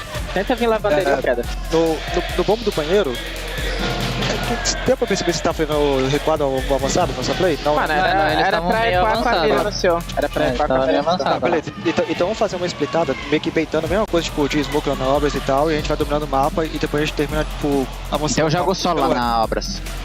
Isso aí, vai jogar, tipo, pulando L e avançando porta L, fechou? Tá, eu vou de twistão nesse aí então, quebrar as coisas. Timeout expires for FaZe. It's 3 of the last 4 rounds for Furia. It may not be 3 straight, but they are starting to string together a couple of rounds. 4-5 on the scoreboard. They've also started to get control of the entry battle, winning 4 of the last 5 opening kills. As we head into the 10th round, can they go back-to-back rounds again, tie the scoreboard and put a little bit pressure onto FaZe to close the grand final out here and now on this map of Fortress? This feels like Furia's last Hail Mary. But at any moment, it's easy to think that FaZe could find this 6th round and probably put the nail in the coffin.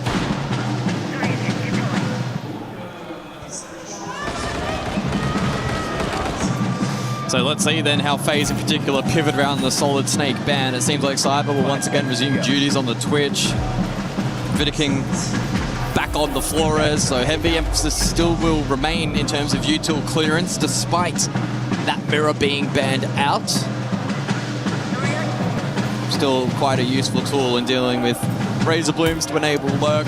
So they lose the mirror on this side of waiting cafeteria. Instead, then they now bring the Warden. That's the main change up for Furia, along with bringing the Azami instead of the Goyo. Losing the Solid Snake, of course, for FaZe. They will change up a little bit. mainly going to be bringing Twitch again this round. Didn't bring it though for waiting Cafeteria along with the striker, which will be double flash and double frag grenade for Handy.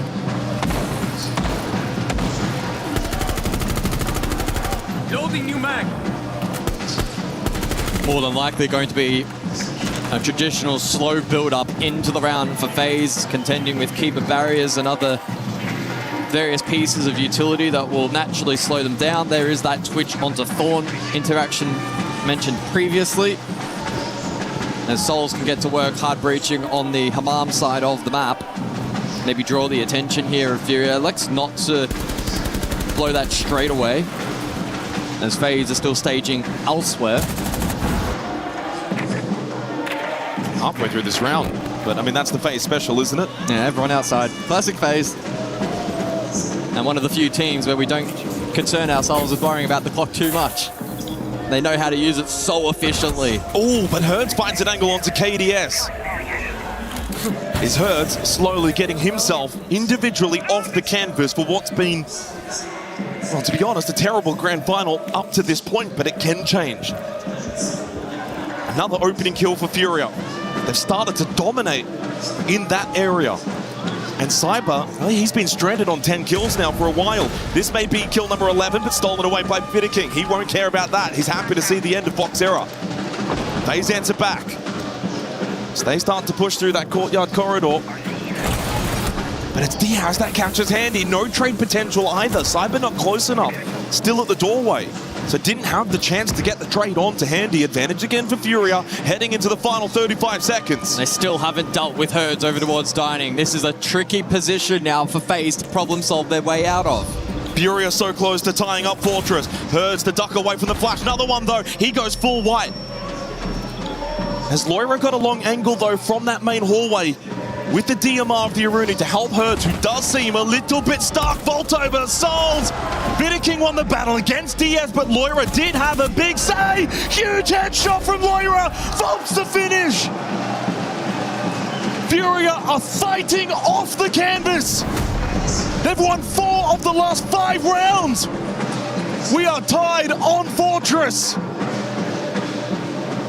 Oh, some huge individual moments in that round for Furia, withstanding so much pressure from FaZe, who again in the late round made a real challenge of that round. 15 seconds, a player down, and it flipped on its head in an instance. Volps and Loira to hold down the line, and that DMR getting to good work courtesy of the Aruni. We're all tied on Fortress. Is this a false dawn though?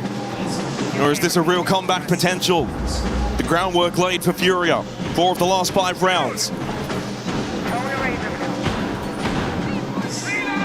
And getting a really good team effort now as well. Herd starting to find a couple of kills for what's obviously been a very difficult grand final for him. 8 kills though for both Volps and Loira. 7 for Diaz and Boxera. So they've got multiple weapons that can have an impact in the rounds. Again, Cyber's then stranded at 10 kills. Now 10 and 7. As he's gone a little quiet, so have FaZe. They've allowed this comeback. FaZe were up at one point 4-1.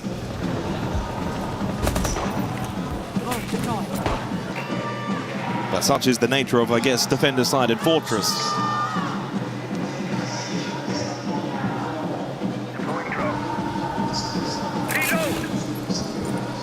See the Denari for the first time as well from Volps.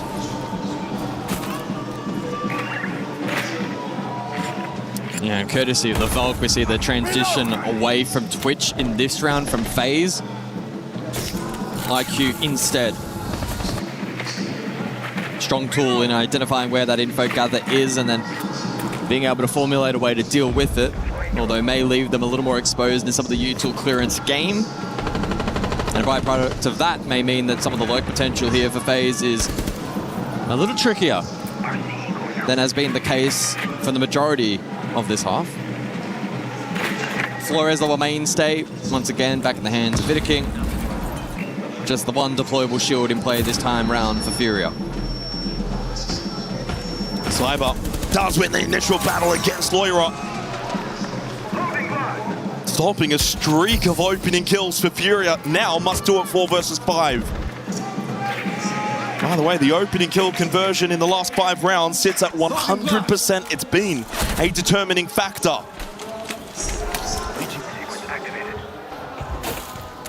The drums go quiet as Furia need to navigate a 4 versus 5 in this final minute of round 11. Command Bathroom, of course, was won by FaZe last time in the 8th round and are setting themselves up to do it again heading into this last minute. Diaz has got to be so careful, but finds the angle onto Handy. Handy is revivable. Nitrocell available for Diaz, double gas bait for Boxera. Oh, you to layering, Herds down. Cyber on 1 HP, Handy's back up as well, so it's a straight 5v3. Gas bait connects and Souls will go down. It's a crucial double from Boxera. 30 seconds, 3v3. Overtime to be secured for the winner of this round. Long rotate, KDS. They're going to double stack this position, try and trade their way into Bathroom. Got to recover the kid as well. KDS to vault over, claim it. Volps loses the battle against Vitter King, but Volps then gets the last laugh against Handy. The tripwire connector gets the kill. Plan to go down from KDS. Can Boxera find the way forward? He's trapped by Vitter King. Oh, what a Nitrocell from Diaz! A massive explosion that gives Furia map point on Fortress from 4-1 down.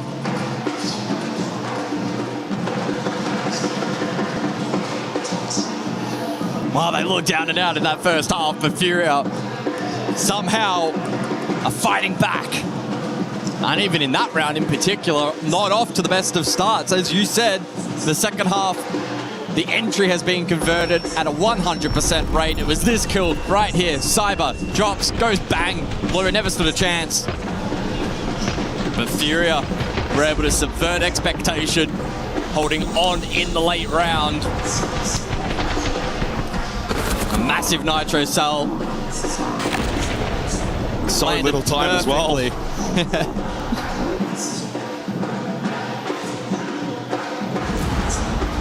Well, Furia have the chance to close this map and send us to Lair to extend this grand final.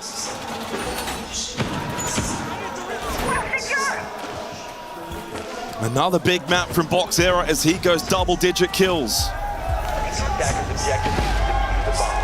Yeah, double-digit kills with 11 back on border, and he led the way with 8 on a bank where they got resoundingly beaten.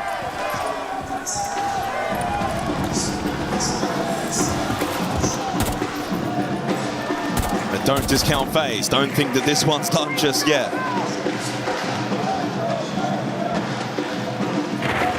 Andy spots one on his shock drone.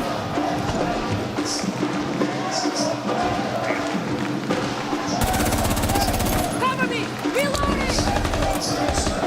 Yeah, Furia with a big extension on the opposing side of the map at the moment, perhaps in anticipation for the full clear from FaZe. So the question then will be, do FaZe actually elect to commit once they gain this info, or do they go for the rotation more direct? Oh, Cyber caught on a timing, but somehow Boxera doesn't get the kill. He had first shot. Cyber, the reaction time is next level. He has been wounded, but it's the opening kill again for FaZe. Cyber is a machine. As Volps now lurks here on the first floor, but he gets droned out, position known, and forced to fall back. He was eager for the trade attempt, but won't force it. Oh, Loira almost dying as well. Furia are testing their fate here in the final round of regulation. Need to win this next fight. Oh, hurts. Again, another fight that Furia have not been able to win. But Hertz has got the information on Cyber's position towards tower. Handy finishes off Loira. 5 versus 3 for FaZe. And they are typically good at closing these advantages out. Diaz needs the ace. This one is seemingly going to overtime, but that's a big kill. That's kicked down. Gives Diaz a small chance. As he gets tagged up, Cyber, Handy, both low. It's not impossible, but really improbable. He's been enclosed. FaZe have been able to gain ground. A lot of time to work with as that diffuser's collected. This is where for FaZe, they can just kind of double up. Nitrous Sal, is that going to connect? It does. On drone, they know his games. Double push, but it's Handy that has the angle covered as we go to overtime here on Fortress. Oh, FaZe push back. 6-6, the score line into overtime we go. Furia do at least have defense. The favored site between these two tonight. Are they rattled though? Yeah, well that's the thing. You lose that round up 6-5. Do you get a little rattled having to do it all again going into overtime? FaZe so clinical. So much composure. Can't help but feel it was a missed opportunity for Boxera onto Cyber. He caught him off guard, got the initial shots. But Cyber, so quick with that reaction, was able to punish him. And off the back of that, we go OT. Furia on defense still. Waiting, Cafeteria, the site choice. And this is a site that FaZe could not win on attack from 2 opportunities. Yeah, Furia picked it first out. Back on round number 7, doubled down round 10 when it came back into the rotation, and as you are alluding to, winning out on both occasions, found the opening kill on both occasions. Going to bring Valkyrie as well this time around on Waiting Cafeteria. First time they'll do that.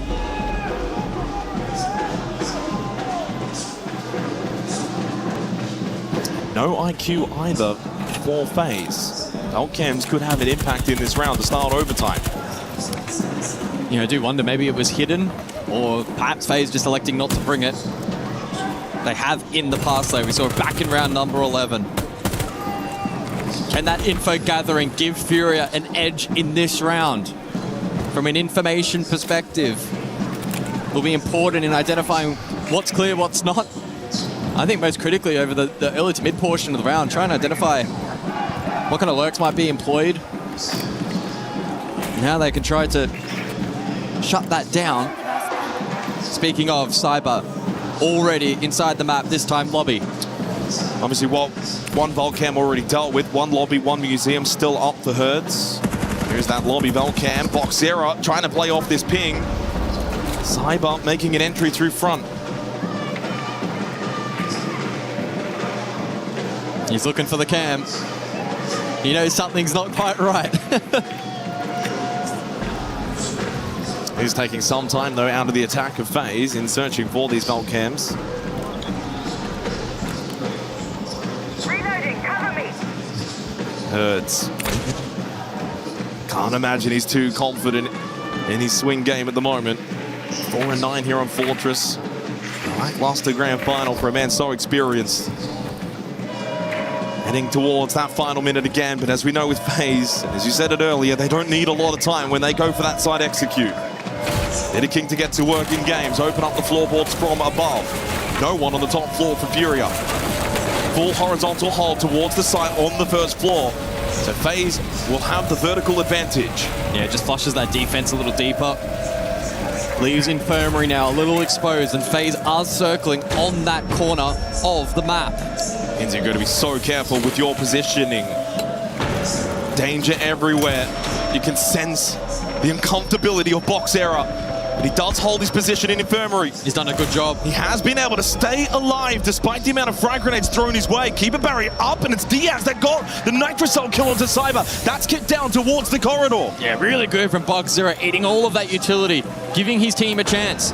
25 seconds now for the recovery from FaZe. He does die, but as you said, job done. Diaz then plays off his life with that kill. Trade back from Vidiking. Flurry coming now from FaZe. Herds, though, big kill with the headshot onto Souls. 15 seconds. Kit will be acquired from Vidiking. Back into Infirmary he goes. Wants to get a position for KDS to cover, but Loira shuts that down. As KDS finds that kill, needs 2 more in 4 seconds. Will opt for the plant instead, but here comes Vobs. 7 on the board for Furia.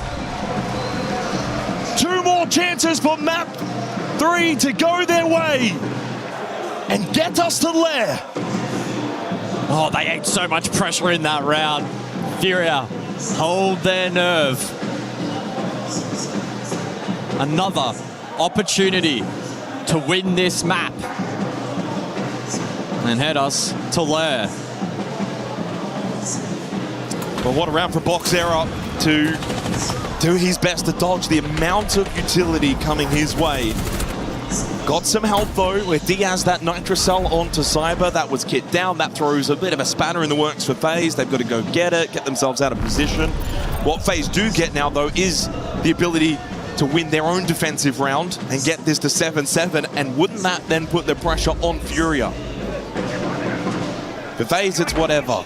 If they lose 7-7, if they lose the 7-7 15th round and we go to Lair, they don't mind. They've got 2 maps already banked in the back pocket. But you would imagine Furia will be a little nervy, even on defense, if we get to round 15. But has Furia had the chance to close it out in regulation? 2 more chances here to close it out in overtime.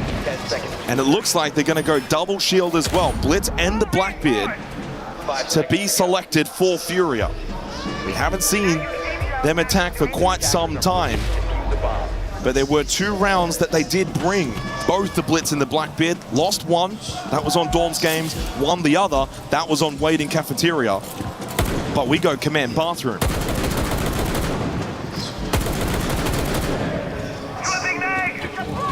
Yeah, we'll see if Furia get drawn into the map clear here.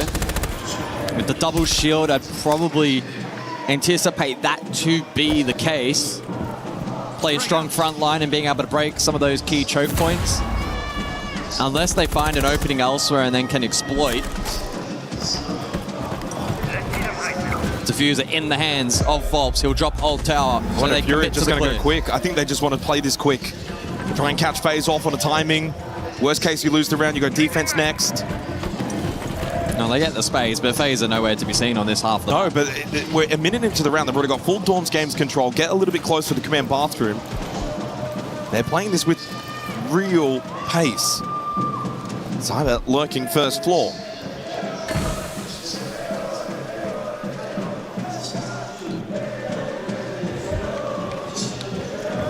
Still waiting to send Boxera in, by the way. Might be able to set up a play here, but it is into the mirror config from Handy. I think they're going to be looking for this double swing. Boxera through the doorway. Volps and Herds then over towards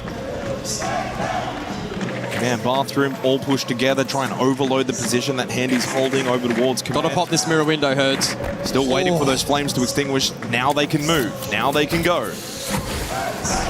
Now the defense has responded with util though. They have been stalled out here. That has also allowed Cyber to make his way back up. He's defending on the north side. I don't like this with Furia. I don't like this. Doesn't matter how pretty it is, as long as it's effective. Boxera eats that Nitrocell, and then the bullet from Vidiking. Gun up from Volps. I couldn't find anything on the initial swing, but Hertz has found a double onto both Vidiking Handy. The double spray. And Loira can still have an impact as well. His position not fully known. Cyber over towards that hallway. Needs to get involved now to help out FaZe. 40 seconds. The defense does have good deep positions here. FaZe could clutch up the round. Can still use that mirror window as well. Frag grenade onto Cyber's position. Now knows that Loira is close by. Loira is still stuck outside. Cyber, toe into the fire. That is defending his position. Volps has pushed down the hallway. Hertz has found another one onto Cyber and may just get Furia to Lair after all. He's been so quiet, but so instrumental in this round. Volps to go for the plan, gets off it, shield up. KDS and Soulstate hits the headshot. Will they crumble? No, they will not. Loira and Hertz combine. Furia will get themselves to Lair and will not bow out of the grand final just yet. They close out Fortress. And who knows what's to come next? We won't know until Lair is done. But Furia give themselves a fighter's chance. And who else but Herds just to get a little active at the tail end of that map. We've been waiting for that individual star to activate. They need him for the rest of this series. Herds will be eager to carry that momentum forward, just like the rest of that Furia squad. If Hertz can carry that momentum forward, build his own self-belief back up, Well, who's to say they can't go and win there? It's not impossible. They can build the belief. And then from here, it's just one round at a time again. Get this grand final back to 2-2, head into map 5, and have all the confidence in the world at that point. A really solid fight back from Furia. Don't forget, they were 4-1 down. They looked completely at sea. Missed their chance to close in regulation, but when afforded that second chance, did not mess around in overtime. As they closed this map out, they did so winning 5 of the last 6 rounds. That is momentum. That's a platform they've built to now launch themselves into Lair. Ahead with confidence. Who knows what this grand final may just bring. Yeah, Furia played a great brand of Siege on that map. The question will be, how well will it translate to the rest of the series? FaZe will bounce back. They will not be deterred. Furia need to play even better for the rest of this best of 5. Is it even possible? FaZe have been so good, so clinical. Furia just get the edge past them on Fortress. I think you're right, they might even have to play a bit better than going into Lair. But Lair is exactly where we are heading, courtesy of Furia. Let's see what the boys think back on the desk. 4 of those rounds went in a row the way of Furia, and 5 of the last 6 to tilt this back to a series. And while FaZe were using everything in their might, family, faith, foundation, and even on Fortress to be able to try to close it out in 3, it was Furia, another F, that would put an end to that and keep the conversation going to maybe what could be the beginning of something special. Of course, that is a lot to say and maybe a little too early, but they've opened up the door, Lax. I mean, what a show of resilience from Furia. Going down 2-4, yes, it is a very defender-sided map, but you still have to earn those defenses, and they absolutely did. And I want to talk about Volps, because obviously we've been highlighting him in the negative, to be able to find his way, find his momentum, find his rhythm, to really put the nail into the coffin here to close this series. Then you look at Herds, that last round, that was the defining moment for Herds to realize he's still in the fight, he still has impact. It's all in the head, all in the head. When your 2 leaders come back into it, when finally they start, here they're still at the bottom of the scoreboard, but still they had a few critical rounds. You just mentioned it, the very last one for Herds to be able to get that double kill on Horse with Twitch and finally cover the plant. They're making all the difference. And most importantly, I don't know if you caught it, when Hertz stood up at the end of that map, he went straight to hug all of his teammates and started pointing at them, touching their chest, getting them riled up. They can do it because he's done one comeback before. He's done one comeback before when it mattered the most at SI 24, and he's done that comeback against the exact same lineup of FaZe Clan. He believes he can do it again with 4 different teammates, and maybe I start believing a little bit more now. I think so too, and this crowd certainly still believes. You at home might believe. Many people thought, well, of course FaZe are gonna win. Why call it a miracle, the 3-0? Because these teams know each other so well, because there's so much talent on the side of it. And it's not FaZe Clan chasing that triple crown only. It's Herds on Furia, who this team was rebuilt around. It's Boxera's very first grand final in his career. And to do this in these moments, he's played phenomenally, by the way, and I think been a shining light even in a couple of dark maps for Furia. We absolutely have to give Boxera praise. I mean, this being your first international event, going against the likes of FaZe here on a main stage in front of a grand final and still putting up the performance and the numbers he is, that's not something you expect out of a rookie. That's something that catches you by surprise, and I am so happy that he has been able to play and keep the level of consistency that he continues to show each and every single map. And not even Hertz, not even, Boxera. Think of Volps. I'm taking you down a trip in the memory lane here. 2023, Atlanta Major, W7N, with Volps at the rim, wins his first major. That's almost 3 years ago. He's fighting ever since then. He's never gotten close to it.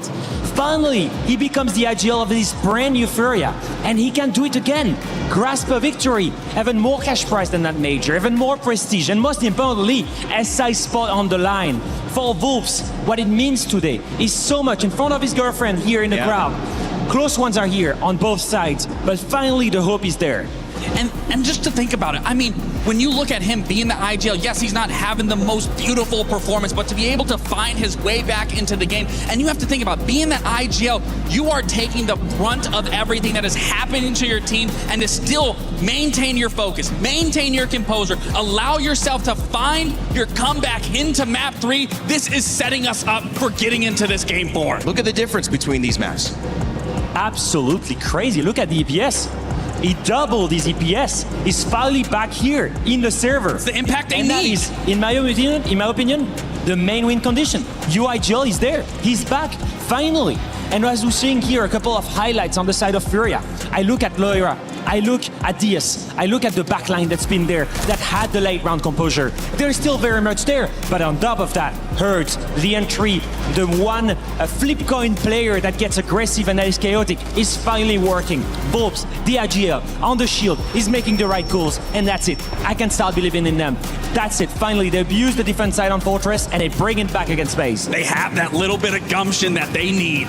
I love the way that this team has fought with belief. They fought with something bigger, because many people would have counted them out. That's not what's happening here. This is the atmosphere for a great historic comeback, and it's one map at a time now. Switching over to Lair after an incredible defense, forcing overtime, winning 5 out of the last 6 rounds. Furia have a chance to keep this momentum running, and a team that clearly operates best, Alfama, when the momentum is in their favor. FaZe gonna try to stall them out, try to make a staccato rhythm out of it, but if they keep listening to the drums, it's gonna be hard to not keep dancing. No, absolutely, and I just look at these players, and I think, you know, looking at especially Diaz and Loira, these two guys that are on your screen, they've been basically the nail and the hammer. Diaz is the one player responsible on the back line for winning all of these rounds where they're not at a man advantage. And that's because Loira on that side, Volps, Hertz, they're really aggressive players. They will take risks, and then sometimes, very often because of that play style, Furia will be on the back foot. Diaz is the one that's able to clutch that. Diaz is the one that's able to win those late round situations. And so far, I'm seeing Furia beat FaZe at their own game. It was a much slower paced Fortress. It was a strategic Fortress where everyone was close to each other, where most of the time you would see late round executes. And who is usually winning at those late round execute in a very tactical way? That's FaZe. That's the heart of their play style. And Furia, they're beating them at their own game, and that's beautiful. You know, we talked about adaptability, and because these teams know each other so well, and because we rarely get best of 5s in Siege, when we get the chance, you almost want it to go the distance because you get to see layers of adaptation that just aren't available. Not just the extra games, but now the familiarity with these two teams. And identity is a word that I want to pick on, because they kind of disrupted FaZe's identity, and they took it on themselves. Whether it was being aggressive or not, maybe even being more passive, but they seem like they were in control of this. Is that the answer now, Lax, as they head into Lair, and how can they repeat that? I mean, it's absolutely it's the key. It's the reason why they won that series, is that they didn't give up. They believed in one another, and I think the big key for me also is, again, we have to look back at Loira hyping up. He never faltered. He never gave up on his team. He was always trying to get everyone hyped and get them back into the moment. And a really defining moment outside of Herd's big 2K was also the moment you said after that series is when Hertz gets up, looks at everyone, hugs them, points to them, lets them know you are the best. We're going to win this. Let's get this next map. Those are the keys that is going to be the element that is going to get them back into this series, get them back into the fight, and bring it to FaZe's doorstep. We started speaking about it when it began, right? It's all in the flow state, all in the head, especially in these moments. Very often, it's not really tactical. But if I have to say 90% is the mental, then let's focus on the 10% tactically here. We've just seen a Fortress that is heavily defender-sided. Now, everyone here, you know it. When you defend on Fortress, you have the advantage. Now, that was great on the side of Furia. They could finally play towards that time crunch. When they were in defense, they were trying to bait FaZe into losing as much time as possible and then win on the last minute because of time. Great. You go on Lair, completely different setup. Lair is much easier to attack. You have multiple ways to go and execute. You can pinpoint multiple weak points all around the map. It's like a big square. You first get the initial control, and then you have 2 minutes to start working the bomb site. Playing that very slow, laid-back game and just holding site against a team like FaZe, against a team that 100% of the time is super good at execution, it doesn't work. So the same playstyle that got them to win the last map is not going to work on an S1. And this is where we go back to what Hertz said in an interview with Anne. When he began, he said, I believe we have something that they don't. We have more depth. We can play even more different styles than FaZe does. I need to see the proof right now when they're gonna go on layer, because they need to change that playstyle. And in a way, the map sometimes I've seen has changed the playstyle and dictated it. But with this setup, I feel like it has to be Furia that, just regardless of the map, and especially now, one map away, they are out. It is no longer their game. That has to change the playstyle of FaZe, even if the map isn't the same as Fortress to be heavily defended, where they get to pick defense in overtime because they were able to see that, in terms of their pick rotation, who picked first and who did that. I think the bigger thing, Laxo, is my question to you. What person, what star that we've seen, because both of these teams have stars. You mentioned Loira, we talked about Volps, Diaz in the back line. Who needs to show up? Who is the biggest impact here? It has to be Herds. Herds has to be the player that I'm going to be looking at on the side of Furia, being their captain, not their ag.al, their captain, the leader of this team, to be able to get that momentum, get that rally, get that ferocity. When you look back at the 6th Invitational that he won, he broke kill records. We need to see that exact same Herds going into this map 3 to push it, map 4 to push it into a map 5. And now we're going back to FaZe. What do they need to win? Well, let me take you into another memory, and that was SI, just a couple months ago, in front of a French crowd, in Paris, exact same location. These guys are playing SI Grand Final, and they're facing a really good Team Secret. And they're leading. And then suddenly, they stumble upon a problem. They lose Fortress against these guys. They've been here, exactly the same spot. Wow. One map away from winning, suddenly they lose Fortress. And they bounce back. They won the map after that. That team mentally has everything they need to bounce back in this. That's why I'm saying the pressure is on the side of Furia, not of FaZe. Currently, it's 1v01 to make it and to win. They still have a life. They are not worried. On the side of Furia, I need to see that tactical depth that Herds has been speaking about. One of the reasons it's so difficult to come back from these 2-0s, these 3-0s, is because the other team hasn't won a game. But 3-1, there is a possibility if you isolate it to we just have one map, and then it's anybody's performance. But the amount of adaptation that is required to take FaZe 2 more times to the distance, it is going to be tough. There is pressure on Furia here. A comeback starts with a single round. That's right. And that single round is about to be on your screens here. Picks and bans coming out for our operators. Alfama, what do we see? It's going to be an important one, I think, because we've mentioned it before. The playstyle is not the same. The way the map is being played is not the same. And on the side of Furia, you want to once again stick to the game plan that works. Remove the shields from Vita King. Don't let him get comfortable in there. And then remove the one execute operator that is the strongest in the meta right now. If you remove Glass, that is Ying, and that is done already. They're making sure they can play into that late round, especially starting in the defense. But when you go into lair, you don't know who's going to come out. And that's exactly what we have here. Furia trying to push us to a 5th game. And FaZe trying to close it out and lift that trophy on stage. Cyber and the rest of the squad has been phenomenal. Can they do it? We'll find out here as we send you over to lair. Back with Xenox and Guz. Well, the beauty of map 4 means it's one of two things. Either FaZe will claim that trophy at the end of lair, or Furia send us to map 5. It's one or the other in terms of heading into lair. A 3-2 record for Furia, but most importantly, of course, a win versus Dark Zero. Just yesterday, 7-3 on this map. And on the flip side, for FaZe, if you recall, a few days ago in the quarterfinal, they got decimated by Team Liquid. 1-7 loss for FaZe. That's the last 2 times these teams have played this map in such a short span of time. Furia begin defense as well. Can they carry that momentum from Fortress into this map of lair and seek out that 5th and final map of Clubhouse? I think a good opportunity as well to be mindful. We are now entering map number 4 of this series. Best of 5s, a rarity in Siege. Often only played in the most important of games, especially in this kind of environment. And so that's naturally going to give FaZe an advantage. The stamina of Furia is really going to be tested to its absolute limits. They did well to grind out Fortress. Lair's going to be a whole different story. So Master and R6 top floor to begin with the defense of Furia. They'll bring the clash in Diaz to hold over towards Ops at the moment. Right now the focus for FaZe opening up balcony side breach.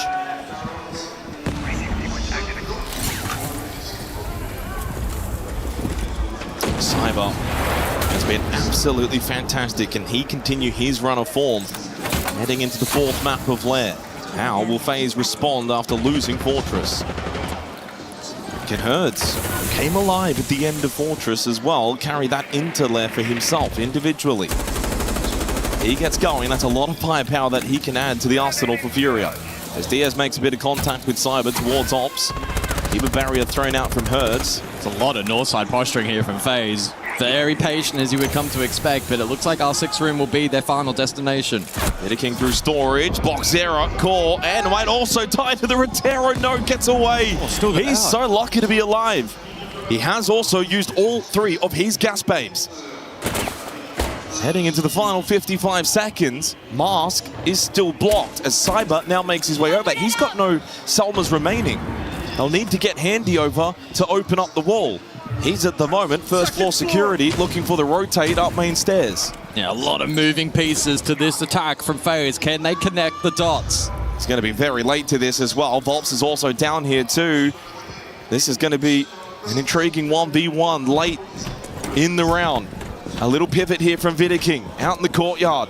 Looking for the rotate over towards the breach. Souls gets rid of Loira, and Handy won that 1v1 against Volps. He can push up main stairs as well towards the mezzanine alongside Cyber. Hertz over towards Mask by himself. Boxera still alive, but lower, and now they've dealt with Hertz. They can get this plant. Diaz and Boxera need to deal with Handy very quickly, because the plant will be successful from King. They've slipped on in, they've got the plant down, and Boxera now on a 1 versus 2. Up close with the shotgun against Handy, but couldn't find the contact, and King now slips on out, playing towards the courtyard. And Handy, playing inside a server, has not made a move. This should be all too difficult for Boxera. Low on time, spots the gun barrel, needs to be quick, needs to win the battle. He cannot.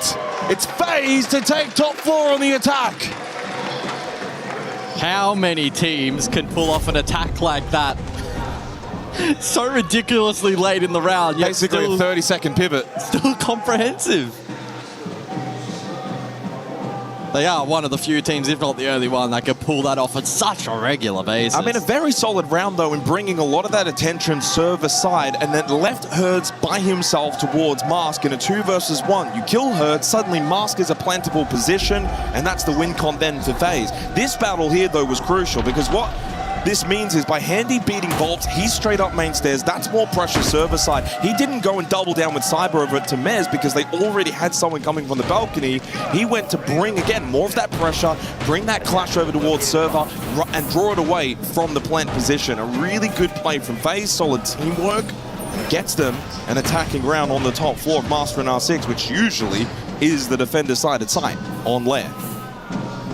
And they're firing on full cylinders. That style of attack, you have to be so in sync as a team. The comms need to be spot on and everyone reacting with really, really good timing. A great display. And it could be giving us an insight as to just how strong FaZe may look here on Lair. It is only 1 round though. It is, and Furia, interestingly, will head us over to the tertiary for the upcoming round. Bunks briefing their side of choice. And the defense electing not to bring the Solace. A common tool for the denial, but the Warden, though, is in play if FaZe were to go for the U-tool layering. But you look at the lineup. There's no Capitao. Are they going to go for the top floor clear? Bunks briefing featuring one of the highest plant rates in the entire map pool, not just on this site. It's beaten by Reading Fireplace on Cafe, and that's it. They don't bring the Sens, which usually does highlight the plant from green. Diaz goes to Nitrocell. Does get a good chunk of damage onto King. Volps will be the first one to fall to the pistol of Cyber, and now FaZe will pick up the pace. They've just got that ability to flick that switch, go from slow pace to then brute force in your face.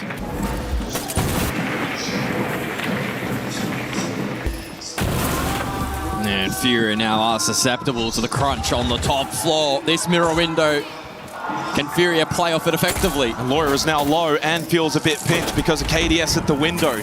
Tries to get some damage into Cyber. Hertz needs to try and help, and he does. Good Nitrocell. KDS then was able to slip in and catch Moira in the back.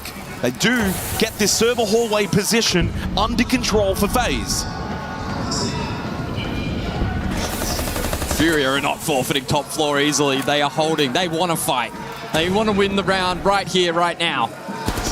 No one going towards the site for neither team. No fallback from Furia. Oh, that sound was big. It's going to force Hertz out. Diaz and Hertz still playing close by together inside of R6, but a good clear onto Hertz. With that wall being opened up, he was stranded. Bit of a rotate from Vidaking. Diaz caught though. Falling apart for Furia. Down to Boxera.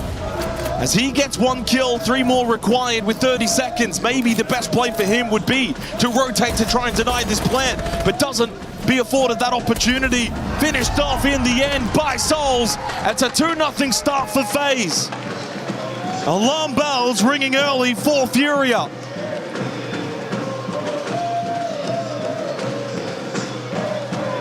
And it will be a tactical timeout called already by Redux. Pausei pra vocês darem uma respirada, tá ligado? Diminui um pouco o ritmo do jogo, porque a gente tá tentando procurar o erro dos caras, ao invés de esperar eles errar, sendo que eles vão errar, que nem o Fortaleza, guys. A gente jogou só fazendo as reações padrões do mapa, sem ficar muita putaria de troca-troca, tipo, no meio do round, e os caras só foram entregando as kills sem sincronia, tá ligado? A gente tem que seguir o mesmo plano, não sai do plano do Bahia que vai dar certo. Vamos fazer Labs Falcons agora, não tem problema, depois a gente bane o Ace e volta pra de cima. Guys, lembrem das reações padrões do mapa, que as kills vão vir, o round vai ficar fácil se a gente diminuir o ritmo da comunicação e focar no que a gente precisa fazer nos cruzados da tática, fechou? Vai dar bom, fazer.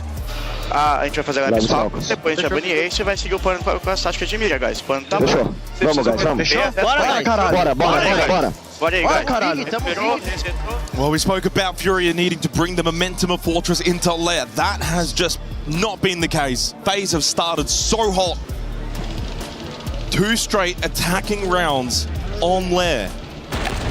Puts immediately Furia on the back foot. Don't forget, it's the 2nd best defensive map in the pool so far at the Esports World Cup, only behind Fortress.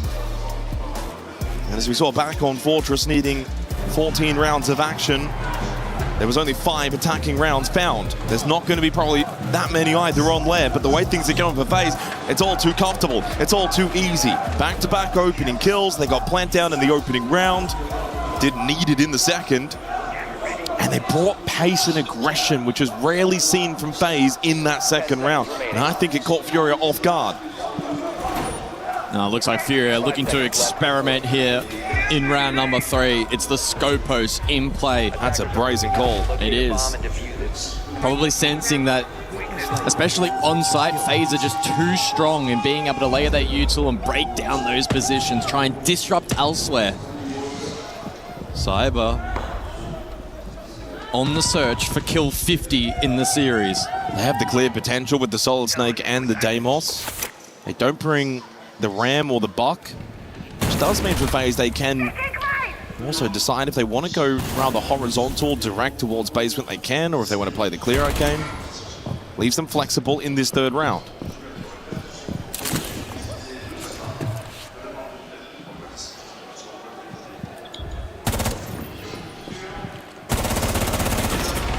Cyber, no surprise to see him looking to make contact early. So far, it's all been Boxera for Furia on lair. Bob's Bolt, in the meantime, was targeted by that death mark. Could find himself in a precarious position 2nd floor, but all the attention from FaZe at the moment is directed towards basement. And you can see the vert set up here from the Scopos. It does also, though, limit the play for Volps. In terms of being played into, good ping on the radar from Cyber, catching Laura, Diaz and Hertz' location. It does, though, mean for Volps, if they indeed are going fully direct, he can be the one to backflank for Furia. In fact, he actually has transferred back down into basement. Oh, that's a timing, though, from Boxera onto Cyber. Catches the timing on the rotate to find the first kill for Furia. feels desperate. He's up to 5 kills. He does not want this grand final to end just yet. Into the final minute, Herd's taken low, but Volve Stars find contact on the Scopos, dealing with the Blackbeard of Souls. 2-player advantage for Furia. These are the rounds you absolutely must be winning. Herd's into the corner, flashes coming his way, couldn't avoid the second, but hasn't been cleared. The push through not just there yet. He will get cleared though by Vidaking. Finds the tight angle, but trade immediately comes from Diaz on the smoke, leaving Handy and KDS by themselves to try and snatch this round for FaZe. But in this grand final, even from the side of FaZe, these 2v4s have not been common. Easy one for Loira, spots out KDS, gets them both. Furia find their first round on Lair. Yeah, it ended up being quite one-dimensional there from FaZe. The lockers all in, brute force play does not work out. Furia, they withstand that pressure. Isolate a couple of picks in their favor. They still had good roam presence in play. Box Zero caught a good timing as well. They hit the scoreboard as the additional bans will roll through. It's the Ace and the Mirror. Now, the Mirror has been certainly causing some disruption on the side of FaZe. Not a tool they haven't been able to counter, but by just taking that off the board, it means they can invest that util elsewhere, and it might aid in some time management as well. There was that timing. And whilst a couple of positions on the side itself got compromised late, the one-dimensional nature of the push here from FaZe meant that Furia are able to stand tall. And some solid on-side ankle work. They've just got to keep pushing the boundaries, though, for Furia. They need to mentally try and get into the heads of FaZe and FaZe to think, oh, how are these guys not going away? Remember, at one point in this grand final, FaZe Handy playing with the camera and all smiles, but the longer this goes on, those smiles will evaporate. 10 seconds left. Back to Master and R6. These are the sides again. You've got to be winning. They did it back in the opening round. Attackers are moving out. See the Maverick this time from Handy. Bans the Ace and the Mirror.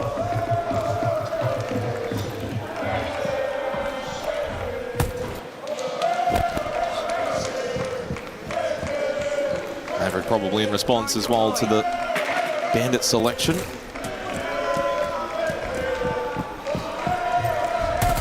Last time out, FaZe didn't really go for an ops clear. It's that sort of north side here. A lot of courtyard pressure. I wonder this time, though, with the Maverick selection, if he will eventually go towards an ops push and get this mezzanine control. And judging by the initial positioning of FaZe, that should be the case. Yeah, Handy can create line of sight, generate a cutoff point. Makes it difficult for Herds to continue to hold this Herds impressive angle. Herds is very fortunate on this table in front of Souls. If there's anyone inside of the server that you probably expected to die there, it's Herds. He's had a rough day in the server today. Gets away with one. Yeah, that's good. Does mean mezzanine has kind of been a little bit dealt with already. It's more difficult now for Loira to play aggressively there. Bob still wants to kind of hang around main stairs, but he looks a little cautious. FaZe can completely forfeit ops. It's perceived pressure for the remainder of the round. No one will be confident in re-swinging that on the side of defense. Early pressure, no way of really getting information. And now they bring all of their players back over towards this courtyard breach. Did they just go for phantom pressure again here? And then rotate off again. Go R6. Maybe the full flip, bit of bathroom pressure as well. It'd be so on brand for FaZe to go for that. Just keep Furia guessing. And again, evidently, as we've seen in this grand final, they don't need a lot of time. They're the one team probably that could just continue to execute 20, 30 seconds left and always look comfortable. They've done well to do with a lot of these Vulcan canisters as well. Laid out by Boxera. Oh, but he catches the timing on the KDS. And suddenly becoming a coming-of-age grand final for Boxera. He's been their best all grand final long. Vidaking taken a little low on that Blackbeard too. And an impact available still, and he will throw it out, and it gets Vidaking very low, but he still then found the kill onto Handy. As Souls will fall, a 1 HP Blackbeard and Cyber's all that's left for FaZe. Now getting low on time, but Cyber is the criminal that could put Furia to bed in this fourth round. But as Bitter falls, Cyber will need all three remaining. Gasbabe thrown his way, forces him back from Mez down the server hallway with Loira and Diaz close by. To lock this round up for Furia, Diaz will find the kill. We are tied on Lair. Yes, we are.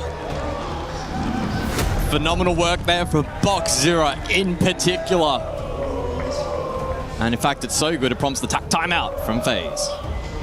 Agora provavelmente vai vir essas paradas aí de planejamento aí em cima de queimar a parede, tá ligado? Então vamos fazer tipo aquela antiga de domínio quarto, que tu jogava junto com o Cadeiro no banheiro. De Marveco? Tá. Isso. Só que a gente ainda precisa de ter aquela pressão de domínio rápido lá do banheiro, tá ligado? Então tipo, o Vitor... A gente vai dominar lá depois. Pode pegar um bug, pode pegar alguma coisa assim, a gente só vai mesmo no tiro. É bem provável que eles façam aquele stack date lá reforçando agora dessa vez. Fechou? Fechou. De boa. Aí mantém o Soji e esse o Hudson joga normal. Ele tá bom. Pode, só tem que pegar uma ribana quando faz assim. A gente pode abusar de Glass também, tá? A gente não pegou nenhuma vez Glass. Bom, vamos pegar a de baixo pro Tosco comer o lab. Tá. Pode ser. Pela direita. Bora. Bora, guys, bora. Como é o tá?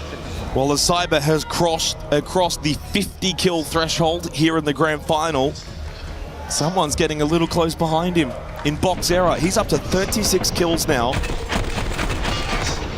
The only one even remotely close to the performance of what we've seen from Cyber. He's also 8-4 on entry. Easily been the best for Furia. Someone so young of age and as inexperienced, he has not been frightened on the stage, in the spotlight. He has been the man for Furia. Yeah, absolutely. It's been a real standout performance for him today, but also by extension, the Esports World Cup. An opportunity for him to prove that he has a spot at this level. And it's not like this is just any kind of grand final. You're playing a dynastic team in FaZe Clan, and what they've done over the last couple of years, this is a difficult task. You found yourself 2-0 down early, and he's risen to the occasion rather than being, let's say, shying away from it. All tied up, 2 rounds to go in the half. Rafadel's timeout for FaZe expires.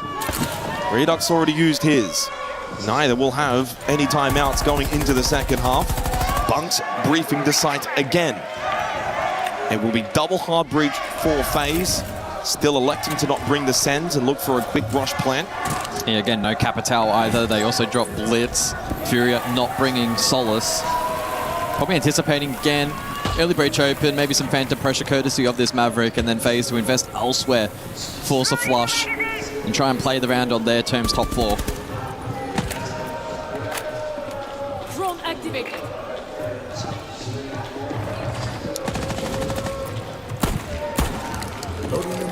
I'd be pretty surprised if this ends up formulating as a direct hit from FaZe. Say that, the way that they're positioning at the moment may suggest otherwise. Or is it back to that sort of phantom pressure that you create and then you rotate off? Saw that back in the last round. Ooh, Cyber at the window.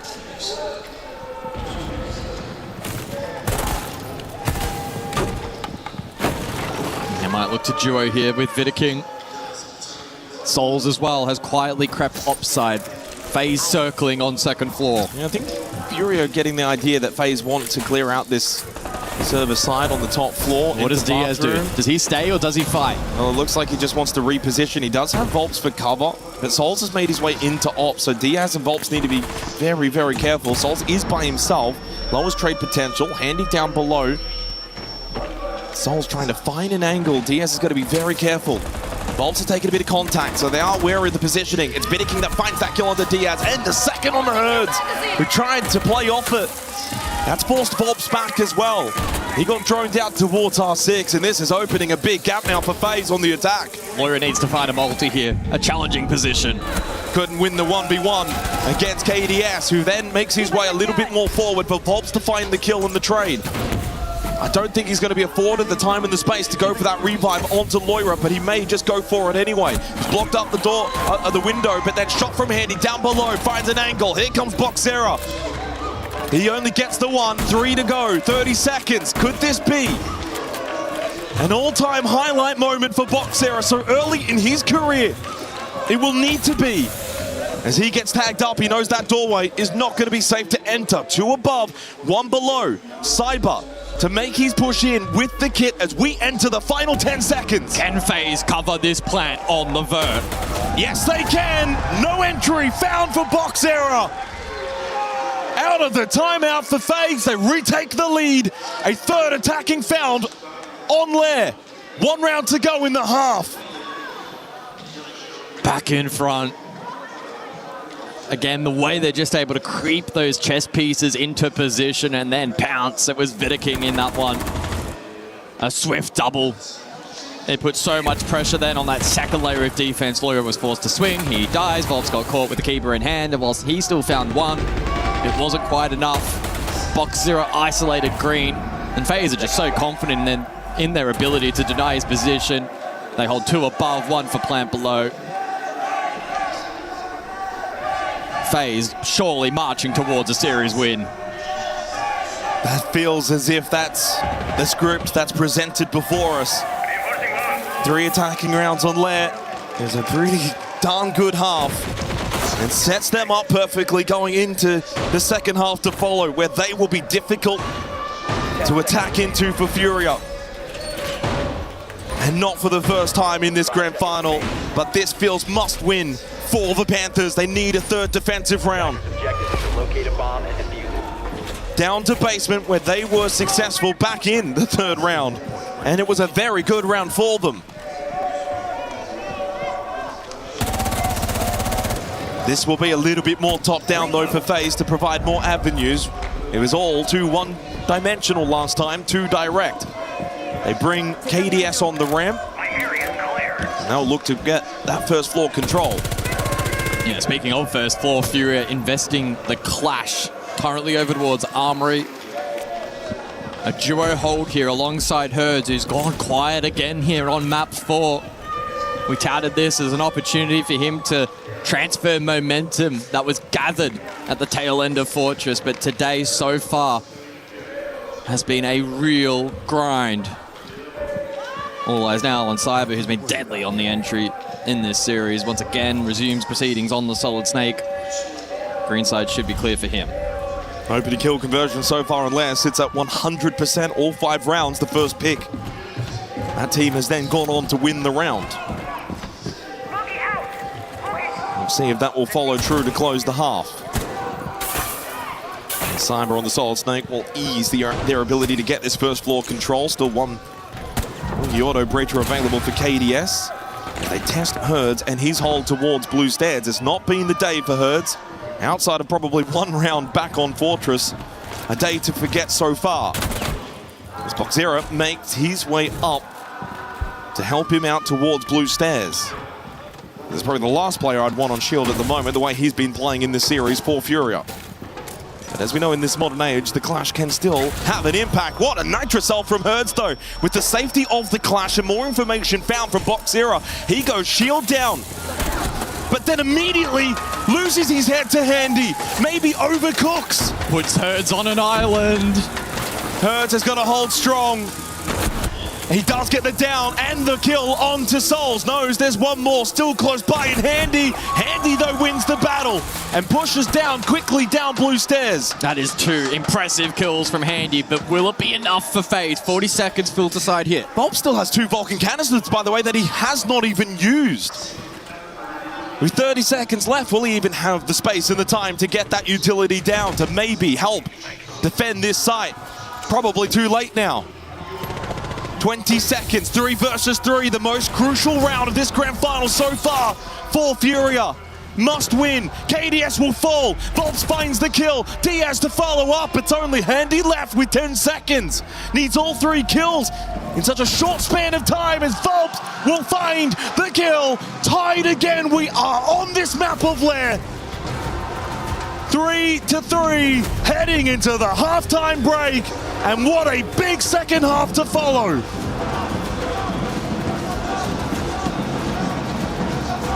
De baixo, o bombo do meio, que tá muito claro o que a gente vai fazer, tá ligado? Depois eu vou abrir uma conversa sobre o bombo de cima. No bombo de baixo, guys, eles têm a recuada eco deles, tá ligado? E aí o Bahia quer que a gente faça a foto de eco. E se for a Labs 3-2 que eles têm, que é tipo, que é mais esquivando garagem, ele quer fazer full garagem. Só que ele quer fazer aquela ideia, Bok, de você de shield escondido no teto e você preparar o Neymar pra ele. Porque o mid-round vai ser muito bom explodir Neymar pra baixo, que eles não tem muito counter de shield, tá ligado? E aí eles vão ficar muito fodidos, porque eles estão muito acostumados, guys, a gente dando o primeiro contato vacina. Vocês vão ter que ter disciplina pro com o primeiro contato vir lá do Neymar. Eu acho que vale a pena a gente apontar essa parada da Clash e trazer aquela mira newbie, igual a gente fazia antes, só que com o Soji Smoke e o Cyber segurando esse cara lá de quarto ou ela mesmo. Mas vai querer o cast lá ou não vai precisar do cast? Não vai precisar não. Em qual bomb você falou isso? O bomb de baixo. A mira era na esquerda, era, né? Era. Oh boy. Well, a chance to reset. FaZe strong out of the blocks on Lair, guys, winning the first 2 rounds. Furia then respond, 3 of the next 4. But I question this to you, is that enough? Is 3-3 at the half enough, now going on to your own attack? I think you take it against FaZe. But there's one man that they need to keep in line, which they actually have for the most part here on Lair, and that is Cyber on screen now. 50 kills up until this point across the series. The best of 5 record, of course, held by Gunner at the Manchester Major, 63. Can he achieve that goal as FaZe continue their march towards the trophy? Oh boy.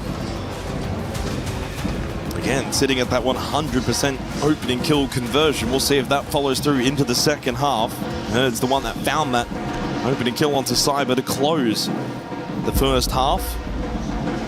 As we head into the bends, Cyber starting a little cooler here on land, just the 3 kills on his way towards that kill record. Kaid Bandit, Monty and Grim will be the bans. FaZe probably wondering, well, how have these guys continued this far into the grand final? They're just holding on, our Furia, and if you hold on long enough, you might just get to map 5.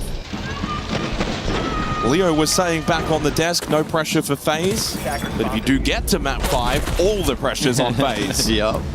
It flips immediately. And a good moment there as well from Herds, having impact. He's been under the spotlight over the course of this series and for all the wrong reasons, but his history has taught us he can turn it up when required. But they'll need see that with a lot of the top pros, though, is it's very easy for them to start, you know, 1-6 or 1-7 or whatever it is, but then once they get a couple of kills, they can get going. We've seen that from Herds. 10 seconds left before insertion. But it has to happen sooner rather than later. He's 17-35 across the 4 maps. Bob's 20-31, but they've gotten quite a bit out of Loira and Diaz, and certainly from Block Zero, who's up to 37 kills now.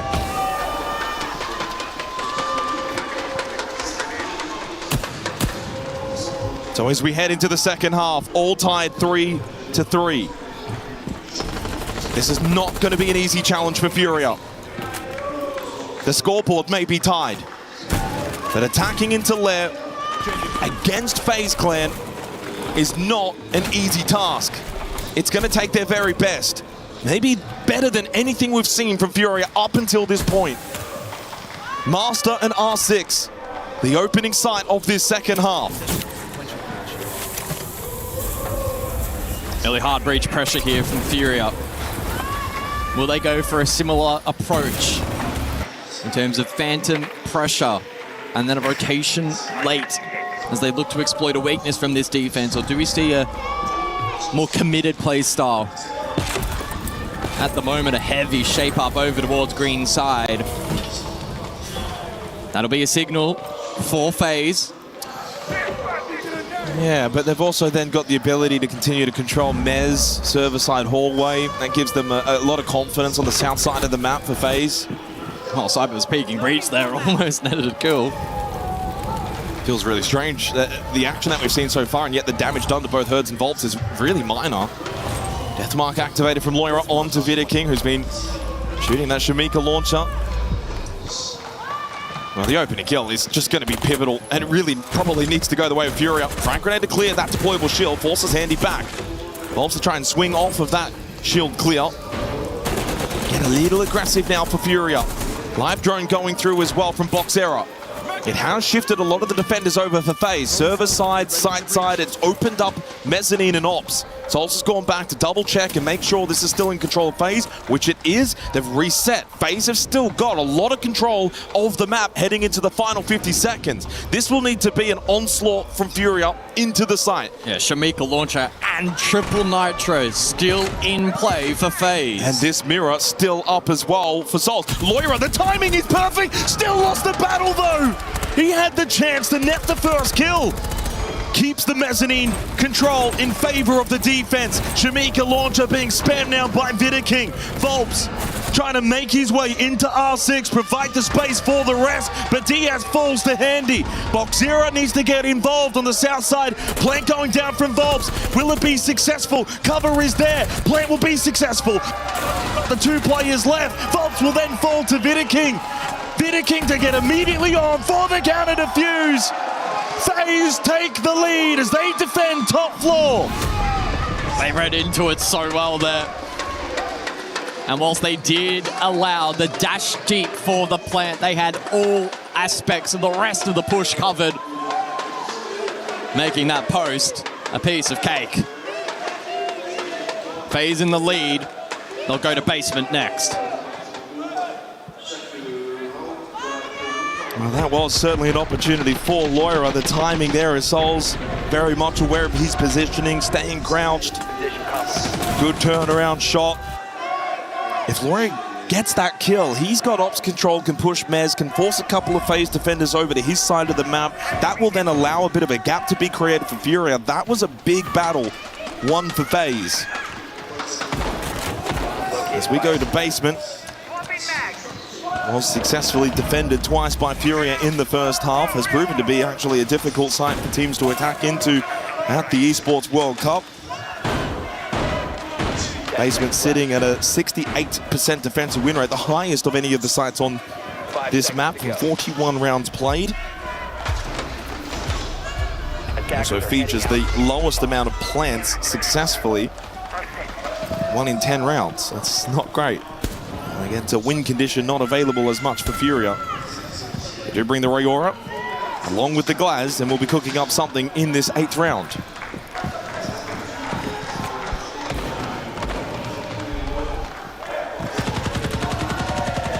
It's taking a little bit of damage early, but able to traverse over towards the lane warehouse breach and expose that. They're very intrigued to see how Furia can employ the Rayora into this lineup. Can sometimes be used to facilitate more direct hits through basement and cut down on that traversal time in towards the side, and in some instances as well draw out the util from the defense and counterplay of that, the nitros, the impacts as well. Likely to be a lot of moving parts to this attack for Furia. Volps is currently deploying some of that utility from the exterior.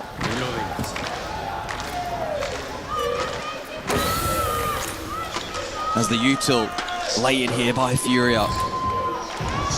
Some of that, though, getting caught, which may compromise the ability for the guys to get value. And Diaz is hopeful and praying that someone just walks into his line of sight.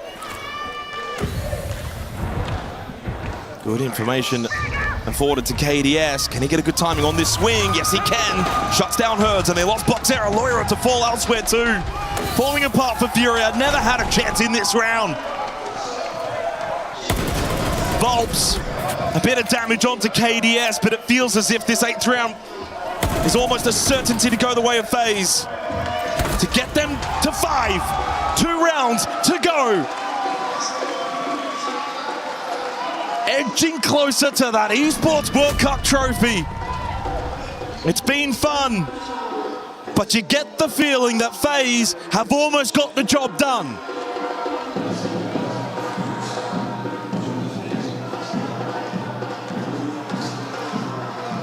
It's an unnervy feeling for Furia. Completely outmatched so far in this second half. And surely if FaZe complete the full rotation and get themselves onto map and series point. Yeah, you can feel like they know it as well. That's it. Surely there would be no comeback potential from there. It would be improbable. Still at that 100% conversion rate as well on the opening kill. 3 of the last 4 going the way of FaZe. Well, no surprise, 3 of the last 4 rounds have gone the way of FaZe. This is what I was thinking back in the first half. Did Furia give up too many attacking rounds? The repicks here from Furia. The Thatcher plus the double shield, or at least single shield, suggesting we could see a more direct approach with the counterplay onto the Solace. Furia may elect to go for the all-in play. Thatcher to deny the Nitrocells looking to go the way of the planter. It is Bunk's briefing.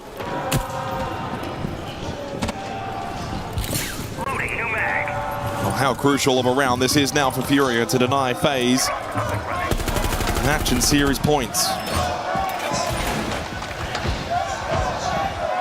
As expected, it's a full investment second floor from FaZe. Plant denial in position. They've got 3 Nitros, they got 3 Gas Babes and the Solace. I don't know if Furia have the ability to go for the rush plant. I'm most concerned about the Solace. The Thatcher has to land. I think this needs to be a top floor clear. They can still use the Blitz for that case. Good information as well gained from Herds. Nitro out early from Cyber. Diaz in through storage hallways, got Moira behind him, got the flash, couldn't get the kill. Moira gets the trade, mirror broken, pistol out, hasn't got the space or the time for the reload, but now will be afforded said space and time. Reload successful. Gets Diaz back on his feet, but low on that blitz.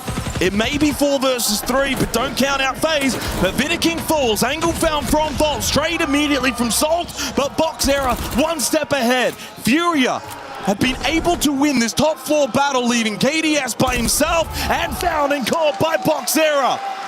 A 4th round acquired for Furia, and they're first on their attack. Not done with just yet.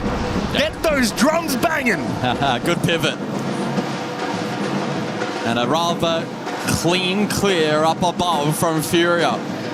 They maintain touching distance. First rotation done. Let's see what the next 2 bans entail. Intrigued to see what Furia elect to shield take off the board. Yeah, the mirror.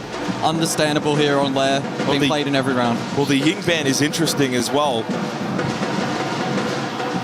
Haven't really seen it at all from the side of Furia.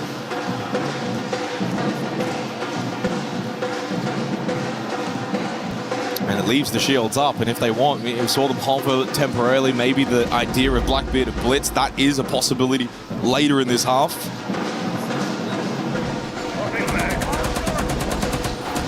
Well, back on Border, it was 5-5. Back on Fortress, it was 5-5. And here on Lair, can it go to 5-5? Bank really, now in hindsight, is the only map that's been incredibly one-sided, and that was still a 7-3. 7-3 to FaZe, 7-5 to FaZe, 8-6 to Furia, and now 4-5 on the 4th map. The Esports World Cup in the Siege folklore has not provided, let's say, the best of grand finals, but this one's been pretty decent. How much longer will we go? 10th round, can Furia get it to 5-5? Or can FaZe get their first grand final points? Master in R6 is a very difficult site to attack into. Furia will have to bring their very, very best. But no mirror to contend with this time. Instead, the Azami will be brought though for FaZe. Just as much of a difficult operator to deal with. Yeah, certainly can be. Or Cyber lurking reception on the first floor. Has been contained quite well though over the course of this series. Has Nitro ripped currently. So the pre-place in position for that ops entry. Or will it land? He doesn't have the info. It's a little bit too late. Diaz was on the boost. Diaz fortunate. And also same on the timing for Volps and his positioning. So that Nitro goes astray. It's the only one they had. In terms of denial, they still have the Shamika launcher of Vidaking, the 3 Gas Babes of Handy. And there goes one, and the push-up from Box Error. He goes for the long-range shotgun down the hallway. Box Error opens up the round. It's been a 100% conversion rate up to this point. FaZe starting to just move around a little bit. Disrupted here by this attack of Furia. Full mezzanine control, forcing out the Shamika launcher of Vidiking to keep them at bay. Herds has also opened up the balcony breach.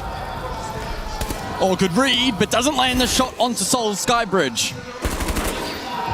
They've at least forced FaZe's hand. FaZe is starting to just move around a little bit, having to backfill some positions. Gaps have been opened up. Now it's all about waiting out these flames. 12 bullets in the Shamika launcher still left. The good news for Fury, though, they've still got an entire minute. But the bad news, they just lost Herds trying to make his way in through that breach to get over to Mask. They've just got to draw out this utility. There's a still win condition here for Fury if they can go deep. Boxera again down the hallway as the rest have pushed into the site. Volps has got the kill onto KDS. KDS being dead has allowed Boxera to push through. Vidiking and Souls low on health. Here comes Boxera though again. Good flank. Souls in a 1 versus 2. He falls back. Diaz has got 3 kills, needs to go for the kit. Souls doesn't want to allow them to grab this, but a good death mark from Boxera signifies the position of Souls. Boxera to cover while Diaz will go for the plant. He's got the position known of Souls. Diaz will get the plant down. 1v2 post plant for Souls. We've not seen many comebacks. There's a chance for Souls to cross Furia here and now, but Diaz stands tall. Oh, what a round for Furia.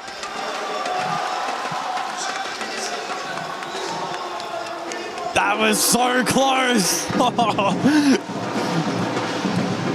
A respectable attempt, so difficult into the Deimos. Heroics in that round from Furia. Boxera with a huge send lobby. What a grand final. This feels like a coming of age for Boxera. Volps as well with a big send on the Blackbeard in that round. They had to make some big calls in round 10. It's breakpoint. For the 3rd map straight, we're tied at 5-5. The first time it went the way of FaZe. Then Furia eventually in overtime got the job done, and here on Lair, round 11, 5-5, and basement we go. Could Furia do the unthinkable and win 2 maps straight to get us to map 5 and give themselves a chance, a fighter's chance at completing a full reverse sweep against FaZe? They're so close, 2 more rounds and they can get to Clubhouse and do that, and all the pressure goes back onto FaZe. And honestly, some of that perceived pressure of that 5th map and its potential may already be there on the shoulders of FaZe. In the back of their minds, they realize what could happen if they lose this map of Lair.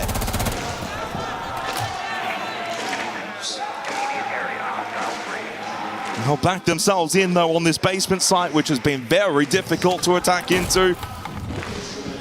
The 2 straight for Furia give themselves a chance. Still, by the way, 10 rounds in, the opening kill has decided the round every single time. Reloading! Nobody inside of the server will want to put a foot wrong, but it's quick map control from Furia. This filter fight is massive. They might push this over towards blue stairs, but the clash is there. Good decision from FaZe to put Souls on the clash, anticipating aggression towards blue stairs. Yeah, the clash won't mix well with the Blitz and the Blackbeard for Furia. But they don't have to full commit at this point. They have Vert. They're establishing that now, courtesy of Herds on the sledge. And you can go direct here on a potential pivot later, so perceived pressure, open up the floorboards, and look for the more direct hit. Still X-Kyra is available for Diaz. Oh, can Laura find a timing here? No. Position also now known outside in courtyard. Oh, this is a good drop. The Boxera into sight. He goes pistol, pops the Vulcan canister. It's Handy that found the opening kill on the follow-up from KDS. Here comes the Demon though. He needs a big round alongside Boxera. Can he deal with the clash? Would make this round a little bit more winnable. No, Handy's on the move. FaZe now on the verge of finding grand final point. The back-to-back champs have been tested well and truly, but now have the chance to land the knockout blow. Round 12, grand final point for FaZe Clan to add the Esports World Cup trophy to that cabinet.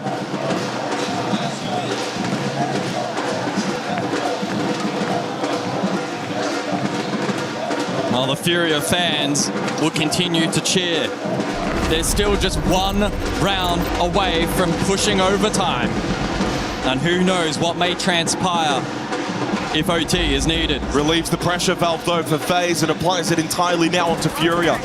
Cannot make a mistake, cannot make an error. And while you did attack successfully this top floor, you'll have to now do it again. And the same tricks may not be able to work twice.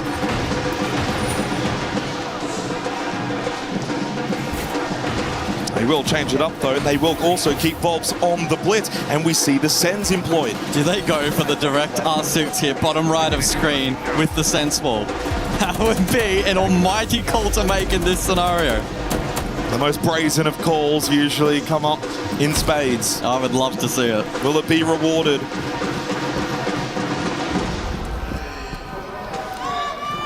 Grand final point for FaZe. They only get one chance at this, otherwise we go overtime. First kill, all important. Still sits at 100% conversion. The call that you made though, guys, doesn't seem like that's going to be the initial entry. Unless it's a bait out. We've seen a lot of fake pushes from both of these two teams. Wouldn't be shocked if we see an attacking pivot. It doesn't have to be an early push here from Furia. They could go very late for that set play, but they need to try and maybe draw FaZe elsewhere. Well, FaZe will know they can sit back. They don't need to challenge. You can afford some space. You've got the gas babes. You've got the Shamika launcher. Souls will have the keeper barriers to keep himself rather comfortable inside. They do commit though ups at the moment. They certainly are. There could be the ROU for the Mez stall out instead, and then cut side in half to make denial a little more challenging. Smoke grenade to cover the Solma charges, making sure Handy can't swing Mez and potentially deny. But as every second ticks down, more and more nervous, but it's Lawyer that finds the pick over towards Server. That's drawn KDS over, but that's allowed Boxera then up main stairs. The gap has been opened for Furia. They find the crucial opening kill, but it's the follow-up that now is more important. Deathmark activated from Boxera onto Cyber. But it's Volps that will fall to Souls. The answer back is swift from FaZe. Will we see Furia freeze? FaZe now in the lead. They find the next two after losing the first onto Handy. And Loira's at half health. May come down to Boxera to be the hero. The newfound hero for Furia. 60 seconds remaining. FaZe are oh so close to that trophy. And Boxera given no other option but now to join the rest of the attack over towards Mez. First cross made, shield screen goes up. Souls can't play off it, but he vaults. He may elect to push, avoiding a lot of utility. Nitro! Brain going down from Diaz. Nitro cell from Cyber. Loira got the trade though onto Vidiking. Cyber still needs to help out more than just that Nitro. Loira grabs the kill. Souls gets the kill. Boxera with 1, 2 to go. 30 seconds. Can he make the clutch work? This would be the biggest play of his very young career. Boxera, you've got 20 seconds, son, to make the play of your life. He has the case, he has the decision in his hand, and he will go for the plant. Does he stick or does he fake? FaZe converge. Enters the post plant. Gives himself the chance. Spots one. Oh! Shotgun connects. Now to swing and find KDS. Auditory information, but no, it will not be his moment. So close, yet so far. From devastation in Sao Paulo to elation in Boston. But it was a celebration as well in Paris already earlier this year. FaZe will celebrate again in the City of Love as they win their first Esports World Cup Championship and firmly set their sights on a third hammer in Brazil later next year.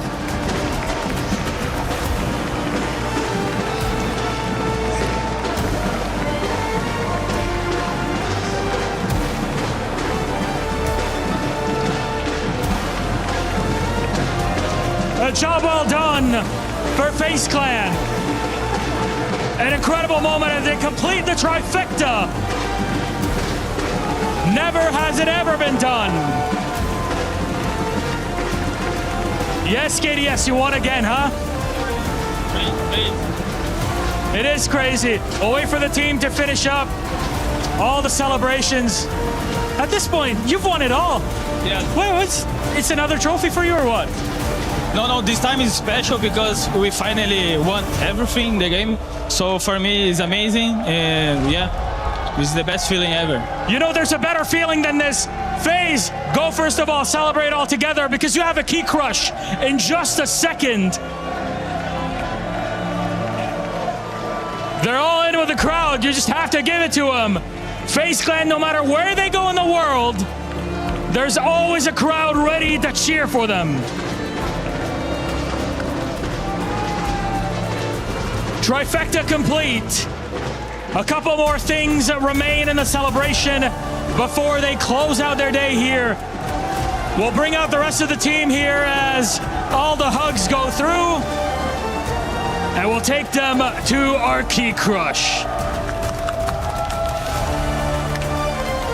Gentlemen, come on. FaZe Clan, come here. Before you lift it, we're gonna go back. We were talking about a moment of celebration.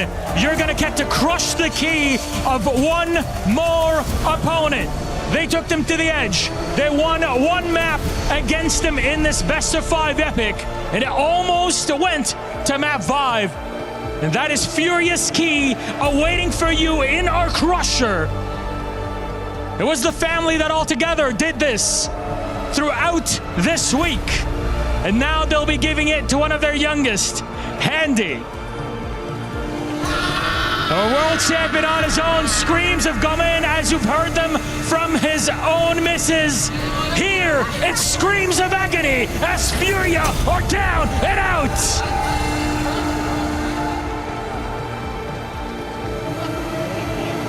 Does that register 131 decibels for you? I'm not sure about it. The crushing, though, that goes all around the world. Gentlemen, FaZe Clan, come on over, gentlemen. All of you, including you, Handy, come on over and go once again to what is rightfully yours. The moment they've all been waiting for. It seems that everything lines up for them, no matter where they are in the world. FaZe Clan are inevitable, and they are your EWC champions!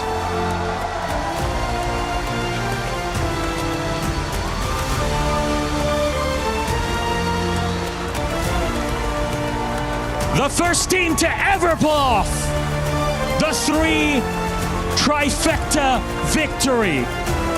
An invitational, a major, and an EWC. This time happening in the heart of the Eternal City, Paris.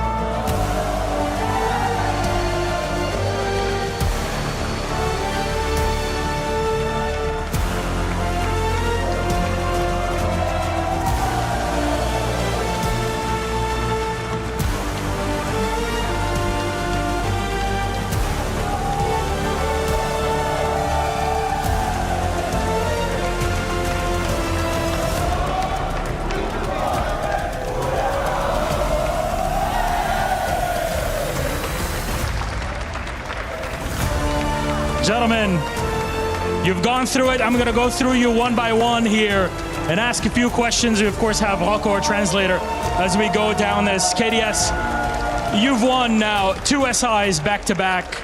You've won majors. What's it like to get this trifecta victory for you and the team? I think we finally accomplished the dream of the player in this game. We won everything, I personally, and Cyber, Souls, and Rafa. So basically, we are the best players. This is a dynasty moment. There's no 2 ways around it. Now, SI27, you locked in your position. Are you going to go for the 3-peat back-to-back-to-back? Hopefully, we are going to win this 6th invitation in São Paulo because the last time we lost. So it will be good to be back to Brazil. It's a good revenge moment. Thank you very much, KDS. Congratulations. Again, we'll go down the line then one by one. Honestly, what a performance we had so far. I'll need you to help me out with this, Monsieur Rocco. Now, you're celebrating with I guess, a big family here in Paris and your own through all of this. How do they inspire you to keep going, even though you've technically won everything at this point? Nesse momento vocês estão celebrando, né? Essa família imensa vocês têm aqui. E a sua família mesmo. Então como é que você está se sentindo agora, depois de ganhar com toda a sua família aqui? Pô, me sinto muito feliz, é muito gratificante ganhar um campeonato, ainda mais com essa família por perto, meu filho, a minha esposa, a família de todo mundo aí torcendo, então isso é muito top. E que também queria agradecer a todo mundo que tá aí torcendo pela gente, essa galera aí tá animando bastante a gente, queria agradecer também a tudo. E também, primeiramente, não se trata de nós, se trata de Deus, então somente agradecer a Deus. So yeah, I'm super happy, super proud for the team. I'm very grateful for everything. It's super nice to have my family here, the family of all the players. I'm super happy and excited with all of this. And yeah, I just want to thank to everyone, thank to God, my family, and all my supporters. Thank you very much, Roka. Thank you very much, my friends. Congratulations on this. Souls, I'll get to you after this. You've been on this FaZe roster since you were all signed together back in 2021. Did you expect to have such a long-lasting relationship and family bond with this entire team for so many years? Então, você está com a FaZe desde que vocês todos assinaram, em 2021. E você esperava que ia estar até agora com eles? O que você esperou de quando você entrou no time? Então, acho que o time foi muito bom. A gente manteve mesmo, sabendo que ia dar bem. Muitos campeonatos que a gente foi mal com essa line, a gente sabia que foi, acho que, mais demérito nosso. A gente sabia que tinha muito potencial. E esse ano a gente só está colhendo fruto de muito trabalho aí por longe. So yeah, I really imagined that we could go far with with our whole lineup. And now being here and being the champions is so nice. And some past tournaments that we managed to not be very well and kind of misplayed a little bit. We know it was something small that we could fix, so we maintain everything and we work hard for it. It works out very well. Thank you very much, Souls. Again, congratulations. I'm going to move over to the king himself. Let's have a quick little piece between us. You've been key to guiding this team as their in-game leader for so many years. What makes you all together so consistently good every time you're on the stage? Então, você é o IGL deles todos há muito tempo, né? Eu entendi, posso falar? Desculpa. Cara, é muito gratificante estar nesse elenco. Eu acho que a gente trabalhou demais, tanto no bootcamp quanto agora. Eu acho que faltou um pouco de mim hoje, mas eu só tenho a agradecer a Deus por ter esse time. O Saib, com 28 anos, está jogando como se tivesse 20. E é isso. Eu acho que o nosso trabalho que a gente faz dia a dia foi muito bem recompensado. Não é um trabalho que a gente faz durante um mês, é um trabalho que a gente está fazendo durante 2 meses, 3 meses para ser campeão. E é isso, só tenho a agradecer a Deus, agradecer meu time e mais um campeonatinho aí pra conta. I'm very thankful for everyone, for the team, for my family, and watching Cyber with 28 years playing like 20, it's so nice, and I'm very, very grateful. It's a result of a very, very long period with the team, a lot of good results, a lot of hard work. So I'm very happy and very grateful for everyone. Hard work pays off, and so we have to go to Handy in here. Handy, my friend, you tried to scream your best in the back when crushing the key. You can hear your partner who's been cheering for you this entire weekend. I think she broke some sort of record this week, but I mean, when you're playing in game in these big sorts of moments, do you imagine her cheering for you? Is that what brings you to that edge to just win the whole thing and win it for her and everybody watching you at home? Então, sua namorada tá gritando muito aqui, né? Desde os playoffs, deve ter quebrado algum tipo de recorde. E quando você tá jogando, você sente isso, você sente que ela tá gritando por você, você sente essa energia toda. Sim, é muito gratificante poder ter ela do meu lado, ela sempre me apoiando. E muitas pessoas acharam ruim que ela tava gritando muito, mas é apenas uma pessoa que tá torcendo pelo seu namorado. Então essas pessoas que reclamam são pessoas de mal com a vida, não são pessoas felizes. E é isso, muito gratificante ter ela do meu lado e sempre me apoiando. So yeah, I'm very, very grateful to have her by my side and supporting me since the start. A lot of people were complaining, say she was screaming very, very loud.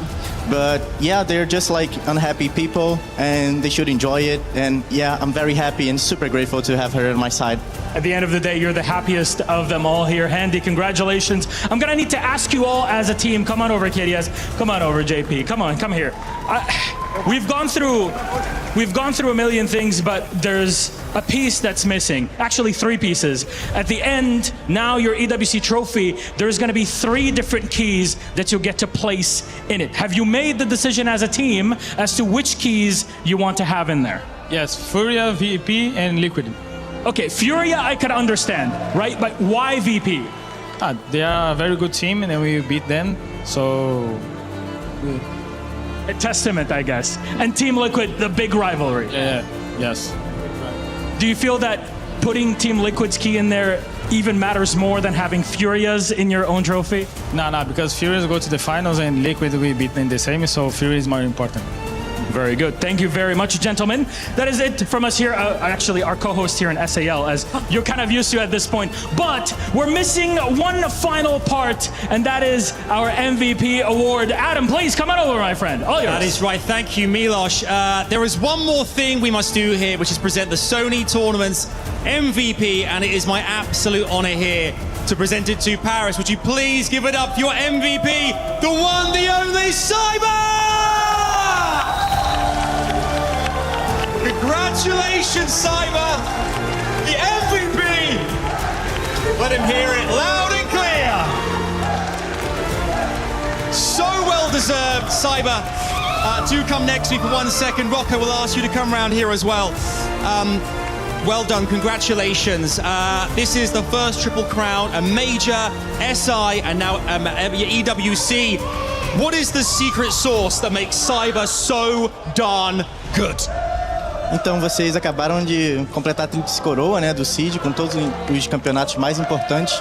E qual é o molho secreto, né, para vocês manterem essa consistência e você jogar tão bem quanto você joga? Cara, não tem um molho secreto em si. Acredito que os moleques, a gente trabalha muito para isso. E também a gente bota primeiramente a Deus a cada jogo. A gente sempre ora quando é preciso. Porque a gente sabe que existe essa parte de espiritual e motivacional. Então a gente sempre foca nessa parte. E acredito que é isso. So I think I don't have like a secret sauce at all. It's just the hard work with the boys. So sometimes we pray a lot. So I think there's some kind of spiritual thing when you're playing as well. So yeah, I'm super proud for everyone and the hard work for the boys. Excellent. I mean, your incredible career has been full of accolades, achievements. What does it feel like for you being the MVP at the Esports World Cup? Depois de todas as suas conquistas na sua carreira, né? Como é que você se sente sendo MVP da Esports World Cup? Cara, acredito que tô bem feliz, de verdade. Não tem como não ficar feliz. Durante esse jogo aí eu trabalhei bastante. A gente tava tendo um time muito completo durante o campeonato inteiro. E eu acabei brincando pra eles, falando que eu ia roubar o MVP deles, porque eles estavam um pouco à minha frente. E graças a Deus deu tudo certo, então é isso. So I'm genuinely very, very happy for this achievement. And the boys was playing with them a little bit like, oh, I'm gonna steal your MVP award, because I was a little bit behind, and in this finals I managed to do pretty well. Certainly did. Last question before we send you guys off to the totem. $25,000 for MVP, but what makes you even richer is that beautiful family of yours, that magical family. Is there anything you'd like to say to your family, to your fans around the world right now, you want to share with them who are watching here today? Então, você vai ganhar um prêmio de $25 mil, mas talvez o mais importante seja a família mesmo, né? A coisa que mais vale pra gente. Você tem algum recado a mandar pra eles, um abraço? Que mensagem você tem pra dar pra eles agora? Bom, queria agradecer a todo mundo que torceu pela gente, a galera que tá aqui, que veio do Brasil torcer, a galera que mora aqui também, que é brasileiro, e também até as pessoas que moram aqui, que são pessoas gringas, né, que a gente já fala. Fico muito feliz com a torcida que vocês tiveram pela gente. Querendo ou não, foi uma motivação a mais pra gente continuar ganhando, dando o nosso máximo dentro do jogo. E é isso, somente agradecer a Deus por tudo. E obrigado a todos aí pela torcida. É nóis, face up. I'm super thankful for everyone, for my family, for the fans, especially like the fans that came all the way from Brazil, and the fans that are here, the French people, like they're supporting us as well. So I'm super happy. I want to thank everyone. Thank God. Amazing. Look, congratulations once more. Paris, wherever you're watching around the world right now, would you please, one more time, make some noise, put your hands together for your EWC Rainbow Six Siege champions, it's FaZe Clan! Please, fellas, make make your way to the totem. It is time to seal your keyframe into the totem and your legacy in esports history. Congratulations, FaZe Clan. They've done it, folks. They've done it. You're winners. Tears streaming down the face of Cyber's wife.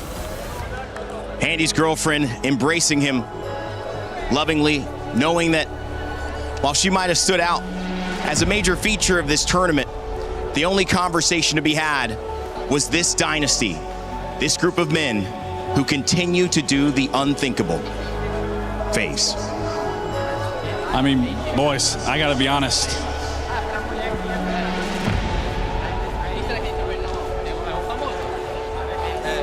Aris, please welcome to the totem your Rainbow Six Siege EWC 2026 champions. It's FaZe Clan!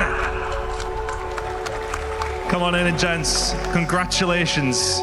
What a performance from you guys. We'll shake everybody's hand. What a performance, guys. Please take to your fans. High fives, dap them all up. What an incredible... You got to get the plate to your Chemos. Apologies. We're moving it on. High fives all around to your fans. What a performance across the board. Incredible finals. Such a close game. In a well-deserved champion. The drums are very, very silent now. Congratulations, FaZe. Keep on coming, keep on coming. It's a long queue. Guys, without further ado, please take to the stage, arise up to the podium, and take your place amongst the greats.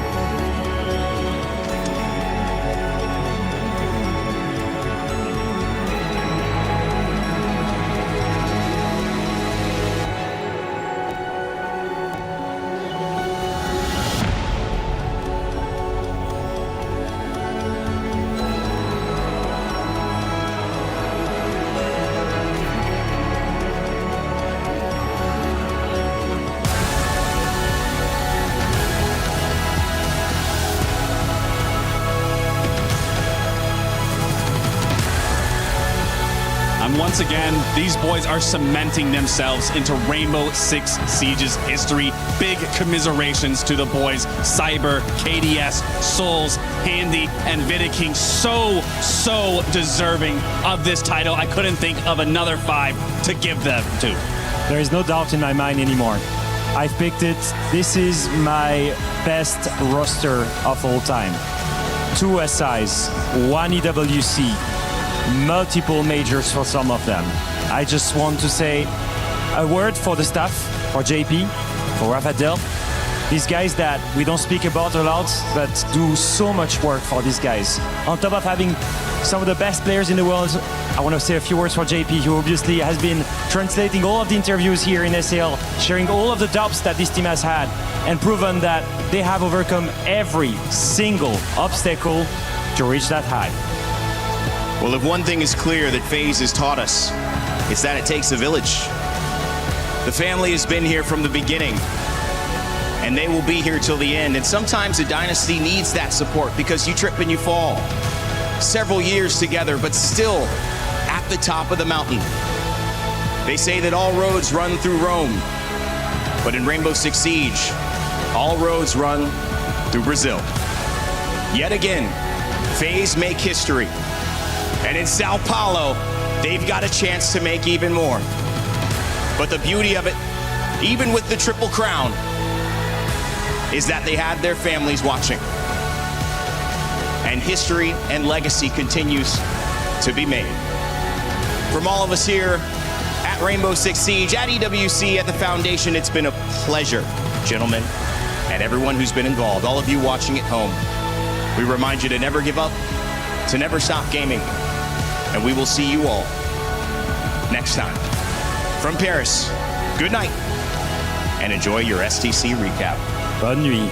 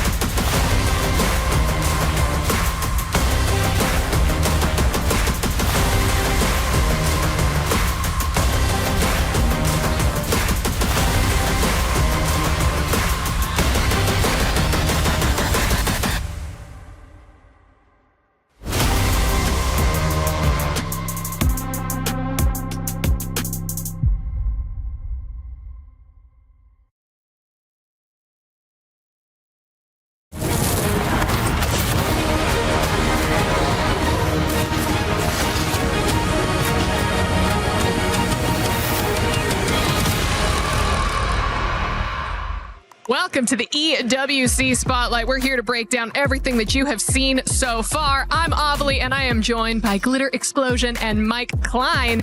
First thing we got to talk about, can we not get like a golf cart, a Segway, maybe some rollerblades or something for Magnus on that walk? I mean, like, what would you use as means of transportation there? Who knew track and field was an event? He walked 5K to get to the totem, and in fact, that's the most I've seen him sweat all week. His opponents didn't make him sweat that much, but we did with that trophy walk. Honestly, we should jump straight into what we saw in the Lions Vault because we just had the chess grand finals, completely undefeated. What went down? Magnus actually almost had an easier time defending his title than winning his first title last year in Riyadh. He actually dropped a few games last year. This year, he was sick, a little bit weakened, and yet he still didn't drop a single game. He won the finals 3-1, 3-1 against the upstart Denis Lazovic. And he joked that he's the number one player in the world, and the number two player is a sick Magnus Carlsen. And that is exactly what happened. A sick Magnus Carlsen won EWC. I don't think he wanted to be sick, but nonetheless, even sick, he got the job done. So he won both sets 3-1, 3-1. No third set needed. Got it done in straight sets, I guess we could say. And but Denis Lazovic had such a fantastic tournament. He's really made a name for himself in the online chess world. He's kind of a COVID chess baby because he got his start back when we were all locked down. That was actually an advantage in chess because he played so many games online. That's cool. And now here he is proving himself sort of out in the real world. So, but you know, Magnus, he's such a sportsman. In the final game, it was already a foregone conclusion, and he sacrificed his queen for a minor piece, which in chess is like trading LeBron James for a seventh grader. Oh, thank you for explaining that. That actually helps a lot. And he still won the game. Really good. Now, I should say the sacrifice was sound. Magnus knew that it was, but it was still amazing because he does have a flair for sports and the dramatic.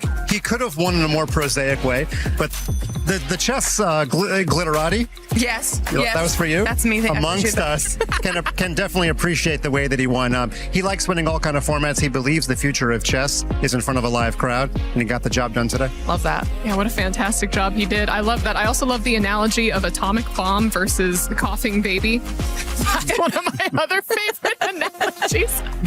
But of course, we did see what happened on the grand finals, but also I heard that there was a little bit of drama in our third, fourth place match. Ooh. Yeah, turns out it wasn't just in the Allianz Vault, it was in all of EWC, but we had Hikaru Nakamura, Alireza Firouzja, both Team Falcons. You would think that, there's going to be a little bit of fraternité, if I can get into the French spirit here. But what happened is that Nakamura was up in the match by a game, and there was some sort of disconnection or something. And originally Nakamura thought it might be something other than what it was, and it turned out to be a network error that briefly affected a few of the games here. And after a pause and they reset, Alireza had a roughly equal position when that happened, and then he kind of just collapsed. He lost that game, and he went down 3-1. He was still technically alive. He had 2 more games left, so he could have theoretically, as big of a mountain as that is to win 2 games on demand against Nakamura, he was still technically alive, but he walked off. He left the entire EWC and he was forfeited. So Falcons were already guaranteed 500 points for third place anyway, but by forfeit, Nakamura went on to get third place. But again, it should be noted, he was definitely in the driver's seat to finish third, even if Alireza had not left the arena. Glitter, have we seen anyone else walk off stage at EWC so far? Not that I know of, no. That's definitely a first. If you had asked me to play PUBG Mobile, I would walk off. That's, And you would be the second. Okay, I would be the second, but yeah. Hey, you know what? It's a difficult game to figure out for some people. We'll go ahead and allow it. But Glitter, on that note, let's go ahead and talk a little bit about PUBG Mobile at the Qiddiya City Grid. Yeah. What have we seen? Well, day 2 of the finals, still have 1 more day to go, which means that there's still action left on the board. However, things completely kind of shook up after the matches that we managed to get through. And that's kind of a big deal for 2 reasons. One, the team at the top, the way the format of the tournament is, the team at the top kind of sets the point threshold for the third and final day of finals. Right now, that team is Aurora Gaming in the 100-point club. I think they're around 104 points, I believe, which is a very, very high amount. For the rest of the teams that aren't close, trying to achieve that point threshold on day 3 will be a little bit more difficult. Now, they're followed by some heavy hitters. You've got E-Arena in there. There's only a few points behind, alongside quite a few other squads. So it's going to be a really close day 3 heading into that. And on the other side of that, Vitality was a team that we were talking about a lot heading into these finals. They have been very quiet, so it's not great for them. Yeah. Oh no, because I remember you were hyping them up a little bit. I was excited. And then where are they? They're just asleep. Oh, I don't. I think they had definitely some bigger expectations on their shoulders heading into finals, and sat around 6th to start the day. Now down to 12th, so not really good. That is an absolute shame. But as you said, there's still day 3 to go. But over on the STC Arena stage, we had a little bit more Rocket League today. Yeah, Rocket League was really fun. We mentioned it previously. The way the draw went, every single matchup was actually an interregional situation, right? Exactly. So we managed to get through some of it so far. SSG beat Shopify Rebellion. That was the North American side of things. NIP beat Gentlemates, which that Gentlemates were not happy about. We've seen how crazy their fan base is in the best way possible. And so that was a very close back and forth. But still to come, we have the MENA face-off between Falcons and Twisted Minds. And this is where it kind of ties in with chess a little bit, because the points Falcons get for the CC side of things were still very helpful for the club. Can they do the same in Rocket League? We'll have to wait and see. And then, of course, the matchup between Vitality and KC. It's another big one. Oh, 100%. We will dive into those club championship points in just a moment. But before we do that, we still have one more stage to talk about, the Lenovo Legion Gauntlet stage with some Rainbow Six Siege. And girl, I can hear the drums. I know, we're so close to it. In the venue, I'm in the bathroom, I hear I go, all right, I'm vibing. But what are they so excited about? Well, that's all Furia.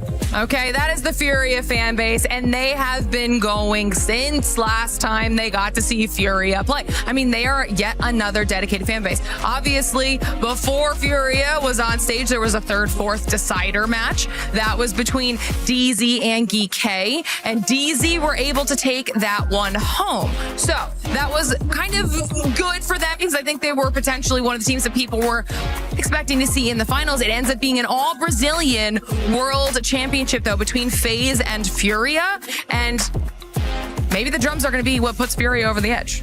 You don't know. Oh, it better be. Has anyone showed up with drums, vuvuzelas, or perhaps some sort of instrument at chess events? We're working on it. Fantastic pronunciation of vuvuzela. The South Africans are making a big name in the chess world. So, yeah. No didgeridoos either. But again, we are working on it. We're a little bit of a newcomer on the EWC scene, and so we're accepting all invitations to get with the program. I can hear the drums around me as we speak. Yeah, if they would, they'd be beating for Magnus Carlsen, that's for sure. So Norway, get on it, okay? Norway does the rowing thing, remember, from the World Cup football? Oh, that's actually my favorite thing. I was ready. That's what we need. The stage? We need to bring those World Cup football fans to EWC so we could see the rowing. Yeah. Oh, I'm excited. That'd be amazing. Oh, that would be fantastic. Yeah. All right, well, let's go ahead and talk about the club championship rankings and the points, because in chess, we got to see quite a few points go over to Team Liquid. Yeah, we certainly did. Team Liquid did pretty well last year. This year, they were sitting on 0. Yes. When the week began, they got 200 in Rainbow Six, and they got the full thou with Magnus Carlsen. And, it's kind of like a relay race. You want your anchor leg to be your best runner. I know we're only in the penultimate week of EWC, but Magnus got the job done. But also shout out to Denis Lazovic, because it was his performance that extended the lead by 250 points. He gets 750. Hikaru gets 500 for the Falcons. So Denis actually helped helped the margin grow a little bit greater there by even getting second place. So, but yeah, Team Liquid, they're on the doorstep of a top 10 placement. Yeah, absolutely. I mean, Glitter, this is something that we have been talking about recap after recap. We never saw Liquid on the board after 2 back-to-back runner-up years at EWC, and finally we saw them there. I think it was page 1. Yeah, page 1. They're up now because of Magnus. And honestly, I think a lot of Liquid's points hopes were hinged on Magnus. I think he had some very big expectations to live up to, able to do exactly that, push them up the leaderboard just a little bit. An idea? Yeah. When you sacrifice your queen in the final game, you should get a bonus 100. Can we get that in the rules next year? Okay, you know what? I'm phoning John EWC right now. Can we have this? I don't know who John is, but make it happen. And I apologize, Don. You sound like a very important person. You don't have like that's John Chess? Okay. John Roblox? Yeah. John? No, okay. I mean, I've got John PUBG Mobile. John PUBG Mobile? Yeah. Okay. Fantastic. We've got people all around. But no, I'll see if maybe we can make that happen. Please do. Sure. Who knows? But yes, it's so nice to see more of these points up 100%. On the board for these club champions. Yeah, and not only that, I mean, you saw on the second page, there are the other orgs like with that we just talked about. GK got 300 points for that 4th place finish. They will be on that list. Furia on there, FaZe on there, everybody we just talked about in Siege. So any additional bit of points does matter, because even if you're not able to claim the trophy, you're still jumping up and down the leaderboard. That's determining club championship prize pool money. So every win still big. Huge even. All right, well, this basically brings us to the end of Spotlight. But before I let you go, Mike, anything else that you want to say to all the adoring chess fans out there, the people who are excited for Magnus, or maybe the people who want to see someone else take the win in the future? Well, I just say that Magnus wants a good rivalry. He loves sports. Ooh. If you ask him about the 1980s NBA basketball, he'll tell you all about Jordan and Larry Bird and Magic Johnson. So he wants somebody to rise up and be a perennial challenger to him, because he knows that makes a good narrative in sports. Maybe Dennis is becoming that person. Dennis is only going to get better at 19. Magnus, he might get better, but he's trying to hold on to his skill set. So we could see, this Dennis versus Magnus rivalry repeat at EWC next year. If not, there's, Nakamura still there, Ali Reza's still there. So somebody is going to create a narrative to challenge Magnus every year. Or hear me out, Glitter. You start your chess journey right now. You start training, and we see you here next year. I've been thinking about it. This could be my calling. It could. I believe in you, girl. Do you believe in Glitter? Yeah, and I'd like for Checkmate to have some glitter bombs drop on the board. You're making all the new rules from here on out. Special move. You throw the glitter whenever there's a potential misplay or a fantastic play. But listen, that is it for the EWC Spotlight. Thank you all so much for tuning in, and we will see you next time.